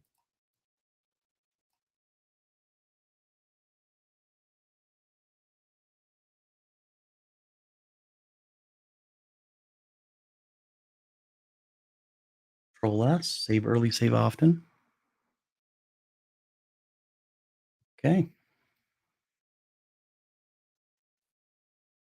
Go. Now there's only one error on the screen. That's the save button. And so these are ticket statuses. So in this patch, it needs to be ticket statuses. Okay. The second parameter for the patch, if we're adding a new one, will be that. Okay. I guess the $1 million question,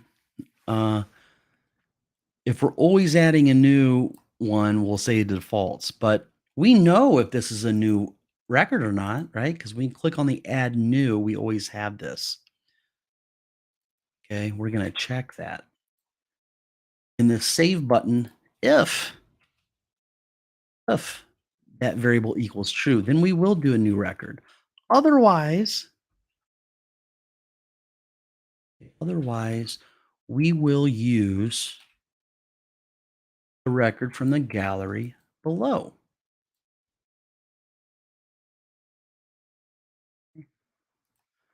Based on that gallery dot selected, that's the record we want to edit. And really, we don't need all this other stuff here. So, but we do need a sort order. We've got txt subject, txt description,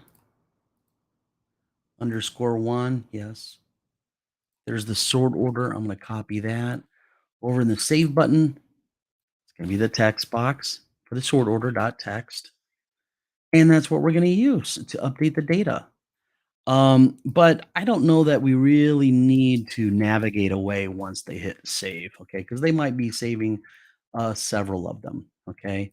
Now let's go and see if we can find an error anywhere here. I don't see an error anywhere, but it's got this little X, okay? So I'm going to go down and say, get help for this error and see what it says. The type of this argument, sort order, does not match the expected type number. Okay, well, that's a problem, huh? So if you're going to reference a text box, okay, it's going to be text. Now, if we go into this text box and say number, well, you'd think it would be a number, but the fact that's in a text type of control, it's going to come across as a string variable. So all we need to do here is say value. Let's change that back into a numeric value. I'm going to hit Control S.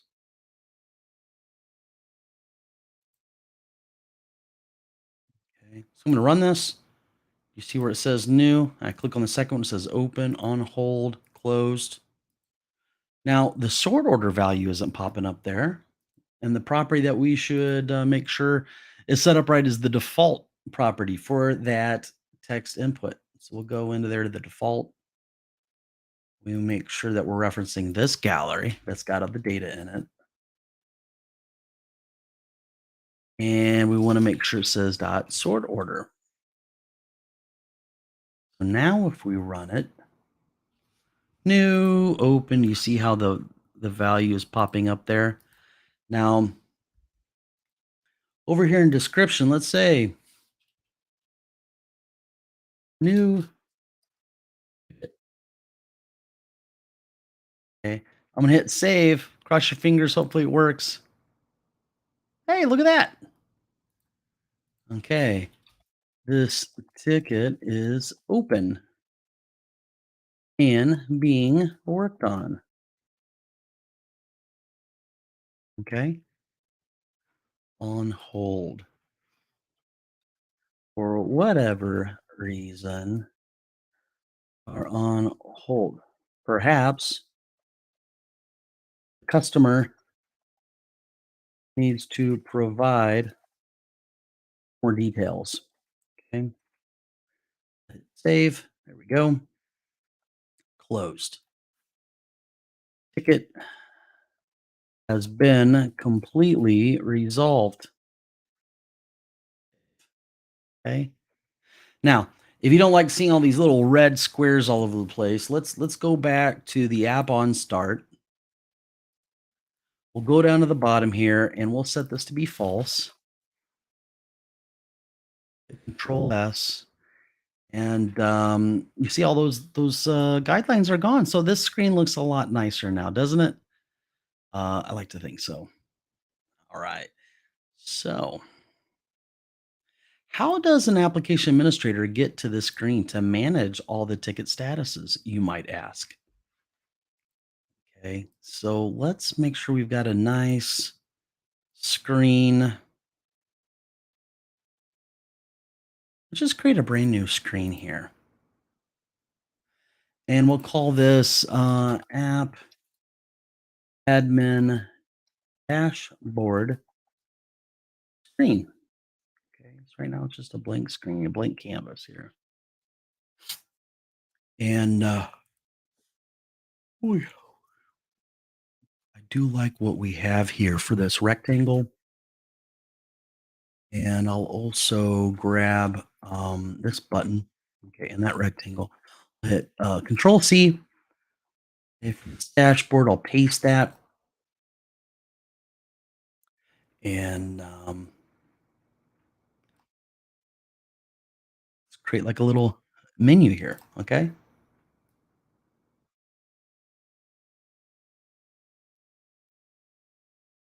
Okay. And this first button, I don't want any code in here. So I'll take all that out. And we'll say ticket statuses.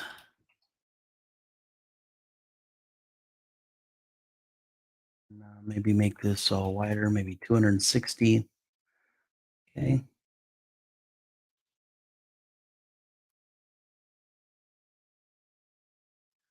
Let's just make this rectangle right in the middle. Okay. I'll take this button and I'll make it right in the middle there. So that looks good. Now, once an application administrator makes it to the screen, when they click on this button, I want them to go navigate over to the ticket statuses screen. Now the IntelliSense isn't helping me out very much here. Ticket statuses screen. There we go. Oh, guys, I'm getting tired in this 10-hour live stream. We've got 2 more hours to go. Okay, so let's say over here on the dashboard, this is the main screen, right? So we've got this new ticket button. I'm going to copy and paste that little new ticket, and I'm going to put it beside here. I might want to use some of our guide rectangle. So I'm going to set this to true again. Okay. Run that app on start and go find one of these guiding rectangles. Okay. Ooh.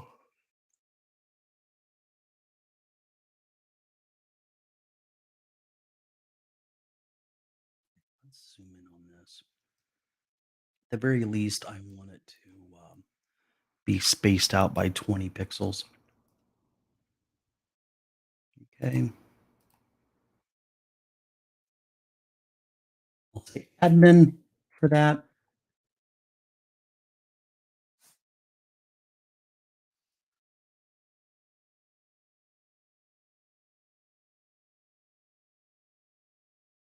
Right. So if they click on this, I want that to go over to the app admin screen.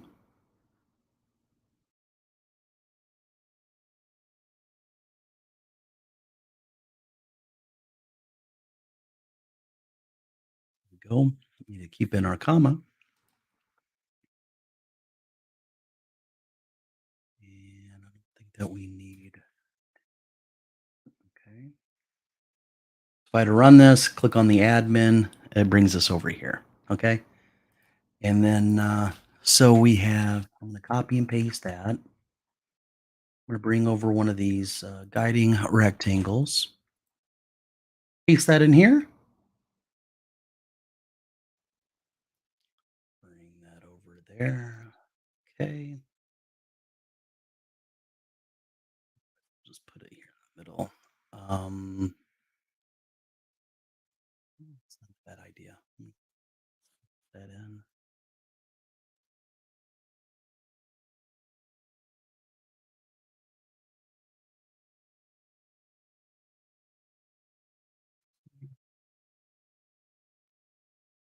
So we need 3 of these admin screens.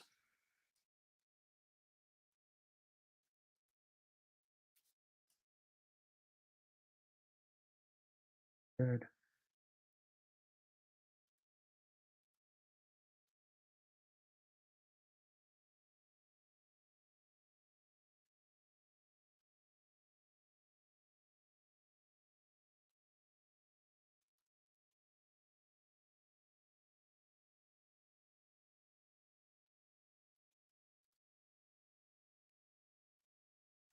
There we go.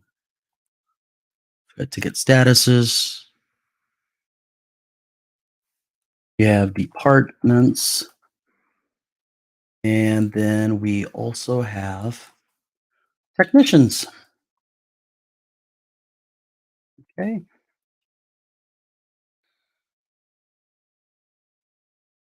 Control S.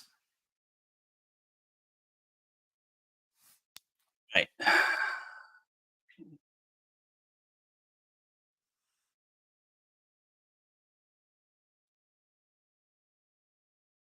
Oh, excuse me for my yawning here.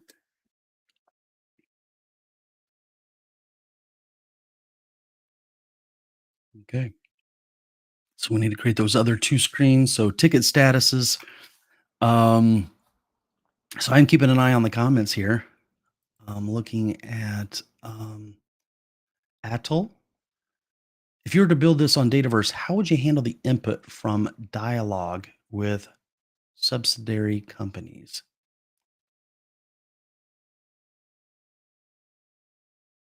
I believe I can build a tool to follow up risk mitigation action plans for 120 production units worldwide using similar methods. But setting up pro license for all this is not a viable solution. Okay. Well, if you don't have the premium licensing, you may not be able to use a Dataverse unless you go with Dataverse for Teams. Just wanted to let you know that. But with anything, no matter how much data you have, a lot of the database concepts still relate to having a lot of data as opposed to a little bit of data. Now, there might be some delegation issues that you might want to keep in mind. You might design it a certain way, but you might be stuck with SharePoint as a data source. Um, so let me know. Are you planning on using Dataverse for Teams or SharePoint? That'd be a good question to have you let me know. Okay. So I'm going to go back over here to ticket status. So this is a fully functioning screen. Okay. Now, what I might do, I want to have, okay, something like this.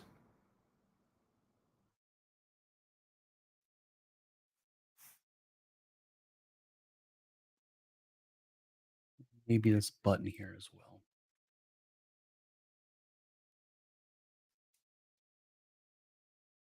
I'd sort of like to have that on each of these screens here. So I'm going to paste this over. Okay. Nice.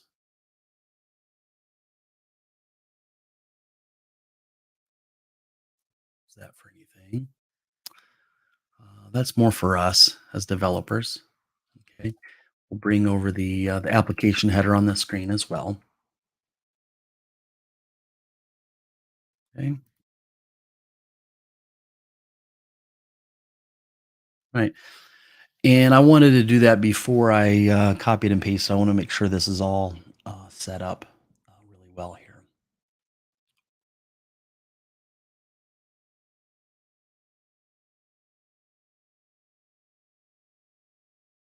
Okay.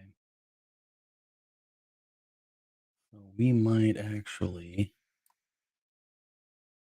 move that up a little bit. If I go over here, I'm going to add a little rectangle here.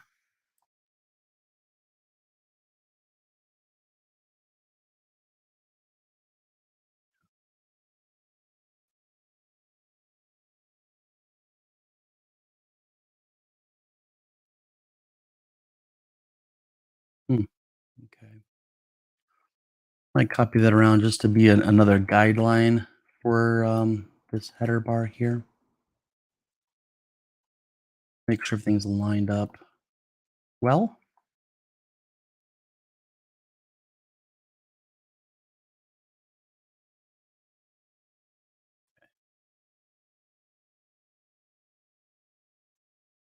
So what I wanted to do here was select all of these controls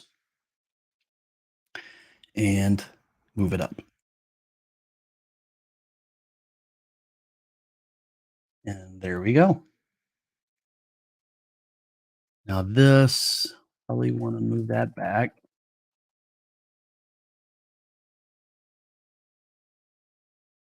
The order moved it back. Okay.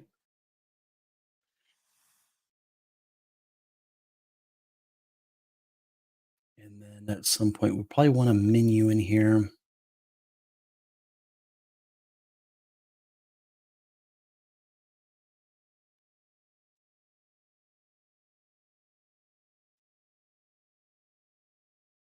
Okay. Move this guideline down, move this gallery down a little bit there. Okay. Get everything just really nice and neat. If you're going to duplicate a screen and repurpose it for another data source, you want to take your time and make sure everything is set up right there. Okay. So it's taking a while to save.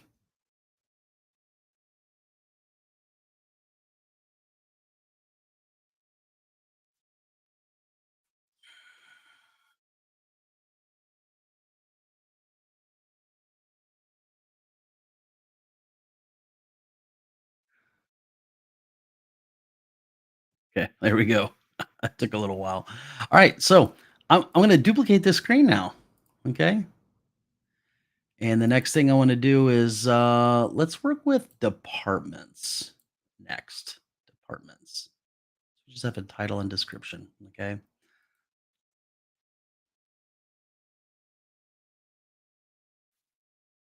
Manage departments screen. Okay. Okay. So this gallery down here,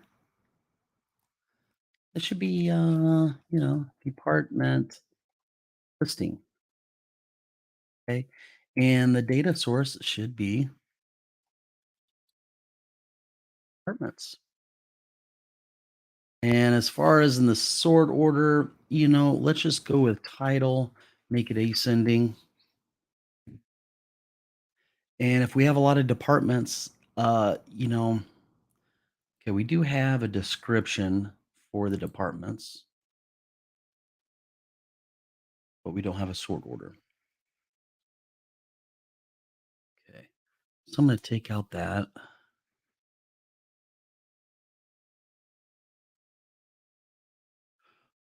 What I was going to suggest, no, this is good. We may not want to have the template size to be so large. We might want that to be more like 60 because we might have, I don't know, a dozen different departments in here.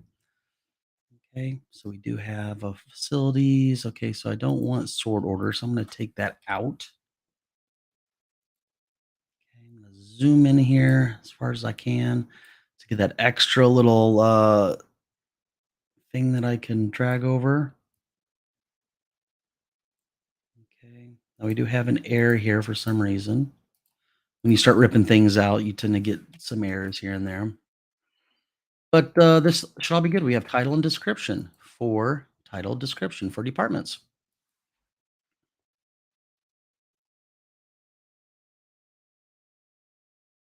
So we should be fine there. Now we do have an error up here.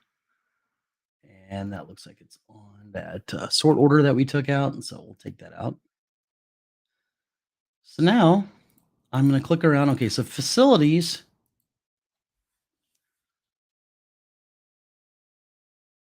Facilities, department. I don't know what I want to type in there. It really doesn't matter what we type in there, right? At this point, hit save. So IT. Okay, this is a little interesting. Facilities department, and I hit save. Did we get an error on that? No. Let's go over to our departments and see what's actually in the description. Nothing got saved. Okay, well, that's a little strange. I'm going to hit run again. Okay, we got facilities selected. I'm going to hit save here. And is it doing anything? Is it doing anything at all? Okay, we're updating the wrong the wrong table. Oh my goodness. Okay, so it's just called departments. I think I messed up here, guys.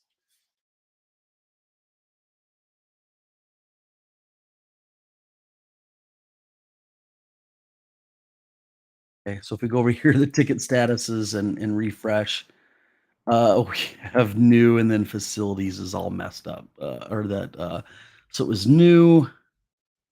What did we have before? What did we have in that? Oh my goodness. Let's go back here. We'll run this. We'll go to admin, ticket statuses. So we got new. Um, let's say open ticket is being worked. Okay. I'll hit save. Should be good there. Manage department. Now we're going to be patching the correct data source. Okay. So there's facilities, there's information technology. Say IT department. For all your computer needs. Save. Okay, that's working. Facilities. Need a light bulb replaced.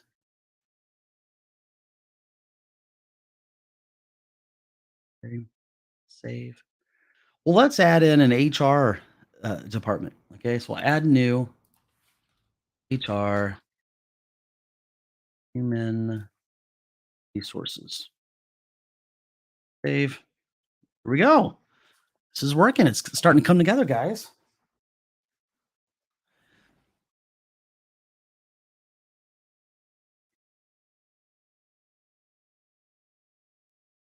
Now, why do we need a new ticket button at the top of these? Um, what we could do is we could use this for, we could actually say home, use it sort of like a navigation. Sort of like to use something like this for a menu on all the screens. Okay, we'll revisit that. I'm going to create a duplicate of that edit ticket screen, and that is going to be the department tax.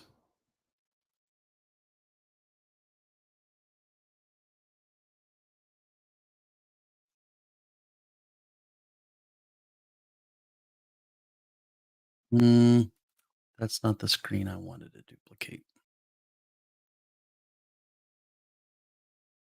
So I'll go ahead and delete that. Okay. It's this ticket status screen I wanted to duplicate. Duplicate.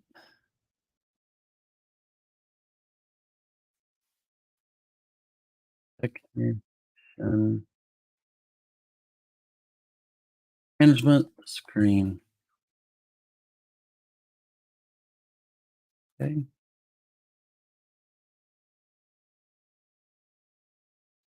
Over here, we're going to be looking at technicians. Tax. Okay. You don't want to use sort order. Let's look at with title. It'll be sorted alphabetically. That's fine. Okay. But for text, we don't want a description. We want just an email in there. Okay. And then we don't need a sort order for that. So this is a gallery. Ticket status is what we want to rename this. Cal technician listing. Okay. And it looks like this is set up right, but we just need to say email.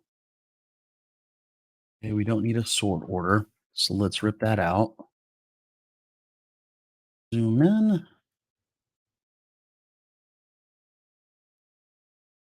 And move things around. Okay. So for this, we don't want description. We actually want this to say email, press,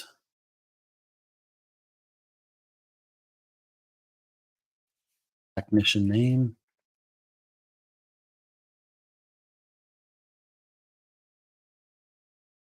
And it looks like we add a veneer in the save. So this is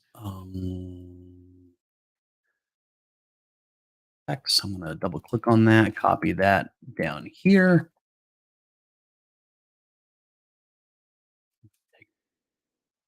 Instead of description, this should be email. Okay. I think we're looking good. Now, over here in the screen on hidden, probably don't need that there. Control S. Okay, so I'm looking back at the comments. Thanks. Should have clarified that my company has provided me with Dataverse, but my understanding is that this will challenge getting input from externals. Now, when you say externals, do you mean users outside your organization or users outside of IT or users that aren't you that don't have access to Dataverse? Because if you're going to create an app that uses Dataverse as a data source and you need somebody to use it, well, they need a premium license. And it's a little, there's some work involved if you want to open up your Power apps outside of your organization. Just want to mention that. Okay. So if you let me know more about your project, I could probably give you some better information. Or if you want to go over to the Power Platform community link I've got at the top of the screen there, and post your details there. I'll try to get squared away or give you some good advice on what you're dealing with there. Okay. So, um, right. So let's add in a new technician, and we'll say John Smith. John at Neese.us. Okay. We'll save. There they are. Okay. Now, what we could do is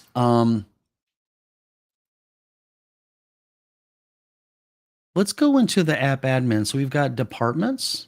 Okay. Well, that should go to the department edit screen.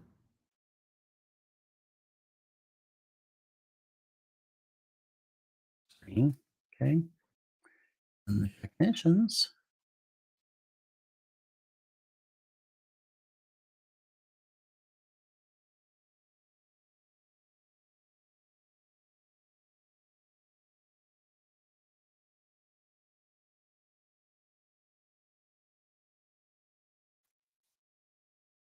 It's called technician management screen. Okay. So there's different ways that you can pre-qualify someone if they should have access to the app admin screens. In this case, what I want to do, I'm going to go to the visible property for this, and I'm going to set this up initially. So if you're a technician, you get access to the app admin screens, okay? Because not every user is going to be able to do that. So in the visible, okay, what I'm going to do is I'm going to say if the count rows of the technician table, it's greater than 0, okay? But what we're gonna do is we're gonna filter back on the current user, okay? So we'll know if the current user is a technician or not. That's giving them access to that app admin, okay? So I'm gonna say filter, okay? And we're gonna say department text. Hit Control Z. Look, Control Z doesn't work sometimes. Undo. Nope. Man, that is so frustrating, isn't it? Okay, let's try this again. Count rows more than 0. Okay, I'm going to open this up and do this properly. Okay, open this up so it doesn't mess with my code. Filter, department text. Okay. Where the email equals user parentheses email.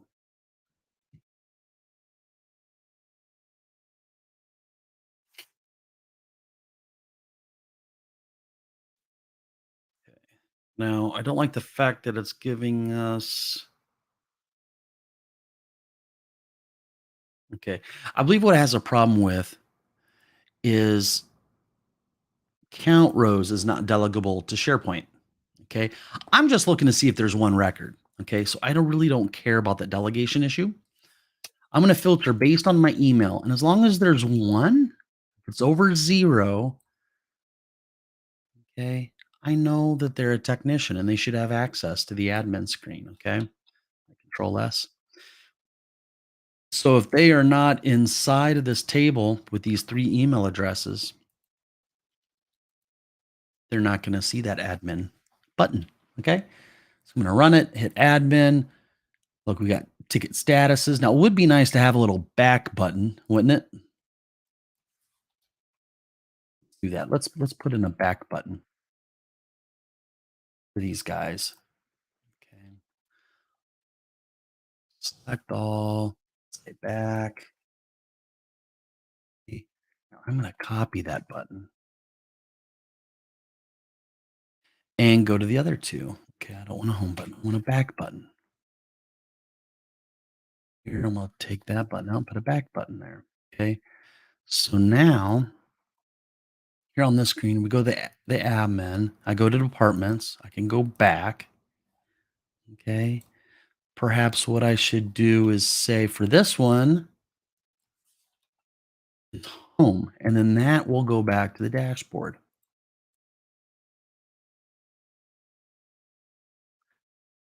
Navigate. We don't need some of these values here.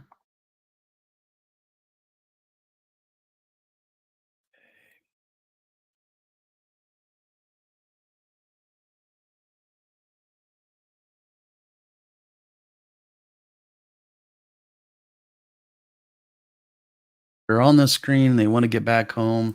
Click on the button. Boom, they're back home. Okay.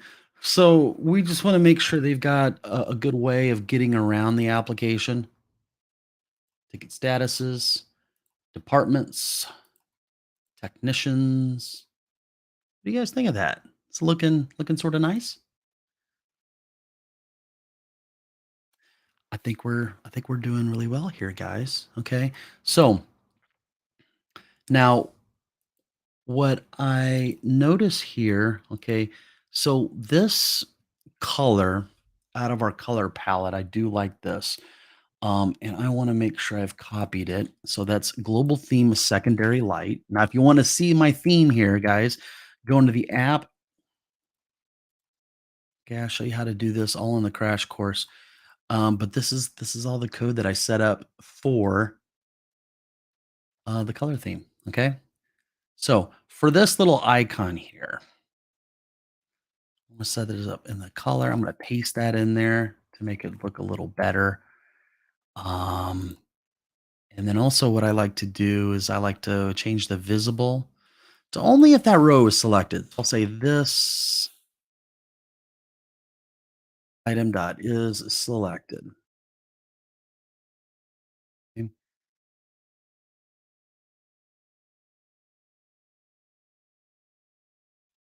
And if they actually select one, none of the colors change. So I might want to actually change that up a little bit.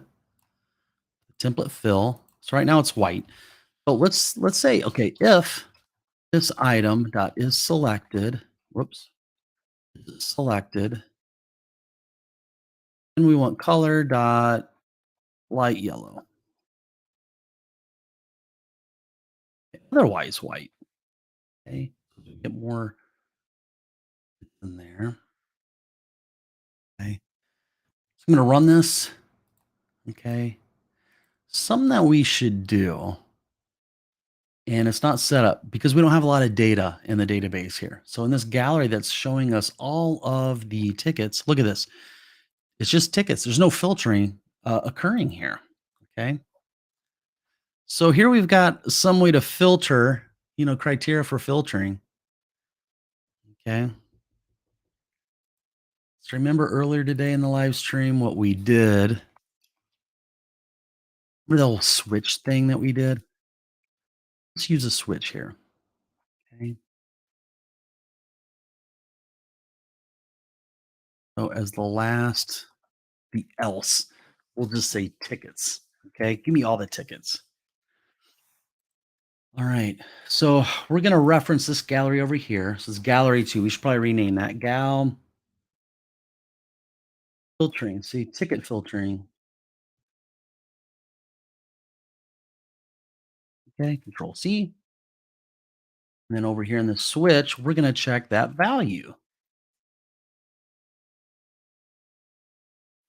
And we'll say dot selected.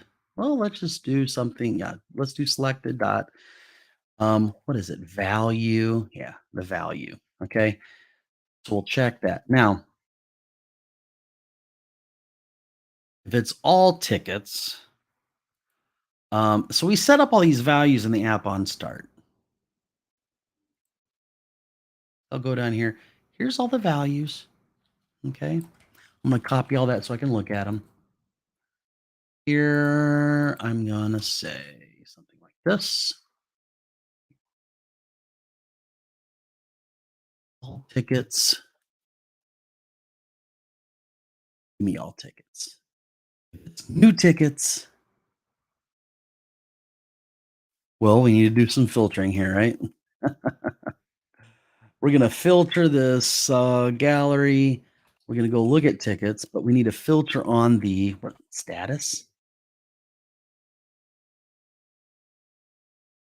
Okay, let's go look at our data source for tickets. See what we're working with here. Okay. Their status, and it looks like we drop in the actual name of the status. Okay. So what we'll do here, there should be a field called status, right? Not seeing it. Why is that? Oh, it's called ticket status. Is that true? Let me go look at the list settings here. Let's go look at status for a moment. Single line of text, and it's just called status. So my confusion here should just be status.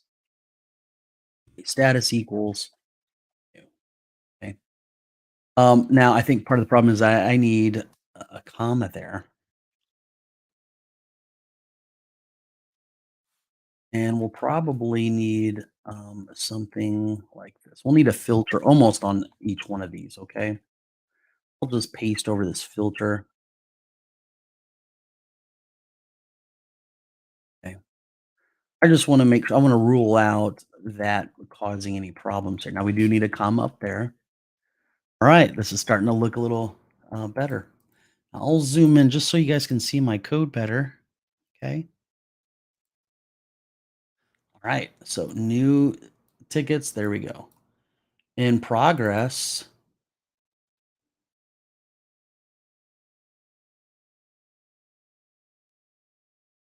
Well, that would be open, right? New open.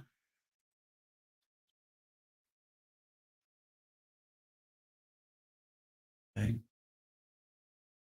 On hold. Yeah, just on hold.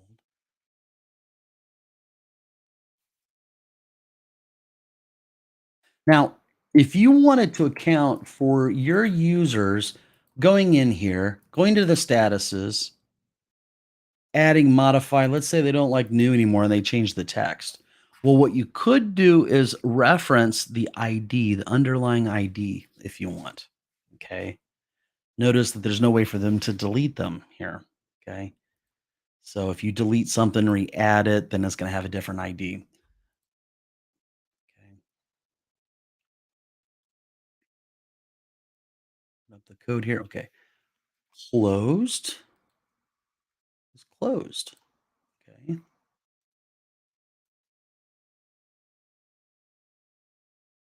Okay, that should work. Now, if they click today, let's filter this and let's say created.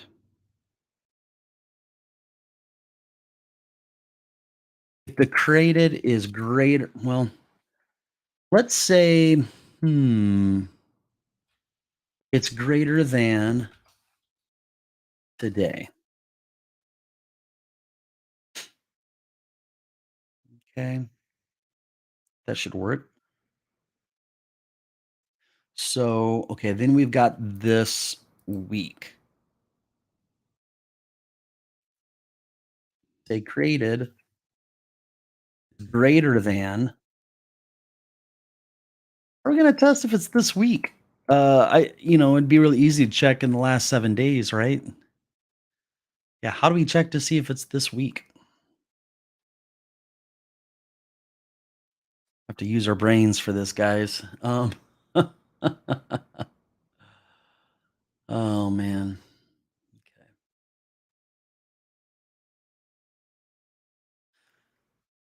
So what is today? So today is a Tuesday. Week start on Sunday.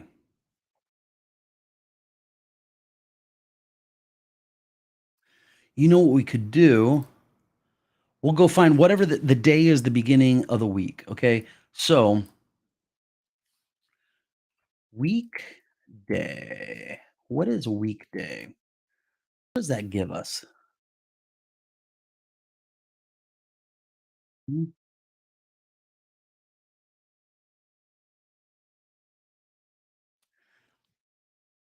It might be called day of week. I'm gonna bring over a little label and do some little tests here. Day of week. What type of thing?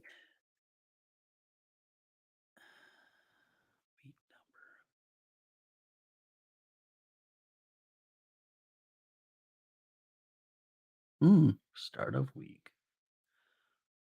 What is that gonna give us? It's an enumerated value. Okay.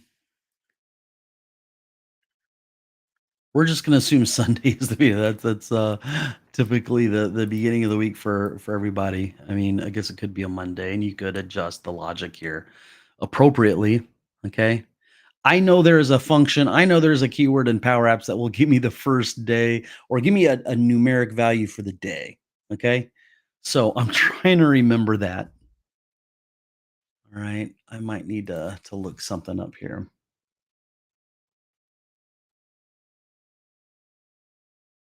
Let me look at a listing of date and time functions.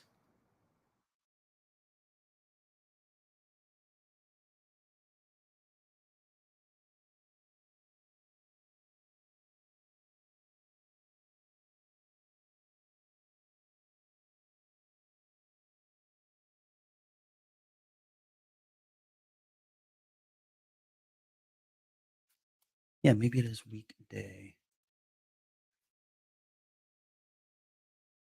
What does that give us? Weekday. Let's give it today. 3. I like that. Okay. So today's Tuesday.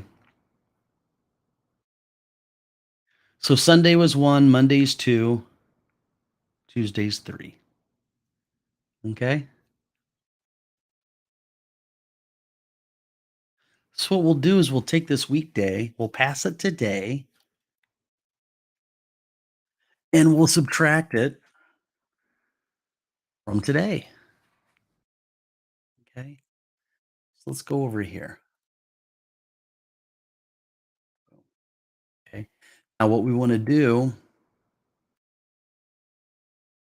going to break this up a little bit. It just helps me concentrate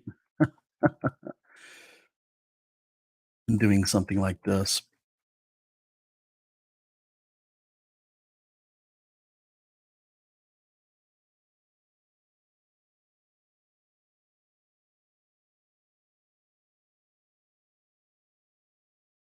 So we'll say date add. We're not really going to add, we're going to subtract. Okay. Um, so it's looking for a date. Okay. And we will say today. Okay. Today. Number of units. Number of units is the weekday. Okay. Let's subtract it. Okay. Or you multiply it by -1. Okay. That'll get us going in reverse there. Okay. And then the last parameter is days. Okay. Time unit dot days. Okay.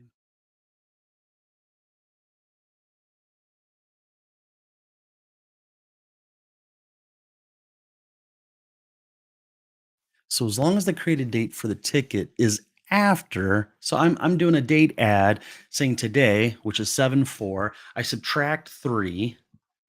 That gives us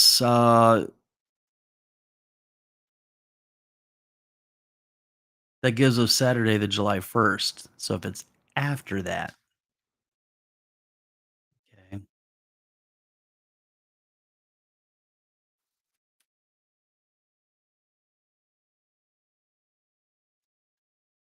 And what we want is midnight. We want midnight. We don't want so date add.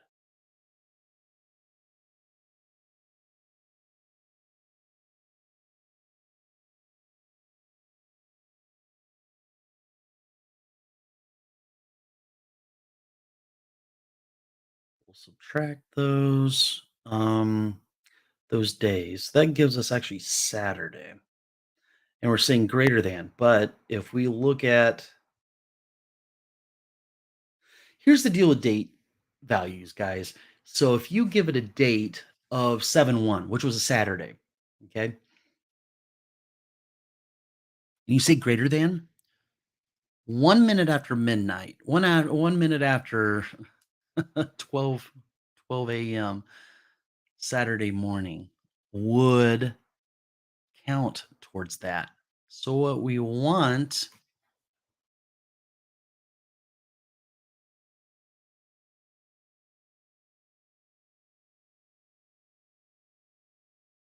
is we should add 1 to it, I believe. Yeah. So when we multiply it 1, so we're going backwards, we're subtracting days by putting that multiply by -1.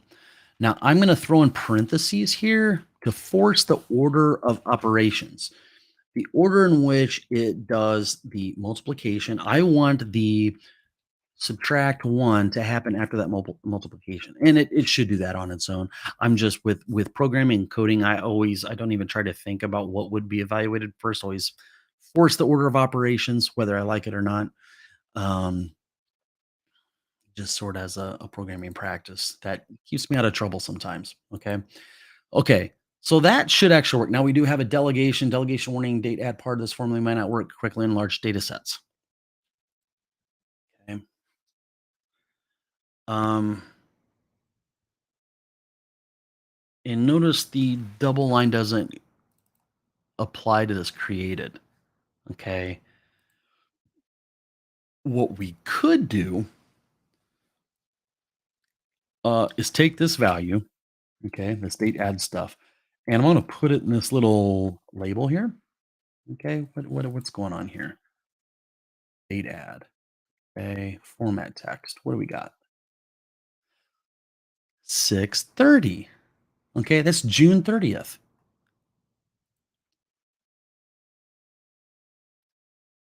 So today was number 3. 1, 2, 3.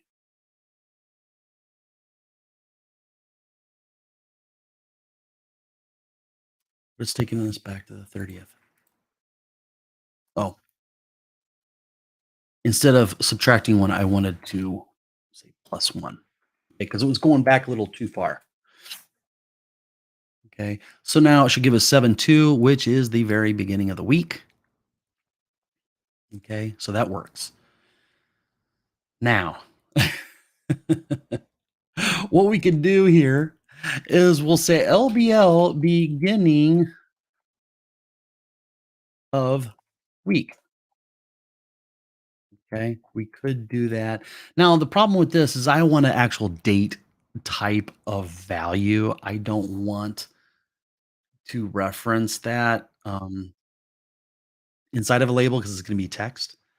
And sometimes using different data types like this, comparing things, it'll give you delegation issues. So I don't want to do that. Okay. So what I want to do is I'm going to create a variable over here. Whenever this screen loads up in the on visible, what I'm going to say is update context. We're not going to use it global because we only need it on this screen. Okay. Loc uh, start of week colon paste. Okay. So there it is. And I can use that little local variable. I can put it inside this thing, this little label. And I need that code run. So I'm going to click on a different screen and then come back. Okay, there it is. The user doesn't need to see that. So over here down in the visible property, we could say, and we really don't need the label. It's just sort of nice to be able to see that. If you need to test, debug, troubleshoot. Okay, so that's why I'm going to keep it. So I'm going to say global debugging mode. Debugging mode there. So when we turn that off, it will disappear. Okay, so while we're looking at this, instead of figuring all that out, we'll just say loc start of week. Boom, we got rid of our delegation issue. Isn't that nice? Okay. Now it looks like the filter sort of messed up. Okay, there we go. We needed that. We needed that parenthesis there. And our filter isn't too complicated. We don't really need to have it all spread out over several lines. Okay. Um, ugh. All right. So today, I didn't need that on today. I needed it this week. There we go. Created equals, created is greater than. Okay. That should work. Okay. This month. Oh my goodness. Here we go again, huh? Let's go back over to the on visible. And now we need to figure out what the first day of the month is. Okay. All right. So I'm going to copy that. It's going to be very similar to what we did here for start of week. Okay. So start of month. So now, instead of weekday, this should be day. Okay. And then what does that give us? Okay, let's test that out. Well, I'm going to copy that label.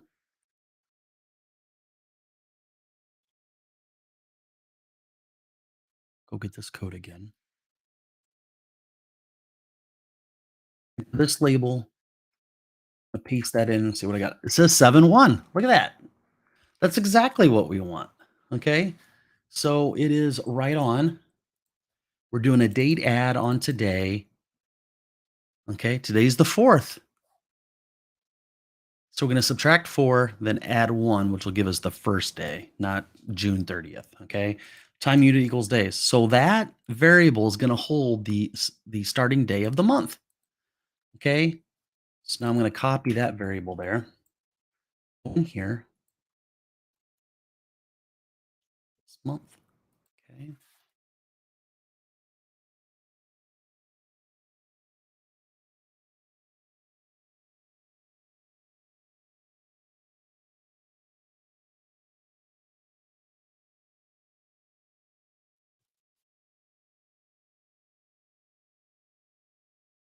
All right, so the last one is a custom date range. Okay.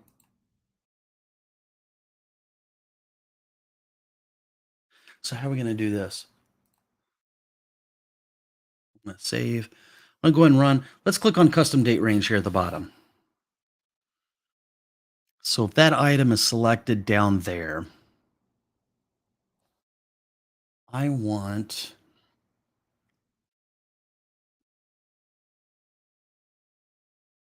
they really need a date picker. That they do. Okay. So where are we going to put the date pickers?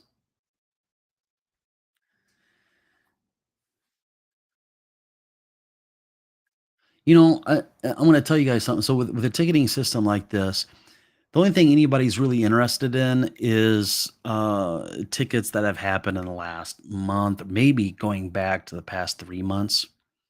You know, um, so instead of doing a custom date range, which probably wouldn't be used very much, we could go in here and say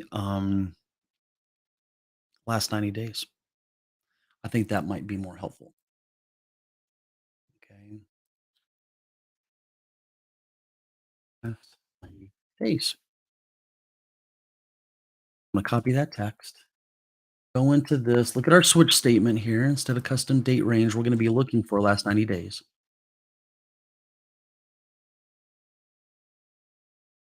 Okay. And then what we'll want to have is a little variable set up for this. Look back 90 days. Okay. Now this needs to be put in a variable like we put these other ones in. Copy that.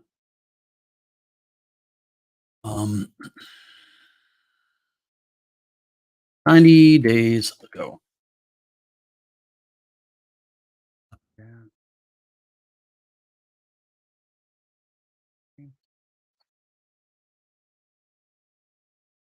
Days ago, I'm going to copy that. Go over here to the filter.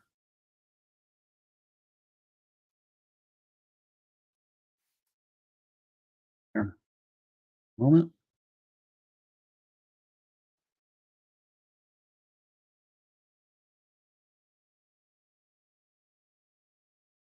Do that. And as long as it created as after 90 days ago, it's going to show those. All right, so this should work great. Okay, so here is a ticket title. What other labels do we have? Or we don't have really anything else. So something we could do is we could add a little label here that shows us status.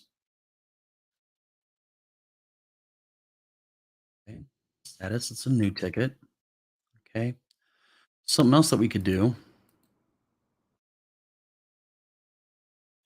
is we could add a rectangle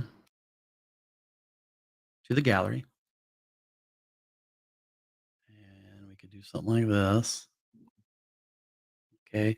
And only show that if the record is selected.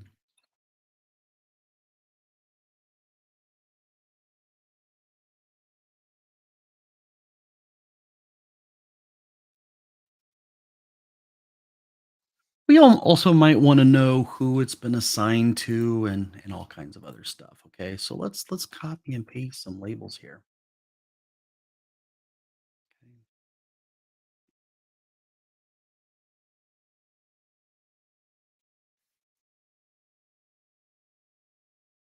We have an assigned to email. So if we go look at the data, okay, I'm going to close some of these down. Let's go look at the ticket. Okay. So the technician assigned to, we just have their email address, which means we can go do a lookup based on that. Okay. And there's never going to be that many technicians, even in a decent sized organization. I mean, how many technicians could you have? Maybe just a few out of each department, you know? So within a gallery, typically I think really hard whether I want to put some type of a lookup inside of a gallery. But in this case, I don't think it would give us a performance hit at all. Because if it has all the records, it doesn't need to go back to the database. Okay. So that is the email for the assigned technician. So what we need to do is go do a lookup in technicians, department techs, where their email equals that. Okay. Now we want to get at their name. So we'll say title. Here we go. Okay. So we know the status. What other kinds of things would we want to know about a ticket if we were looking at it?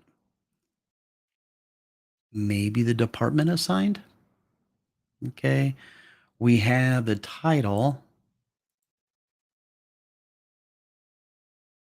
Okay.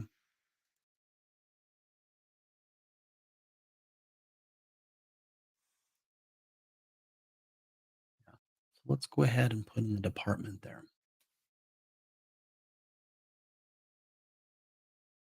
Some stuff in there. Um,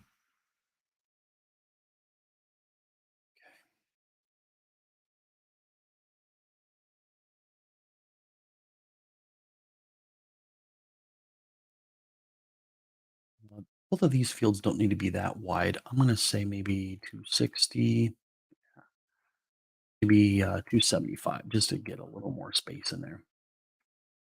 Then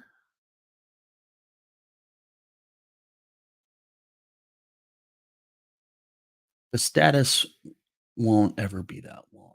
So I'm going to make this more like 150, maybe move the status over here. Okay.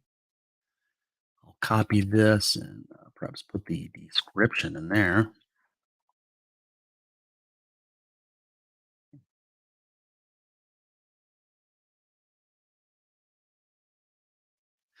And then you also might want to know when the thing was created. Okay. So we'll say created. Okay. Let's say we really don't care about the time it was created. We just want the date value. Okay. So we'll say date value. Very good. Okay. Okay. So I'm going to run this. So these should this all this filtering should work. Both of these are new. There should be no tickets in progress. We need some tickets. Actually, put in custom date range. That should give us those two tickets, right? All right. I like it. So let's go over to the admin thing here. Ticket statuses. Okay. Back. Departments. Back. Technicians. Back. Go back home. Okay. Because we have these buttons set up the way we do, we really don't need a really don't need a menu. I'm laughing because I'm watching the comments. Guys, I am tired. I've got one more hour to go. I like to be a man of my word too, so I'm not giving up. Unbelievable, you're there almost 10 hours already. Thanks for the live content. Not editing is the best for learners. Hats off to you, Darren. Well, thank you so much, Victor. Yeah. Thanks. Appreciate your answers. Maybe Power Pages is an addition to the answer, but I will post some details in the community. Oh my goodness. Yeah. So if you need a public facing website, if you're talking about Power Pages, you're creating websites. Um, so yeah, please do post in the community and we can discuss more there. So, all right. So I sort of want to, now this screen looks fine. I don't care for the fact that there's just a big open area here.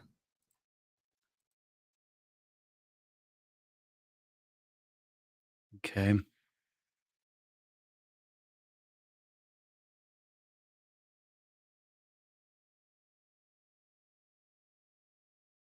I mean, what we could do is just extend these controls. That's probably what I would do.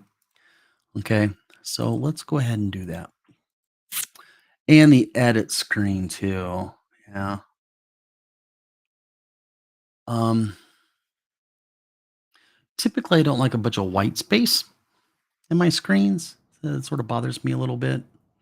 But this is all cosmetic stuff, right, guys?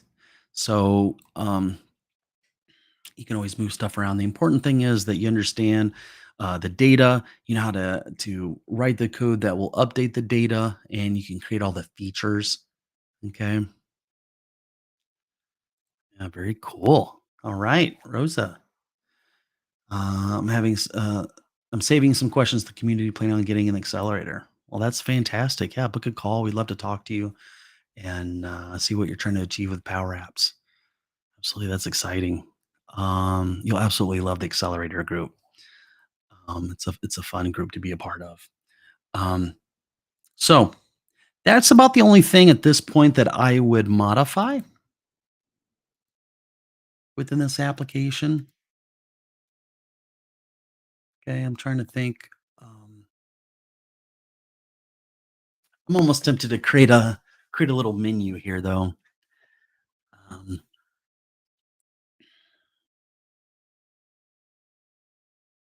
Mm. But where would the menu go? It would be mostly for the app admins. And okay,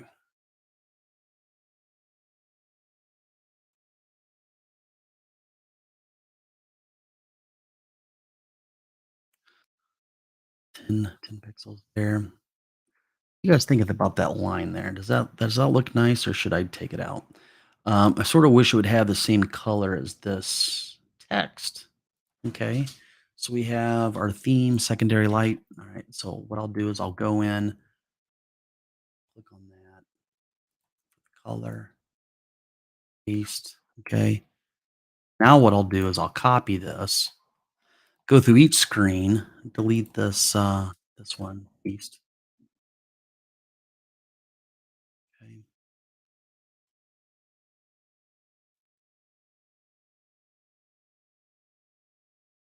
What do you guys think? Does this look like a completed application to you guys?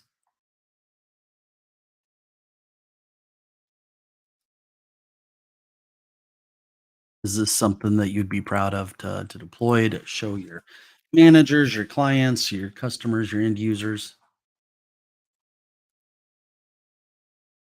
Um, okay, very cool. Rosa says yes. Very good. Um, yeah, it just bothers me not having some good something that I might do is have some type of clip art or something in there. Not clip art, but stock photos or something to make it look sort of nice. So, um, Ecker says it looks pretty good. All right, very good. Let me see if I can make it look a little better. I'm going to go into, let's say, images or photos, and I'll say, see what comes up for ticket in the website I use here. It's probably going to be like a ticket to the fair or something, not actually a IT ticket. Yeah, that's the case here. Say IT for technology and see what comes up. Um,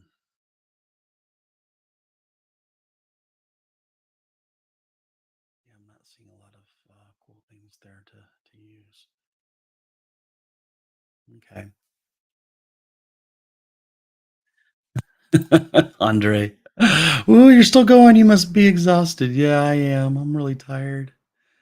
You're going to sleep well tonight. Oh, absolutely. I might actually go to sleep right after this. And then the fireworks are going to wake me back up. Everybody shooting off their fireworks. Might have to put some earplugs in or something.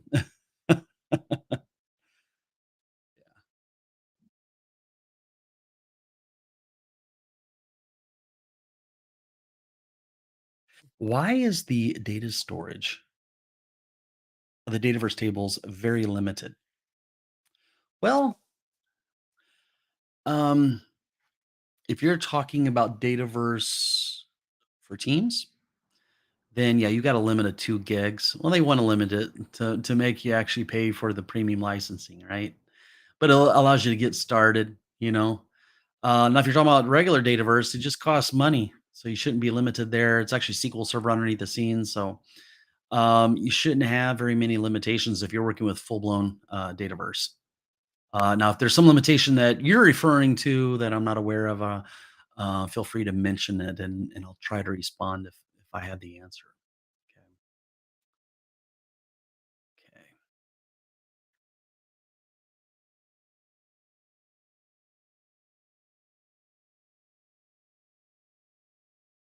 Okay. Okay. I just feel like I need something that gives this a more up to date look that uses up this side. Okay. And I do a lot of work in Canva. I don't know if you guys ever used Canva before, but I do all my thumbnails and a lot of my graphic work in Canva. It's really easy. Um, okay.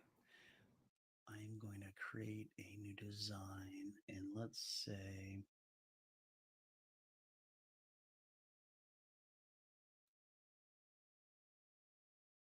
this should be really fast. Let's bring this over. Okay, so you signed in to Canva here. I'm going to use elements. And you know what I want is a gradient. Okay, so something like this. So you have purple and white. Oh, okay.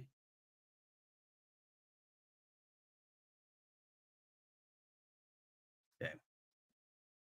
Sounds like it's storming here in Orlando. 91 degrees. Lightning is nearby.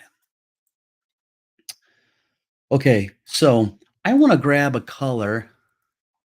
24-hour stream next. Maybe when I get 24,000 subscribers, maybe. And then you guys are gonna kill me if you guys get me up to 100,000 subscribers, 100 hour. Oh my goodness, that sounds awful. I would literally have to have a few people sort of tag team it with me, so I'd be able to get some sleep.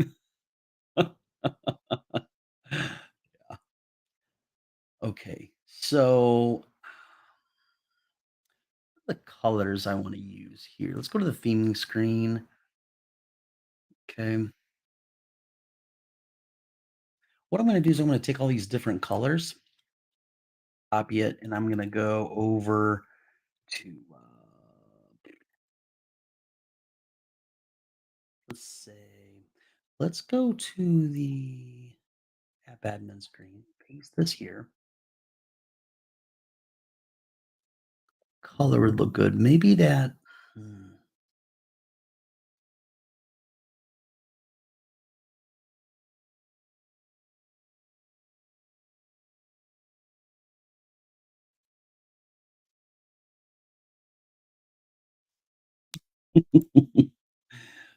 Andre, thanks for the super sticker. Hippo character's head pops out of water, surrounded by his hippo squad. That's funny. So this is the type of stuff that I do when I write apps. Is that sometimes I get hung up on something sort of visual and trying to make it visually appealing. You know what I mean? Another site that I like to use is loading.io. Chris says, sounds like the longest running YouTube Power App Live challenge. Yeah. What are your thoughts on Copilot ChatGPT for Microsoft 365? Does it assist with building Power Apps? Yeah, that actually does. Doesn't do that bad of a job.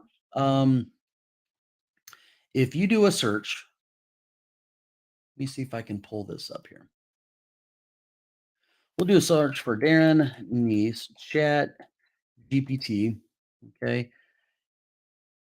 This video right here, can ChatGPT create a whole Power Apps application? This was a 2-hour live stream where I actually used it from creating the idea for the app to actually going through creating the databases, the database tables and the screens. You should check it out. Also, I do have, let's say, Copilot. Now, I was less impressed by the Copilot. I know they're currently working on it, and it's going to be improved here soon. Why don't I see my video here? I did a search for Darren Neese Copilot. Gee whiz. Let me click on my channel here. I'm fairly certain it was a live stream. It's this one right here.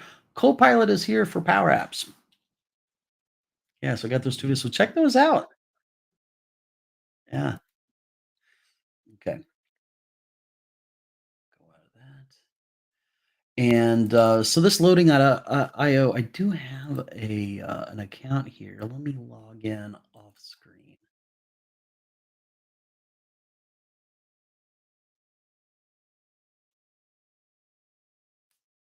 Because there's different types of graphics that you can generate with loading.io. That's really neat. You can generate some cool looking icons and all kinds of stuff. So we have backgrounds. Yeah, what do you guys think of that? So you could have something that you can sort of use as a background. Ooh,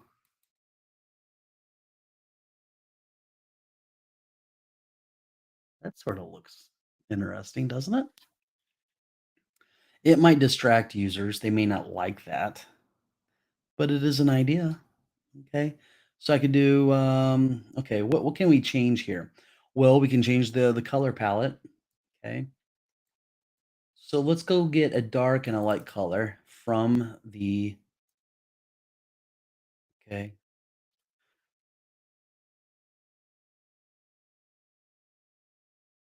Secondary light and primary light.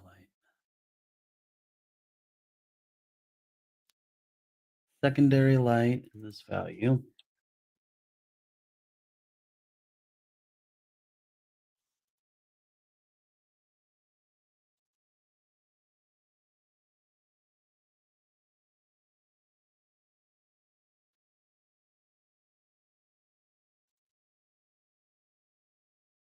Use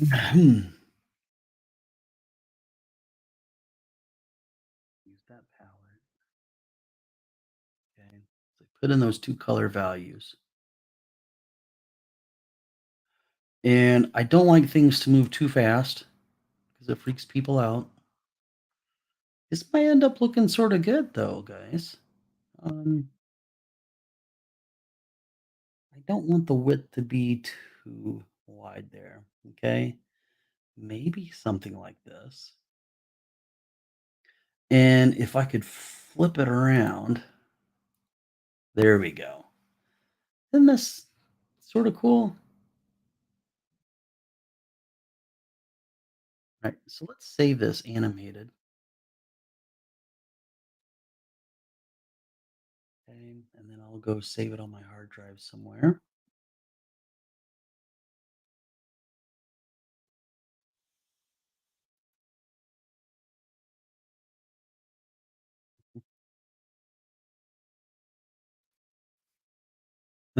Thanks for the super sticker.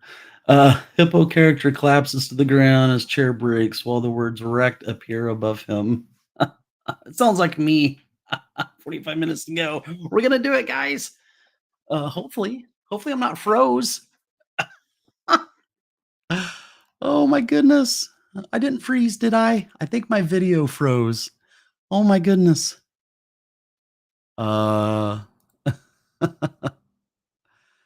are there any functions or tools automatically capture app screen that you know of?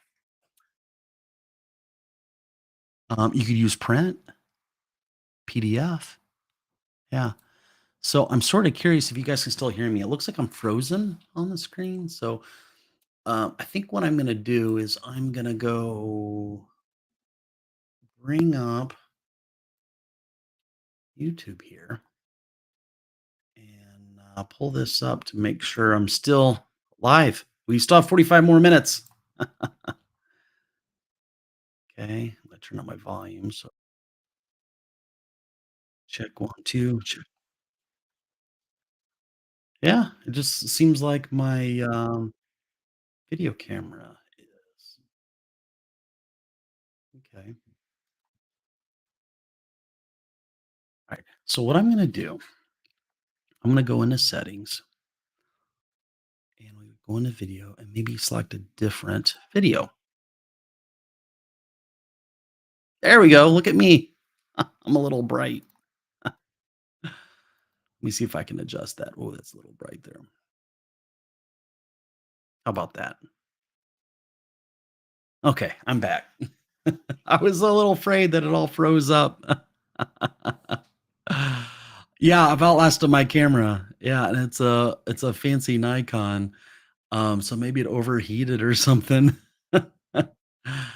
um, yeah, yeah, we can hear you. Okay, very good. Very good. Okay. So I've got that thing. I'm gonna save that to a temp folder.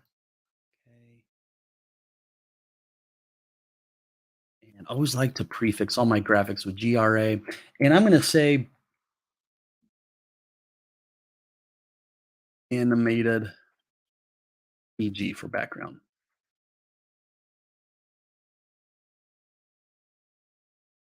These little things that you're about to see me do here that really add to the look and feel of the app, in my opinion. Okay, so I'm going to go into multimedia here. I'm going to upload that.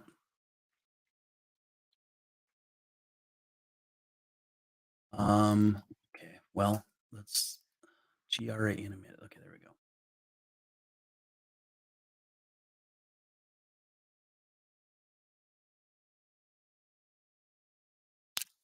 Let's go to admin screen. Okay, I don't need that. Oops, yeah, don't need that. Multimedia, we'll bring that over.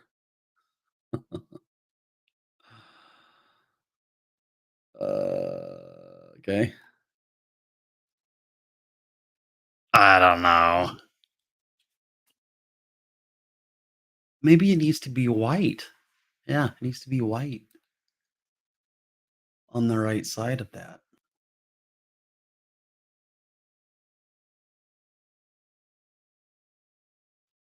Yeah, so I'll set that up to be white.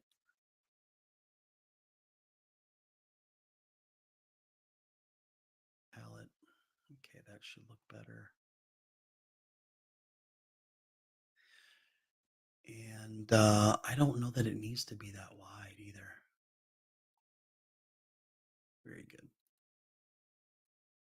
Animated download.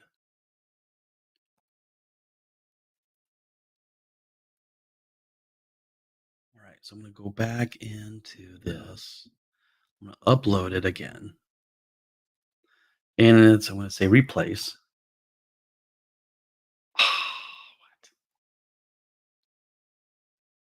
Ugh. Okay, that didn't really turn out the way I wanted it to.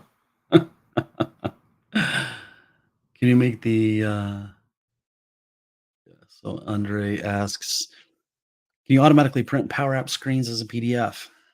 Say using Power Automate.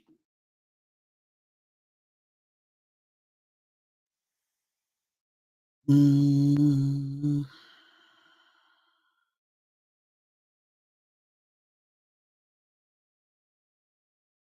yeah, you actually could. Yeah, you actually could. You can print things off, send something to a printer with Power Automate through. I mean, there's probably several ways of doing it. At one place, what I did was I emailed a document, emailed a PDF to the printer. Most printers are smart these days. So if you email it with an attachment, it'll just print it out. Um, let me change. Whoops, that's a little too dark there. Okay. Okay, there we go.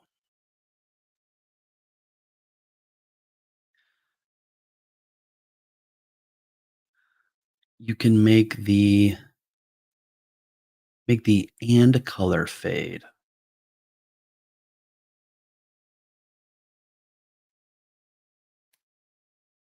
Okay.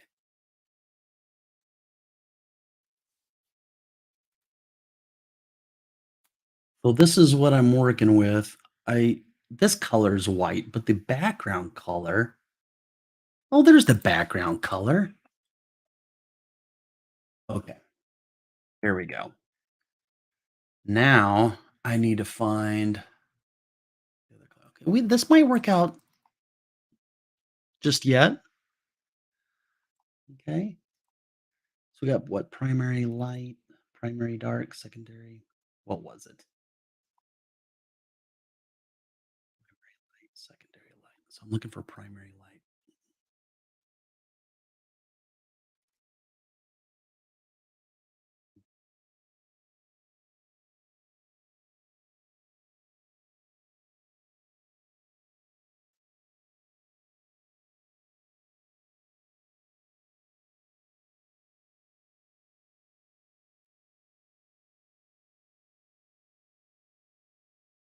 Hmm.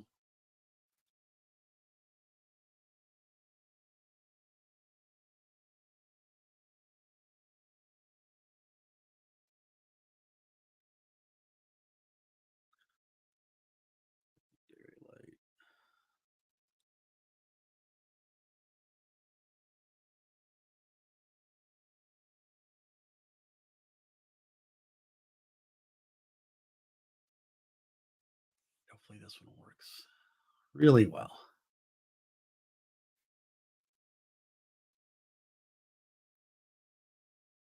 Upload. Place.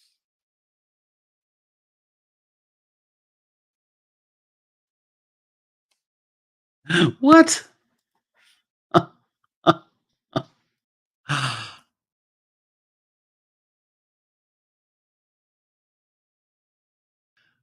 Background transparent. Turn that on.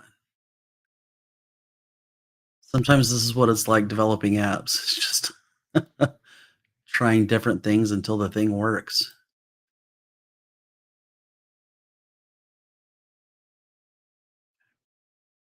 Let's try that again.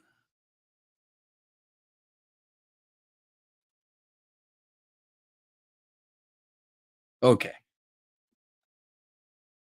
Does that look nice or not? I don't know. I don't know if it is. If it does. Now we might want to say something like fill. Yeah, we'll do fill there.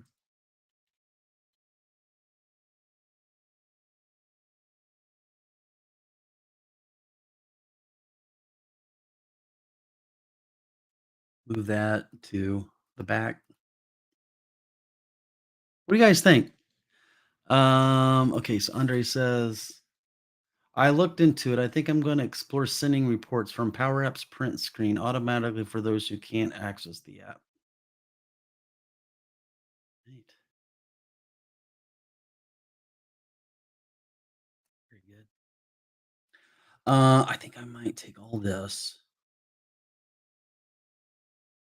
and move it over. Maybe keep it in the middle there. Okay. I sort of like it. I think it looks sort of, uh, yeah. Andre says, I love the movement. Yeah. Copy that. Use that there. Okay. Move it to the back. Now, something I really do need to do is turn that debugging stuff off. It's going to look a little better.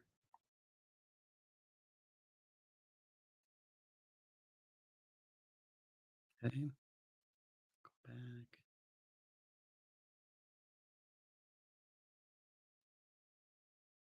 Okay.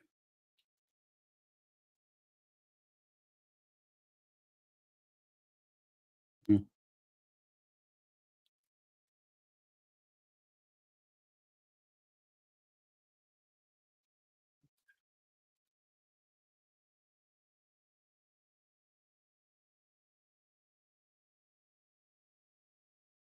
So, what do you guys want to talk about the last remaining 30 minutes of the 10-hour live stream?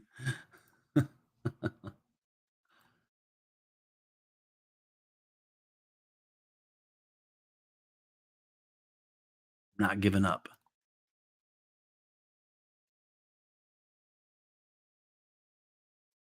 Save this. So by the way, if you guys buy the crash course right now, it's just $27. There's a lot of good video content in there, including this thing that I call Build an App in a Day that includes a service desk ticket system. So if you want to build this and you run into any snags, you got support with it. Okay. So if you have questions regarding creating your own service desk ticket like this, not only that, but you'll actually get this a file. So you could download it and install it in your environment. Yeah. Oh, how to send email notifications. That is a great thing. So, I think this application, I think I'm really happy with it. Okay, so what I'm going to do is I'm going to move over. Okay, I'm going to close some of this stuff down. I'm going to show you how to do an email. How about that?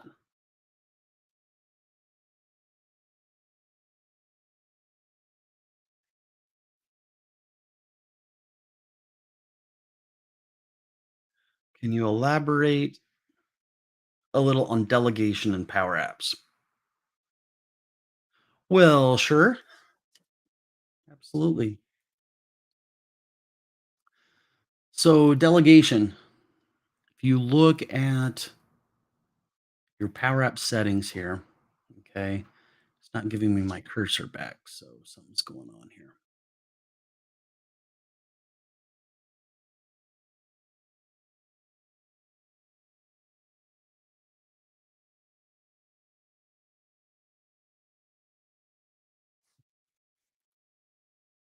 Frozen again here. Let's see here.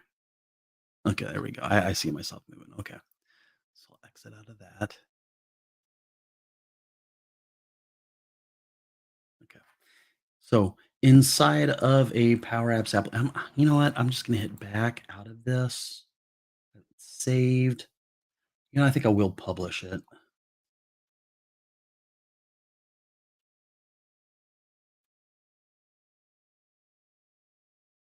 Click back. So I'm out of that. Right. So the one that I want to bring up here, okay, is our training wheel application. Okay. So how to send email. So just before I talk about the I heard you sing, we can make song requests. That's funny. You know what, guys? Yeah, I sang a song to Shane Young, and it's actually out there on Spotify. So I'm going to share it with you guys here. Okay. Share episode link. There it is.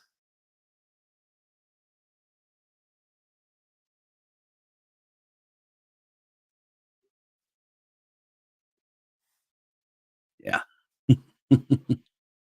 All right. So, well, let's talk about email first because delegation, there can be a lot said about delegation. So let's go and talk about emails. Okay. So, what I'm going to do is I'm going to go down to screen 23. I'm going to copy some of this stuff here. Let's see if I can grab a label and a few of these buttons here. Okay.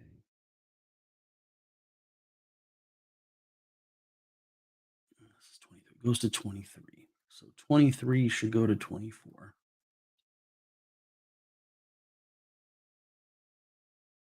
I would have to confess to you guys. I got to use the restroom here. I think I can hold it for another 30 minutes, but yeah, I'm tired, hungry, and anyhow. All right, so I'm not going to complain though. Okay. So here for this, I'm going to say send email. Oh, I didn't like that. Hmm. Send email. Now, what you should do is you go over to data sources and you need to add a data source or a connector, I should probably say. Add data, go down to connectors. Okay. Now I'm going to type in Outlook. Outlook.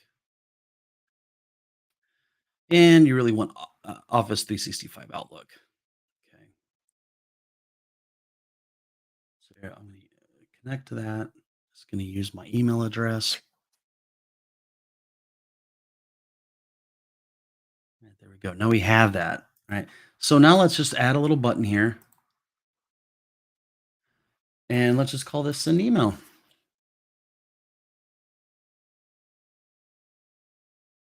Okay. Actually, really straightforward and fairly simple. Okay. So inside this little button here, what we could do is we'll say Office 365 Outlook send. Okay. If you ever see a method or something that you can call, it says send email, then it says send email V2. You always want to pick the later version because they improve things over time. Okay. Now, do you see this IntelliSense at the top? So I'm going to try to zoom in here so you guys can see this a little better. See where it says to, then it says subject and body. Really easy, right? So I'm going to send this to myself, Darren at Neese. Well, let's say powerlabs.us. Okay, we'll do that. Subject line, subject line. Okay, open up the coding window.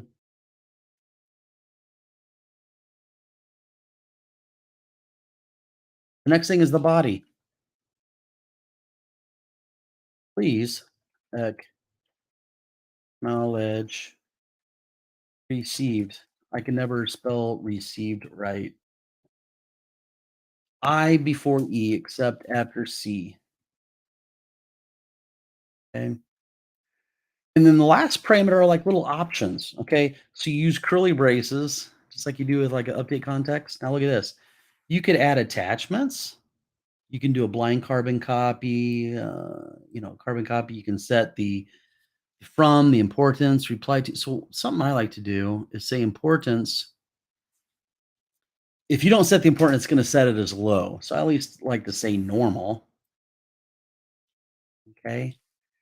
And then at the end, you want an ending parenthesis. And that's all that's needed to send an email.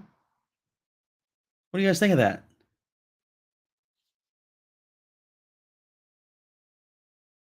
Pretty simple, easy. Okay. I'm going to run it. I'm going to hit send email.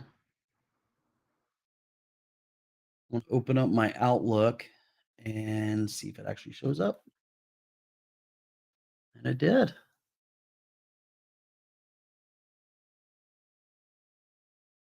That's pretty simple, easy, huh? Yeah, simple, fast. Absolutely. Absolutely. So, you asked about delegation, Chris.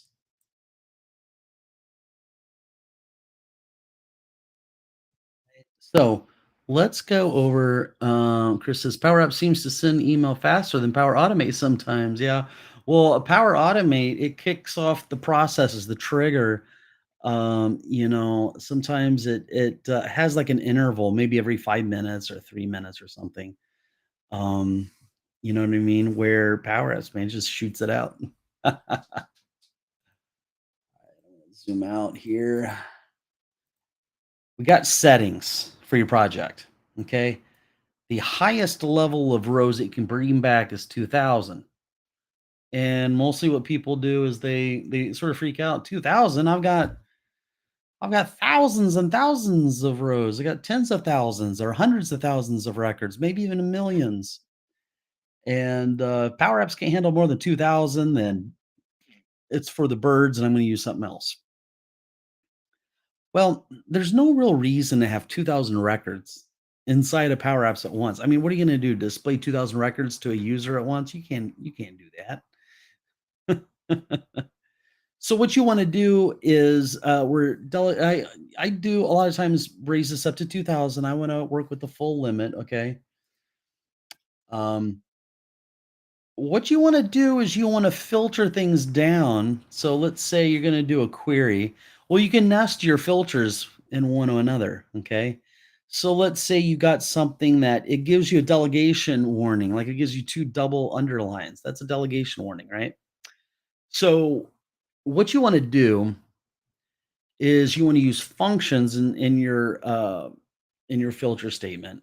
Okay, that will work. So let's say if you want to do a search is not delegable. However, there's a function called starts with that is. Okay. So instead of using search, use starts with. Okay. Another thing is, let's say we're going to query the data, but really all the data that we're interested in is in the last 90 days. So what you do is you do a filter and then you wrap another filter around it that might have caused the delegation issue. But if you just bring over all the records from, let's say, the last month, the last 90 days, you're probably under that 2000 limit right there. So it just comes down to being creative and how you query the data. Yeah. And you can work around most delegation issues. Um, so what about in Teams? Can you send a notification there as well? Well, absolutely. Yeah. Um,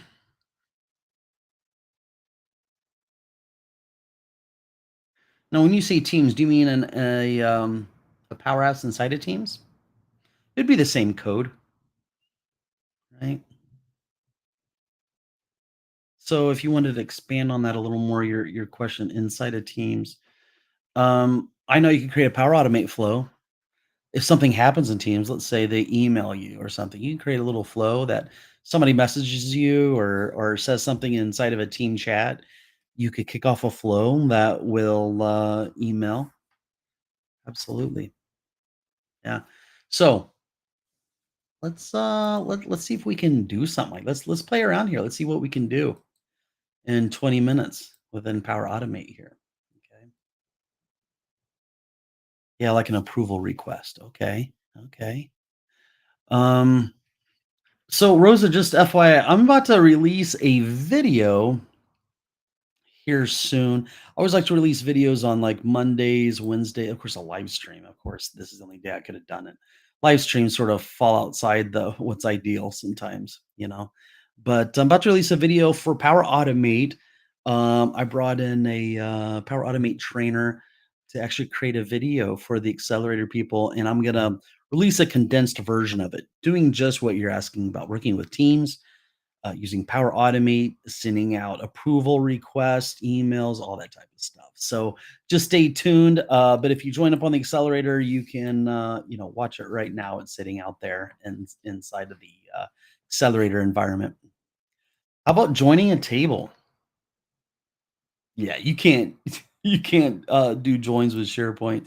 Um, if you like joins, I would recommend sticking with SQL Server if you can, if you got the premium licensing. Um, my way of doing joins, you're not really doing a join, but a way of syncing up data and having it all in memory at once. I like to go get the result, the data inside of collections, and in memory, I could easily relate to that data without going back and hitting the database over and over again. You know, Dataverse. You probably seen that earlier today when we were talking about Dataverse and doing relationships where these entities have properties that you can, they're complex types or lookup types. So in a way, it sort of gives you a sort of a way to join within Dataverse. But Power Apps, it's a little harder. Yeah, a little more challenging. All right, so let's talk about Power App. Let's see if see what we can do here. What we could do, let's try to create a new flow. Okay, look at this. Follow up on a message, the top pick. So it's going to connect to my teams and users. I'm going to create a flow.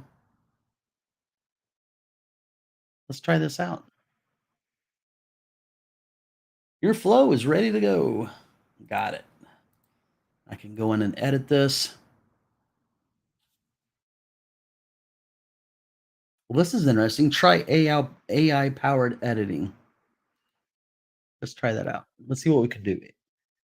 It can't be used for this flow yet. Okay. Well, let's edit with the designer then. I don't know why he offered it to me if I can't do it, right?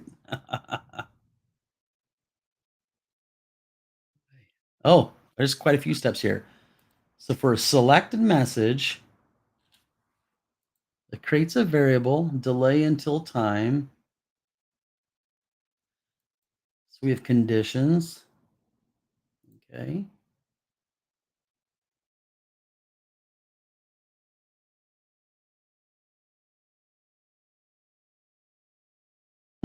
Okay. Well, I don't see any type of email. I'm gonna go back and yeah, Andre says always create columns for that, probably for the joining and stuff. That's a great idea, actually. So flows, I'm gonna create a new flow from a template, and I'm gonna say Teams and then email or Outlook approval. Let's see what comes up here. Start an approval for new documents and notify via Teams. Request approval in Teams for a selected item in SharePoint. I mean, there's all kinds of stuff we can do here. Yeah. So I've done quite a few Power Automate flows. I don't claim to be an expert like I am with Power Apps. So doing this stuff off the top of my head is not really it doesn't work as well as what it does for me with Power Apps. Um, but yeah, I have no doubt that you can do exactly what you're looking to do, Rosa, with a Power Automate flow there. Yeah. All right. Well, keep the questions coming. Last 15 minutes here. Um,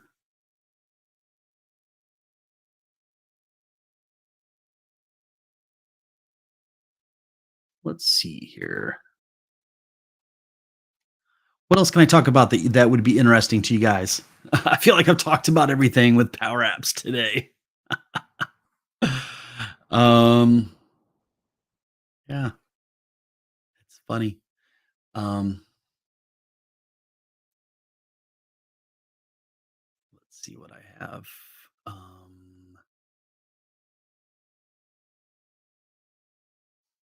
What about? I've got something to talk to you guys about. What about color functions? Are you guys really well versed with color functions? Okay. So here we'll say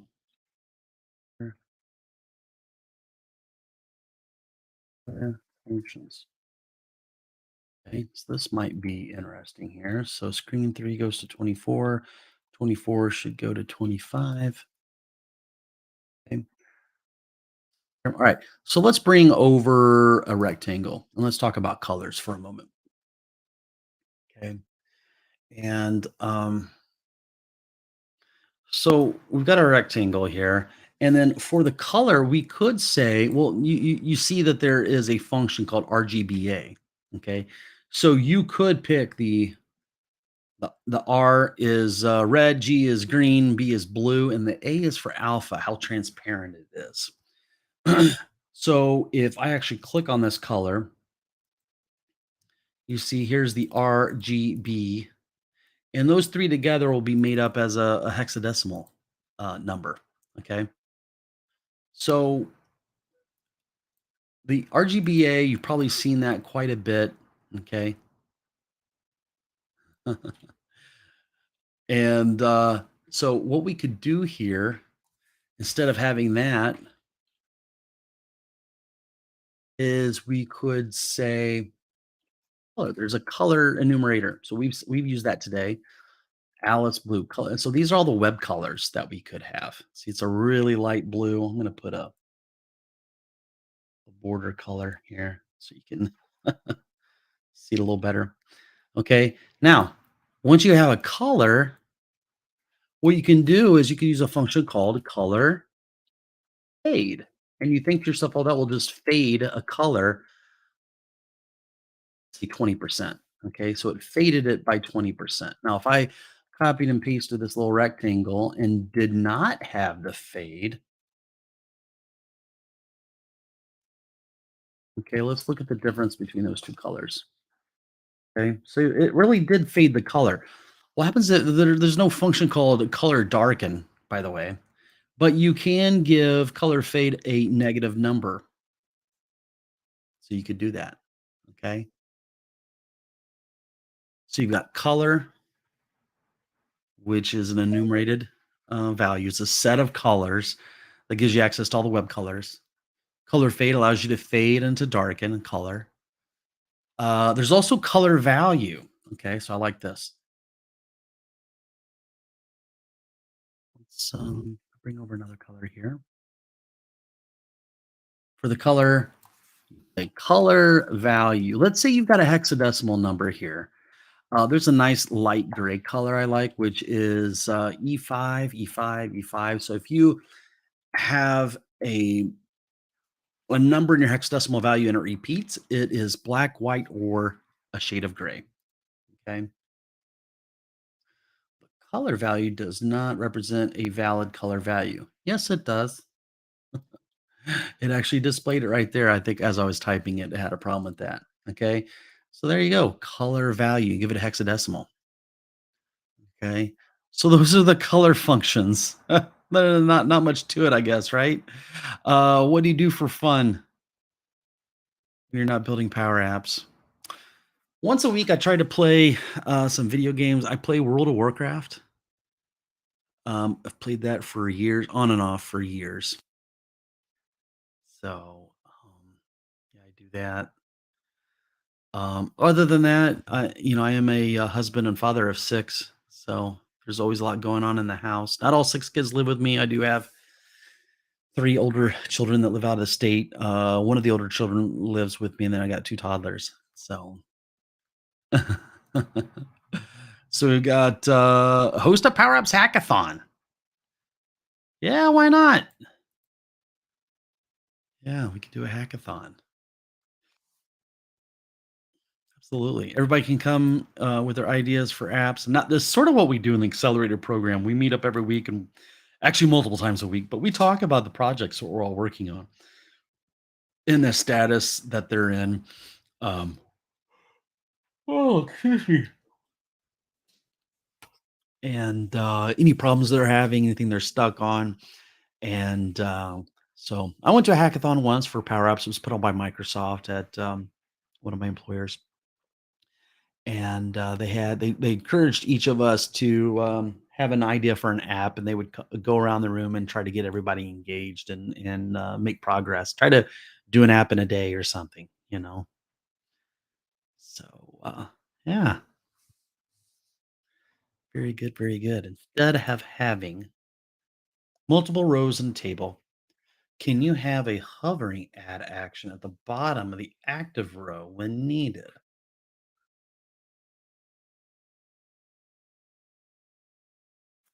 Sure. A hovering add button at the bottom of the active row.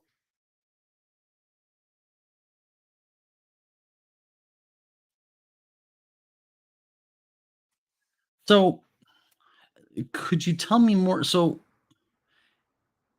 having a hovering add action at the bottom of the active row. Okay, so let me go here. Okay, so we've got rows. Okay. Now, do you mean whatever when you say active row, whichever whenever is selected? So we could have an add action, maybe an add button. Okay.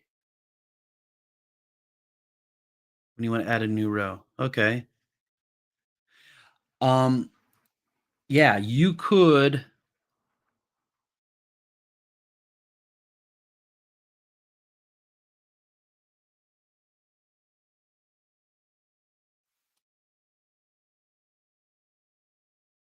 I think about the best way to do something like that. Okay. Normally, what I do is I put like a little add button or an add icon at the top. It's normally what I do. Um, multiple rows enable. You can have hovering add action at the bottom of the active row. Okay. So what if we took that out and we put this in? Okay. And then what we could do is we'll say add, whoa, add. Okay. And then we could probably make this a lot smaller, like 80 maybe. Okay. And we could set this up, go down to visible, and we could say this item dot is selected. Okay. But for the Y, we could say parent dot template height plus 6. You like that? Okay.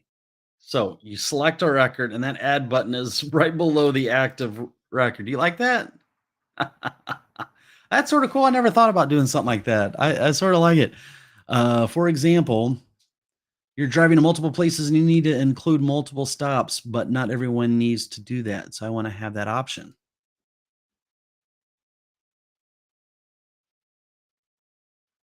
Hmm. Okay. So does something like this actually take care of what you're looking to do there? Do you like that? Yeah. That's an interesting idea. I sort of like that. Yeah. Yeah. What I found with Power Apps is whenever you think to yourself, "Oh, that's not possible in Power Apps," there's some type of workaround you can work in there, for almost everything. Not quite everything, but yeah, mileage expenses. Yeah. Yeah, before I got into computers, I delivered pizzas. So sometimes for Papa John's, and I would needed in some cases make multiple stops, multiple deliveries in one run. Uh, but yeah, good stuff. Yeah, you're welcome. Well, very cool.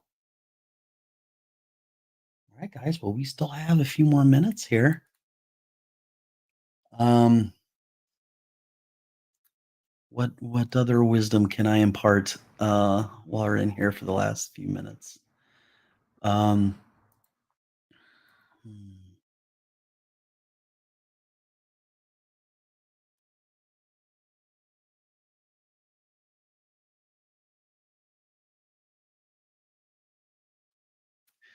Something I could show you guys are some more examples of apps that I have.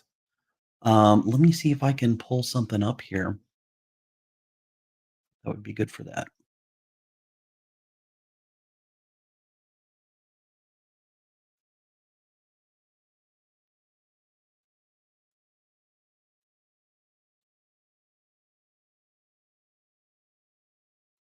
Yeah, I've got some really cool stuff to show you guys that's not even out on my YouTube channel. So let me bring that up.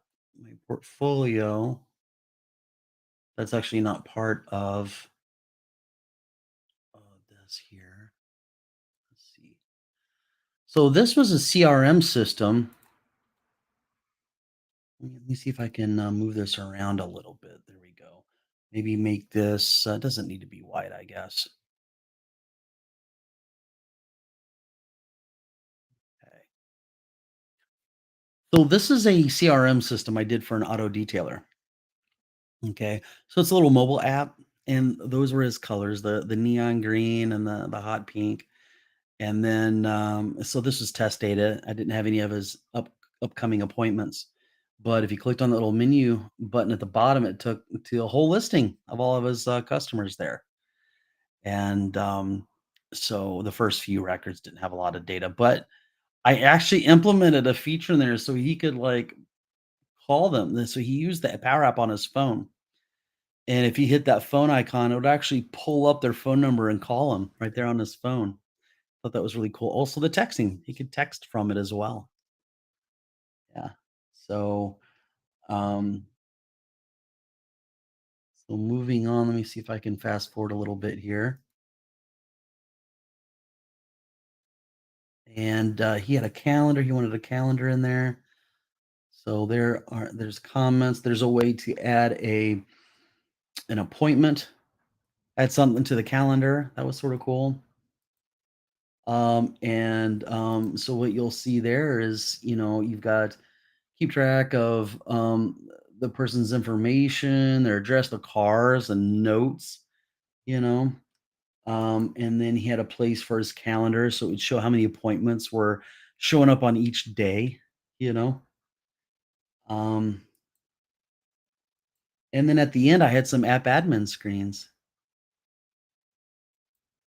Yeah, right here. So, question: what's your vision for your platform? Now, are you talking about my accelerator program? My vision for the accelerator program is to. Do you guys ever watch? What was it called? Jerry Maguire. He was a sports agent, a pro athlete, sports agent, and he created a manifesto of how they should handle business, how they should give people more one-on-one attention, or much more intimate attention than what they were giving their clients. And I feel like in the accelerator system, the accelerator program, I sort of have that. Right now, there's just a handful of students, and it's great. It's like a tight knit group of people, and as people sort of come in, become part of the group. And so yeah, Andre says for everything Power Apps tutorial overall. So yeah, so I want to continue to release video content for you guys out here on YouTube. At least one video a week. You know what I mean? And so I just like to be helpful to you guys. I like to expand to the other portions of the Power Platform to have some more Power Automate stuff, some more Power BI, and or at least have some, and then and cover it very thoroughly. And I think that's going to take a few years. I've been developing the content for Power Apps just here in the last 2 years, so it's probably going to take me a few more years to have good detailed content for the other things within the Power Platform. Uh, you should end playing Let's Celebrate. You mean the song Let's Celebrate? You know, something I've learned is that playing music, man, YouTube is really up on it. It scans all the content on any of it. As soon as you upload it, it knows, hey, there's a video, there's a song in there that has the intellectual property belongs to somebody else. And